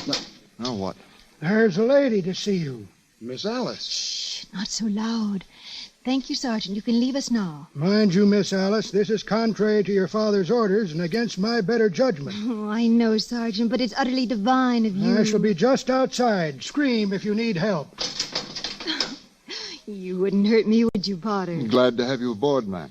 They say that you're dangerous vegetarians, that you eat carrots. Do you really? Well, you see, ma'am... I don't believe it. You're much too nice to eat poor little me. Thank you, ma'am. You know, you yourself are a vegetarian, Miss Alice. I am not. I'm a vegetable. It's not the same thing at all. Well, now, just answer me this. What will happen to you when you die? I'll be buried, of course, in the National Compost Heap. From which the rich, steaming soil is taken to nourish the young carrots, right? Of course. Which then must of necessity feed upon your decayed flesh. Why, of course. Why, how madly amusing. I really did eat my ancestors, didn't I? Oh, but I missed Mother and Father. I should hope so. But now what could be more satisfying to a girl's psyche than to have her father under her belt? Oh, have you been through analysis? Of course, haven't you? Yes. Oh, it's so nice to be able to talk the same language, isn't it? My analyst says the trouble with me is my mother has a blue top. Exactly. The active competition of an adult parent. It tends to make me aggressive. Kiss me, Potter. Huh? What? Kiss me. Good Lord, really? Are you afraid, Potter? It isn't even spring. I don't come into blossom till July. I know, but... Am I not beautiful? Am I not to be desired by the Navy? Oh, yes, indeed, but... I could have your head, Potter, on a silver tray, like Salome. I know, but... I could set you free. Well, for heaven's sake, kiss her and get it over with. Yeah, but... Oh, you smell so good. Like a grocery store. Ooh, it's like April. Is this love, Potter? How can I feel this way about a carrot? I feel a strange heat.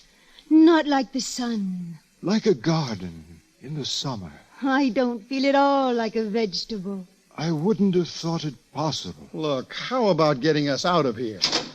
The time is up, folks. Oh, yes, I suppose it is. Oh, but don't worry, my darling. I'll be back. I'll be back quickly to set you free. You'll see. Well, there's the Navy for you. What have you fellas got that I haven't got? Blossoms in our hair. You really like the girl, don't you? Yes. Well, now, of course, it's none of my business, but what about Mrs. Potter? What about her?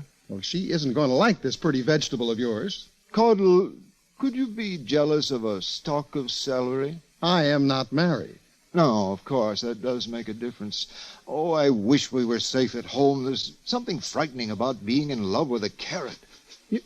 You smell anything, Commander? No. That's funny. For a moment, I thought I smelled onions. Well, that's not very likely. I don't know. My eyes are watering. Mine, too. You know, I do smell onions. Gentlemen. Huh? Who are you? You are free, gentlemen. She did manage it then. This way. Hurry, please. Where is she? I can't see very well. My eyes are full of tears. She's waiting for you, sir. Just a minute, Commander. This isn't a carrot, it's an onion. Take them, comrades.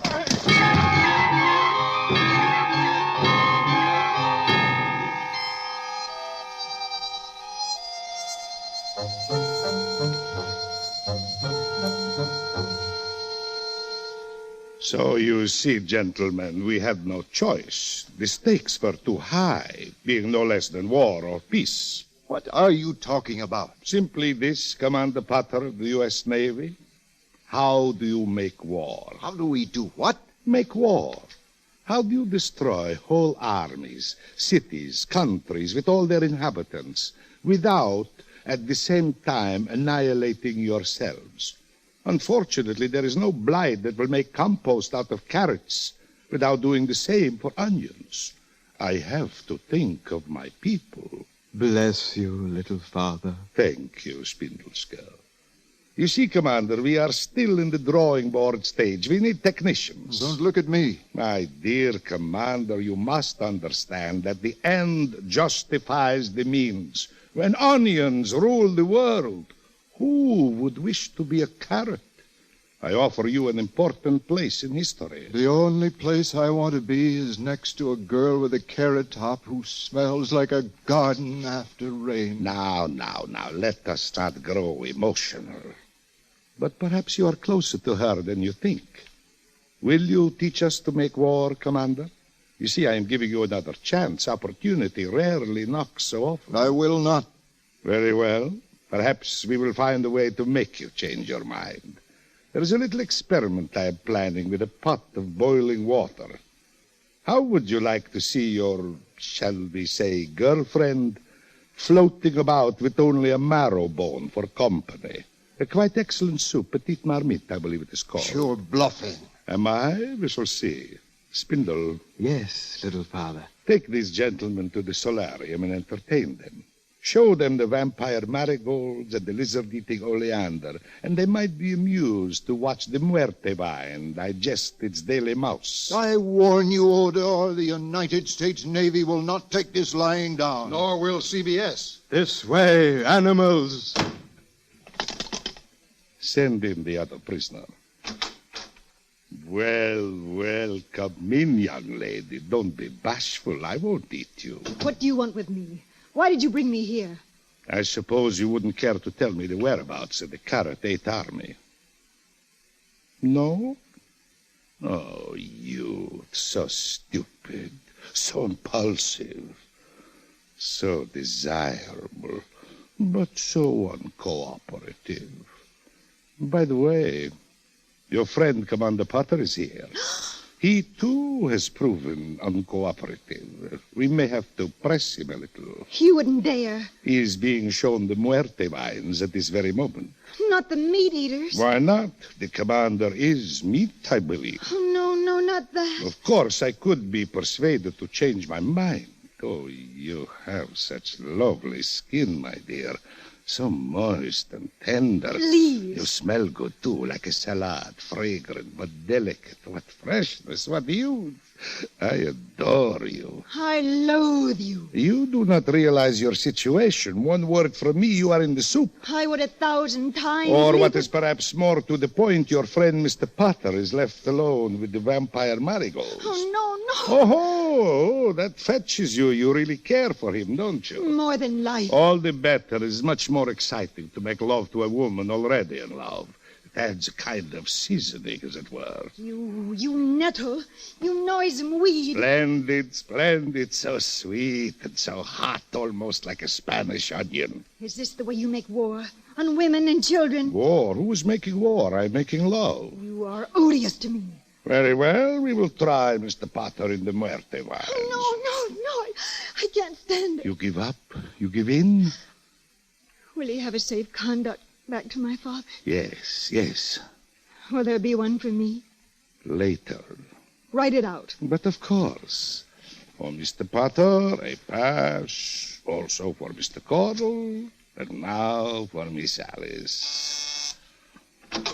Yes, little father. Spindle, you will let the spaceman go. And you will see that this lady is returned to her own people. Later. It shall be done, little father. Now, divine creature, at last you are mine. No, stand back. Silly girl, drop that paper knife and receive the kiss of the little father. No. It is thus a carrot kisses. Alice! Oh, Potter, thank heaven you're safe. You're crying. It's nothing. It's only onion juice. Here are your passes. Go quickly, both of you. And you? I must wait for a little while. If I go with you now, they'll be suspicious. No. If we have to die, then we'll die together. Oh, no, my dear Potter. That wouldn't help my country, or this little world, or even me. I've become very sensible, Potter, very realistic. Don't you see, it doesn't matter about me. But you, Potter, you're the hope of the future. Look, I'll try to catch up to you at the frontier. If I don't come, be kind to Carrot, Potter, for my sake. Go now, and God bless you. Come on, Potter, we're on the air in an hour. Hurry, they're coming back. I'm staying with you. No, my dearest Potter, go. Go, the world needs you. The universe needs you. Come on, Potter. Farewell, then, my dearest Alice.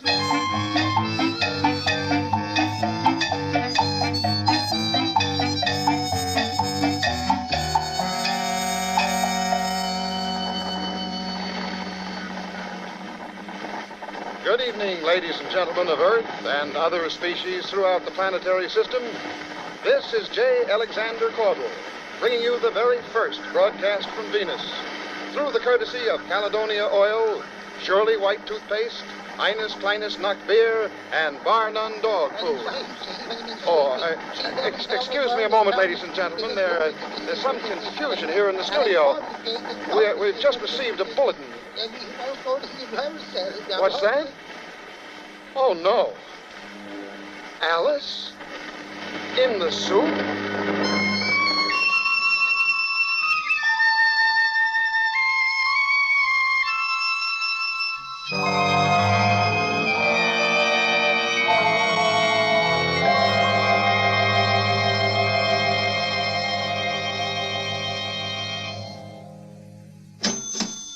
Let's see. And I'll need a pound of peas. And a cauliflower. You must be very happy to have your husband back again, Mrs. Potter, and all those write-ups in the papers. My goodness. Did it really get to Venus like they said? I missed the broadcast. Yes, he did. A bottle of ketchup. You know, he looks a little thin in his pictures. I guess maybe they didn't have much to eat up there. I guess not. What was it like? Did he tell you? He hasn't said much. 4 dozen onions. 4 dozen? That's right. He eats them all the time. Raw. Raw? They say onions are good for colds. I know. There's lots of things like that, like carrots make your hair curly. Oh, he won't touch carrots. He won't? Not even cooked? Not even cooked. I served a petite marmite the other night, and he got up and left the table. No. Now, isn't that something? 1 sack of peat moss. What's that for? He says he's got blossoms in his hair. That'll be 3:47, Mrs. Potter. I'll have someone take them out to the car for you. Thank you. Goodbye now. Blossoms in his hair? In February?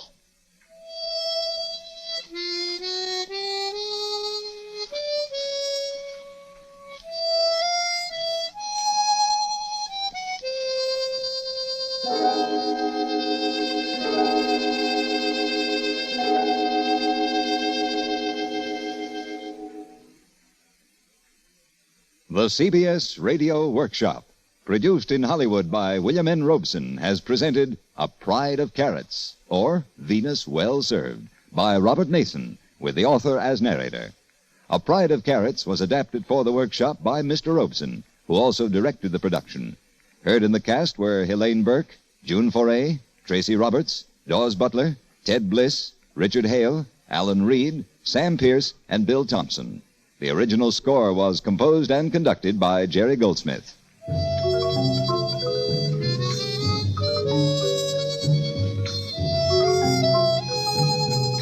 Next week, from New York, the workshop will examine that so often discussed and little understood subject, the Oedipus complex, with illustrations from Sophocles, who first dramatized it, to Eugene O'Neill, who is by no means the last to probe its dramatic depths.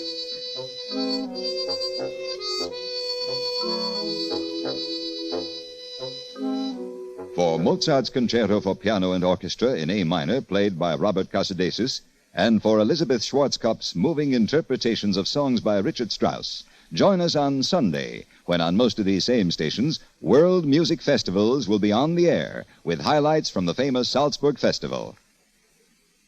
Stay tuned for 5 minutes of CBS News, to be followed over most of these same stations by My Son Jeep.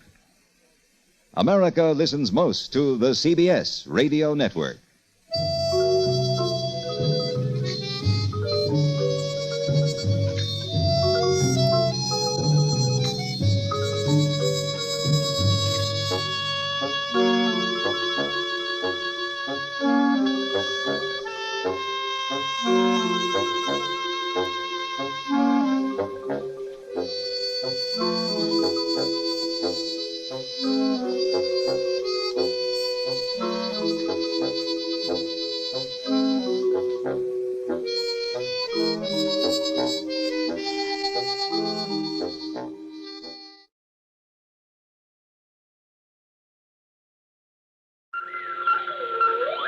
Spaceport 6, clear for blastoff. Stand by for final warning. Spaceport 6, clear for blastoff. Stand by for final warning. From the harsh, bright soil of Luna, to whose Saturn's rainbow rings, in the hearts of lonely spacemen is a longing voice that sings. Let the cup I hold be empty. Let there be no joy, no mirth, till it be the day that I'm on my way to the cool green hills of earth. To the cool green hills of earth. Final warning. Final warning. Final warning.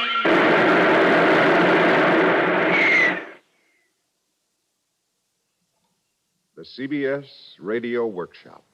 dedicated to man's imagination, the theater of the mind. Today we challenge that imagination with the Green Hills of Earth. Original story, Robert Heinlein. Radio adaptation, Draper Lewis. Music, Clark Harrington. Star, Everett Sloan.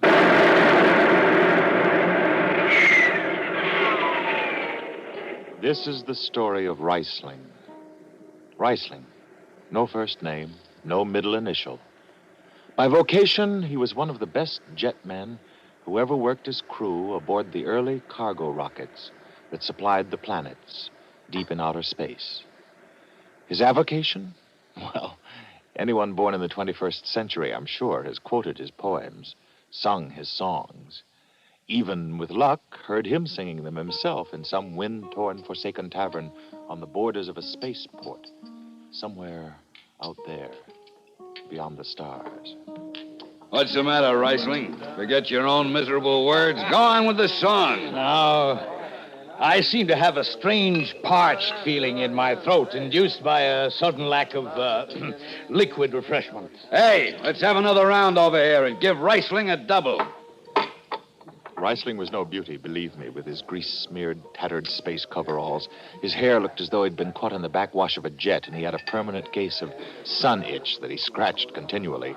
But that was long before he became the almost legendary figure that you know him as today. One or two of his poems had appeared in the papers, and his first set of space ballads had been published with no particular fanfare. Certainly nothing like the reviews his later efforts would produce when he was hailed as the literary giant of the spaceways. You've heard a lot of stories about Reisling, the kind of stories that are always written about anyone who becomes a legend, a giant. But this is the story of how he lived and died. This is the way it happened. Tell me not of that Martian maiden. Let her eyes not burn in my heart. For I only know... Well? Well, what? How's it end? I don't know. I've never been able to finish it. How about that drink you promised? Just take it easy. The poor girl's only got two hands. Give her a chance. I'd be delighted to give her a chance. That's strictly hands off, Reisling. It's marked private property, Captain T.D. Davidson. Davidson? Don't make me laugh. He may be a captain when he's aboard the Goshawk, but the minute he sets foot off the spaceport, he's just another company member like you or me or any of the crew here. So she's Davidson's little starburst. Well, well. I know I wouldn't want to tangle with him. He nurses a grudge for a long time. Take the rule book out of his hands and he's finished. Captain Davidson and I have had a showdown coming for a long time. And this time it's going to be Reisling who'll make the good captain wish we'd never met. Rocket ship Goshawk landing at Spaceport 3. Well, now's as good a time as any, Reisling. Same thought just occurred to me, too. Rocket ship Goshawk landing at Spaceport 3. Let's get out there. Maybe he needs a few new guys on his crew. The way Davidson treats him, he probably needs a whole new crew. Coming, Reisling? I wouldn't miss it for the world. Oh, Greg, lend me your pocket tape machine a minute and tell the dock boss to hold me a job on the Goshawk. He'll do it if you tell him it's for me. And if you run into the stalwart Captain Davidson, tell him... Well, never mind. I'll tell him myself. Now, give me that tape machine. Stand clear for landing. Stand clear for landing.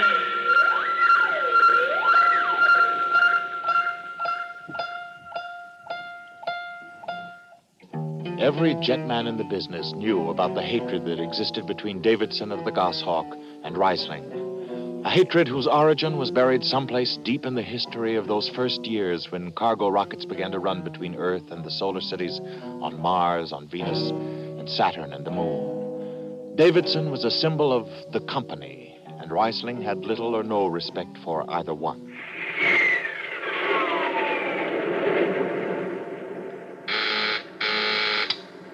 Davidson here. Reisling, sir. What is it, Reisling?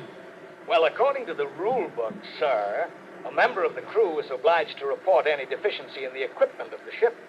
I would like to file an official report on jet number 2, sir. It doesn't fit. The cadmium dampers are warped. According to the rule book, Reisling, a report is to be made to the chief, who in turn will pass the information on to me. I did, but he says they'll do. He's wrong, sir.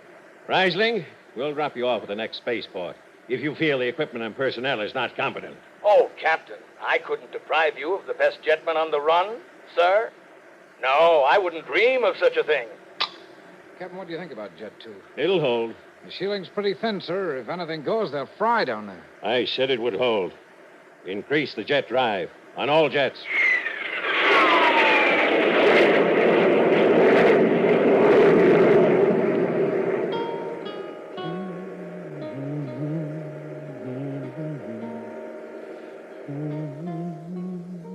Reisling.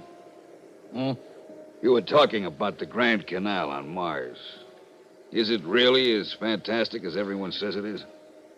Well, it's like something you've never seen before in your life. I remember I wanted to write a song about it, but I couldn't. It always escaped me. I couldn't seem to find a beginning. Just like I can't seem to find an ending for the green hills of Earth. Maybe if I go back again, then I can finish it. But right now, I've got something more important to finish. Throw the intercom for me, will you? What are you going to do with my tape machine? What did you record back there in the tavern? Just throw the switch like anyone who can take an order. Reisling, don't ride him anymore. You'll make it rough on all of us. He's like that. I assure you he won't lay a finger on anyone after I get through with him. Reisling, leave me out of this personal feud of yours. Who said anything about you, Greg? Okay, switch. This is Reisling to Davidson. Reisling to Davidson. Davidson here. Sir, I want to report a stowaway in the jet room. What do you mean a stowaway? There can't be a stowaway on the ship. It was searched by security before we took off. Nevertheless, there is a stowaway, sir. Just a minute. Turn up the intercom power. I want to make sure it picks up this tape good and clear. Reisling, if there's a stowaway down there, I want to know who he is. Just a minute, sir. All right, now, turn on the tape. Who did you say you were? I'm Kathy, sir. My last name is McCune. Kathy McCune? You know, you're very pretty. But I've never met you before. Maybe you know a friend of mine. His name is Captain Davidson. Reisling, are you out of your mind? Shut up and listen. I know This is Captain the good part. Davidson, but he's a much, much older man. He's been very nice to me in a stern, fatherly sort of way. Of that beautiful creature, I'm very sure. But I'd rather have you to be nice to me, sir. Oh. Well, I guess there's no substitute for the real thing. Darling, Reisling. You jerk, he'll throw the book at you. The whole crew can tune in on this intercom. That's the general idea, boy. They'll all know what a phony he is. Father Davidson, Captain Davidson, you're still there, aren't you? Sir? Captain Davidson? It cut you off. Well, old rule books finally made a slip. Or maybe he doesn't know I can log him for switching off the intercom during a flight. It looks like you're getting off at the next spaceport, and that's for sure. Man, I wish I'd been up there to see his face. I'll bet he... What's that? There's a leak. Something's leaking. Look at Jet 2 control. We gotta get out of here. We can't stop it now. Hand me those tools. I can try. The jets are on full power. Tell Davidson to cut to a quarter. I'll stop that leak. Captain Davidson! Captain Davidson! Reisling is still off. Davidson hasn't turned it on again. Well, then get up there and tell him to cut the jet. But you can't stop that leak without a shield. It's got to be done or the whole ship will blow. Come on, move! Move fast!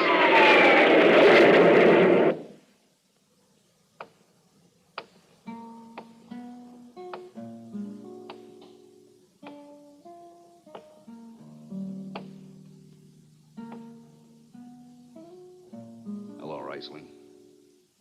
They wouldn't let me into the hospital till now. How's it going?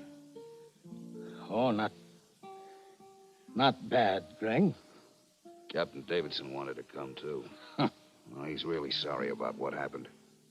Wants to bring a specialist in from Earth. Maybe he hasn't heard the final report. Prognosis negative. Total blindness, resulting from radioactivity. The Goshawk's been junked. He has another ship.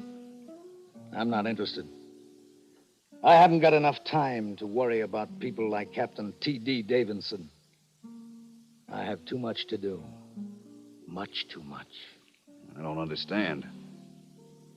Well, it's just that I suddenly have so many places I want to see.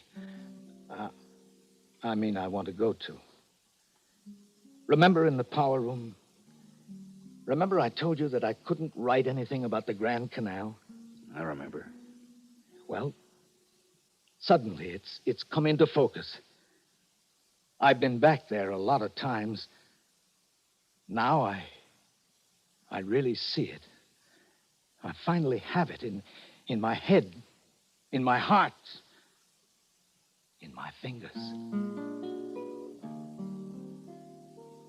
As time and space come bending back to shape this star-specked scene, the tranquil tears of tragic joy still spread their silver sheen.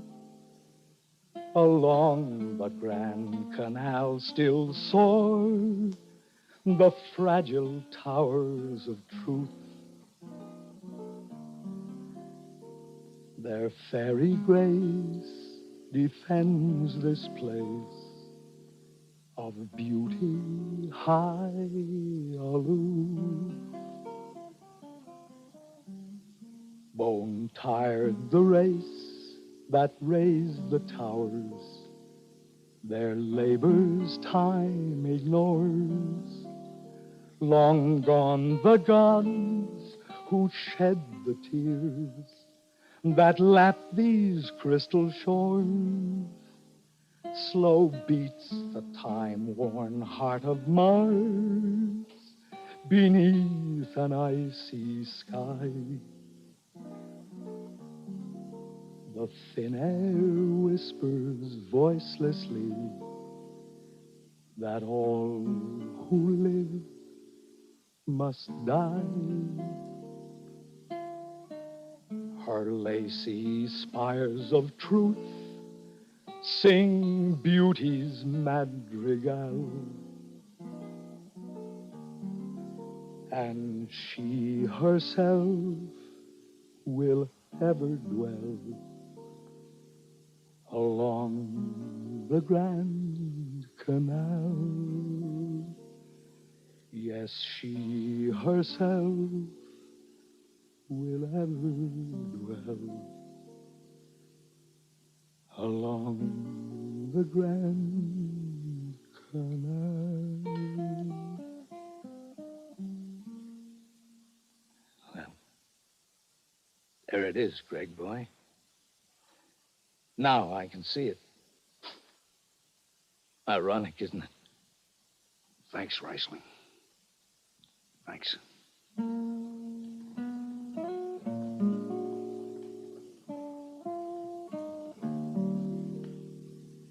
When he got out of the hospital, Reisling really began to travel. Space had lost its meaning. He went from the moon to Venus and back again, to the Grand Canal on Mars. Any spaceship was his ship, any spaceport his home. And through the long years, the green hills of Earth grew in length, in magnificence. Wherever he went, the song went with him. We rot in the moles of Venus. We retch at her tainted breath, and foul are her flooded jungles, or her crawl with unclean death. Reisling cataloged the solar system in words and music. And always he sang of his longing to return once more to his home. We've tried each spinning space mote and reckoned its true worth.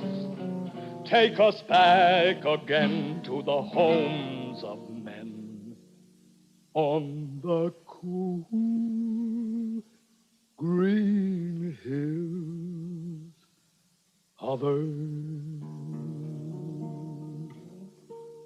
No one can really trace the source of all the verses he wrote. but we do know where the final verse was written and when.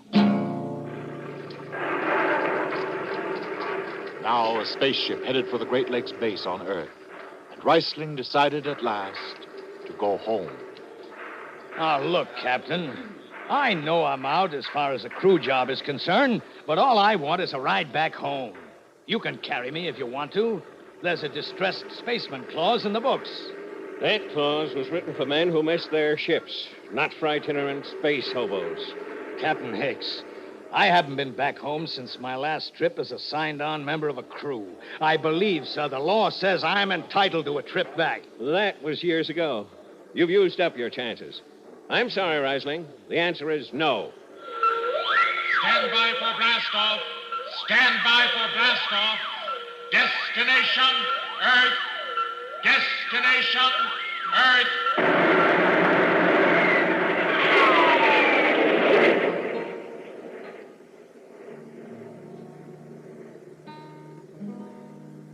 Reisling, you comfortable? Well, smuggling you aboard wasn't easy. You didn't think I'd pay for a ride on this bucket, did you? Okay. Well, no one ever comes down here into the jet room anyhow. But you'll have to wait till the ship's unloaded at Great Lakes before I can get you off. Jack, can you see Earth through the ports? Yep. How does she look? As pretty and green as she always looks, Reisling. As pretty and green. Let the sweet, fresh breezes heal me as they roam around the girth of our lovely mother planet of the cool green hills of Earth. Control room issuing landing order for Port 6, sir. We're doing it 0845. I'd like to trim an hour off that. The old man would certainly appreciate it, I know. Captain Hicks, we're pulling a heavy load. It doesn't matter with a new ship like this. Let's see what we can do about setting a freight ship wreck at this run. Full power on all jets. Yes, Captain. Full power on all jets. Boy, that's one eager beaver that's feeling his oats. I'll bet he's out to cop some kind of record. Well, I'll get over that in a year or so. How's your shielding? Best you've seen in a long time. Oh, I forgot. Here. Feel these dials? Power? Huh? Radiation guide? Yep. Direct tap to the pile? Pretty neat. Sure, one man can handle the whole operation. Say, these feel like the old hand dumping plates we used to have. I'll accept the links. I unshipped them because they hid the dials. You ought to have them shipped. You might need them. They're available if I need them. But I won't. Well, give this bucket another year or so pulling such a heavy load, and she'll start giving at the seams a little. Wait a minute. Isn't that a leak? I thought you'd hear it soon. Now, listen. There you are, another new item. Relines automatically and kills the leak. Control to power, control to power. We're showing a leak up here. Everything's under control. Okay, Jack. The skipper doesn't want to cut power unless it's entirely necessary. Don't worry, sir. The ship can take it. I don't think we'll... Jack! Jack, where is it? I know that sound. Something's gonna blow. Jack! Jack, where is it? Show me where it happened, quick! The door. The safety door. I can get out of here and close it from the outside. Okay, Jack. Don't worry. Control room to power. Control room to power. Jack! You can't stay in here. Jack! The radioactivity will kill you. Get out. That's an order. The captain ordered you to keep me off this bucket, and you didn't obey him. It's Hicks. This is Captain Hicks. Reisling. Jack, what's happened down there? Reisling, get out of here. That jet's got to be spilled, Jack, or it's going to take the other two with it. Jack, this is Captain Hicks. Just find the control panel. If I can only see. Reisling! Reisling! Jack! Control calling power room. Control calling power room. Power room. This is Control, Hicks speaking. Spelling Jet 3, emergency. Is this McDougal? McDougal is dead. This is Reisling. Reisling? I ordered you off this ship. This'll mean jail for the rest of your life. Keep all safety doors closed, sir. This place is hot. I'm spilling Jet 3. Reisling, there are gloves and a suit in the locker near the door. Can you hear me? I don't need a suit, sir. Just my hands. Keep the crew out of their quarters. The jet flew while the door was open. And don't let anyone ever tell you that hand dumping is old-fashioned. Reisling, I'm sending the doctor down. He'll be waiting to take you into decon. And we'll have an ambulance waiting at Captain Hicks, stop it, will you? I've been around. I know what's happened to me. Reisling, I'm sorry. I'm glad you're aboard. Captain Hicks, do me a favor, will you? Anything, Reisling. The tape recorder started rolling. It's on, Reisling. What else? Send this along to a friend of mine. You'll find his name in my instrument case in the crew quarters. He'll know what to do with it. I'll take care of it, Reisling. Let the sweet, fresh breezes heal me as they roam around the girth of our lovely mother planet, of the cool green hill of earth. We pray for one last landing on the globe that gave us birth. Let us rest our eyes on the fleet skies Reisling. Reisling. and the cool green hill of earth, and the cool green hill of earth.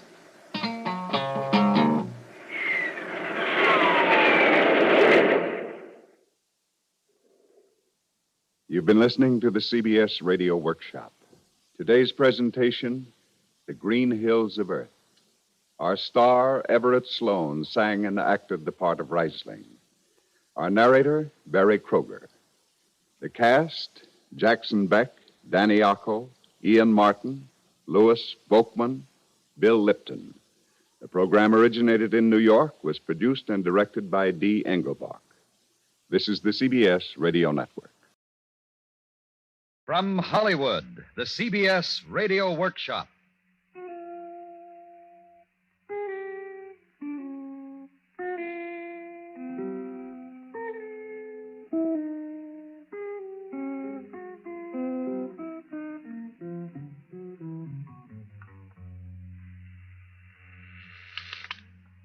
Desk clerk. Journal American 411. Right away. Good afternoon, Arthur.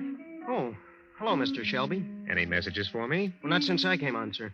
May I have my key, please? I'm sorry, Mr. Shelby, but the manager says not to give you your key until your bill's paid. Oh? It's $113 and some odd cents. I know. You want I should call him so you can talk to him about it?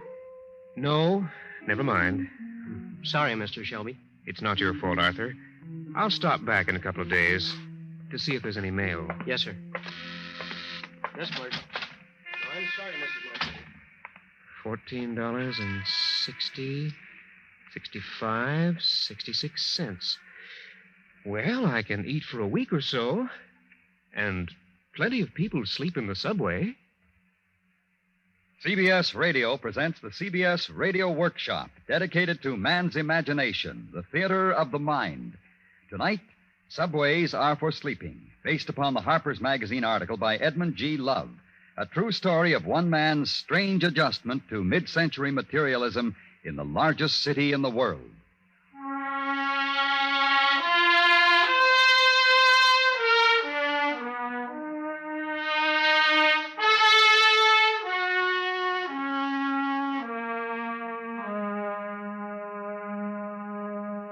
Have you ever gotten fed up with rent and taxes and bills and the clatter of telephones? With all the demands, large and small, that our complicated civilization makes upon us? Henry Shelby finally did. When they locked him out of his hotel room, he stayed out. For the past 3 years, he has, by choice, been homeless and without a steady job. Yet, Henry Shelby is no bum. He is as well dressed and as smoothly shaven as the next man you'll meet. He's not stupid. He holds a master's degree in economics and is a former school teacher. He has never visited a soup kitchen or stood in a bread line or asked for a night's lodging at a Bowery mission. Still, he has learned for himself how to maintain his sanity and peace of mind in a confused and confusing society, which takes from a man more than it gives. Henry Shelby has reversed the process, and this is how he does it. I'm getting along all right. I'm perfectly happy. I'm just waiting to see how things come out. In the meantime, I see to it that I always have at least 15 cents, so I'm sure of a place to sleep. And the truest statement I ever heard is that no one will ever starve to death in the United States.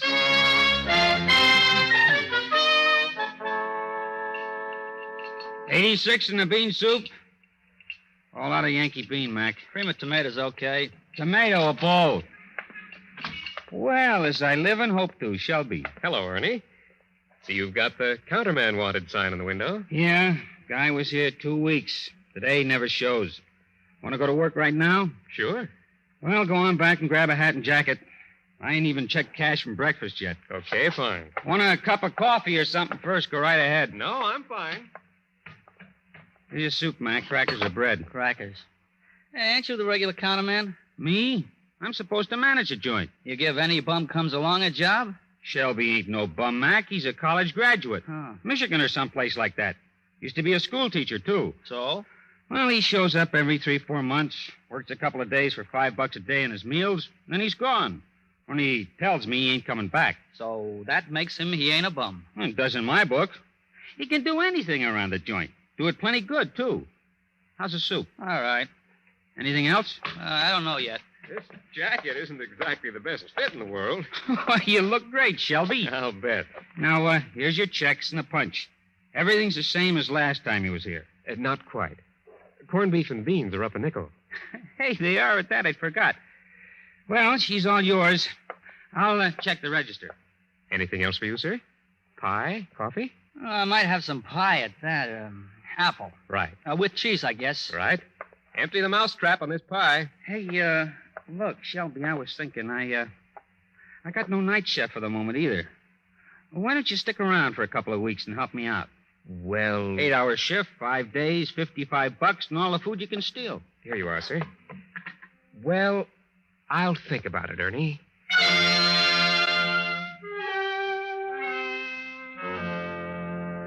I actually didn't have to think about it.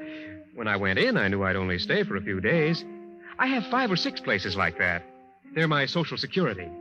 I use them when my cash is way down and my suit needs dry cleaning, and when I'm ready for a good, long sleep, lying down.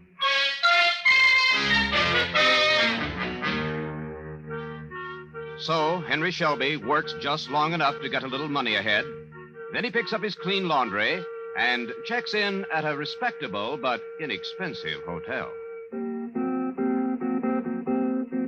Here's the $4.50 in advance. I'm afraid I don't have any luggage. And will you send the valet up to my room in a few minutes, please? Once his suit is on its way to the cleaners, Shelby spends the next 24 hours in bed or under the shower. He has taken as many as 15 showers on one of these occasions and slept for as long as 22 hours. It's an extravagance, of course. Costs me $7 or $8, and that's as much as I usually spend in a whole week. But I certainly do feel fine when I check out.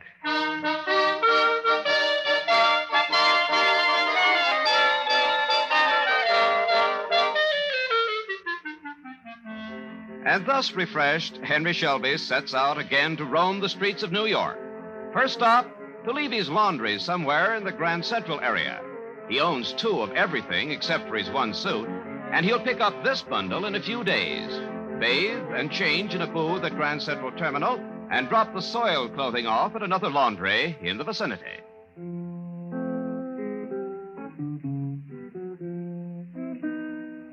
I carry a safety razor in my pocket, and I shave at least every 36 hours. It costs 25 cents for a booth, but I can freshen up generally at the same time. The bums who look like bums are mainly the ones the cops bother. Naturally, I don't consider myself a bum, so I make it a point not to look or feel like one.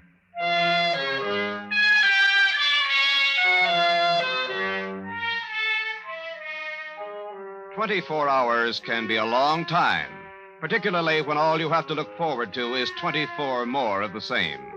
But Henry Shelby fills them with endless variations of the same pattern, and he walks between whatever geographical points are involved.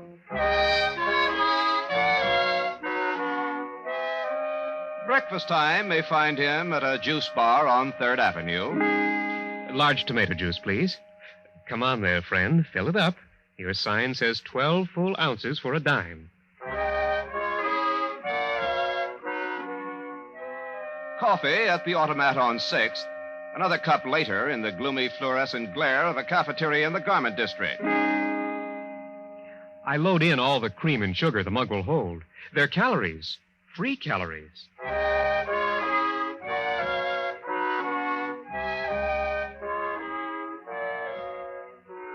Lunch in the Gramercy Park neighborhood today. Yesterday, it may have been at Broadway and 116th, but at the same kind of a white tile stand and very likely the same lunch. A frankfurter, I guess, and a large glass of milk.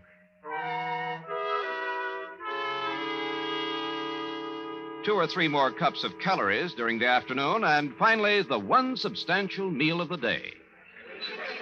The Vienna loaf dinner looks all right. Vienna loaf coming up. Not that slice. The next one with the hard-boiled egg in it. Yes, that one. Fried or boiled potatoes, corn or stewed tomatoes. No potatoes. Plenty of starch in the bread. How about a good helping of cream spinach instead? Mac, if you got to order a la carte, why don't you go to the Waldorf for the 21, huh? Well, I'll take you to either one of them someday as my guest. Yeah, I'll hold my breath. Okay, spinach. Now, corn or stewed tomatoes. Stewed tomatoes. What's that you're putting on? Gelatin salad comes with it. No, thanks. Let's trade for a dab of those cooked carrots, okay? Now, look, They're Frank. probably cheaper than the salad. You're saving money for the management. That's what I'm interested in. Okay, but don't ask me for no Charlotte russe. There you are, Mac. Very good. Very well-balanced dinner. Yeah, not bad for 42 cents. Not bad at all. I may continue to give you my patronage when I'm in the neighborhood.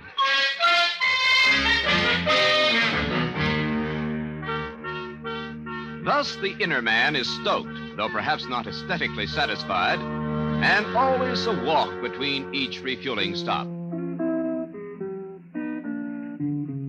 The aesthetic hunger is assuaged along the way.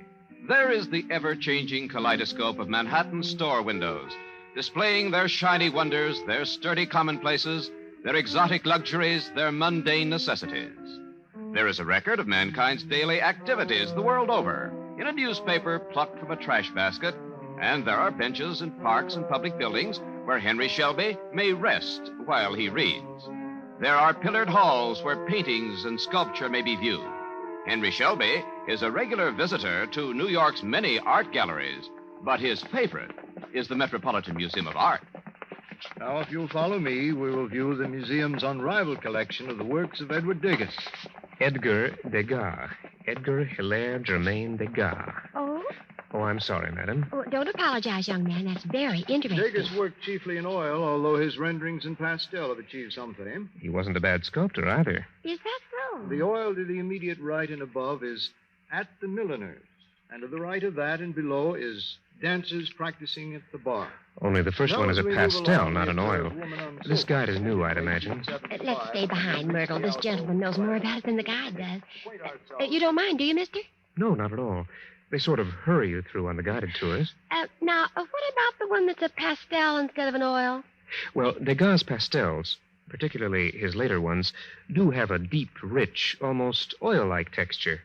He applied the color in successive layers, fixing each tone or shade separately, and using open lines to allow each undercoat to show through. Oh, well, I don't quite understand, but I see what you mean. Are you an artist?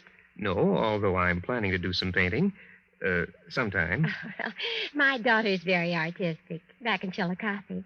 What's this one, that lady sitting with a big bouquet? That's an oil. It's called Woman with Chrysanthemums. Well, that's a good name for it, isn't it? Yes, isn't it?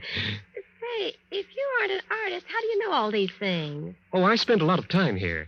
And I read a great deal. Oh, you certainly must. Goodness, you're a regular Billy Pearson. I beg your pardon? You know, the jockey on television. Oh, yes. I've read about him. Didn't he win $64,000 and then go on and tie with a fellow named Price for another 64 or something? Yeah, that's the one. Did you ever watch those programs? No, I can't say that I do. I'm afraid I don't have a television set.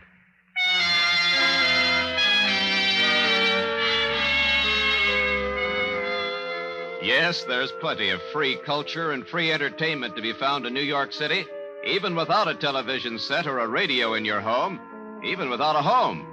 One of the most spectacular free entertainments in Manhattan is presented by the fire department. Henry Shelby always follows a fire engine. He generally gets to the fire, too, for the radius in which each engine company operates is small enough to permit even a pedestrian to arrive shortly after the equipment. Oh, this one is nothing. It's just a chemical job. They might as well have left the ladder truck back at the station. Now, you should have been at Amsterdam on 133rd the other day. I happened to be in the neighborhood at the time.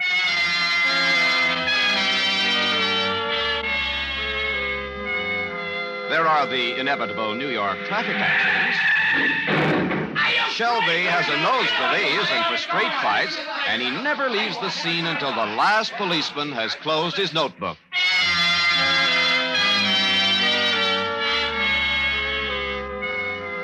And the parks and public squares are places where a man with a message may speak it forth within certain limits of subject matter. Can commit mass suicide, and that is to continue to eat the flesh of the animal. What Mother Nature intended us to nourish ourselves with grows in the ground. Henry Or Shelby attached stops to it with listen a to stem, every street a corner branch or a orator he trunk. runs across, And what she weighing intended gravely us the to drink ideas he goes hears. along her I can surface scarcely or agree, springs from the rock. but he does have a wonderfully resonant voice. There are the new buildings that constantly alter New York's skyline. Our well-kept vagrant knows every major construction project in town and shows up at the exact moment some critical problem is to be solved. No. A little more to the right. Say, does it look to you as if they're placing that girder properly? It doesn't right now, but they'll raise it another 3 feet and then force it to the right with a cross member. Oh, yes, I see. Actually, it's a different technique than we're accustomed to watching in the usual steel skeleton construction. Seems to me there'd be too much strain on the cross member. No, I understand the alloy is both light enough and strong enough so that, in effect, they're employing a variant of the ancient Egyptian post and lintel method. Say, there are similarities, aren't there? You're an engineer, I take it. No. Matter of fact, my master's was in economics. Is that so? I'm liberal arts myself, Yale 28. Construction's sort of hobby of mine. Watching it at any rate. Mine, too. So much so that I've done quite a bit of reading on it. There. You see what they're doing now? That's how they equalize the stresses. So they do. Your office in the neighborhood? No, it isn't. I just happen to be passing this way. Mine's just across the street, 230 Park. I'm H.J. Chisholm, Regal Paper Company. How do you do, sir? I'm Henry Shelby. Hello. You with the firm or you in business for yourself? Neither. I don't have a connection right now. Is that a fact? Well, if you're looking, why don't you stop by the office whenever it suits you? We might very well have something for a chap like you. That's mighty nice of you, Mr. Chisholm. I'm not really looking at present, but I'll certainly remember you when I am. I wish you would. Say, wouldn't it save time and an extra piece of heavy equipment to haul those I-beams up on the construction elevator and then place them with one of those small hoists? It seems that it would at that. I think you have something there, Mr. Chisholm. And I'm going to look into it the next time I'm at the library.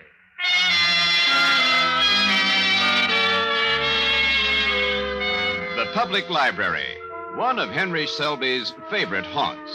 A fellow vagrant once advised him that the library was a good place to keep warm on a cold day. But he found it to be much more than that. On his first visit to the massive old building at 42nd and 5th Avenue, he asked for a copy of the New York Times for November 10th, 1936, and was referred politely to the microfilm room. Here you are, sir. Are you familiar with the operation of the viewing machine? Not particularly. I'll be happy to show you. The entire edition is on this roll of film. You place it in the machine, attach the end, and thread it this way. Close the machine and turn the handle forward. Yes, it's fine. You sit right down here, use the headrest, and view the film through the aperture. Yes, I see.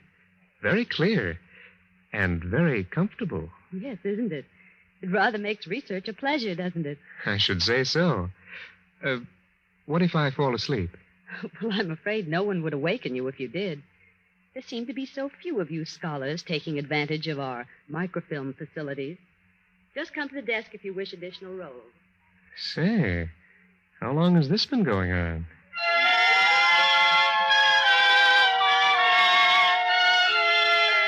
Henry Shelby was asleep in 15 minutes and awoke undisturbed 5 hours later. For some time, the microfilm room was at the top of his list as a place of shelter. Then suddenly he realized it was a far more valuable place for pure entertainment. He has read all the issues of the Times available on film, all his favorite comic strips from the date of their inception, all the columns Damon Runyon ever wrote, and has even developed a system for playing the horses. One time, he worked long enough to accumulate $25, and with it, visited Aqueduct Racetrack. Now entering the winner's circle is Time You Told Me, ridden by jockey Farrell Zufeld. The time for the mile and a 16th was 1:43 and 2, and the result of the 8th race is now official. 11:20 to win. Let's see, that makes me $87.40 ahead for the day after expenses. Well, how long has this been going on?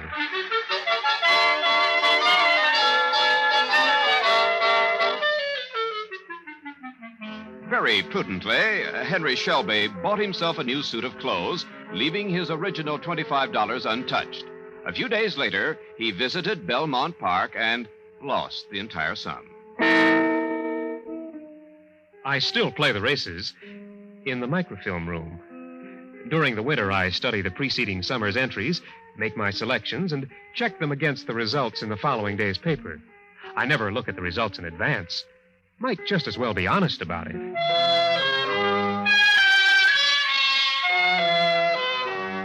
Yes, New York offers many diversions.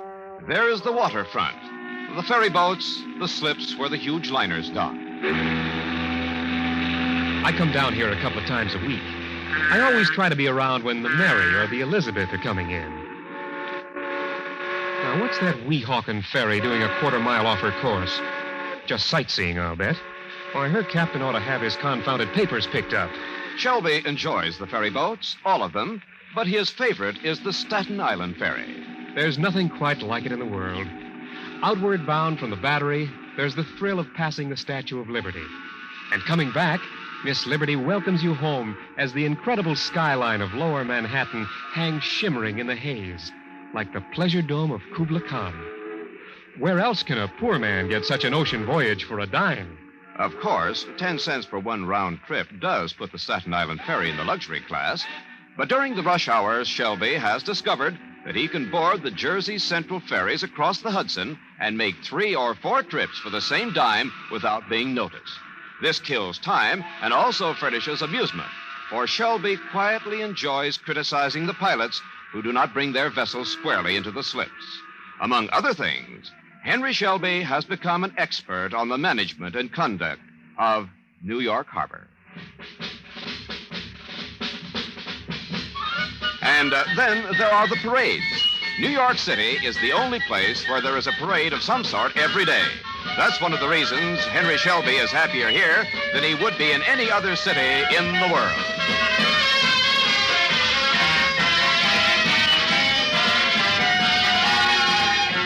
I just love band music. Why, last Armistice Day, I saw 5 different parades and even marched in one. I carried the front end of the bass drum and got $3 for doing it. So, the patternless pattern of Henry Shelby's days, and the days of perhaps thousands like him. Men who choose to work only enough to maintain a bare thread of personal existence in a society that clamors for workers and rewards them with possessions and security and the same comfortable resting place each nightfall. Where does Henry Shelby sleep? A clean hotel bed is a once-a-month extravagance to him. Perhaps he trudges to the Pennsylvania station and boards an 8th Avenue subway train at about 1 o'clock in the morning. That's why his cash minimum is 15 cents, the price of a subway token. He settles himself in the almost empty front car and drops off to sleep. He awakens before he reaches the end of the line, has a smoke, boards another train, and sleeps to the other end of the line. He has several standard trips mapped out: J Street to Queens, back to the Brooklyn end of the line, up to the tip of Manhattan, back to Penn Station. In 5 hours, he has probably netted 4 hours' sleep. He has learned the habits of the transportation police, and he tries to keep himself from becoming too familiar a figure. That's why I use the subway maybe only every other night, or not quite that often. In warm weather, there are fire escapes, some of them covered, and Central Park and Prospect Park. And when it's really hot, there are the beaches. No one ever bothers you there. Always plenty of legitimate sleepers trying to beat the heat.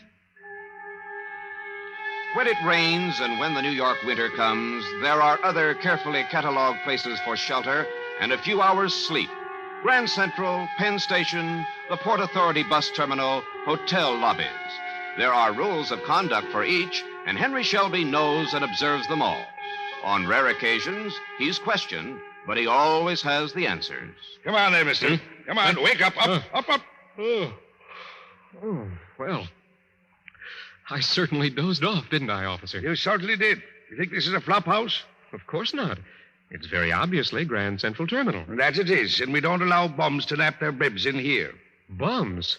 I ought to resent that, officer. Well, resent it all you like. Seems to me I've seen you in here before. Well, that's quite possible. I take the 2 o'clock local for Poughkeepsie almost every night. I missed it tonight, so I'm waiting for the next train. 6:05, I believe it is. It is. Can you prove you're not a vag?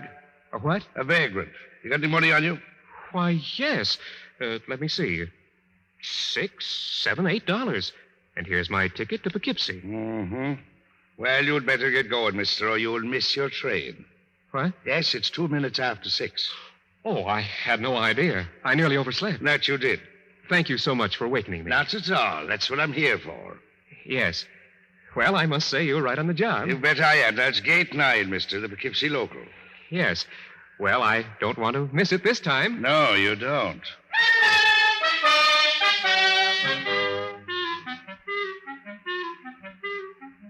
So, for the first time, Henry Shelby had to take the train for Poughkeepsie under the suspicious glare of the railroad cop.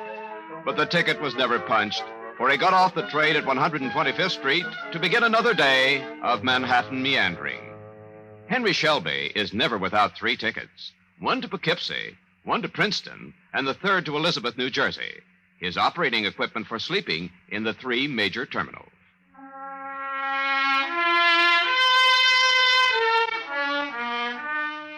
Why does this strangely bewildered, yet far from hopeless man live apart from responsibility and the place he could so easily regain in working society? How many weeks, or months, or years will he continue to walk the streets of Manhattan? I don't know how long I'll live this life. I don't have much trouble. I've never gotten drunk and lain in a doorway all day. I've never been on a police blotter. I've never had to beg. Things seem so easy and natural, just as though they were supposed to be this way. I'm not going to look at the future. All I know now is that at 6 o'clock, I'm going to be at a little delicatessen up on Broadway where they serve a mighty fine boiled beef dinner for 68 cents. And I'd better get going. Takes me almost an hour to walk it. Why don't I take the subway? Why, subways are for sleeping.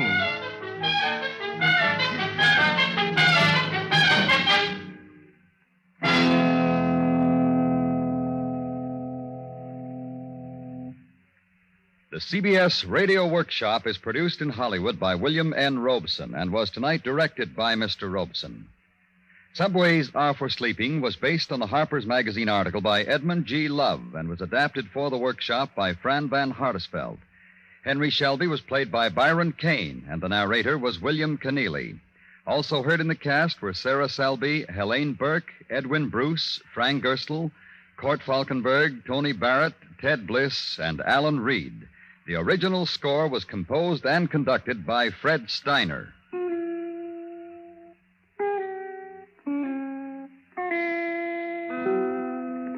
Next week, from New York, the workshop will present Only Johnny Knows, a survey of child training from the birds and the bees era of wonderful innocence a century ago to the complex and guilt era of today's psychiatric sophistication.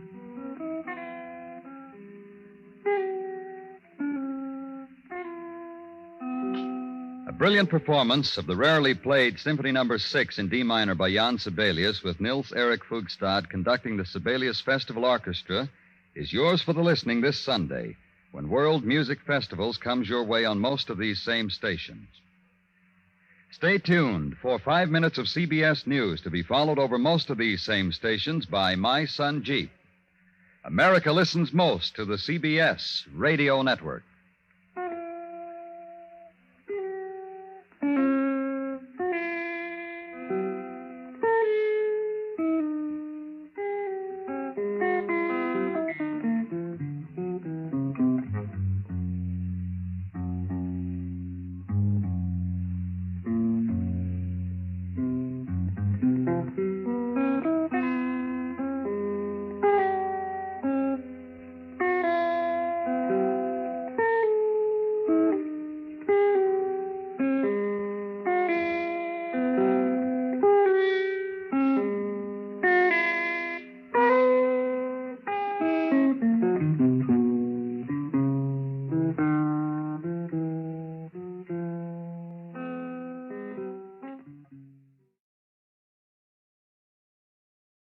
This is Paris.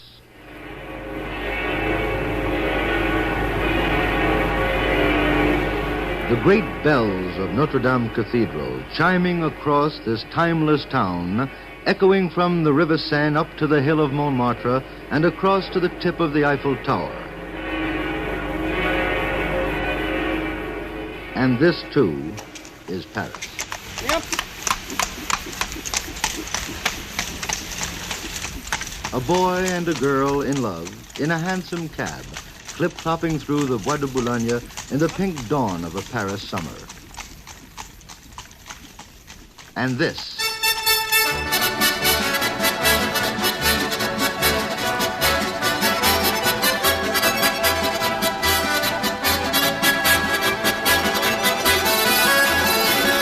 The cabarets, the nightclubs, the popping of champagne corks, and the swirl of dancing skirts. Yes, all these are Paris. But none is exactly Paris. For Paris is many things to many people. It's a two-headed chicken by Picasso for an artist. It's Madame Curie or Victor Hugo, Balzac and Marcel Proust to a writer or a student. Paris is a highly personal place. Each of us has painted his own portrait of Paris. This is mine. CBS Radio presents the CBS Radio Workshop, dedicated to man's imagination, the theater of the mind.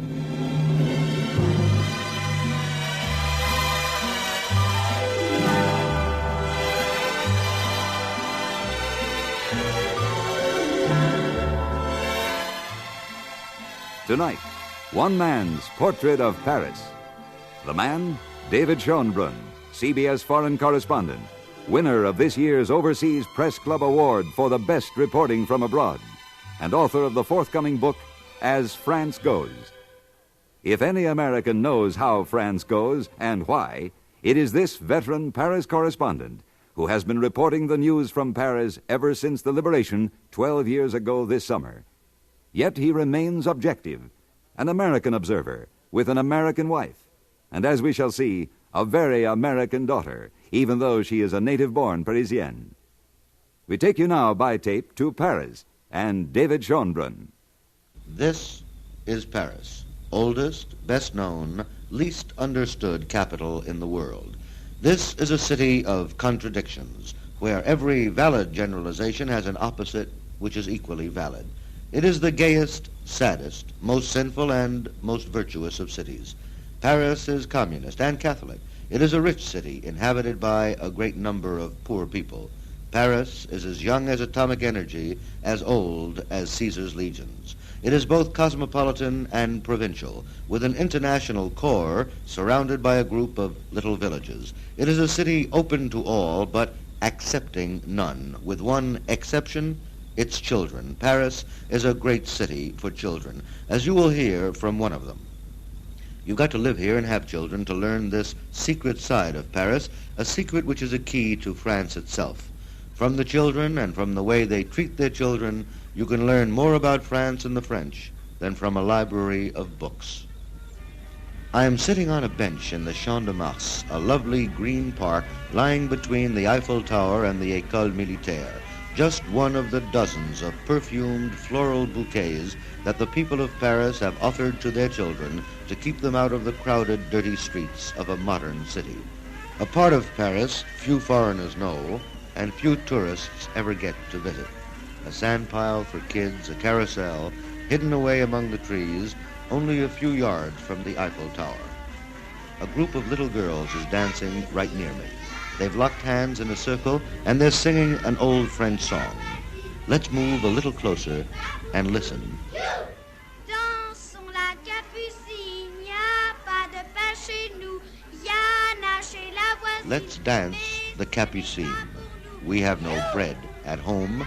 Our neighbor has bread, but there is none for us.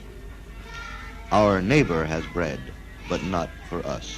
That's very French, you know, very sad but very true, in a nation that has suffered foreign invasions, civil wars, or revolutions every generation for hundreds of years. These people and their children have learned the hard way the bitter reality of the expression, every man for himself, or as the French put it, chacun pour soi. This is really the basis of what is called French individualism. France, for almost 2,000 years, has been the crossroads of a dangerous world, and each child has learned from its father how to survive in that dangerous world. And France has survived, and Paris has become the oldest capital city of the West, so there must be some wisdom in their lessons to their children. The kids seem to love it. I'd like you to meet one of the children who's dancing and singing in that group right near us. She is 9 years old, born and raised in Paris. Her name is Lucy. She is my daughter, and she's very much a part of what Paris means to me and what I've learned about Paris from her. Lucy, Lucy, viens ici.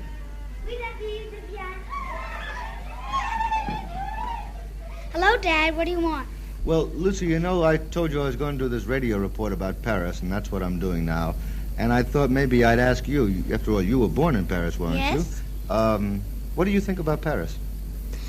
Well, I like Paris because whenever you look outside, you see green trees, grass, flowers everywhere. And you like this park here? Yes, I like it. It's just like a park. How about going to school here? Do you like school? Oh, yes, very much. Why? Oh, I like my friends. Now, what about school? You know, you work pretty hard in school here. Do you like that? Yes, I think it's better than working less the way you and Mommy told me. Because when you get out of school, you have more in your head than when you get out of school in America. You have less. Well, that's a pretty French idea, Lucy. Now, tell me, are you a French girl or are you an American girl? Well, I'm American. There's no reason why I shouldn't be American. Because you, my mother, and Grandpa and Grandma are American. The rest of the family, too. And that doesn't matter at all to your French friends? They don't make fun of you at all? Never, never. Sometimes the recollection, they even sort of forget about that I'm American. Well, you run back and play with them now, darling. Tout à l'heure, huh? All right. Bon. Tout à l'heure. No, it doesn't matter that Lucy is American, and that is a very Parisian attitude. The people and the children of this city respect each other's individual personalities and opinions. We Americans are always telling our children when they go out to play or to parties, now, be good, Johnny. The French say, sois sage, mon enfant. Be wise, my child. That's very French and very good advice. They feel that you must raise your child with the knowledge that the world is not a perfect place. They try to show their children the difference between right and wrong, good and evil, but they don't constantly admonish them to be good. The French hope for the best and advise their kids to be wise. I talked about this just a few moments ago with the mother of one of Lucy's friends, Madame Mestrallet, and this is what she told me. It is our duty as parents to protect, feed, educate our children. It is their duty to honor and obey their parents. You Americans like to say, you are only young once, and by that you mean, I think, that children should do as they please, not be frustrated. We French put it differently. You are only young for a very short time. You have most of your life to do as you please. So during your brief youth, you should do as you are told, study hard, obey orders, for soon you will be grown up and be able to give orders.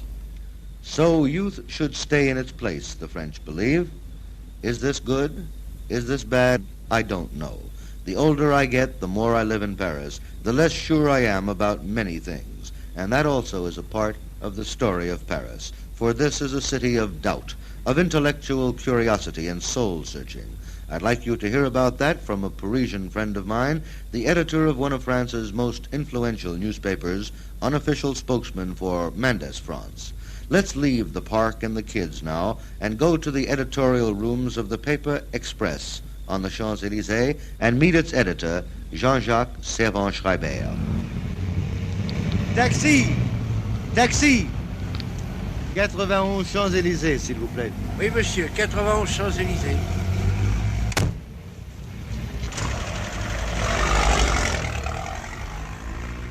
The individualism and anarchy of the French comes out in full flower behind the wheel of a car. And Paris taxi drivers are a special species of humans, the most ornery, irritable, and yet stimulating of men. They growl and grumble at their fares. They drive like suicidal maniacs, but with great skill. They curse all pedestrians and policemen and are cursed back at with equal vehemence. The myth of French politeness, and I wonder whoever invented that legend, is soon dispelled by a cab driver. But you can get a valuable insight into the French mind by talking to cabbies. It's one of my favorite sports in Paris. The other night, I was in a cab coming home from the CBS studio. It was about midnight in Paris, and I noticed that when we came along to one crossing where there was a red light, my driver simply slowed down a little bit and continued right through the red light. I rapped on the glass, leaned over and said to him, "Now, why did you do that? Why didn't you stop for that light?" He turned around to me and he said, "Monsieur, have you ever thought what a red light was there for?" He said, "A red light is just a machine, monsieur. It operates mechanically, and the whole purpose of it is to stop traffic in one direction to allow traffic to go by in the opposite direction. Now, monsieur, I am a man, not a machine. I don't have to have some automatic signal up there tell me whether it's safe to go or not. It's midnight in Paris now," said the driver. "There are no cars around," and I slowed down. I looked carefully to the right, to the left, and I saw there were no other cars. "What would you have me do?" he asked. "Just sit there like a dumb machine and wait for that other machine to change and tell me what to do? No, monsieur. I am a man, not a machine." Well, I must confess that I was very excited by that description. It means all of France and all of Paris to me. It's all that is good in this country and all that is bad at the same time. For this is really a country of contradictions. The individual spirit of the French has permitted them to overcome disasters through 2,000 years of their history. It also prevents them from ever getting the kind of community which perhaps would prevent some of these disasters from coming about. Sometimes I don't know whether these things are good or bad. I can only say that intellectually I am thrilled by a man who says to me, "I am a man and not a machine."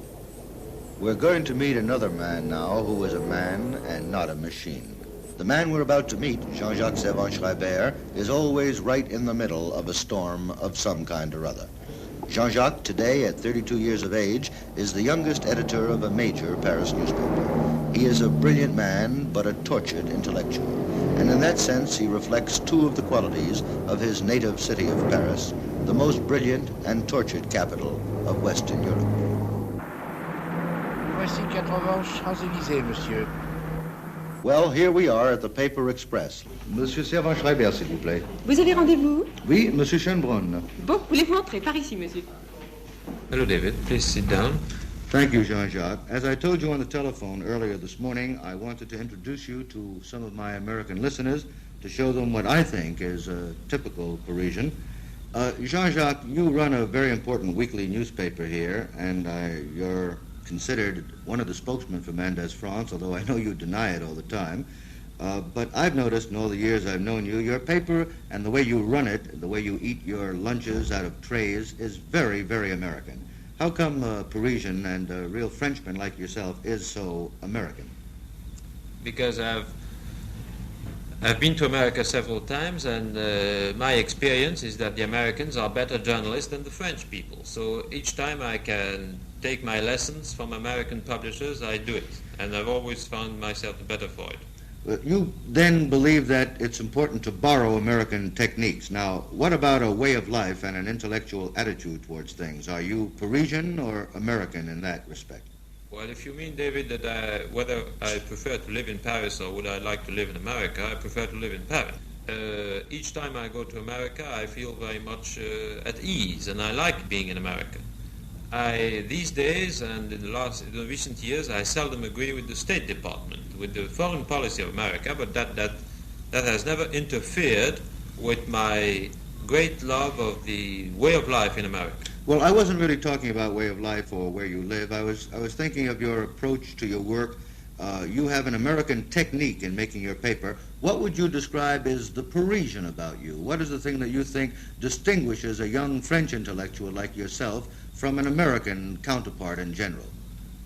Well, maybe it would be very pretentious to say so, but I think we are less prejudiced on many problems. I think we as French journalists or French young people in politics, we ask ourselves more questions than our American friends. For instance, take a very difficult subject, a delicate one like communism. We don't classify it as easily as the Americans do. We try more perhaps to understand it, to see what is the future of it, what will be the European future towards communism. And we are not so, I would say, perhaps, we are not so satisfied as the Americans are with our own explanations. Would you say then that you believe that the essence of being Parisian in the sense of French culture and civilization is the universalism of French thought, the openness, the curiosity, the ever-seeking and constant doubt and examination, which is so French? Well, yes, I would say some more intellectual instability, which is a good thing. Makes yourself ask more questions, you see. Yes, and nonconformism. Well, that would be pretentious to say so. I don't think the Americans are conformists, but we are more ill at ease, so we are seeking more, perhaps. Jean-Jacques, would you care to say anything about Mendez and what you think the future of Mendez France is in this country? Well, as you say, David, I'm not his spokesman. Well, now, what's your You'll opinion? have to go and see him. What's your opinion, your personal opinion? These days, I have no opinion. I mean, it's very difficult, and I don't think it's the problem of one man. I think the crisis now is much larger than the problem of one man. It is indeed. Thank you very much, Jean-Jacques.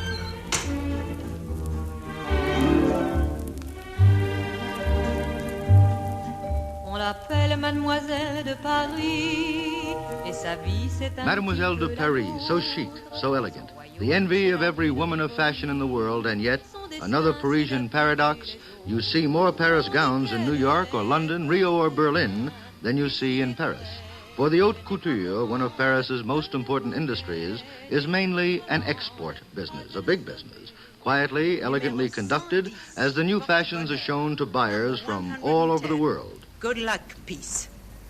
Numéro 55, suivez-moi. Number 55, follow me. Numéro 78. This is the showroom of one of France's great fashion designers, one of the great designers of the world, Pierre Balmain. And the voice you've just heard announcing the numbers in his latest collection is that of a great friend of mine. Her name is Ginette Spanier. If there's anybody who means Paris and is Paris through and through, it's Ginette. Yes, David, I am Parisian through and through. And yet, you know, I feel completely English. And that's one of the joys of Paris, is that nobody seems to think it at all strange that one of the great French couture houses should have British directress with a British passport. I've kept my British passport. I feel terribly British, and yet I feel completely Parisian with all that that name means. Now, what does it mean to you, Ginette? It means being able to work here easily, live as I feel like living, with great freedom of mind and spirit. Thank you very much, Ginette. Ginette, do you think is Pierre in? I'm sure that he'd love to speak to you. Oh, there he is, coming into the door right now. Monsieur Balmain, vous voulez venir ici une minute, s'il vous plaît? Oui. Hello, David. What are you doing here today? Well, Pierre, as usual, giving you some free publicity. Thank you very much. Pierre, I'm here doing a show about Paris for the CBS Radio Workshop, and what I'm doing really is describing my Paris. Sounds funny for me to come here to tell you about my Paris, but really, Ginette and you, among my many friends here, this wonderful, graceful house of yours, this is part of my Paris, too. And you, Pierre, one of the great figures of Paris, and I'd like to ask you a very simple and yet a very complicated question. Pierre, you're a Parisian. What does it mean to be a Parisian? Well, you know, David, I wasn't born in Paris. I was born very far away in France, but in the Alps, in the mountains of Savoy. I had never been in Paris. I came to Paris for the first time when I was 19. I was coming to study at the École des Beaux-Arts to be an architect. That was my first contact with Paris, and fortunately, I was taken by some friends through the subway from the station to the Place de la Concorde at 8 o'clock at night. All the fountains had the lights on, and the obelisk and the Arc de Triomphe in the distance. I stood in the middle of that square for the first time, and I had tears in my eyes, and I decided that I wanted to become a Parisian, and I have never left Paris since that time. Thank you for talking to us today, Pierre Balmain and Ginette Spanier.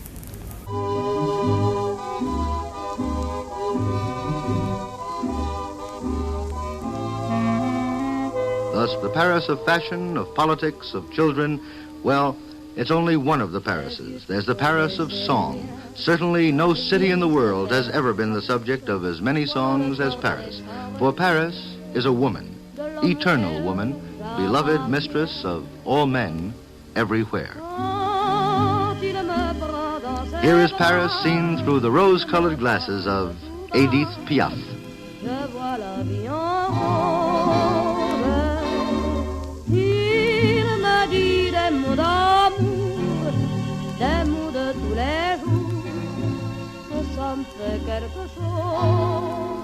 And here is the Paris of Maurice Chevalier. Paris, je t'aime, je t'aime, je t'aime, avec tendresse, mieux qu'une maîtresse, depuis le temps qu'on s'est rencontrés. Paris, on ne s'est jamais abandonné à Buenos Aires, à Londres ou au Caire, le cœur plein de flammes, j'ai chanté tes femmes, tout en moi est à toi pour toujours. Oui, enfin, tout ce qui me reste, quoi. Paris, je t'aime. Oh, tu parles d'amour. And Jacqueline Françoise, Paris, Paris After Dark. Paris la nuit, ô merveilleux Paris, dans les rues, dans les cours, Paris attend le jour. Paris la nuit sans un bruit, quelques millions d'âmes cherchant le repos, des hommes, des femmes, des petits poules-beaux. Paris toujours, le Paris des amours, et celui des serments, le Paris des amants. Attention, prenez l'étoile, Paris d'or à la belle étoile, et tout est si joli lorsque dort Paris la nuit.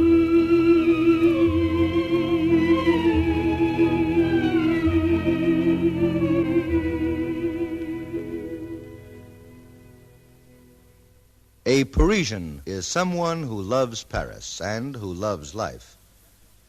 By that definition, there must be hundreds of millions of Parisians in the world, for millions of visitors come here every year, and most of them love Paris, as did their fathers and their grandfathers. For Paris has been a mecca of the Western world for centuries, not only for expatriates, but more importantly, for patriots, for men who love their own countries best of all, but who found room in their hearts to love Paris too, men from all walks of life.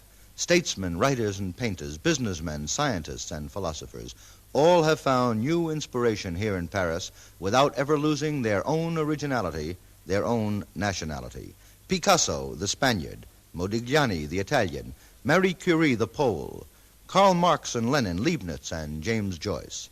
No more typically American novel has ever been written than James Farrell's Studs Lonergan. It was written here in Paris. Surely there's no more homespun American folk song than Home Sweet Home. It was composed here in Paris. And surely no greater American patriot ever loved his country more than Thomas Jefferson. Well, the day that Thomas Jefferson left Paris, where he had been our ambassador, to return home to become President George Washington's Secretary of State, this is what Thomas Jefferson wrote in his diary. He said, "The hospitality of Paris is beyond anything I had conceived to be practicable in a large city. Their eminence, too, in science, the ease and vivacity of their conversation give a charm to their society to be found nowhere else. Ask any traveled inhabitant of any nation, in what country on earth would you rather live? Certainly my own, where are all my friends, my relations, and the earliest, sweetest affections and recollections of my life. Which would be your second choice? France." Thus wrote Thomas Jefferson in the summer of 1789, just a few weeks after the storming of the Bastille, the birth of the French Revolution. Many other men have since echoed or paraphrased those words of Jefferson. Every man has two countries, his own and France. And when you say France, you mean Paris, for Paris is the heart and soul of France.